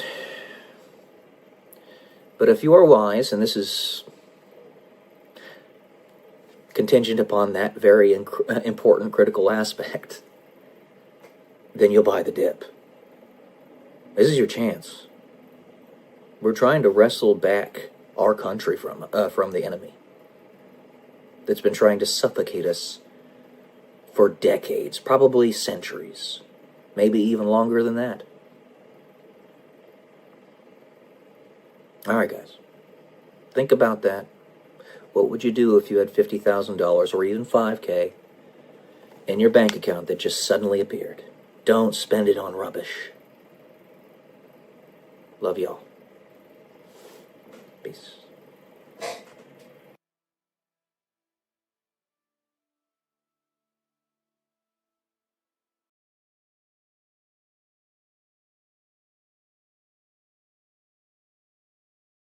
Good morning, everyone. Welcome to day 140 until I'm a YouTube millionaire. And today I wanted to talk about a little bit about faster than light communication, because I just got a little bit of a taster of it on Tim Pool's one of his videos today, and it's a topic that I discuss at length in my novel series, which, by the way, I'll be completely frank with you, I am fully convinced, personally, that the information I am getting to write my novel series is coming from whispers that God is giving to me. All right? I'm just going to tell you that straight up. And I even talk about said whispers. Like, that's everything in the story. The whole story, there's constantly whispers happening. And if you read the first novel, I already show some of that. But it gets a lot more in depth in the future videos. So how does one have faster than light communication? Well, principally there are two ways that I've been able to discern from the ether, if you will, as well as being combined with my personal experience, my experiences in life and my knowledge. My master's in electrical engineering, I understand a little bit about telecommunications and frequencies and stuff like that. But two principal ways. The first one is the way that Tim is talking about on this video, which is quantum entanglement.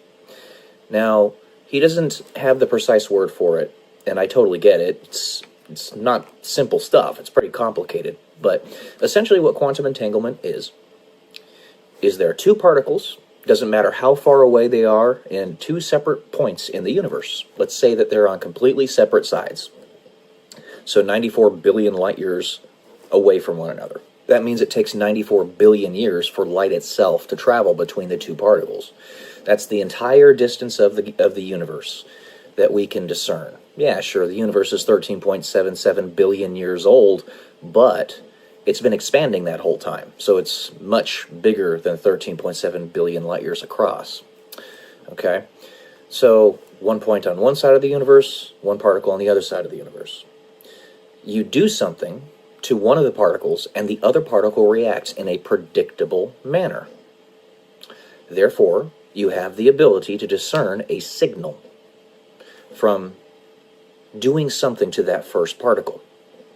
Let's just say that you tap on it, and it turns the particle blue on the other side of the universe. And every time you tap on it, just like Morse code, you have binary.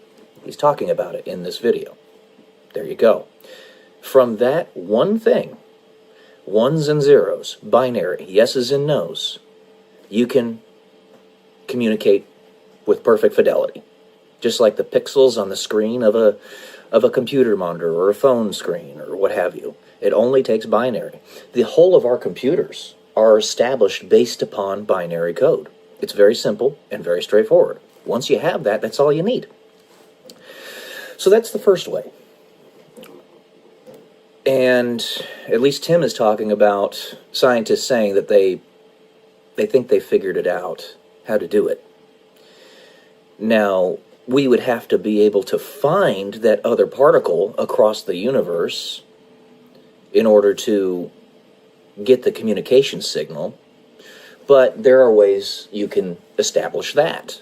Now, let's say you do something to entangle two particles that are nearby, like right next to one another, and you're manipulating both of them to get them entangled. I don't know how exactly you would do that. I don't know the details of it, but you've got those two particles right there. Okay, now they're entangled.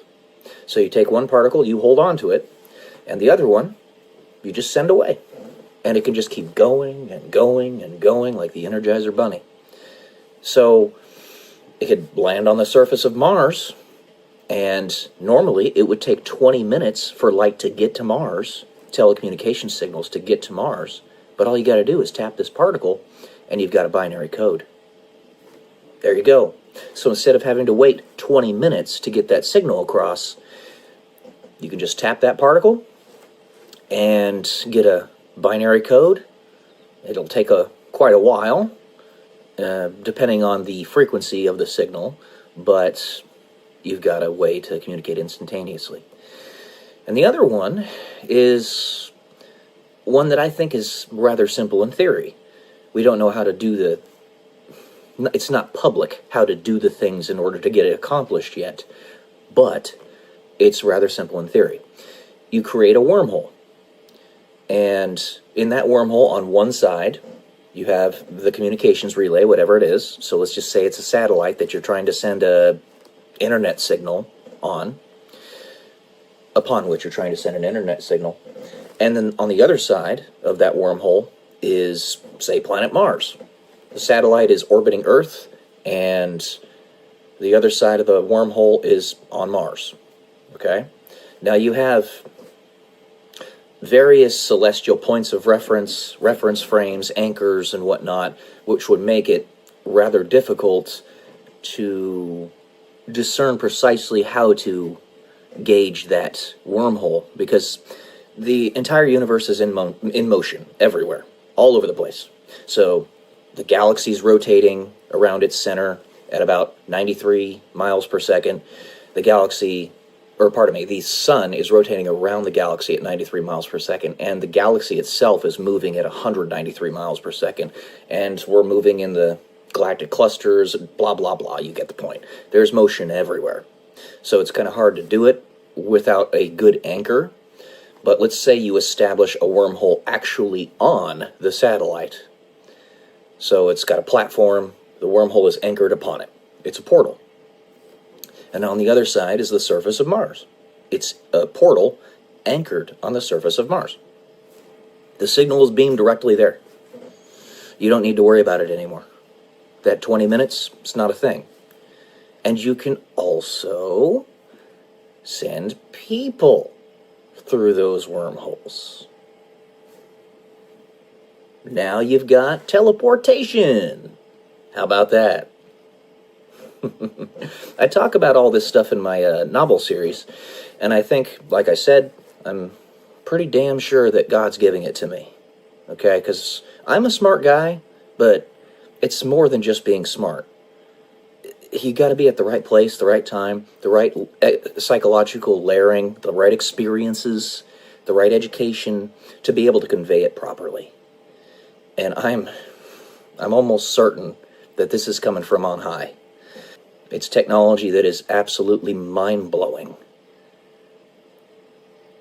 And the Ophanim, which are clockwork angels, those really crazy-looking clockwork angels, the reason they all have eyes, quote-unquote, all over themselves, and they're basically spinning gyroscopes, is because the gyroscopic mechanism is how you actually tear open a hole in space. And I talk about that in my novel series. And the eyes are how you actually collapse the wave function. So the Ophanim is a robot, but it is fully conscious. It's got a soul. It was created by humans, and it's got a soul. It exists. It's got a consciousness. So a free will, a perception. Therefore, it can collapse all of its visions upon the central point in the middle of the Ophanim. And that's where the portal is. From one spot in the universe to the other.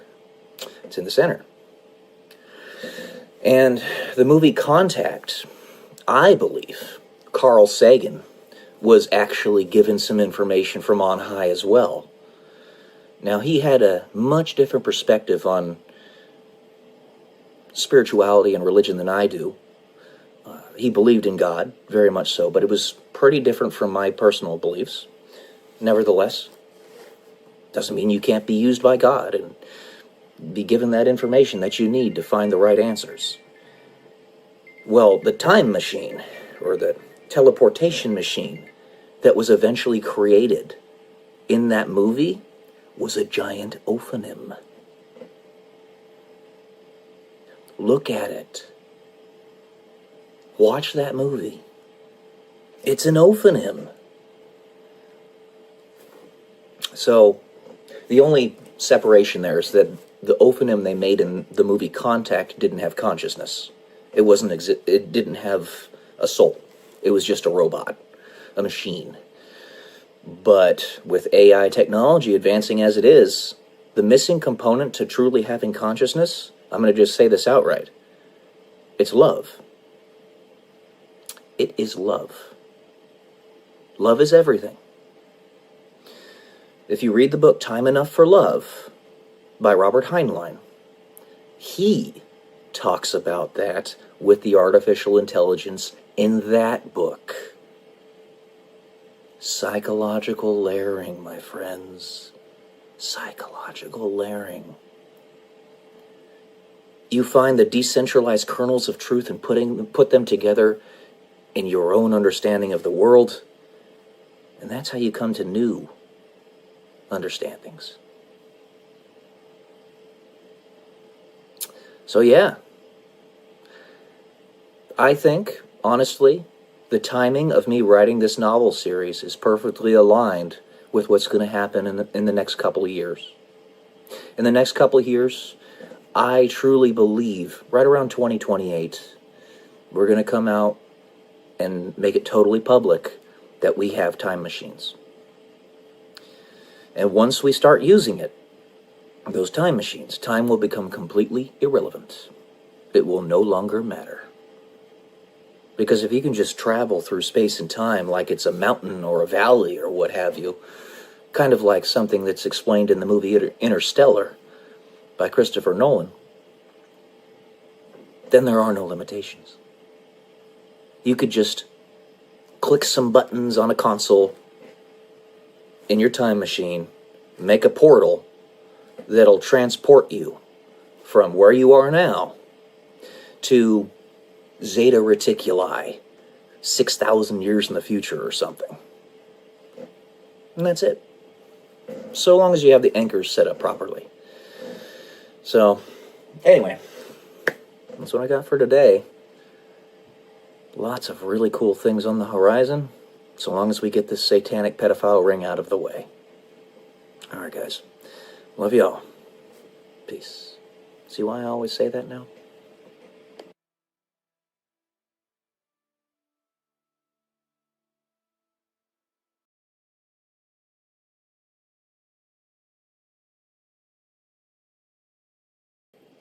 Good morning, guys. Welcome to day 132 until I'm a YouTube millionaire.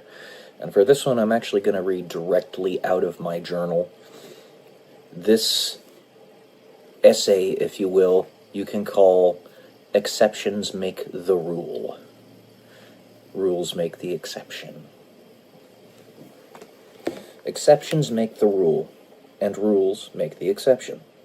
For there is no rule without exception, and there is no exception if there is no rule. This, upon first pass, seems to not only be true, but wholly axiomatic. It is the exceptions in breaking the rules that require the sufficient grace of Jesus, which is to say, accepting his authority to properly judge your actions, better than we may ourselves, for a greater purpose, the greatest plan. For you meant it for evil, but God meant it for good. A direct quote from the Bible. Take the sin of being an exception with the grace of being forgiven for it.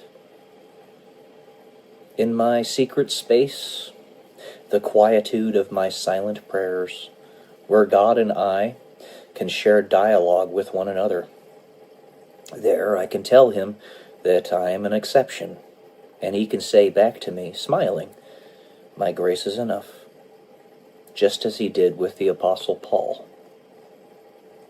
This room of waiting is not simply to give time for that special woman to build up confidence to be with me, so that I may know her. She needs to talk to me. But also for me to fully absorb and accept the fact that I am an exception.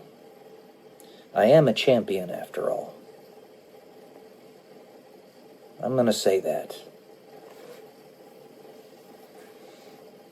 These last few years, in my unrelenting striving, my ceaseless efforts, regardless of the success or failure, has been me trying to prove to myself that I am an exception, that I am worthy to call myself such a thing.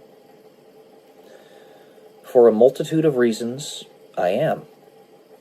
But now, the question of whether it is too late or not, and if I missed my chance, I do not know. I can't know. But God does. Let us wait and see in my room of waiting.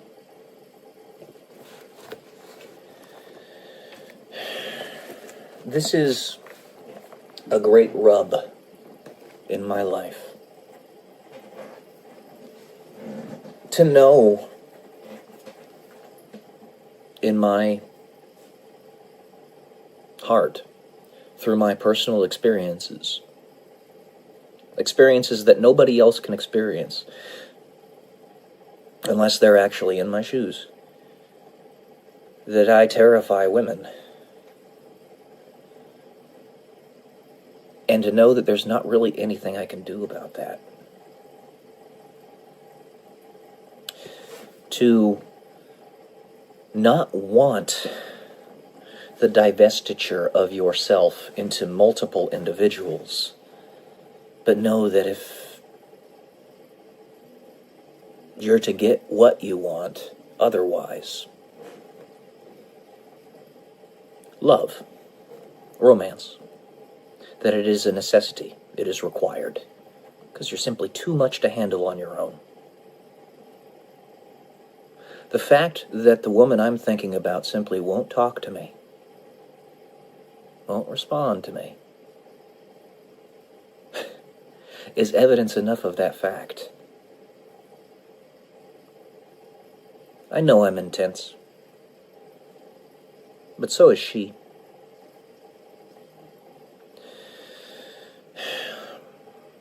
So I'm willing to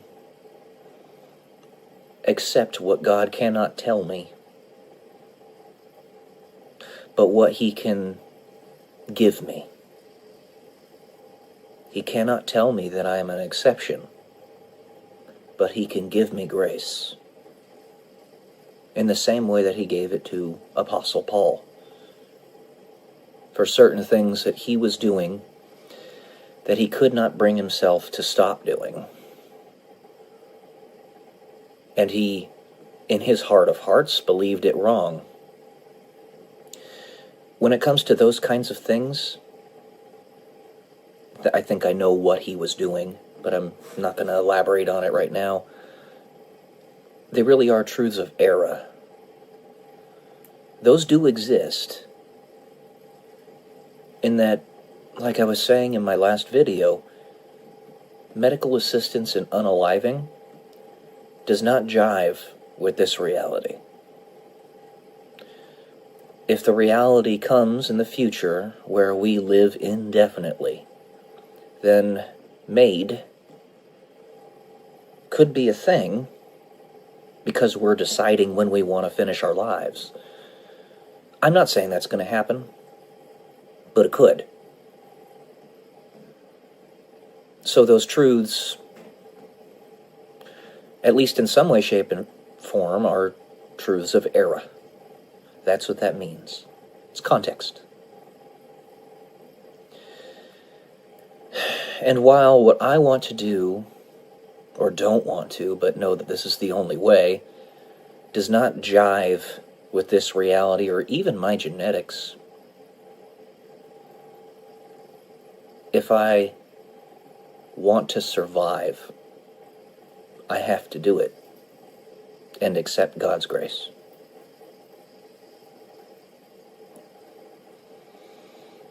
Again, you guys haven't been in my shoes, but suffice it to say, and I'm honored for the opportunity to fight this battle for God. Honored, truly. But suffice it to say, it's been hell. It has been hell. Lots of people that really don't like me, for reasons that consciously I have no clue as to why, have been ceaselessly attacking me in my life. It has not stopped to this day.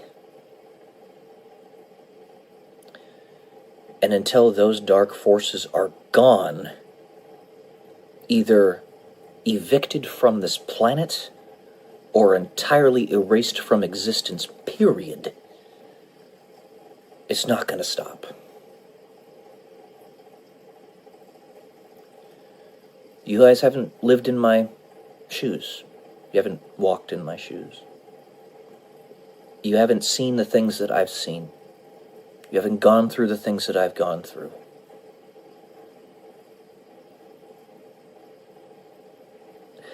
There are places where I've already flexed. Many, many, many, in fact. Been flexible. Where I didn't want to be. And here's another one where I don't want to be, and am finally willing to try.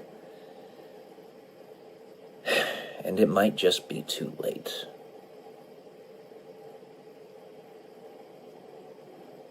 If the woman won't talk to me, what does it matter? I don't know.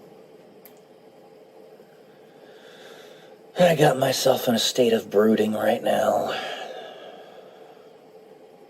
Sometimes it just all collapses on you all at once, and you just... yeah.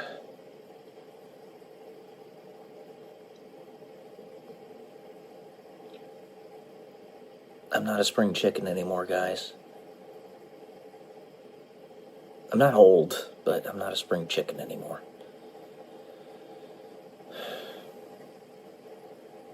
Anyways. Just being raw with you, being honest with you. Love y'all. Peace.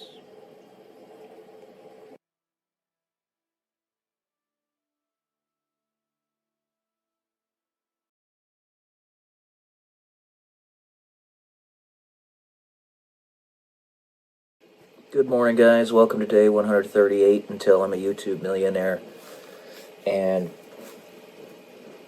you know, sometimes you just have yourself in a state of deep frustration, irritation.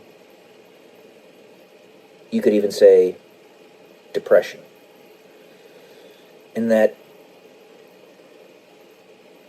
the world is operating at lightning pace right now.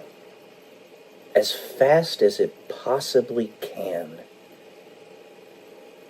The white hats, if you will. White hats behind the scenes. To fix stuff. And there's so much resistance from so many doofuses out there that they just can't see. And if we had a time machine and we could look at the consequences with perfect fidelity of our actions in the present, what they would bear out in the future, then things would be different. But it doesn't take some cosmic galaxy brain to figure out a lot of this stuff. Why do we still have the central banks? Why is the IRS still around? Why have we accepted in this country and the world over a 35% nominal tax rate? This is not acceptable. Not even remotely. Not even remotely. And the only place in the entire world that has even a slight vestige of the freedom and liberty we should have, the United States, literally has a per capita GDP. That means income per person, or the value that each person has of the global, or the entire country's wealth, is triple that of a country like the UK, which is a first world country, because they're so egregiously socialist. Socialism does not work. It doesn't. And communism, the older brother of socialism, is 1,000 times worse. The reason socialism has any place in the world right now is because so many people have such a small horizon of knowledge. All of us do. Don't get me wrong. All of us do, because we don't live very long. And that's the point I make on this channel. That they can't see that not everybody is going to contribute equally. Not everybody is going to contribute, because most people are lazy. And that's not necessarily a bad thing, because laziness has led us to create technologies that simplify many aspects of our lives, such as a phone where I can communicate with you instantaneously. So it's not all bad. It's just that when you institutionalize the acceptance of laziness, no change occurs.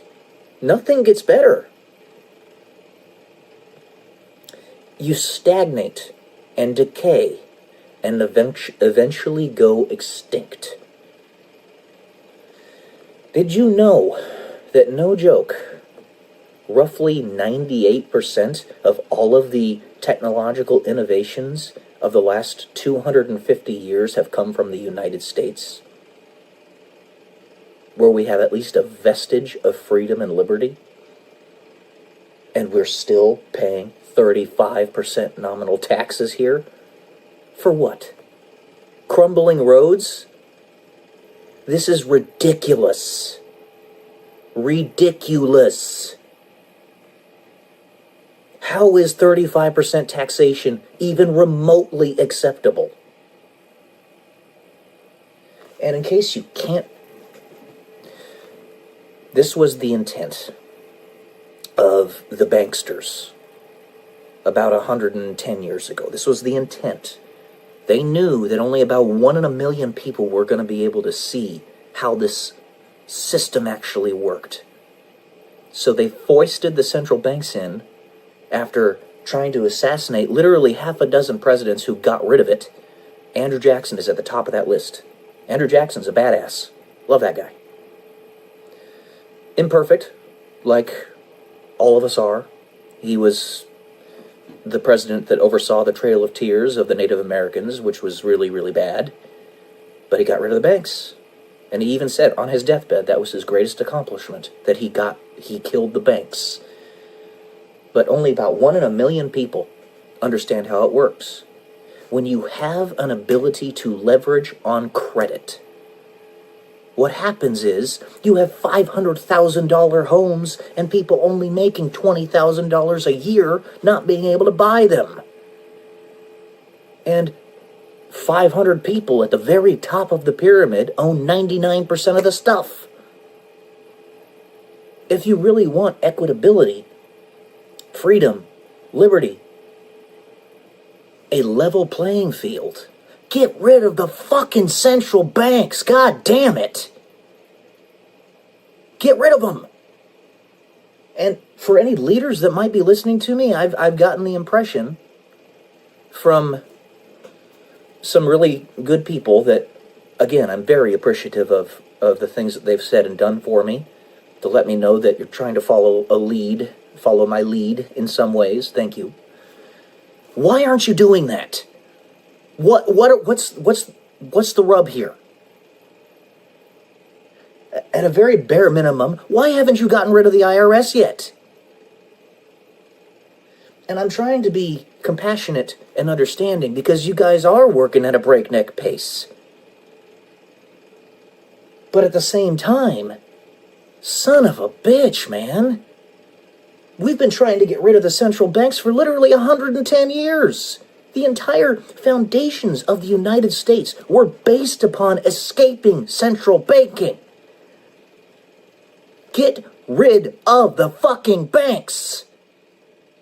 Get rid of them.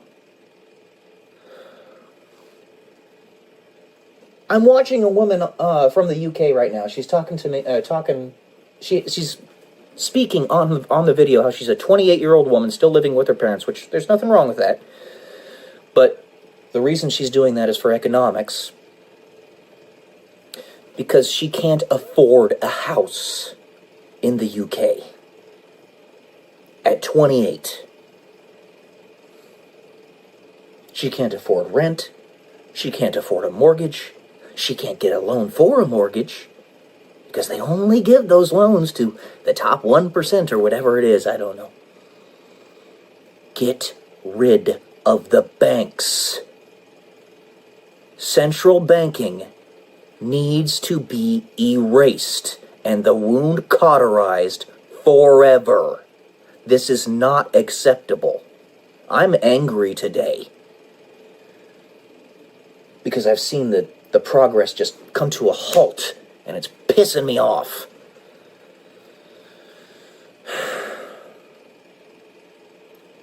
Elon Musk, you need to work harder. $150 billion of cutting spending is not enough. Not even close. Completely erase the Department of Education like President Trump was already working on. Get rid of it entirely. As well as listen to Dr. Ron Paul. He knows what he's saying when he says get rid of the departments. Not just the Department of Education, but all of them.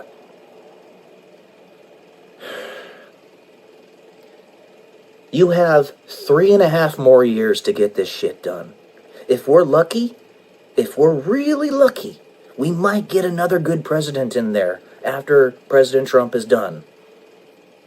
Maybe. But I'm not banking on it. That means we have 3.5 years to fix this shit. After literally 20 years of the globalists and the deep state enacting war upon us. I have seen and felt the physical effects of said war. My own military, of whom I am a veteran, tried to kill me because it was that compromised. Fix it. No quarter for communists. Period. Anyway, we need to go as fast as we possibly can. We have 3.5 more years. That's it.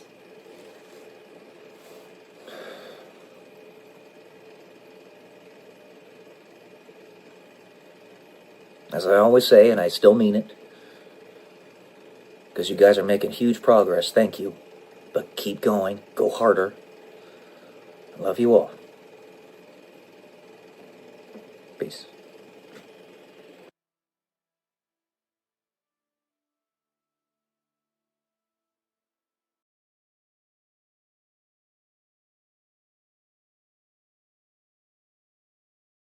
Good morning, guys. Welcome to day 131 until I'm a YouTube millionaire. While there are an infinity of things that I could talk about, oftentimes it's really hard to figure out exactly how to say them to you. Like, for instance, I had cycling through my mind this morning, talking about what if, and I want you to think hypothetically, we lived 8,000 years. How would your life evolve? How would your perspectives on money, philosophy just generally in life, the concept of YOLO, romance, your investing and stuff like that, all sorts of things, how would that evolve? That was one thing I was thinking about talking about this morning. And then another thing, obviously, is a little bit more about the stock market, with the craziness that's happening right now because China refuses to bend the knee. They've been basically raking us over the coals for literally generations now, stealing IP. They lie, cheat, and steal.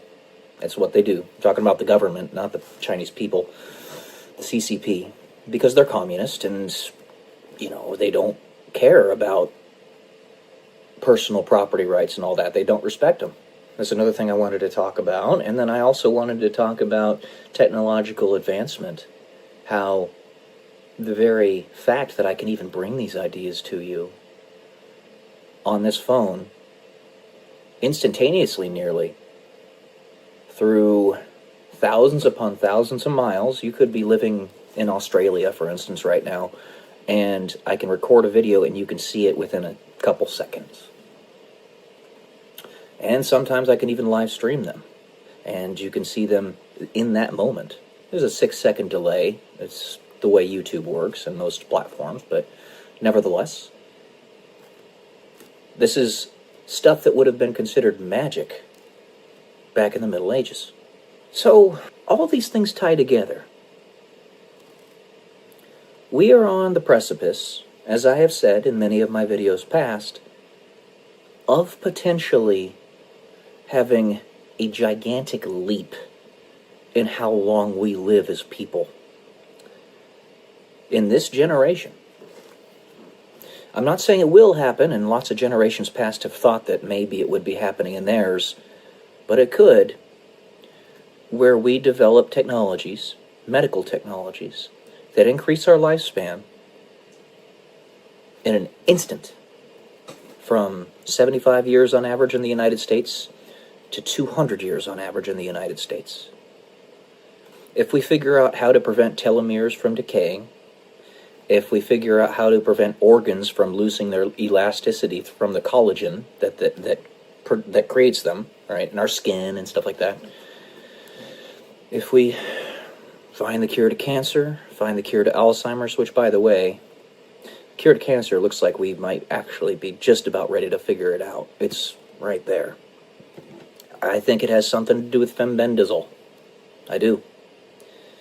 And Andrew Basiago, who is a guy who worked on Project Pegasus, time traveler, said that in our generation we were going to develop a cure to cancer that was as simple as taking a pill. And that's what it would be. It would be a pill that you take. And it would cost less than $1 a pill. Of course, the reason, if it does exist, it hasn't been proliferated throughout the world, obviously, is because the pharmaceutical industry wants to keep making money off of cancer patients. It's purely evil, but it only takes a handful of evil people in high positions of power to put the kibosh on anything like that. While the overwhelming majority of doctors might really be well-meaning, and they are, I know that. The arrogance and narcissism aside, they still do want to help. It only takes a handful of really, really bad ones that try to block everything, and just so that they can get a little bit more temporary monetary gain, spend it on Lamborghinis and all sorts of other nonsense. Stupid. It's utterly stupid. And these people, you know, I would say exactly to them, if you lived 8,000 years, how would you live your life? Would you continue being evil like this? Because eventually, you're going to find that in 500 years, this kind of oppression is going to start to get boring. You could be in power for all those 500 years, treating people like garbage all those 500 years, but the ultimate end state of that is that there's no point in it. It's entropic. It's just decay and destruction. There's no point in it at all. Why would you do that? And those people, just like us, could get to the point where they're living 500, 1,000, 8,000, whatever years, and they could say to themselves, all right, maybe I've had my fun. I'm going to go ahead and release this technology now, or get out of the way.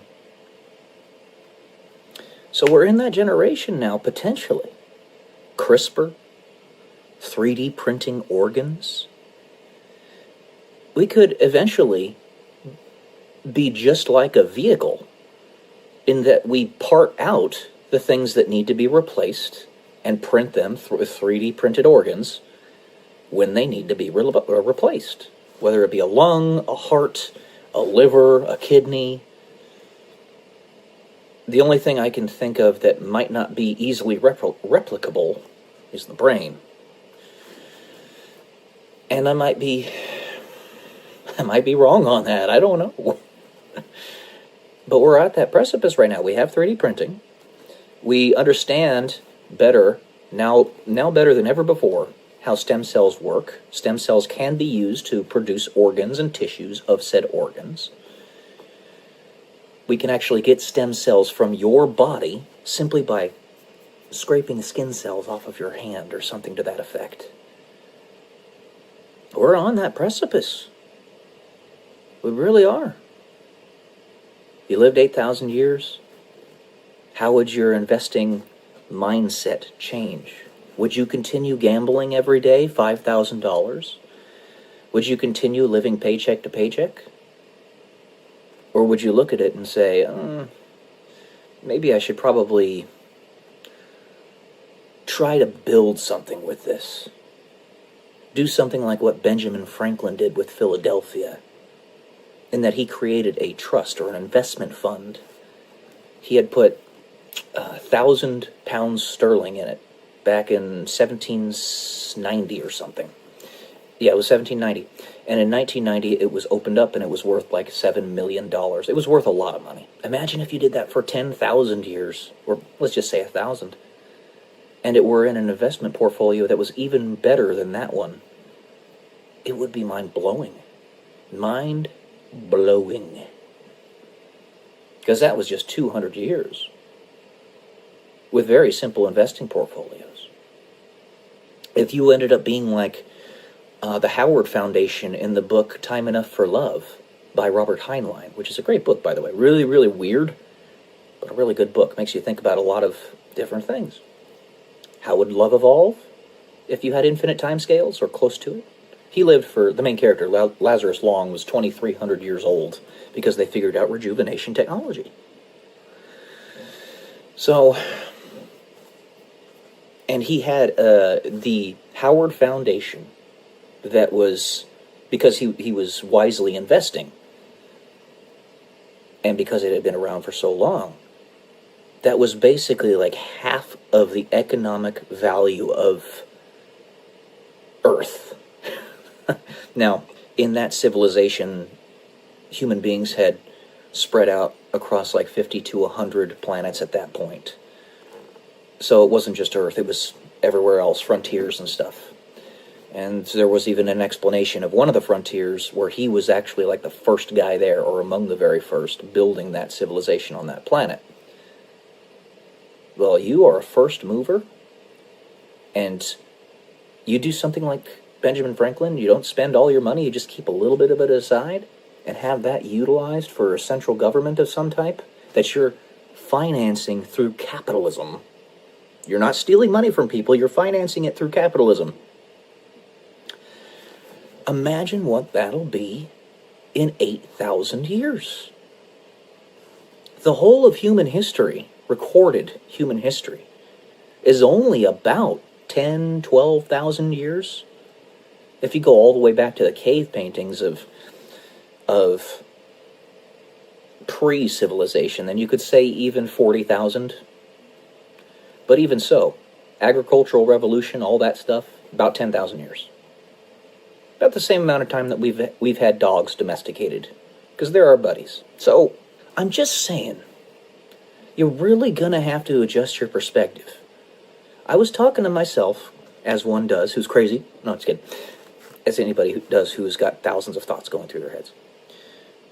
About how I have crested my peak in life with seemingly being a failure to launch. We peak physically unless you continuously exercise and take care of yourself. You usually peak physically at about 24 years old.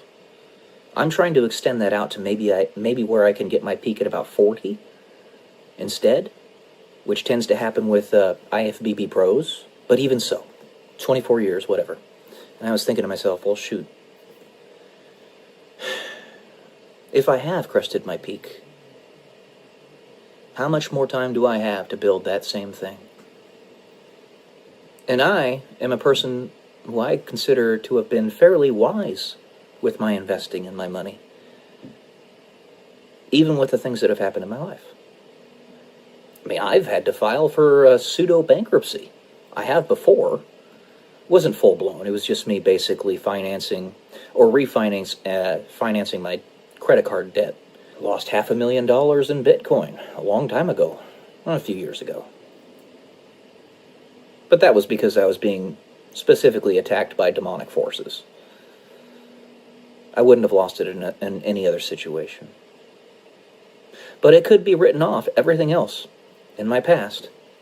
All 35 years of it's 36 years in about a month and a half. If it turns out that in a handful of years, our life expectancy increases to 200 years. If that ends up happening, then it doesn't matter how much crap I've dealt with in my past. I'm still going to have a lot more time to make things better than anybody has ever had in the history of the human race.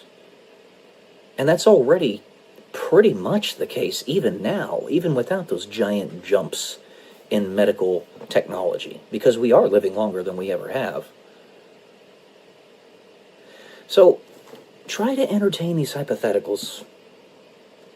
You might get to the point in your life where you actually get to choose when you want to pass away, because you have such an indefinite lifespan. Now, Canada kind of jumped the gun in this regard, and they have medical assistance in unaliving. That's very bad. They jumped the gun. And I mean that in a literal sense. Because we don't have those technologies that allow us to live 1,000 years yet. But when that time comes, may be more reasonable. Things are going to change. They already are. Big time. The world does not stay stationary. Be able to entertain these hypotheticals in your head, because some of them just might become reality. Alright, guys. That's all I'm going to say today. Love y'all. Peace.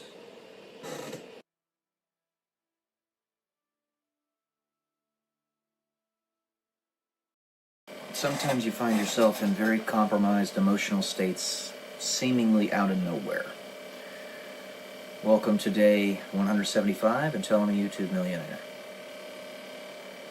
That was where I was just a few minutes ago.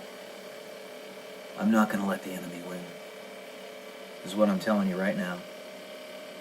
No matter what happens. Everything's sort of converged at once. And this happens to me on occasion because I don't think you guys really understand. Some of you seem to grasp some of it, don't get me wrong.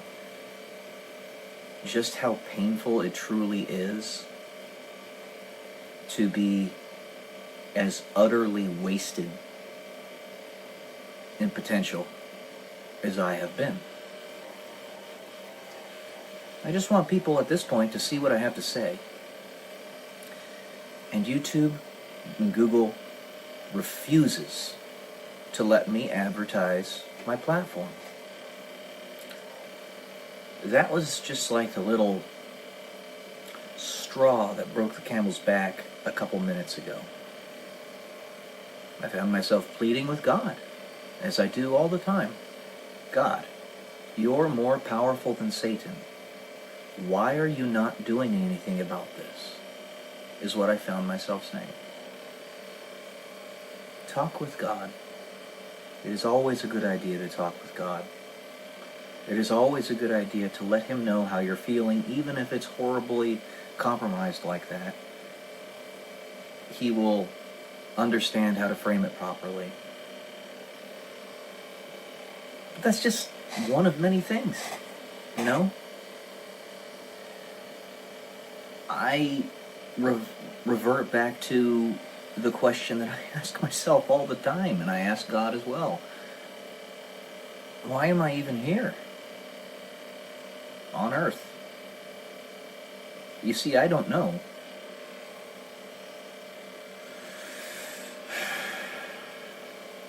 And it looks like all the efforts that are being put into trying to fix the world by certain people, even with everything that has been seen, everything that's happened with me, and everything that the world has seen, all the great revealing, even with all of that, people still are putting up resistance when it comes to changing anything. This big, beautiful bill almost didn't pass the House. Can you believe that? Common sense stuff. There's just a hatred there. That's what it is. There's no sense to it. There really isn't. And if there's just a hatred and a resentment there, how are you even supposed to reach those people? And if you can't reach them, why are you even trying to save them? If there's no way to please them, literally there isn't any way, then they are lost and there's no way they can be found. They are a lost cause. It's all connected in some way, shape, or form. I can tell you that. How deeply reviled a person like myself is in the modern era on this planet. Guys, I'm I could say it to you again. I repeat it over and over. All my accolades. And I can't, I still, even now, can't achieve any level of reasonable success. All I've got is living as a leech. That's it. And that's not what I want. Never have. Lots of people would be content with just living off of disability and not having to do a damn thing in their lives. I am squirming in my skin.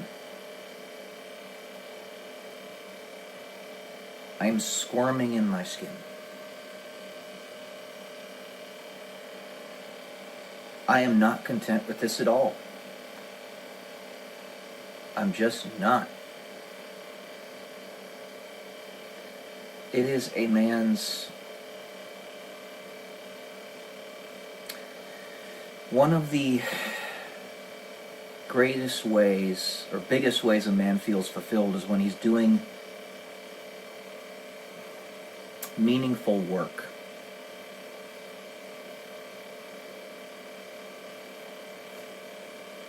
I'm getting a tiny little sliver of it right here.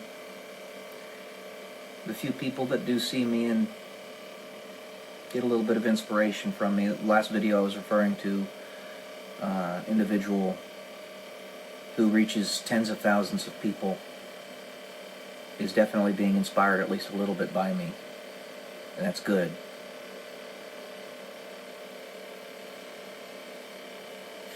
Yeah, you know, it's... Again, that is the most important thing. To inspire other people to feed the soul, of course. But it's always a duality in my explanation of these things. Maybe it's the Gemini in me, I don't know. I'm on the cusp between Taurus and Gemini, so I'm technically a Taurus if you believe in zodiac signs, but I'm on the cusp of a Gemini, which means I have tendencies of both, if you believe in it.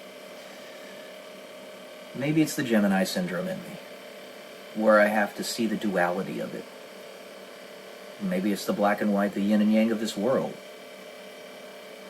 But the fact of the matter is, I'm going to have people out there that, despite however well I'm communicating this to them, are going to look at me and say that I am a walking ball of contradictions. That I am living as a waste of space.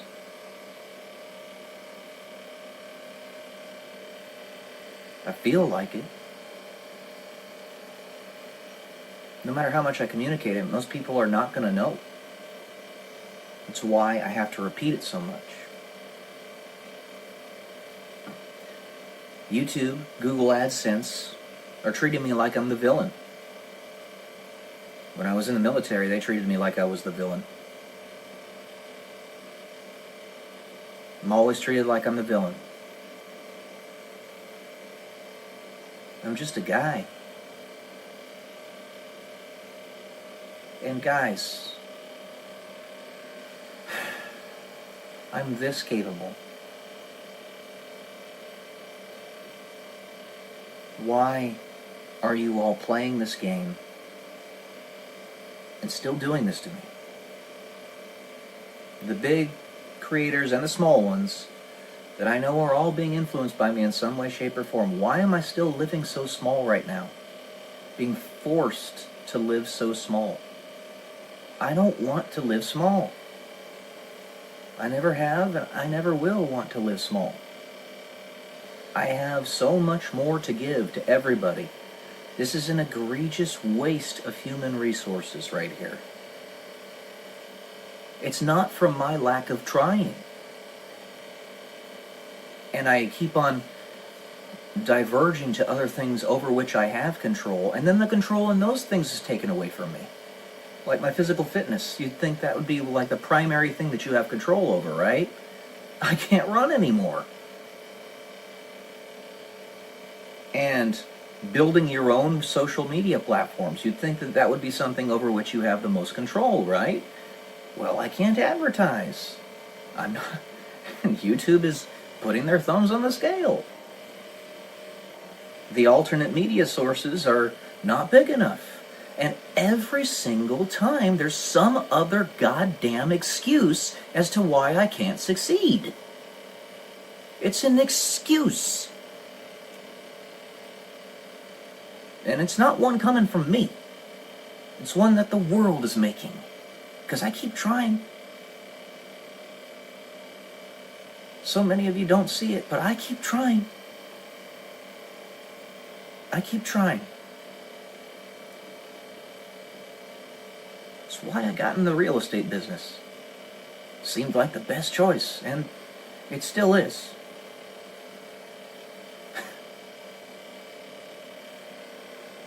And then some bastard in the Bitcoin ecosystem, I think it was BlackRock, decides to collapse the Bitcoin price to exactly my liquidation price on the leveraged trading account I had.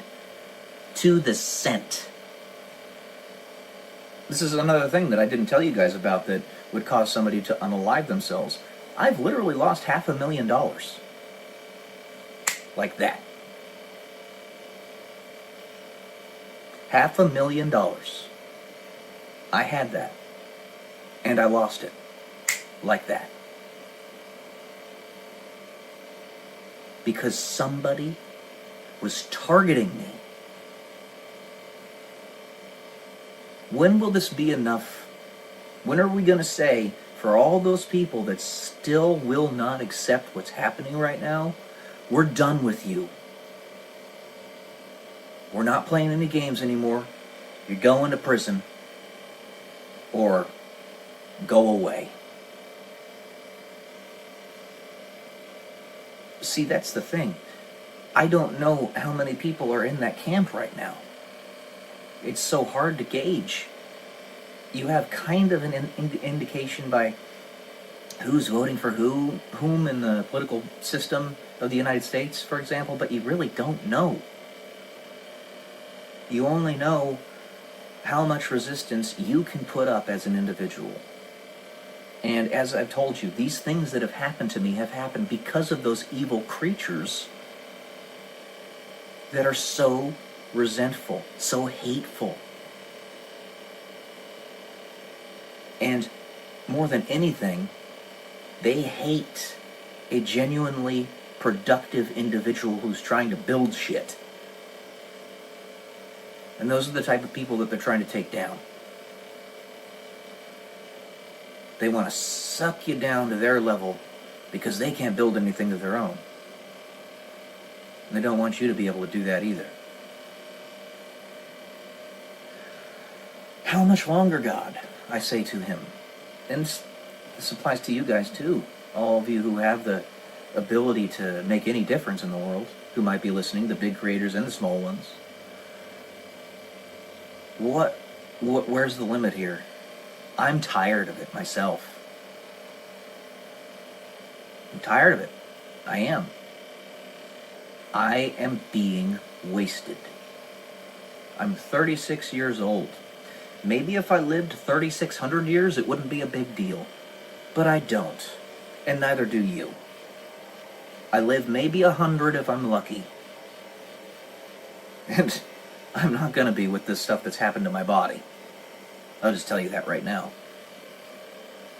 The stem cell study that I've been trying to get into with TRICARE has been delayed and delayed and delayed and delayed, and they're probably going to forget about me. They were supposed to inject stem cells into my lower legs to cause my body to recreate collaterals. And that was supposed to happen like a year ago. Still waiting. For all I know, they started the study and ended it and totally forgot about me, even though they said they weren't going to. I'm tired of this. I am tired of it. You think you're moving fast enough. It's not that the people that are working aren't working really hard and aren't moving very fast. It's that there's not enough of you. Because I can't help you. I'm stuck here, being wasted. So if ever in your life you see somebody in such a situation, understand, you don't know the battles that they're fighting. This goes for me, it goes for you, and everybody else. The battles that these people behind the scenes are fighting to try to get justice back into the world, something I try to be compassionate about, but I have my limits. The battles that I'm fighting, being wasted as I am, not from my own volition.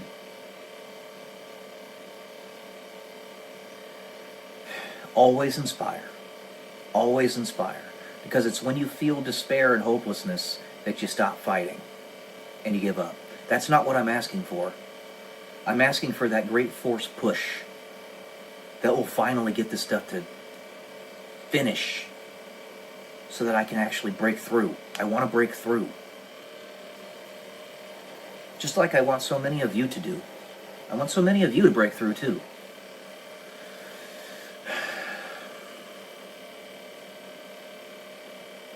No more failures to launch, guys. We can do this.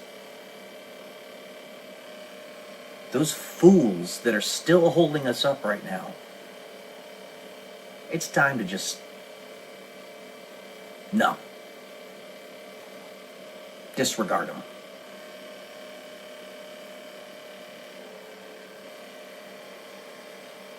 And YouTube, if you watch this video, fix your damn advertising. I hit the jackpot with one of my videos in terms of the number of subscribers I was getting from it per view. And then you put the kibosh on me being able to advertise. Fix your advertising. Let me advertise my videos. I was growing like a weed, and then you just stopped me. Stop treating me like I'm the villain. I'm not. Amen? That's all I got for today, guys. A little angry today, and I apologize for that, but sometimes you just gotta let it out. Love y'all. Peace.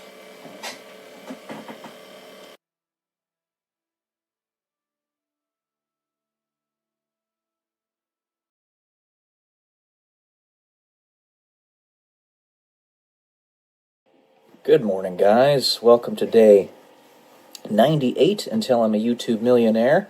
Today we are doing a review of the autobiography of Benjamin Franklin. Quite an interesting read. I actually have some notes on it. So obviously all you guys know Benjamin Franklin as one of the founding fathers of the United States, the guy who discovered that lightning was actually made out of electricity, a Freemason, all this other fun stuff. The autobiography, if you are wanting to consider yourself in any way, shape, or form a semi-competent history buff, especially of your home country, the United States, then I highly recommend you read this book. It's very good. It's written in an English style that is, of course, very much of the 1700s, so it's a little bit hard to read at first, but once you get the hang of it, you get the hang of it. So, the notes that I have written on this book, things that you may or may not have already known that you're going to find in this book. And remember, one of the reasons I do these reviews and I read so many books is because of the psychological layering that comes along with it. It's not just that you're learning these things, it's that they become part of the foundational fabric of your subconscious, and you don't even really realize it. It's just the way psychological layering works. Psychological, spiritual, physical, emotional layering. You want to layer good things on top of your mind, not bad things. Listen to music that empowers you, absorb media that empowers you, read books that empower you, etc. So, Benjamin Franklin claims to be a deist himself. He actually makes this claim himself in the book. It's not just written in history books that he was a deist. He claims to be a deist.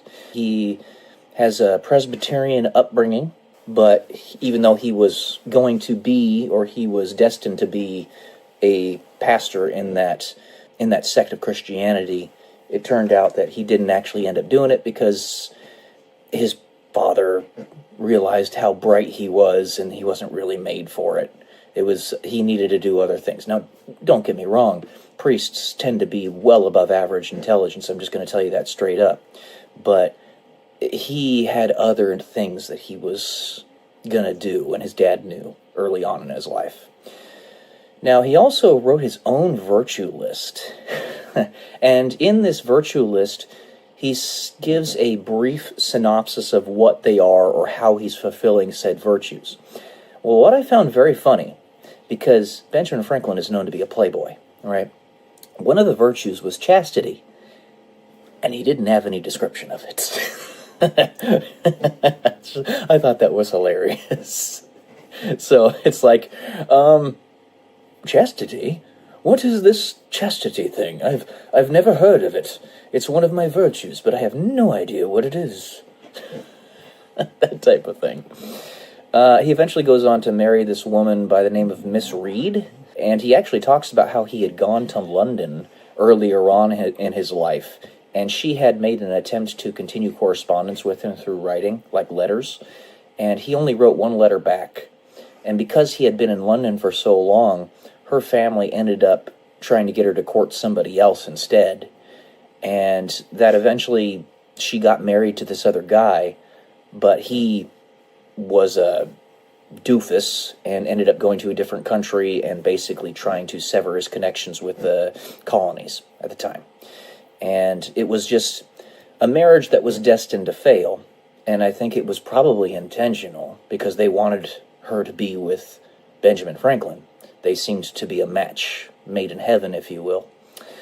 So when he eventually got back, he realized the error in his ways, that he made a big mistake in not maintaining the correspondence. Communication is everything, guys. Everything. But he didn't maintain proper correspondence with her, and that was what led her and her family to give up on the relationship between the two of them.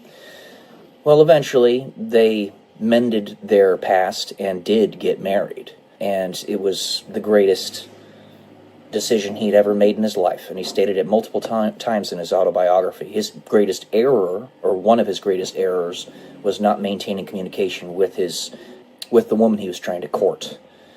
And one of the greatest things that ever happened in his life was that he fixed it, and it ended up working out really well. I just love that. You know, I love that because it proves to you that just because you made a mistake earlier on in life doesn't condemn you to hell for the rest of it. You can fix it.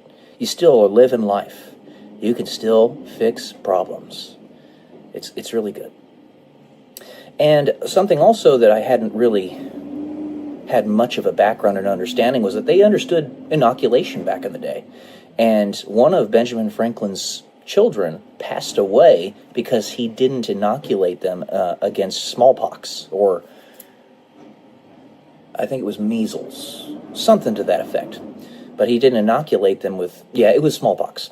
Didn't inoculate them with chickenpox because he was afraid that he wouldn't be able to keep the child alive with chickenpox as well as with smallpox. So he would have felt really, really horrible had he been the one that led to his child's passing. But the child ended up passing anyway because he didn't get inoculated and got smallpox later on. Let's see here. He also had a philosophical society that he called junto, which is Spanish for together, right? And there were sub-philosophical communities that came along with that because there were so many people that wanted to be a part of the discussion. And this group of individuals, being highly intelligent, upstanding members of their community, ended up being the movers and shakers of the local community and beyond, as well as these sub-philosophical groups. He named a couple of them, but there were only 6 of them, even though there were 12 people in the primary group junto. And he told them to make the subgroups because he didn't want that primary group to get more than 12 people in it, which kind of rings of undertones of a multi-level marketing system, if you will. If you know anything about multi-level marketing, which I do, I've had experience in it, it almost seems like that's this, except without money involved. It's just philosophy. So it was interesting. He was part of the Pennsylvania Association. He made the Franklin stove. He was a University of Pennsylvania trustee. And, in his discovery that lightning was actually electricity, there's a book called The Philadelphia Experiment, which is about a completely separate thing, where the United States Navy accidentally discovers how to create a wormhole and traverse different dimensions. Apparently it's just a science fiction story that's written by a guy just for fun, but it was ironic because the Philadelphia Experiment was actually connected to Benjamin Franklin's experiment with his kite and lightning. It was called the Philadelphia Experiment, or the experiments that were associated with it anyway. And something else I didn't know about Benjamin Franklin was that he was actually made a full bird colonel in the Continental Army, or the defensive force of the colonies. I'm not sure, I can't remember if this was prior to the separation from Great Britain or afterward, but he had been made a colonel because he was one of the top people in the local area that needed to organize everybody, and they just promoted him to colonel immediately. He was trying to help General Braddock, and it was associated with that in some way. I can't remember exactly off the top of my head. And then also, something I found really interesting, by the way, he had been proffered the promotion to general, like a starred general, but he refused it because he didn't think that he was that type of material. So, another point is that Sandy Hook, the place where you think of the tragedy that happened a while back, he is associated with Sandy Hook, the location, in his life. Anyways, it's a really good autobiography. You're going to learn a lot of stuff about his life that you didn't know, no doubt. And remember, like I said, it's the psychological layering and things of that nature, so my recommendation, yeah, definitely read this book, especially if you want to know more about United States history, the history of the colonies, all that stuff. It's going to give you some really deeper, richer understanding of it all. So next up, I'm actually currently reading The 50th Law by Robert Greene. It's kind of a pseudo-biography of 50 Cent, and so far so good. I just started it, so we'll continue it later, and that review will come later. So, alright guys, that's it for today. Love y'all. Peace.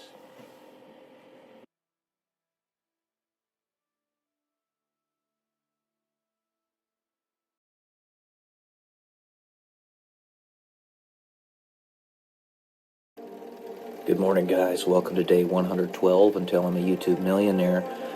Albert Einstein once said that compound interest is the eighth wonder of the world, which I think is apropos about which to speak, especially considering the new discoveries underneath the Egyptian pyramids, which are one of the 7 wonders of the world, the pyramids of Giza being. Recently, they just discovered some really deep chasms with granite chambers 9 feet tall, deep within the crust of the earth, going way deep down, 2 kilometers, apparently. But that's beside the point. Albert Einstein once said that compound interest is the 8th wonder of the world.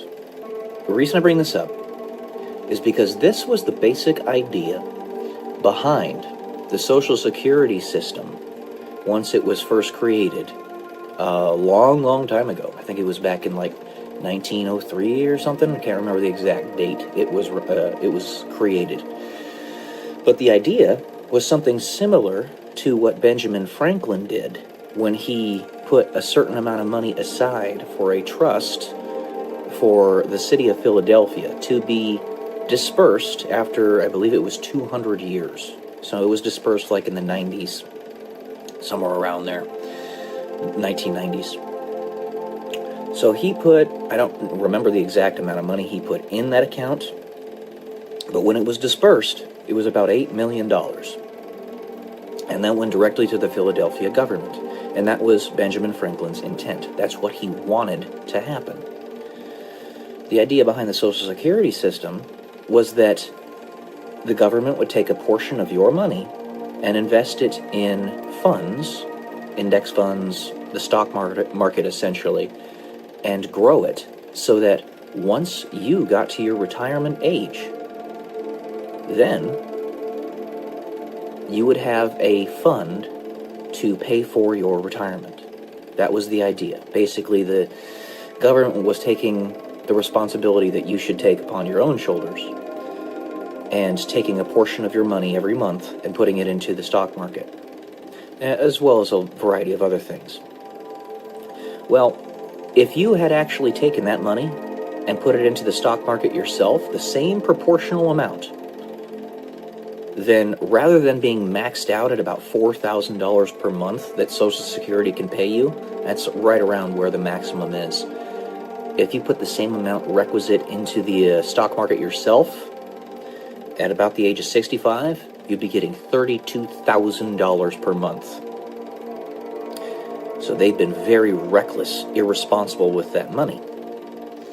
And part of the reason for that is because they keep on taking it and putting it into other things. So they're basically going about this all the wrong way.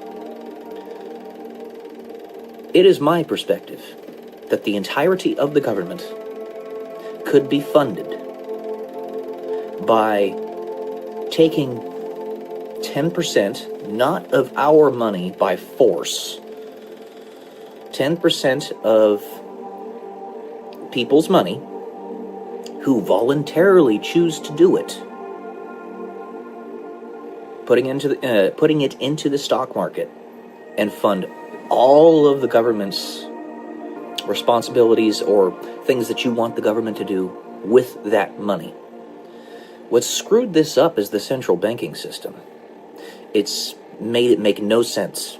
It makes us put resources into leveraged accounts that can go belly up at any moment. It's not sensical. But if we were to do something like Benjamin Franklin, way back in the 1790s, and put aside a fund and let it grow over the course of 100 years or whatever. I actually did some calculations here on MATLAB. MATLAB is a mathematical calculation laboratory. It's a very powerful program that I've used on many of my scientific papers. I used it all through college. But let's say you put $1 million into an account, something similar to what Benjamin Franklin did back 300 years ago, and giving yourself a conservative growth rate of 5% for that account. After 300 years, it'd be worth $2.3 trillion.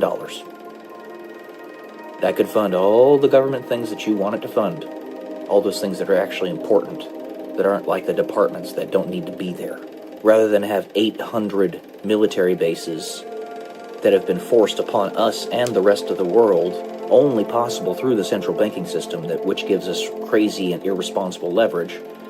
We'd have 80 army bases around the world. See, one of the reasons that the central banking system had any way of gaining a foothold in our world is out of fear. Because if any one government has a system like that, then it puts all of the other governments at a disadvantage. That means you have a central banking system which can use leverage or fake money, print it out of thin air, steal wealth from people in order to fund their wars and their liabilities and all that stuff. And let's say they can leverage at 10x. So, and their government has a GDP of $1 trillion. Well, now it can produce the equivalent of $10 trillion by cheating, by stealing, by lying, cheating, and stealing. And if they're going up against a government that doesn't have a central bank but has a real GDP of $5 trillion, they're going to beat them if they start a war. This is the fear aspect that has allowed central banks to keep their foothold in the world. It's disgusting, and it is pure evil. If it were gone away with entirely, the tapeworm that is the central banks, then we could fund our governments in this way. In this way, you have a government fund that is invested in the capitalist system of your country, voluntarily, entirely, and all government institutions and responsibilities that you want your government to have, they'll be able to fund that themselves through the interest on the money that they have invested in companies, rather than force it out of our hands through the income tax. Does that make sense? I hope it does. Because this whole system is fucking upside down. And it's the central banks that have done this. And these bastards behind the scenes that have forced this upon us, we made the United States specifically to escape the central banks.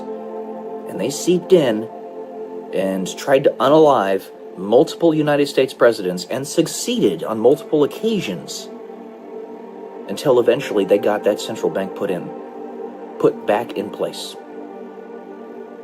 It's disgusting. I would go so far as to say, if aliens exist, this is an alien system to keep us all enslaved.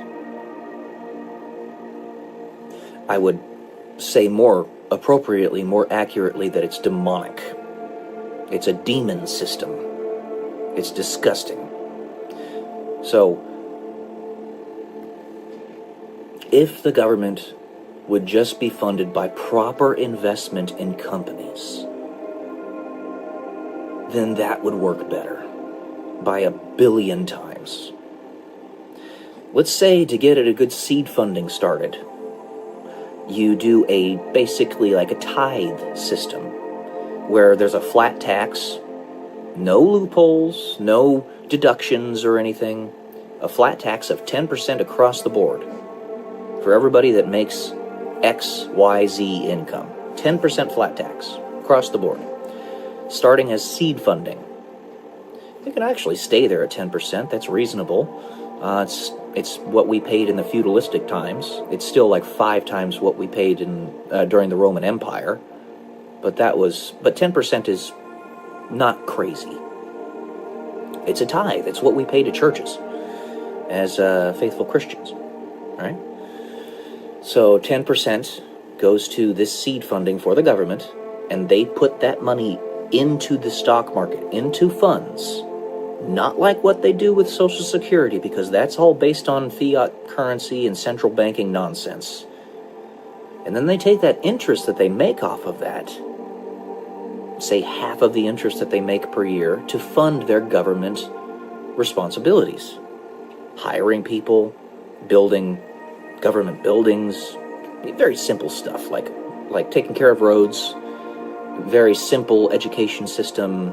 Everybody else takes care of the other stuff. Maybe I'm naive, but I can tell you that the core of our problems right now, and have been for hundreds of years, is the central banks. They need to be destroyed, never be allowed to come back. Cauterize the wound. Never let them come back.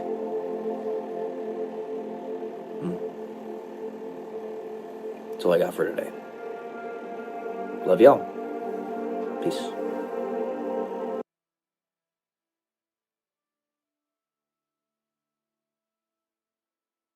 How to survive the chaos. Welcome to day 177 until I'm a YouTube millionaire. I had a friend of mine on this platform request that I do more how-tos on my videos. And this, I know, was more applicable to things like how to buy Bitcoin, or how to do a certain mathematical equation, or how to get into real estate, or how to raise a dog, or any number of other things you could think of. I know that's more what it was to what it was relating, and less about a philosophical concept, such as how to survive the chaos. But nevertheless, that's what I feel within myself to do today. So, there are many ways, many steps to this. Because there's also many gradations to the chaos that you'll have to endure in your life. For me, the last 15 years has been a veritable hell. And for pretty much everybody else, if not half the people in my family. It was marked by a tremendous number of physical ailments for myself and the rest of my family. My father, for instance, having 15 strokes, including 2 massive ones and 13 TIAs. My mother having PTSD, all like I do, major depressive disorder and a bunch of other stuff, back problems. Several of my family members passing away in such a sequence that it seemed to be just laying on thick in our lives. I had several uncles leave this planet, and basically our family was just sort of dwindling around us. One of the big reasons why it's so important to raise up a family of your own, because otherwise you're going to be all by yourself in no time at all. We don't live very long. It's been very difficult. So, it's a combination of doing things that you keep secret, as well as things that you keep public. There's some stuff that, because your enemies want to take you down so badly, you need to keep to yourself. Like where you put a lot of your resources, your monetary resources, your capital, stuff like that. And yeah, I mean, it's pretty obvious how when you're duking it out with those demons that I talk about so often here on this channel, that there's some stuff that you have to keep to yourself. You also have to get yourself in the right mental state. And the enemy is always seeking to set up expectations for you in your mind and then fail those expectations. Because that's really the heart of insanity. That's what leads you to go insane or get very resentful. Your expectations are set up and they're failed. So don't have any expectations with respect to people who you cannot be certain are actually on your side. And that is attached to trust. Now, ultimately, the paroxysm of perfect trust and frequency entrainment of every human being to one another will result in a perfect connection emotionally from one person to another. This perfect connection emotionally is what you and I can call telepathy. So communication mind to mind without any need for verbal words. So how to survive the chaos? Get yourself in the right mental state. Make sure that you have backups on top of backups on top of backups on top of backups when it comes to your survival mechanisms, your resources. Build your personal relationships principally with your family members, as that is the foundation upon which it all will fall if everything else is taken away from you, which, it'll happen. I'll just tell you that.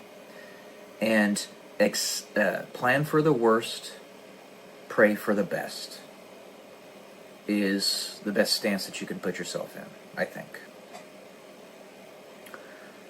Make yourself physically strong as much as you possibly can, because physical strength is tied into mental strength, mental clarity.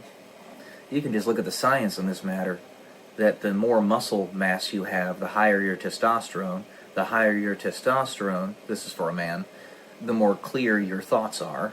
Staves off Alzheimer's and dementia and all sorts of stuff like that. It makes you more alert during the day and gets you better sleep. Better sleep increases your longevity. You can go on and on and on. Basically, if you want to survive the chaos, you have to become the leader that you seek.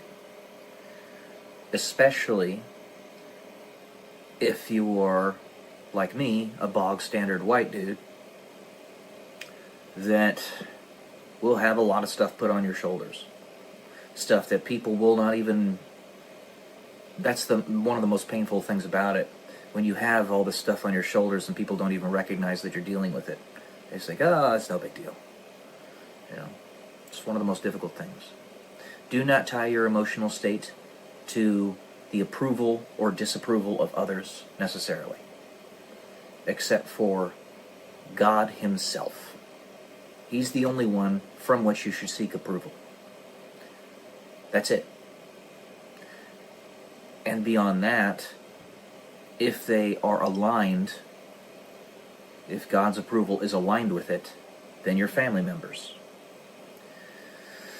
your significant other, if you have one. Do not live in a survival mode for the whole of your life. That actually elevates cortisol levels and adrenaline. It basically has your endocrine system peaked at all times. You don't want to do that. Just be prepared. Be prepared for people to betray you, even those that you thought you could trust in your naivety. I still have to tell myself this all the time, because there are people that will enter my life or leave it in a split second who seem like they were the paragons of virtue and perfect examples of how you might be able to trust somebody, or who you might be able to trust, pardon me. And then it turns out that they were just trying to manipulate you. Let's look at Fang Fang and Congressman Swalwell. If you know that story, I don't really need to explain it much. This is a little bit scattered right now because the thoughts are just sort of coming to me as I'm speaking it. But that's another thing. Communicate as much as humanly possible. Communicate your pains. Communicate your frustrations. Communicate your victories. Communicate your failures. Everything you possibly can that does not compromise the mission that you're seeking to accomplish. Because the more you communicate, the more evidence there is for what you are doing and whether you're aligned to that or not. Vet yourself, because in infinite timescales there are no secrets. So broach those problems, potential problems, before they even arise. That means be open. So there's a difference between need to know and stuff that you just shouldn't keep to yourself. Like, for instance, I don't need to know the exact training simulations that a particular platoon will do in the Army. I don't need to know that. I just need to know that they do training so that they can get better at protecting us, our country. I do need to know that I'm loved.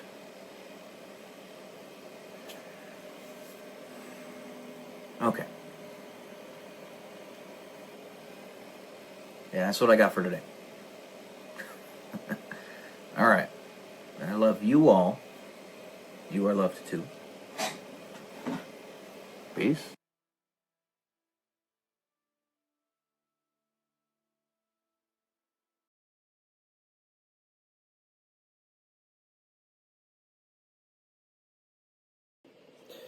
Good morning, guys. Welcome to day 144 and Tell Me YouTube Millionaire. I wanted to talk about today a little bit more failures to launch. Now, I was telling you guys before, many a time that I consider myself to fall into this camp. Somebody who was trying to accomplish great things in life. Now, mind you, I'm still young, so I still have time. Young, if you will. I'm going to be 36 next month. But everything that I've done in my life, all of the boxes that I've checked, I did not get to my final goal. I was Sisyphus, right at the top of the mountain, just about to crest it, and then I had my knees knocked out from under me. Well, basically, I say this in reference to the fact that I empathize with those other people out there that are also that. One of them is a very good friend of mine. I won't say specifically who, but essentially, somebody who is extremely intelligent, wicked smart, as they say, and is extremely capable, but has dealt with so much stuff in their life that they suck themselves down and resign themselves to positions that are way below their station because they've just had such horrible upbringings, unresolved traumas from their childhood, that they don't take care of themselves physically. And those unresolved traumas are starting to become, whether they realize it or not, normalized in their psychological perspectives of the world. And it's those things that make black white and white black, and that turn the world upside down to them. It's not good. For instance, the tragic event that just happened on Easter, I believe it was, actually, or right after it. Pope Francis passed away. I might not have been a huge fan of the guy. I didn't like the guy. I thought he was way too progressive, and he was challenging the Western world in a way that was going to lead it to collapse. He was acting in a capacity that was not Christian. I'll just say that. And there are many of our leaders in our country who also said that they do not take, they're not happy at the passing of Pope Francis. Of course not. You don't revel in a person passing away. You could revel in the fact that they're no longer going to do damage to the world. Like, it sucks that George Soros is still around, wreaking havoc, and his son is going to be even worse than him. But that aside, Pope Francis forgot some very crucial things. Or maybe didn't forget them, just allowed himself to be bamboozled by the traumas of this world. Even heaven has borders, has gates. The demons were pushed out of heaven and never allowed back in. And it's those pearly gates that prevent them from getting in. A country without borders is no country at all.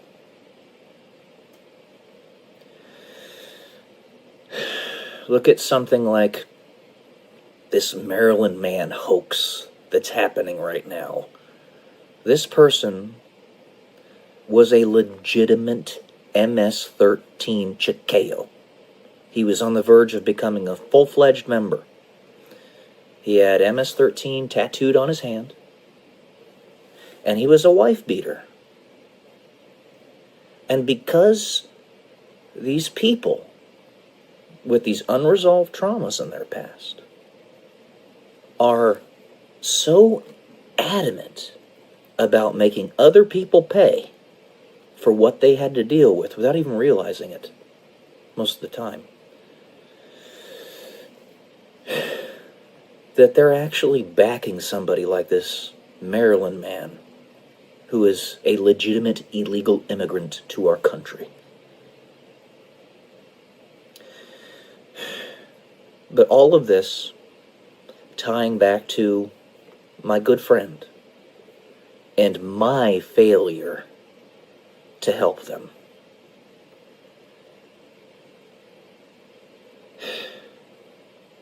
They will not let go of their past traumas. They just won't. Those things already happened. They were horrible. They should not have happened. They shouldn't have. You didn't deserve them. Let them go. They're controlling you, and they're turning your world upside down.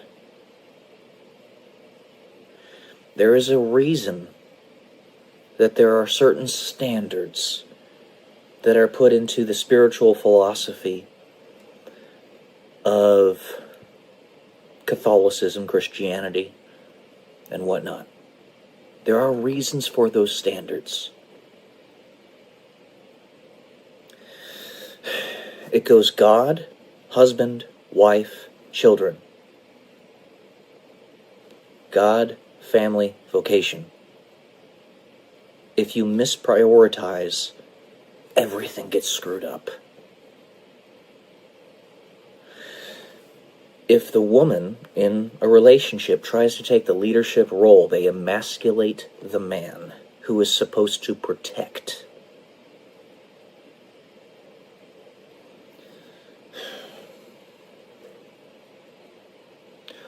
Nevertheless, I know that there are people out there that intentionally sabotage themselves, even with all the help that they're provided, specifically to make somebody like me be defeated.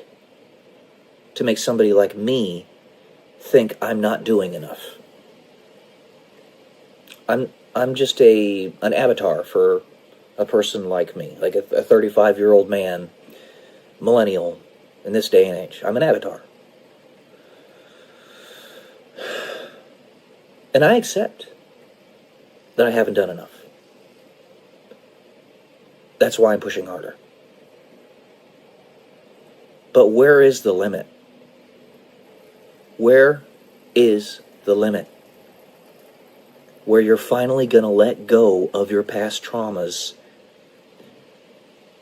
and let yourself live well.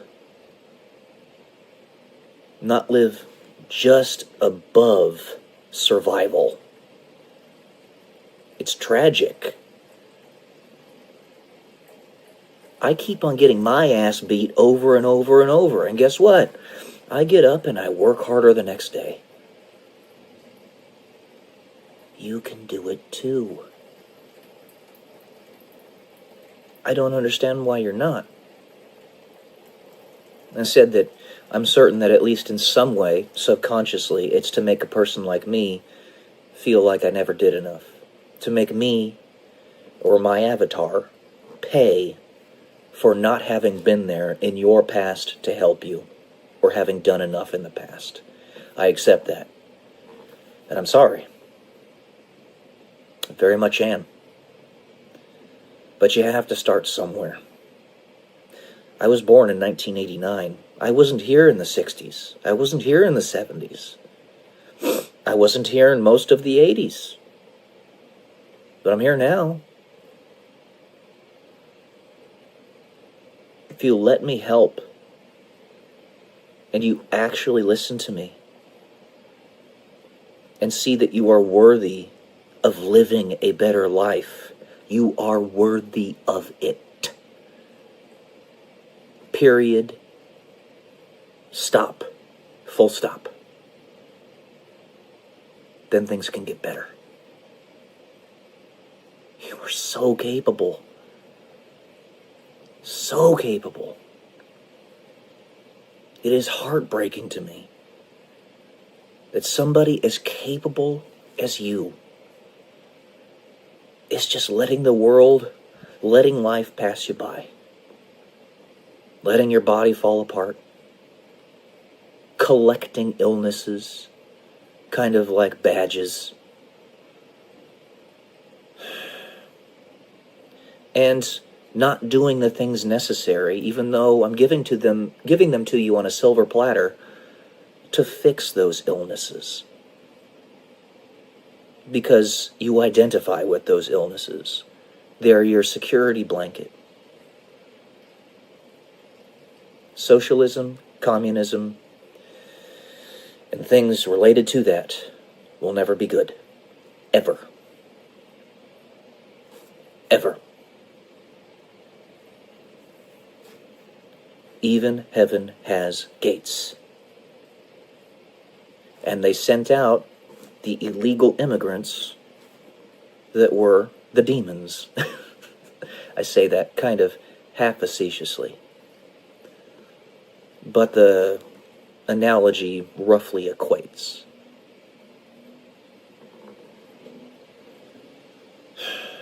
I will never give up. On my own life, as well as on yours.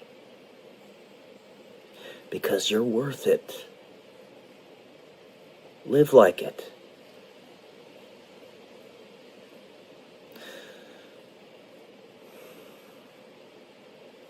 Somebody with a higher education degree should not, with an IQ north of 130, should not be working as an associate.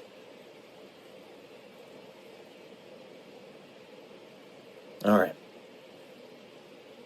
Love y'all. Peace.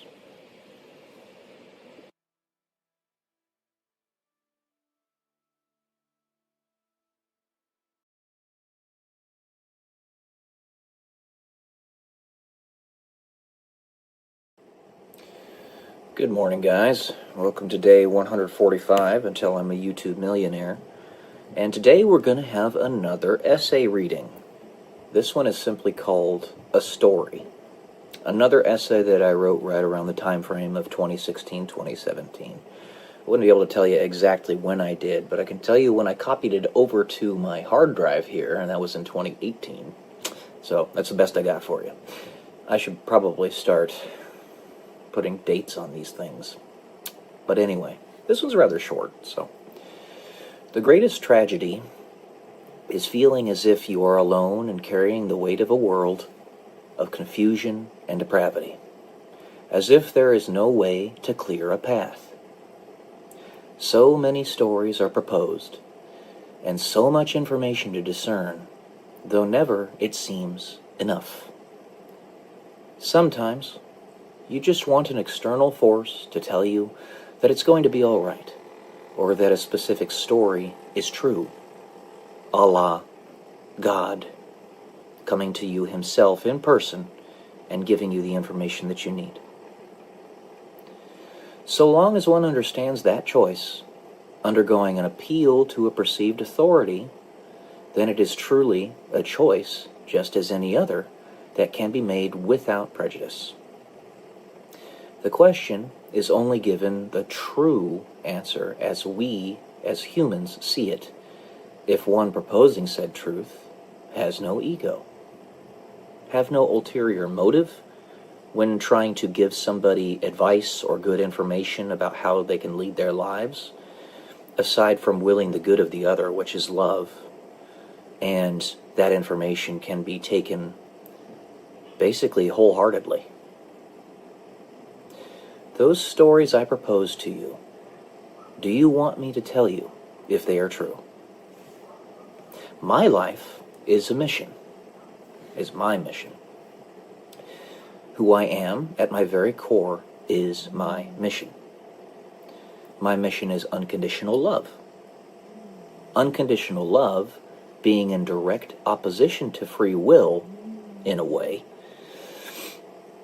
is the absence of ulterior motive, the absence of exclusion, or more appropriately, the absence of absence.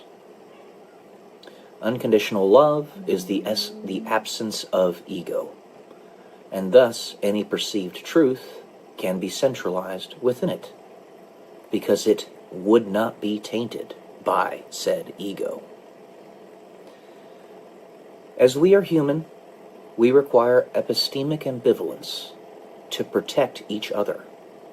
We require decentralization of will, of power, for power is what we seek. It's in our nature. What of those who are both human, ego, and not human, without ego? In that this is what we all are. The truth we choose is the truth. The stories we choose are the truth. The evidence is right in front of you. But the knife's edge is meant to thrust you forward so that you can see it. It maximizes the velocity at which you can learn the lessons you need to learn. The truth can only adequately be centralized in one without ego, without free will, in a way, without humanity, in a way. But there is another choice. You can be both. It's so curious. To take up the mantle of exalting unconditional love is to rid yourself of your free will. But could you live without free will and not even know it? Only if you chose to. I'm going to do something that I probably shouldn't do. The truth can be centralized within me, you as well. But you must choose to allow this to happen. As must I, and the rest of us. The truth is, aliens exist. As do angels. And I love you unconditionally, as I do everyone and everything in all existence. And this will never change. Now, what I mean by this is multi-pronged. The first one being, if you perceive something, then it is, by that alone, something that is extant, that is real, that exists. The idea of aliens in your head is enough to make them exist. As a noun, if nothing else. As a concept. You can call them extraterrestrials. You can call them demons if you want.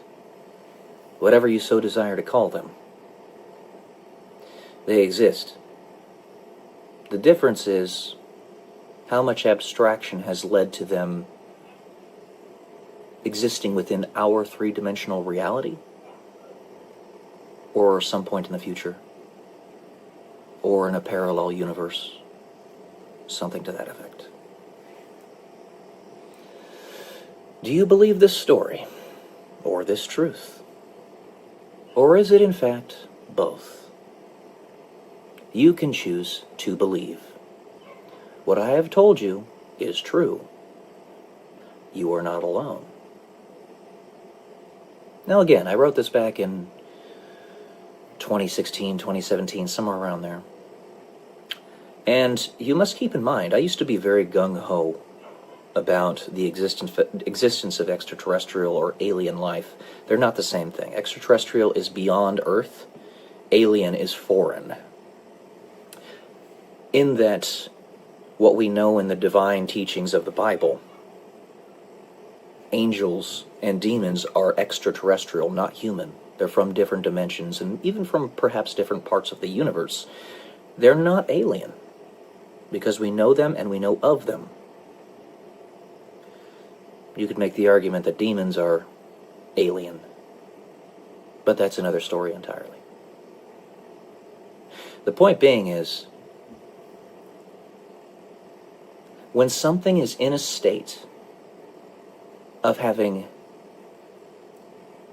been in a black box and it's subject to Heisenberg's uncertainty principle,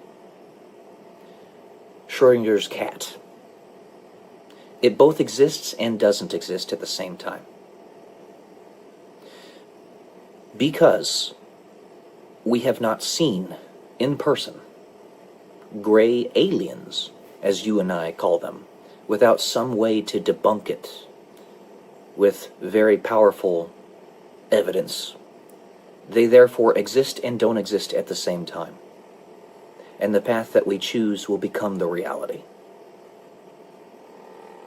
They are in Schrodinger's cat position right now. Angels and demons, we accept, exist. I mean, you could call some of the horrible people on this planet today the human manifestations of demons. People like George Soros and his son. And I can name a bunch of other people. You could even say somebody like Klaus Schwab. So, it's both more complicated and less complicated than you think. It's interesting. It's a certain duality. But anyway, that's all I got for today. Hope you got something out of this. Hopefully it wasn't too occluded. But, yeah. Love y'all. Peace.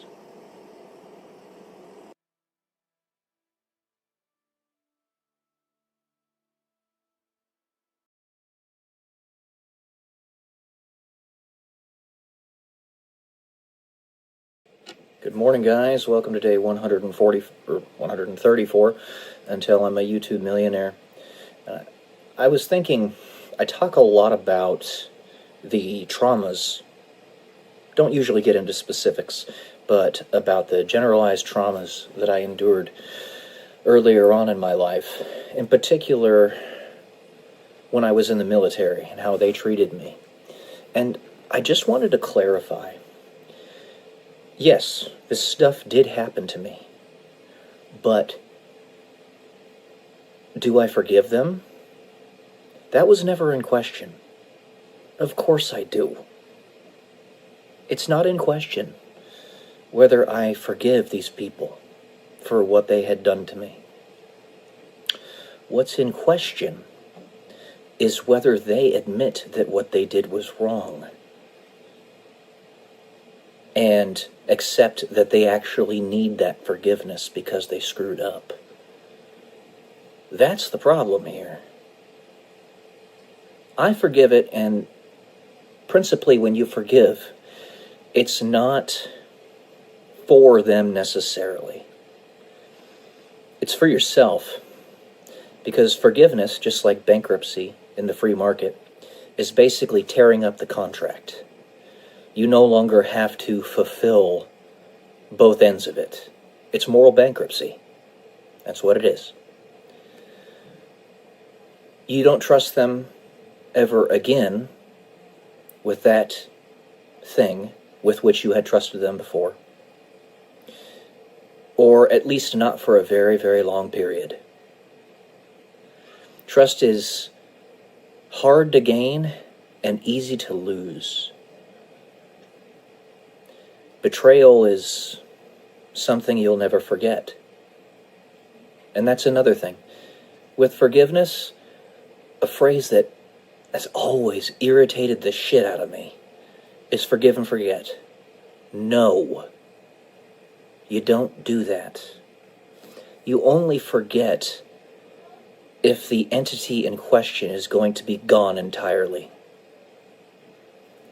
The way I describe this is, in heaven, there is no longer any pain. It's all peace, unconditional love. You are in bliss. And the way that is the only way that is possible, is if all pain, all past traumas, are fully out of your mind, out of your soul. Which you might think means that you forget. Somewhat.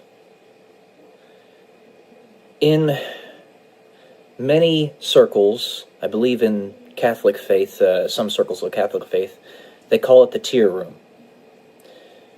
The tear, as in tears coming out of your eyes, room, where something like what happened in Harry Potter, when I thought this was brilliantly done by the author, J.K. Rowling, collected the tear from Snape as he passed away and put it into the chalice that showed the memory. That's what it is. That's almost point for point what it is. The tear room. You have those memories stored in vials that are tears of past traumas so that you can basically lock them out of your mind and not have to worry about them anymore. So, to forgive and forget, I never liked that idea. It's stupid. If you are to truly continue living with these people, with these entities, then you can't forget what they did. You can forgive it, but if you forget it, they just might do it to you again. You have to be wise to it. If you want to forget, and it's in anything other than the tear room of heaven, then the entity would have to be entirely erased from existence, as if they never existed, because even the memory of them would have to be gone. I think of the song Somebody I Used to Know. It was very popular, I believe, right around 2010. I'll make sure that there's a little thing that you can see on here, like a picture or something, or a link. But kind of like that. So, of course, I forgive these people, what they did to me in the military. But one, do they accept that forgiveness? And two, do they even think that what they did was wrong? There is only one unforgivable sin, as per Jesus, what he tells us, and that is to sin against the Holy Ghost. What does that mean? Basically, it means that you don't accept that you need grace.